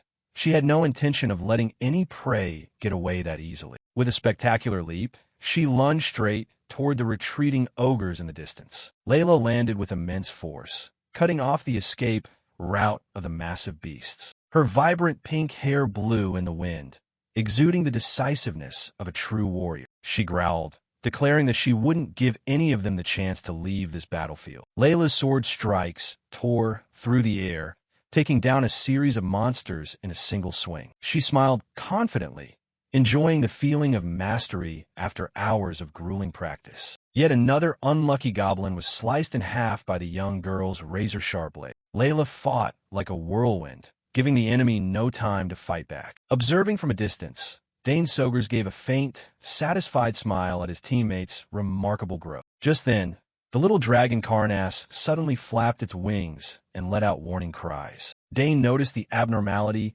and asked Karnas what he was sensing up ahead. Looking deep into the mountain forest, Dane wondered if there was another powerful foe hiding there, waiting for him. Once Etherak and Layla's group had secured the rear, Dane decided to take a riskier step. He let out a long breath, feeling the excitement of a warrior boiling in his veins. Since his reincarnation, this was the first time he intended to charge into the enemy's nest alone. Dane signaled Karnas, and the two began heading deep into the forest to find the answer to this rite. A flaming slash tore through the battlefield. The fire erupted violently, engulfing everything in a bright red hue. The monsters screamed in agony as they were burned alive by the fire magic. Karnas dove from the sky, supporting his master with lethal sparks. This tiny spirit beast was displaying incredible fire-breathing power. Thick smoke and dust rose after the destructive attack. Dane Sogers smiled and nodded, praising Karnas for doing a great job. He swung his spear decisively, finishing off the last few orcs in an instant. Dane noticed that his spirit beast had become much stronger than before. He maintained a calm face, his sharp blue eyes observing the entire situation. A wave of mana exploded from the tip of his spear, blowing away every enemy in his path. Dane was surprised to find he still had plenty of energy despite unleashing several major moves. Recalling his past life, this much mana consumption should have exhausted him long ago. But with the ancient mana currently in his body, fighting continuously was no longer an issue. Dane landed on the ground softly and steadily. In front of him was a giant red dragon, the leader behind this ambush. The monster bared its teeth and let out a threatening growl, looking extremely ferocious. His gaze hardened, focusing all his spirit into the deciding blow. Dane coldly declared he would send it on its way in a single strike. A staggering explosion erupted on the side of Mount Reva, with white smoke covering the entire area. The battle ended, with monster corpses lying scattered all over the field. A soldier ran up to report to the vice commander that the Legion had wiped out all enemies. He emphasized that it was Dane Sogers who had killed the boss and broken the siege. Luckily, the Legion suffered only minimal damage. The vice commander narrowed his eyes at the distance, still reeling from the shock. He wondered if the outcome of this battle actually made any logical sense. 200 monsters had been completely annihilated here. That was a number large enough to overwhelm even the most elite cavalry unit if they had faced. Yet, only 4 students had stopped the entire attack. It was even more shocking to know that most of the monsters were handled by Dane Sogers alone. The vice commander muttered the word genius as a late recognition of talent. He wondered if his teenager's talent could be explained so simply. He stepped in front of Dane in full view of everyone. The vice commander officially acknowledged that Dane was the one who had saved the entire legion. The seasoned commander bowed his head in apology for ignoring his warnings earlier. If not for Dane's timely intervention, a tragedy would have certainly occurred. Fortunately, the Legion currently only had a few people with minor injuries. Everyone looked toward Dane with eyes full of respect and admiration. On behalf of the entire army, the vice commander expressed his deepest thanks to Dane and his teammates. Dane looked at the commander, clearly seeing the sincerity in his every word and action. Layla and the other team members smiled proudly at this victory. Cheers echoed across the mountainside, honoring the true heroes who had saved the Legion. Everyone was stunned by the unbelievable result of the battle, as if a miracle had just happened. Soldiers waved their swords and cheered, the air of victory filling the place. Handshakes and applause rang out as the most sincere thanks for the group of saviors. Dane Soger's group humbly accepted the thanks, stating that everyone had put in their best effort. Dane signaled the vice commander, emphasizing that this ambush had many abnormalities that shouldn't be overlooked. He pointed out that the monsters coordinated too perfectly, as if they were receiving orders from a controller behind the scenes. Normally, such different monster species would never be able to coordinate their actions so perfectly. The vice commander broke into a cold sweat, admitting that if there really was a puppet master, the danger was much greater than they thought. He blamed himself for underestimating a teenager with such sharp insight as Dane. Immediately, a messenger was sent to report the entire situation to the main force. The commander stated he finally understood why the prince kept Dane directly under his command. Dane smiled gently in return, accepting the well-deserved recognition from the military. When asked for their group name, Layla and the others confidently introduced themselves as the Romance Club. It was a name that sounded romantic, but now carried a weight that everyone would remember. The work of clearing the battlefield began to be carried out quickly. Monster corpses were gathered for disposal to avoid leaving behind diseases or evil energy. The Suppression Legion executed the orders with discipline and urgency. The morning sun began to rise on the horizon after an eventful night. In another development, at the Legion headquarters, new operational plans were being drawn on the map. The prince was directing personally, giving sharp orders regarding troop deployment. He decided to observe more rather than rushing to attack without knowing the terrain. The officers standing around were all amazed by his significant change. The rumors about a cursed prince seemed completely wrong compared to the reality in front of them. His outstanding military talent made his subordinates wonder if he had been hiding his skills all along. Sir Onet watched with a respectful gaze, not expecting him to give orders so confidently. Every move he made on the tactical board was solid and well calculated. Onet thought to himself that it seemed the prince had truly regained his natural confidence. The prince turned to ask Onet about an incident report in a nearby area. He requested a detailed summary immediately to handle it in time. Each piece on the map represented the lives of soldiers, and he allowed no mistakes. Sir Onet reported with a serious face that a scouting party had gone missing at these coordinates. And more worryingly, another team had also suddenly vanished right after. This news made the atmosphere in the command room suddenly become extremely tense. Onet concluded that a very strong source of magic was covering those ruins. The prince asserted that if they didn't get close to the ruins, they would never solve the root of the problem. Prince Edward stood looking at the cloudy sky, muttering about a massive flow of magical power covering the area. He turned back to ask if anyone could accurately estimate its level. The answer he got was that it was very hard to determine immediately, but clearly the mana flow here was changing according to a completely unusual pattern. Outside the camp, soldiers stood guard strictly. News from the front line reported that this barrier was truly an impenetrable wall. Inside the tent, maps and documents were scattered on the table. Everyone was anxious, not knowing what was hidden behind that solid magical barrier. Sir Onet, with a stern face, recalled the screams and the recordings from the first scouting party. He stated firmly that an extremely powerful entity was present. Hearing that, Edward grew pensive, cold sweat starting to bead on his forehead from the tension. Looking at the tactical map, they saw monsters gathering in droves around the ruins. They were attracted by the abundant mana emitting from the center. Sir Onet nodded in agreement with that assessment. With such a powerful energy source, monsters flocking there was inevitable. Edward rested his chin on his hand, thinking, He argued that charging straight into the middle was too dangerous, so it was best to clear the outer perimeter before moving toward the center. The accompanying officials also showed clear signs of anxiety. The current situation was reaching a total stalemate. Amidst the tension, a soldier ran in with news. The messenger from the student aid unit had arrived. Hearing news related to Dane Sogers, Edward's face brightened instantly. He couldn't hide his excitement. 2 days after the messenger arrived, a closed-door meeting at the third prince's tent began. Dane walked in and received a warm welcome from Edward. He also didn't forget to ask about the prince's health after the previous incidents. Edward laughed and said he was completely better, all thanks to Dane. Hearing that, Dane felt much more relieved. The prince excitedly revealed he was studying a royal secret technique, something even his older brothers hadn't been able to do yet. Dane listened with curiosity. To a genius like him, secret techniques always held a special appeal. Edward also honestly shared that the success rate was actually very low. Dane encouraged him immediately, believing the prince would surely pull off. The prince nodded with determination, promising himself he had to try at all costs. Putting practice aside for a moment, Edward invited Dane for some tea to start discussing the war. A cup of hot tea was poured in the formal atmosphere of the meeting. Edward recalled the report about over 200 monsters attacking in coordination. He assessed this as a very unusual large-scale attack, proving that a strange danger was lurking inside the ruins. The prince stared at Dane. He wanted to hear what this outstanding genius thought about the current situation. Dane gave a slight smile.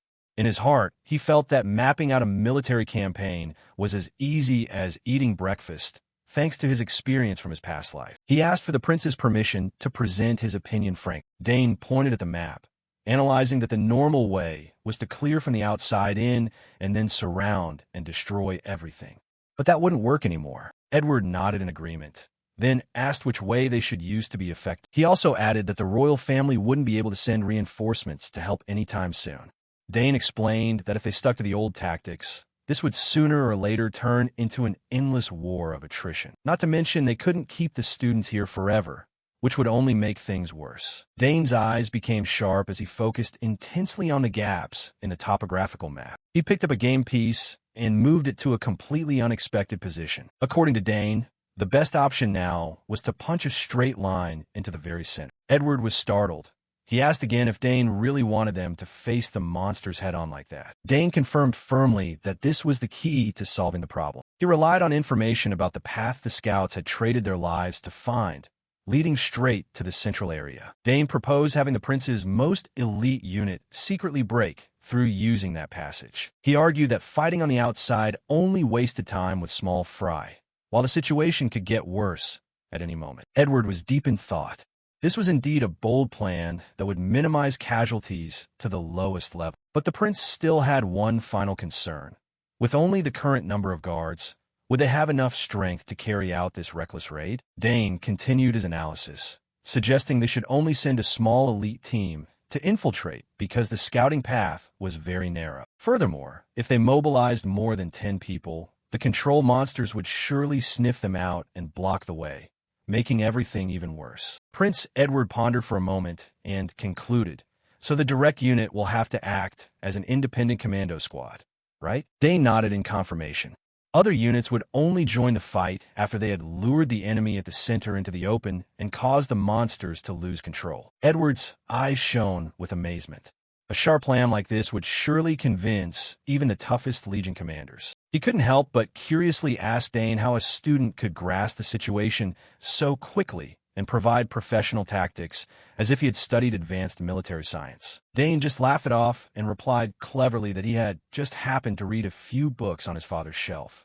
But in his heart, he thanked the experience from his past life. Edward excitedly slapped the table, agreeing with this approach. The prince decided that after the general meeting, he would immediately gather the elite members and also ask Dane to recommend more capable people. Dane closed his eyes for a moment to think, then spoke up to remind him that before executing that plan, there was another urgent matter that needed to be done right away. That was field reconnaissance.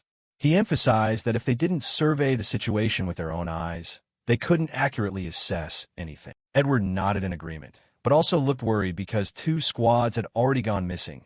Would any soldier dare risk volunteering to go next? Dane flashed a confident smile, while facing Prince Edward. He told them not to worry too much, as there was an expert right in their ranks who was extremely knowledgeable in this field. Edward couldn't help but be surprised, wondering who the expert Dane mentioned was. And that person was none other than Ernest Dillon. Dane introduced Ernest as the eldest son of a famous explorer family, making his glasses-wearing friend awkwardly confirm it. But once they got into the technicalities, Ernest immediately started talking nonstop about the terrain, pointing out difficult hiding spots on the map. Edward looked clearly pleased, praising Ernest for being a truly reliable friend. Dane thought to himself that everything was going in the right direction, and now was the time for him to bring up the plan B he had prepared in advance. He asked if the army could be ready to attack immediately upon receiving a signal. Edward nodded firmly.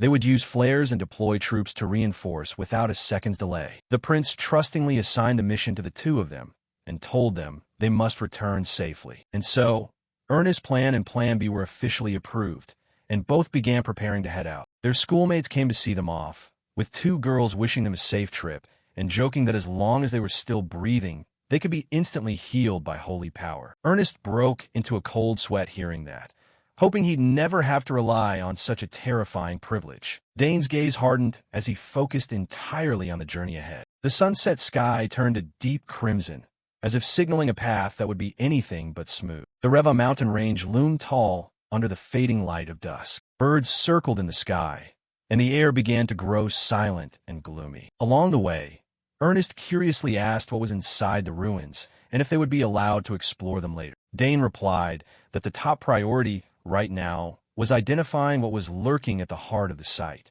He also thoughtfully instructed Ernest to try and recover the belongings of the previous scouts if they found their bodies. Ernest looked at Dane with admiration, not expecting his friend to be so thorough in his thinking. Two small figures were swallowed by the dry, rocky mountains as night slowly fell. Steady footsteps echoed through the desolate space. It was pitch black now, and looking up, only dark clouds could be seen covering the sky. They finally reached the entrance to the ruins, and Ernest raised his hand to signal Dane to stop. Dane froze, sensing an unusual shift in the air. A chillingly familiar sensation washed over his body, exactly like the mana flow in the fog garden. Dane and Ernest quietly ventured deeper into the ruins.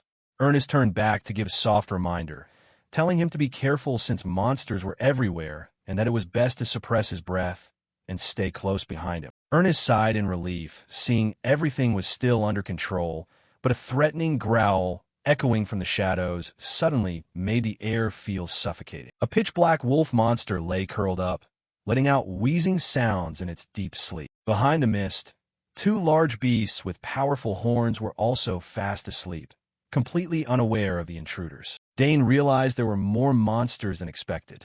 He signaled that they had to slip past quietly before the creatures woke up. Ernest pointed toward the swirling mist, suggesting they head that way to scout further. Tiptoeing over the rocky ground, the two tried not to make even the slightest noise. The fog here was so thick that visibility was severely limited, enveloping them in a wall of white. Dane assessed that there was likely a mana core located somewhere in the center of these ruins.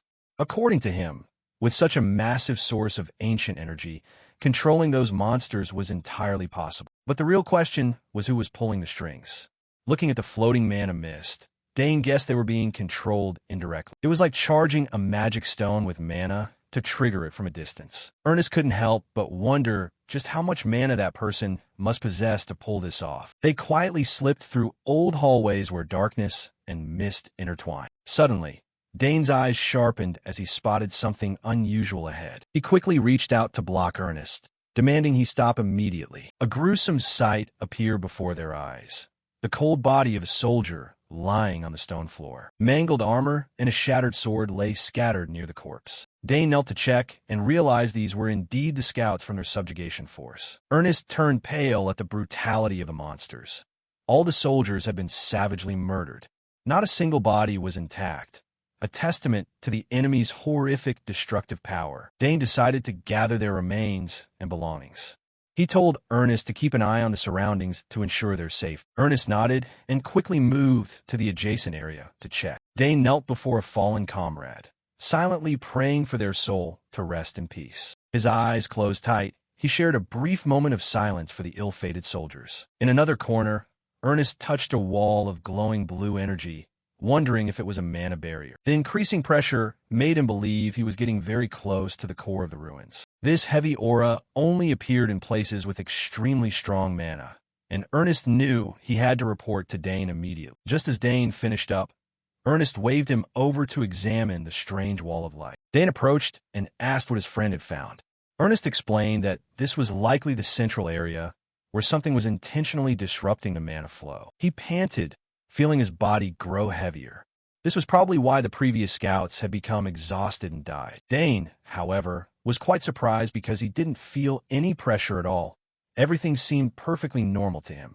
He deduced that this mana pressure was what prevented the soldiers from fighting back when the monsters attacked. Ernest marveled at Dane's strength and then pointed at the wall, confirming it was indeed a mana barrier. Dane nodded in confirmation, his eyes scrutinizing every detail of the energy film. Based on its curvature, he guessed the barrier was completely enclosing the central area of the ruins. Ernest was excited, thinking they were near the end, but Dane was concerned about how to dismantle it. Just one small mistake while breaking it would wake up all the sleeping monsters outside instantly. And even worse, the person controlling them would detect their presence. If that happened, both of them would end up in a state just as miserable as the scouts lying outside. Ernest broke into a sweat and nervously asked Dane what they should do about this massive barrier. He calmly replied that since he possessed ancient mana, it was a completely different story. Dane's hand slowly moved toward the glowing energy film, preparing for a bold experiment. Ernest's heart skipped a beat, and he frantically asked what the hell Dane thought he was doing with that deadly barrier.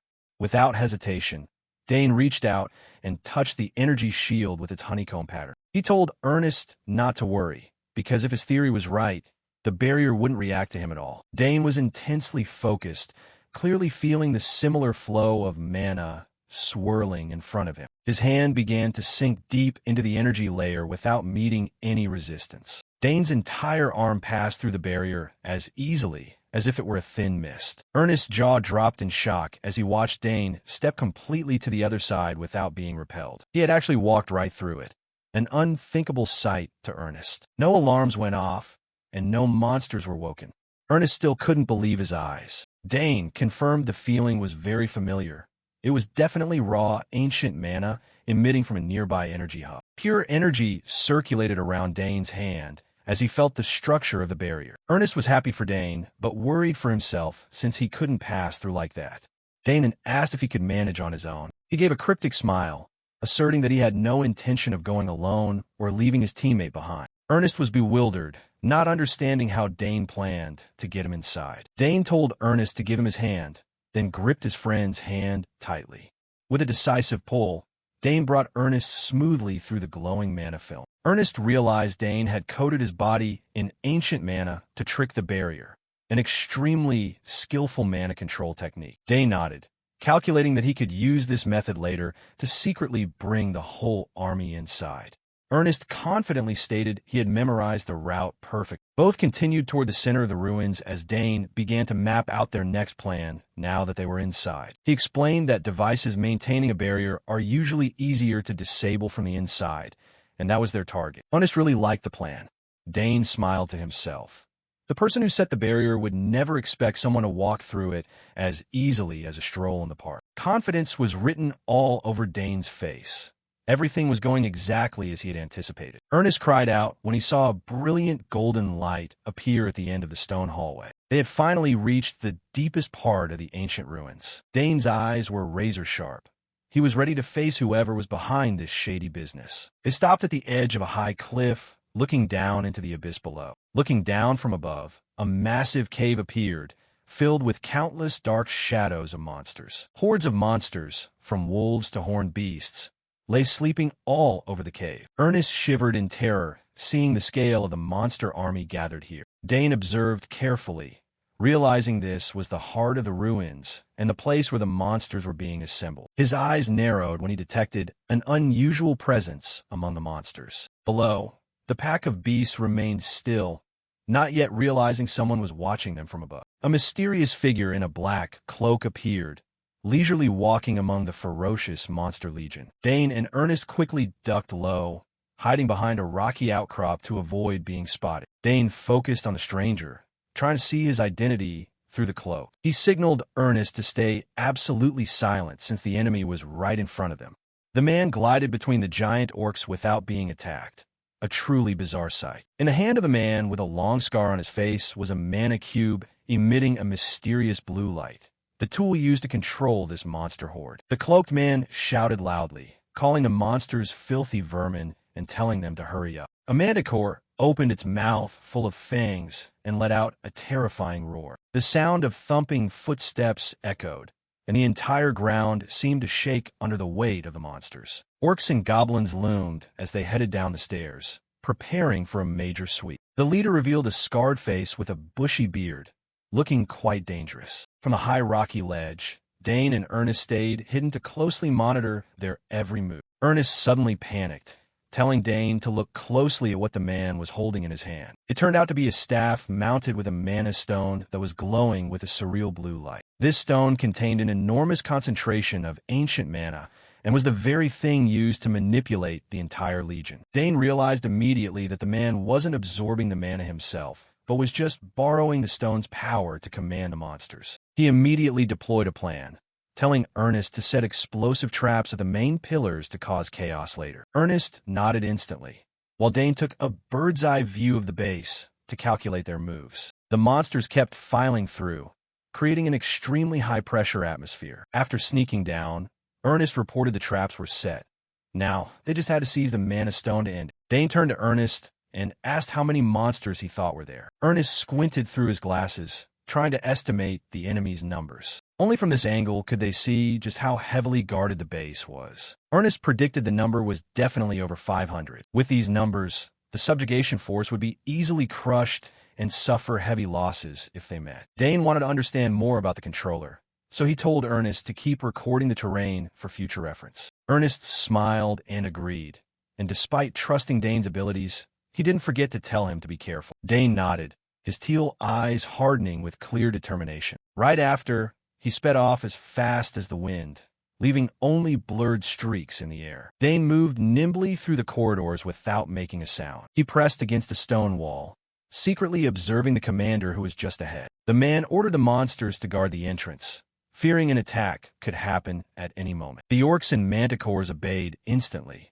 looking like nothing more than house pets. Once the monsters were out of sight, the mysterious man slowly walked into the main hall. Hiding nearby, Dane found the man's ability to communicate with monsters quite interesting, something he couldn't do even with ancient mana. The man walked along giant pillars, his footsteps echoing throughout the ancient temple. The staff in his hand tapped against the dry stone floor with every step. He moved deeper into the hall, a vast and silent space. Dane followed quietly, keeping just enough distance to avoid being noticed. He closed in on the target with extremely skillful and agile steps.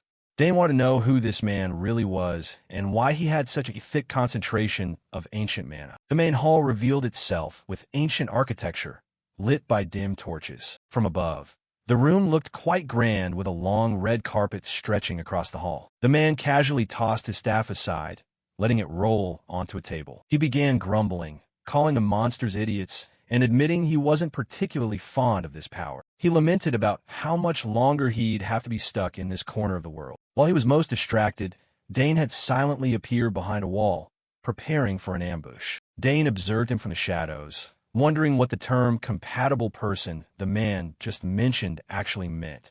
If it was about compatibility, then this power wasn't something he was born with. He glanced toward the main hall, silently assessing the situation with caution. Fortunately, there was no one else in the room besides the commander. As planned, the monsters had also completely retreated on his orders. Inside the hall, the sound of wine being poured into a cup rang out in the silence.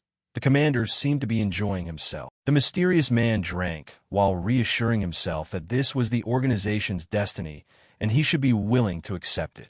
He tipped the bottle back, trying to chase away the worries lingering in his heart. The most pressing issue for him right now was that unbelievable genius of the Sogur's family. He couldn't understand how Dane could destroy that many monsters alone.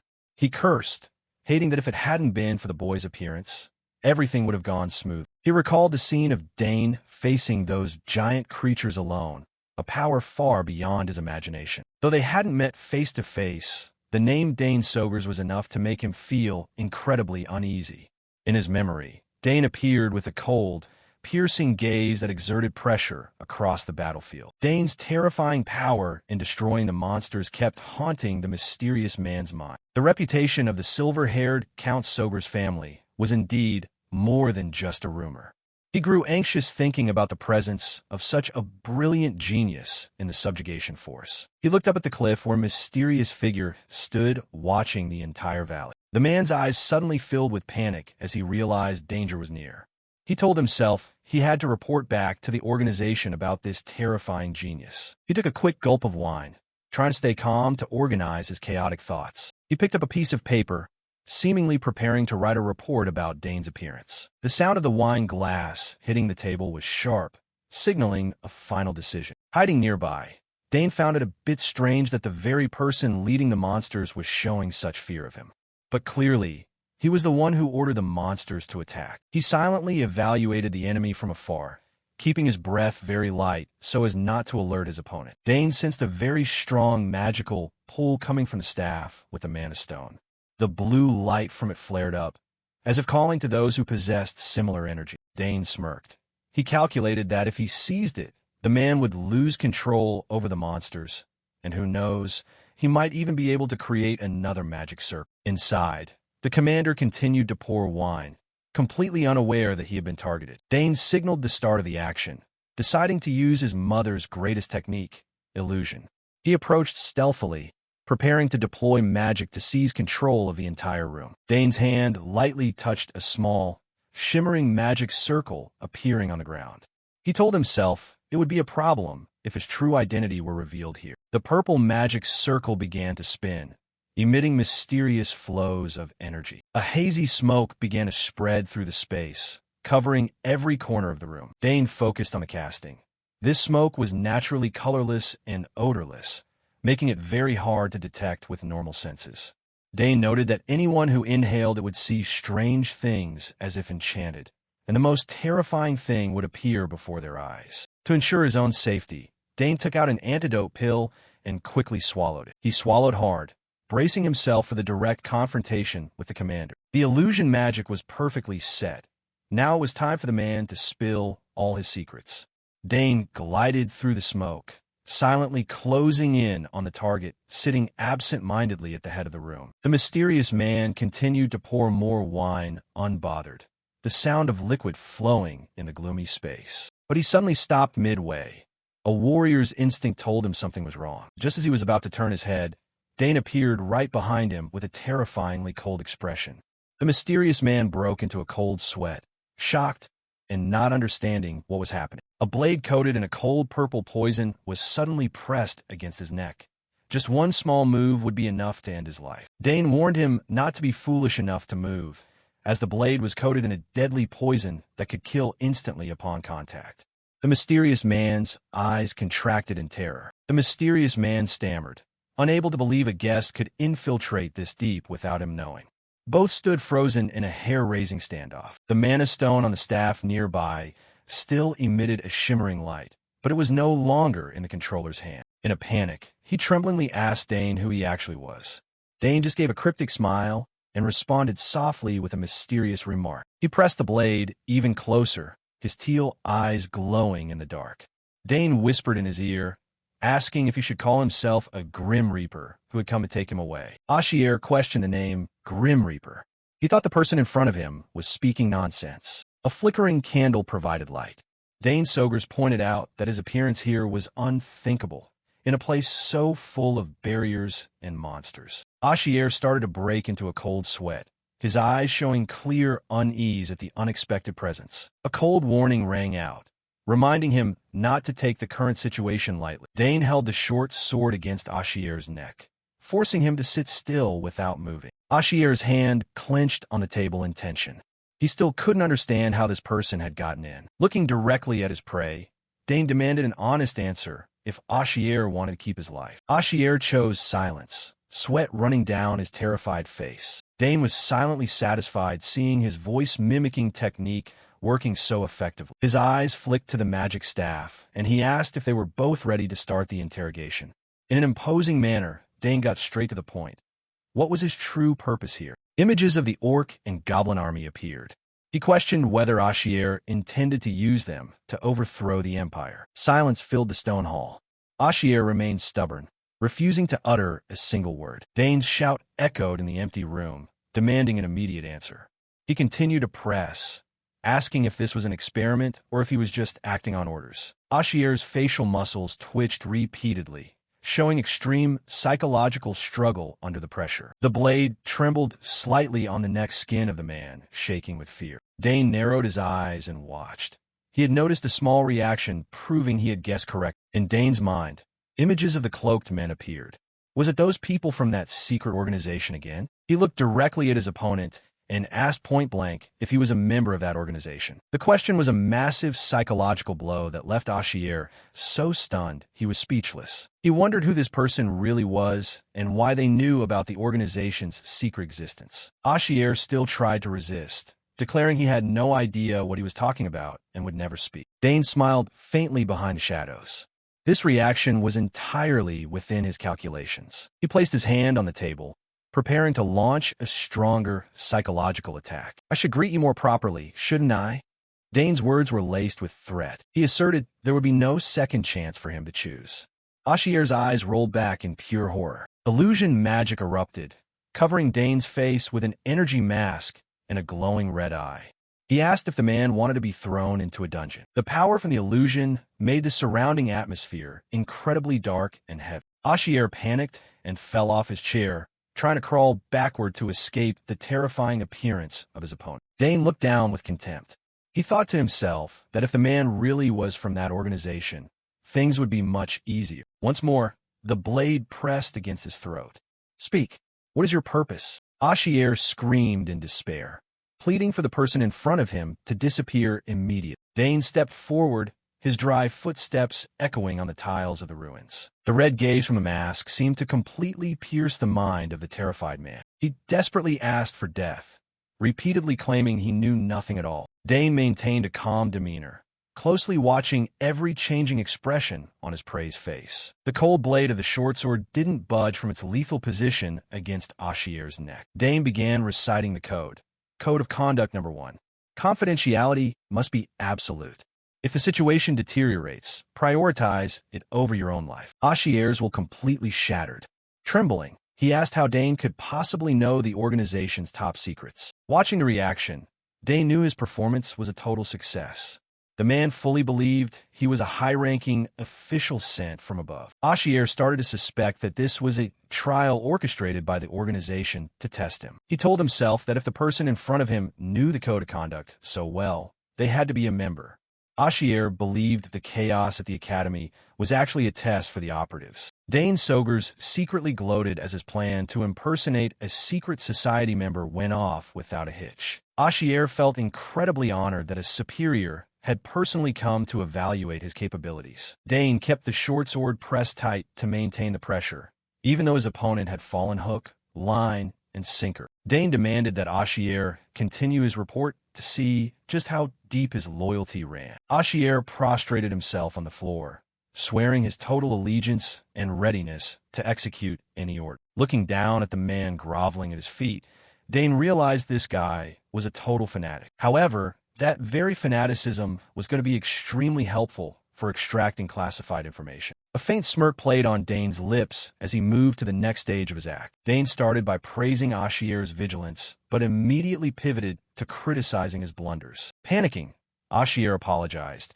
explaining that an unexpected enemy with terrifying power had appeared and ruined everything. Dane feigned understanding and told him to set the matter of responsibility aside for now and focus on the mission report. Feeling as if a heavy weight had been lifted, Ashier rushed to promise he wouldn't let his superior down again. Dane silently breathed a sigh of relief that his acting had successfully deceived the enemy. To be certain, Dane ordered him to restate the true objective of this current mission. Ashier was momentarily surprised, but didn't suspect a thing, assuming this was just another part of the test. Dane's sharp gaze pressured his prey into coughing up the whole truth quickly. Ashier confessed that his mission was to provoke the monsters to spread chaos throughout the empire. The deeper purpose was to test the limits of the magic staff's power and collect data to report back to the organization. Looking at the staff emitting a strange blue light, Dane silently confirmed his suspicions about the item were correct. When asked about the specifics of its power,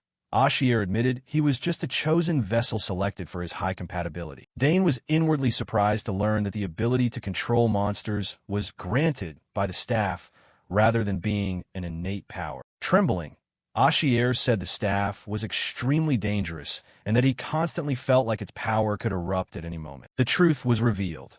This was a magical artifact from the ancient kingdom of Arcana. Dane remarked that the plot to change the world by spreading chaos was an incredibly cliché plan. Dane concluded that this guy was just a low-level pawn who knew nothing of his superior's deeper secrets. Dane recalled the masked individuals he had faced in the Forbidden Zone previously. He began to suspect that this organization had a close connection with Professor Denebo at the Academy. Beneath his illusory mask, Dane's eyes grew distant as he thought about the spy network hiding in the shadows. He claimed he was sent to assist by a powerful figure at the Academy who had been keeping a close eye on Ashier. Ashier immediately thought of the Academy's branch manager and looked completely stunned. Dane kept up the act, saying that the individual was very pleased with his performance despite the failed raid. In his mind, Dane weighed his next move should information about this mole reach the authorities. He tricked Ashier into believing a special gift had been sent as an incentive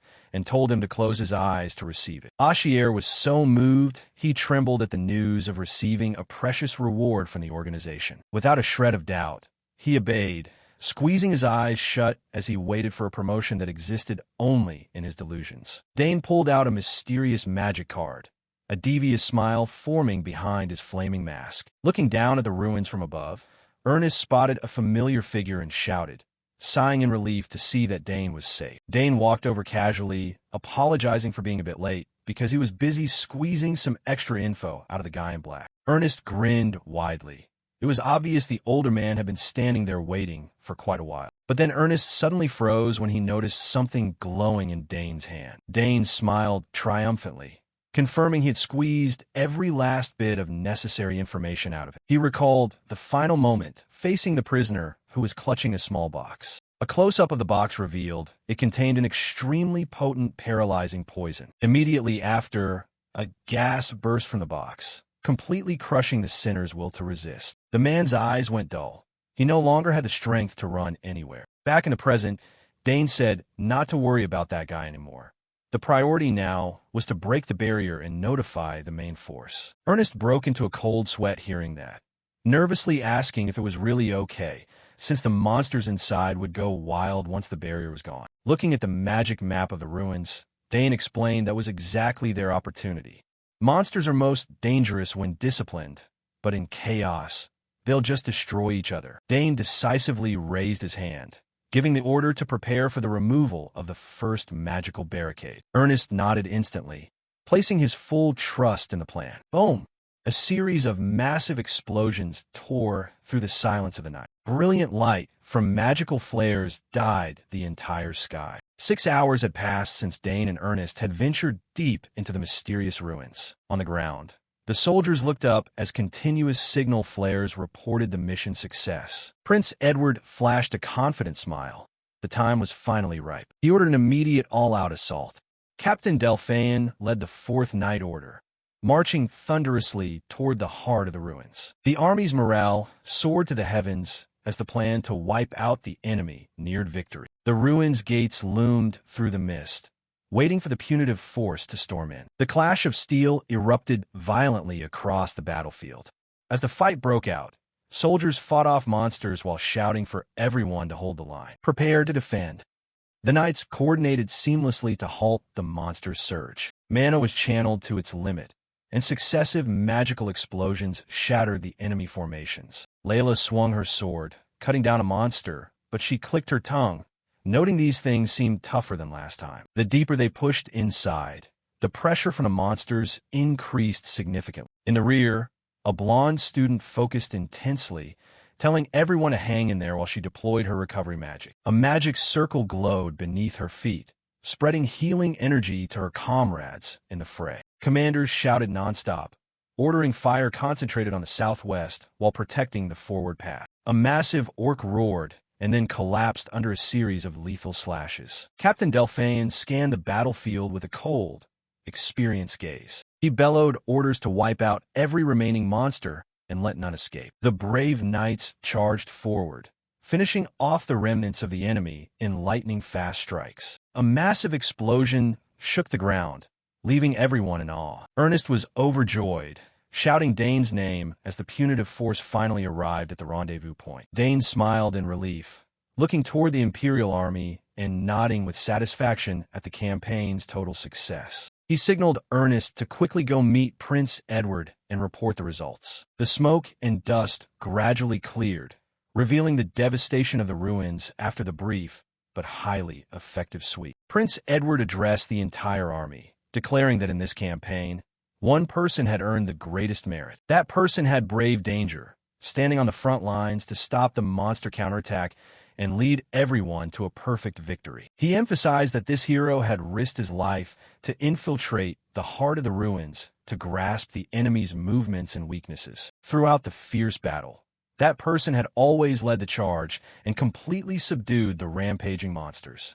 The crowd of soldiers and students began to whisper, curious about the hero's identity. Cheers and applause began to break out, making the atmosphere more heroic than ever. The soldiers raised their hands in a collective cheer, showing respect for the person the prince was about to honor. Prince Edward beamed, officially introducing the savior of the entire campaign before 10,000 witnesses. The name Dane Sogers rang out with authority. The prince asserted that Dane's courageous actions would serve as a shining example for the whole empire. He stepped forward and placed a hand on Dane's shoulder intimately, right before the stunned eyes of everyone present. Edward went even further, declaring his wish for Dane to always be a close friend by his side. Captain Delphine and the other knights were shocked by the extraordinary favor the prince was showing a young student. The whole area exploded with chatter. A prince considering a commoner as a friend was something without precedent. Dane just gave a dry laugh, saying the prince's declaration was like a bomb dropped on his head that would cause him plenty of trouble later. Still, he was happy. In a private conversation afterward, Dane's eyes grew pensive as he thought about the captured prisoner. He wondered what the fate of the man behind the ruins incident would be. The prince said he'd be thrown into the Empire's underground dungeon, a place few returned from. Edward mentioned even he had never stepped foot there, describing it as a living hell where screams echoed daily. Dane nodded, understanding that with such crimes, the man in black was unlikely to survive once he'd spilled all his secrets. Edward turned to Dane, suggesting the previous reward wasn't enough and offering to grant him anything he desired. Dane remained silent for a moment, his gaze becoming sharper than usual. Actually, rather than wealth or status, there was a more important matter he wanted to request. A wide shot showed the two standing on the deserted steps, preparing for a serious discussion. Dane began to mention the Empire's true enemies and the prince's own, who were hiding and biding their time. A panoramic view of the ceremonial grounds appeared under the morning sun, peaceful yet harboring undercurrents. Sparkling light reflected off the water, signaling a turbulent new beginning after the battle. A few days later, the scene shifted to the dark office of the Empire's head of magic. The head of magic's face was etched with anxiety as he stood by the window looking out. Dane Sogers, that name was haunting his mind. He kept wondering what Dane had told the third prince during that secret meeting. The silence following the purge made him feel incredibly uneasy. Suddenly, the sound of rustling footsteps echoed in the sealed room. He spun around, startled. The head of magic was drenched in sweat, hands clasped behind his back in a failed attempt to look calm while hiding his panic. "What are you thinking about that looks so serious?" A deep, gravelly voice echoed from the shadows. His eyes widened in terror. A mysterious figure in a black cloak with a pointed black goatee emerged. He smirked wickedly, saying he was there because of the incident at the ruins, making the air in the room stifle. Arthur walked alone down the empty hallway, wondering if the professor was still in his office. He intended to give a detailed report on tomorrow's schedule to the old man before heading home. Just as he was about to touch the doorknob, Arthur heard a strange noise from inside. He stopped in his tracks. It seemed the professor wasn't alone. Arthur held his breath and pressed his ear to the door, his intuition telling him something was wrong. Through the crack, he saw Professor Denebo standing with a mysterious man in a black cloak, both discussing how they had cleaned up the investigation team's tracks. Denebo stroked his beard triumphantly, asserting that no matter what happened, his identity would remain perfectly safe. The man in black smirked with satisfaction, promising Denebo he wouldn't be exposed. He added that he would soon send more people to assist the professor with the next steps. Standing outside, Arthur was shell-shocked, unable to believe what he was hearing. Who on earth was the professor colluding with? He broke into a cold sweat, trying to stifle his trembling so he wouldn't be caught. From the tone of their voices, they were clearly hatching an extremely serious treasonous plot. The conversation delved deeper into shady details, sending chills down Arthur's spine. Inside, the man in black began mentioning the restructuring of the academy branches to make them easier to manipulate. Denebo brushed it off as tedious administrative red tape, not worth worrying about. He claimed both sides had planned to be in contact early on anyway. The mysterious man asked once more to be certain that no trouble would arise. The professor scoffed, confident that both their positions were rock solid, so there was no need for excessive concern. Then, the man in black shifted the conversation to a character the organization was keeping a special eye on. Upon hearing the name Dane, Arthur flinched, his eyes bulging in utter shock. The man emphasized that Dane had ruined almost their entire plan this time, proving he was a formidable opponent. Therefore, he demanded that Denebo accelerate the process of bringing Dane over to their side at all costs. Denebo crossed his arms in thought, promising to do everything in his power to win over the prey, even though he knew it wouldn't be easy. Arthur trembled as he heard them discussing Dane's future, as if they were moving a pawn on a chessboard. Before leaving, the man in black didn't forget to remind Denebo about the recommendation letter he had promised. The professor beat his chest in assurance, saying that with the help the man provided, a recommendation letter was the least he could do. He confirmed he would soon send the official nomination for Arthur to the Magic Tower, as agreed. Once the business was done, the mysterious figure in the black cloak quietly said his goodbyes to retreat. He left behind a cryptic smile before completely vanishing into the night. Denebo let out a tired sigh, muttering curses about being backed into a corner while the situation was so tense. As the footsteps faded, the room fell back into a terrifying silence. Arthur hurried away, not daring to delay another second.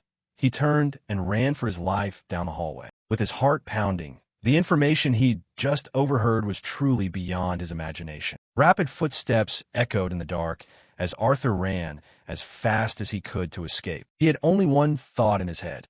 He had to find Dane immediately to tell him. The academy at night still held a facade of peace, masking the dark conspiracies that had just been revealed. Arthur finally found Dane, huffing and puffing as he asked if what he had heard was true. He insisted with certainty that he had heard Denebo targeting Dane with his own ears. Arthur summarized, a reactionary organization was hiding right inside the academy, and the professor was part of them. Dane listened with a strangely calm expression, suggesting Denebo had been too impatient and had shown a weakness. Even so, Arthur couldn't hide his anxiety, fearing that if the professor found out, Dane would be in danger. Arthur lowered his head, his voice full of resentment, as he recounted how the professor used the Magic Tower recommendation as bait to turn him into a literal slave. He asserted that he had been abandoned and could no longer endure the humiliation. Despite his own dire situation, Arthur had decided to seek out Dane because the conspiracy was just too massive.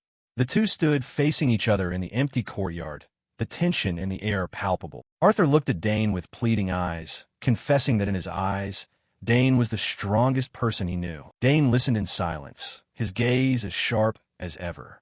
He knew Arthur had trusted Denebo all this time without the slightest suspicion. The fact that a respected professor belonged to an organization plotting to overthrow the empire was a massive shock to anyone. This wasn't just about trust. It directly affected Arthur's future. Dane nodded slightly, acknowledging that Arthur's concerns were entirely valid. Arthur stared at the ground, murmuring a question about what he should do next.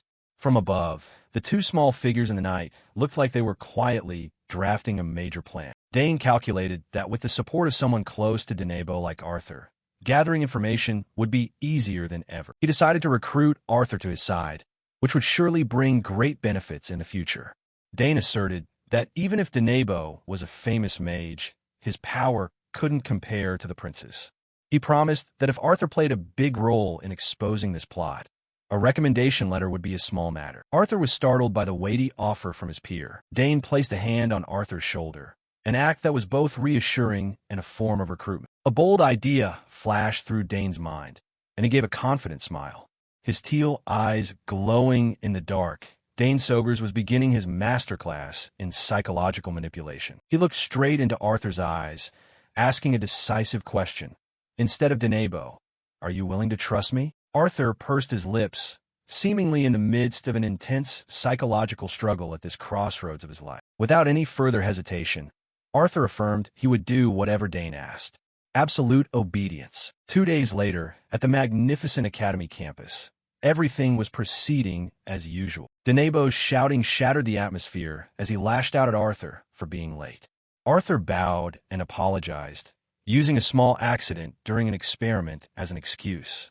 The professor grumpily ordered him to go to the lab immediately. From a distance, Dane stood silently observing the whole drama unfolding before his eyes. Dane flashed a cryptic smile. Everything was going exactly as he had calculated. Originally, Dane's plan was to personally track Denebo's every move to find a flaw. Later, Ernest would be responsible for gathering physical evidence. Denebo was still busy yelling, completely unaware that he was falling into the trap of the very student he'd always had his eye on. But Arthur's appearance had changed everything. Now, Dane had eyes and ears who could observe the professor at the closest possible range. With Arthur's effective internal support, catching the old fox was only a matter of time. Dane believed the day Denebo would pay for his schemes wasn't far off. Dane stood there, his demeanor confident and commanding like a general controlling his chessboard. He whispered Denebo's name like a death sentence. A triumphant smirk appeared on the genius's face. The professor was digging his own grave without even knowing it. Denebo still wore a grumpy expression, convinced he was the one holding the upper hand in this power game. He had no idea he was actually the prey. Professor Denebo expressed clear disappointment, saying he had once held very high expectations for Arthur. The student could only bow his head and apologize. Denebo continued his verbal abuse, arguing that Arthur should have taken the top spot in the recent conquest. With an arrogant attitude, the professor questioned what he was supposed to write in a recommendation letter with such a pathetic performance. Arthur mumbled another apology, which only annoyed Denebo further, causing him to call Arthur a nuisance. The professor slammed the desk, barking at Arthur to see if he was truly remorseful for what he'd done. Denebo emphasized that if Arthur handled this matter well, he would ensure his future path remained open. Arthur broke into a sweat as Denebo insulted him, calling him a pathetic loser who wasn't as smart as he used to be. The professor sighed and changed his tone, saying he would give him one final chance to redeem himself. Arthur's eyes widened in surprise at the professor's offer. In the office filled with books, Arthur dazedly repeated the word opportunity, as if to confirm what he had heard. Denebo made a simple request. Arthur just needed to go to a location he specified to pick up a secret item. After receiving the assignment, Arthur quickly left the professor's office. Before he left, Denebo added that he was entrusting this major responsibility to Arthur because he trusted him most, then asked sharply if he understood. Arthur clenched his teeth in endurance, sweat pouring down his face under the pressure of the professor's gaze. Watching Arthur's silhouette through the window, Denebo reminded him that he wasn't allowed to fail such an easy task.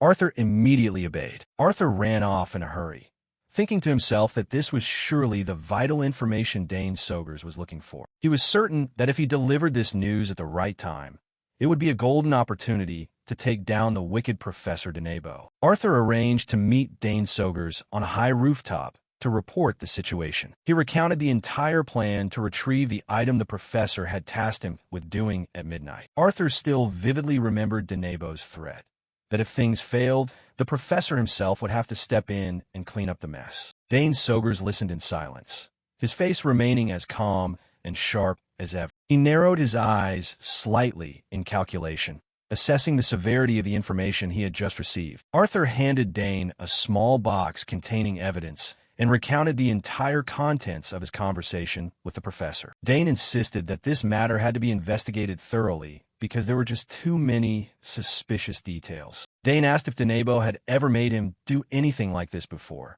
Arthur confirmed that this was the first time. Hearing that, Dane rested his hand on his chin, deeply pondering the professor's true motives. He concluded that Denebo was actually trying to set Arthur up to take the fall if this underground transaction ever came alive. Even though Arthur was a bit nervous, Dane remained firm, stating that they couldn't afford to miss this once-in-a-lifetime opportunity. Dane agreed with Arthur's assessment and emphasized that any lead involving the secret society was incredibly valuable. He proposed a strategy using Arthur as bait to lure the old fox into a trap. The goal was to create a situation where Denebo would have no way out and be forced to show up at the scene personally. Arthur crossed his arms, wondering what the most effective course of action would be at this point. He waited in silence for Dane to outline the next steps of the plan. Standing on the rooftop under a brilliant sunset, Dane declared he would create that situation himself and asked Arthur if he was ready to play his part. Arthur flashed a confident smile,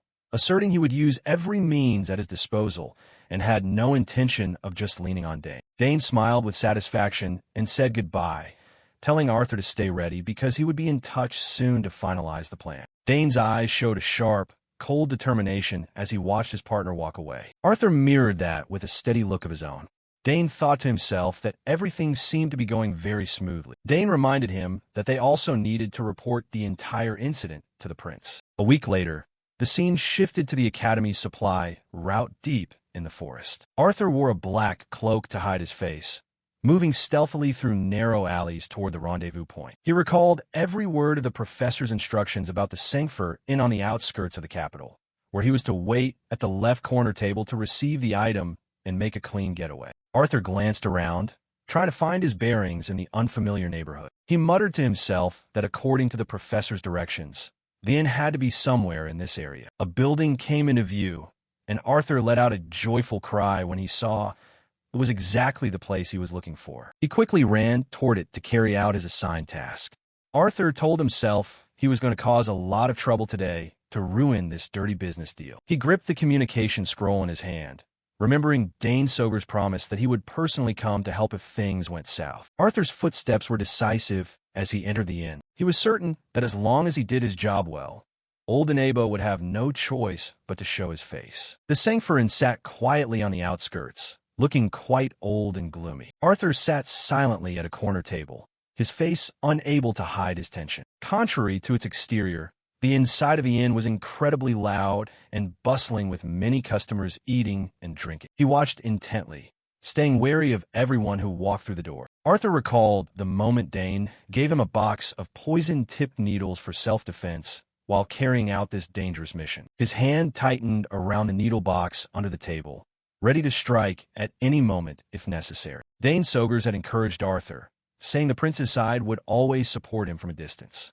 Arthur sat there, his heart full of resolve. He narrowed his eyes in deep focus, letting no small detail escape his sight. The sound of a door opening rang through the noisy space, signaling the arrival of a stranger. A strange man with a calm demeanor walked into the inn, catching Arthur's attention. Arthur froze slightly when he saw the appearance of the newcomer. He pursed his lips, trying to stay as composed as possible. The stranger walked nonchalantly through the crowd, heading straight for Arthur's table. Arthur stared at his opponent, inwardly calculating his next moves. He wondered if this was the lead he had been waiting for. The sound of leather boots thudded against the floor and stopped right in front of him. Arthur thought to himself that he had never seen this face before.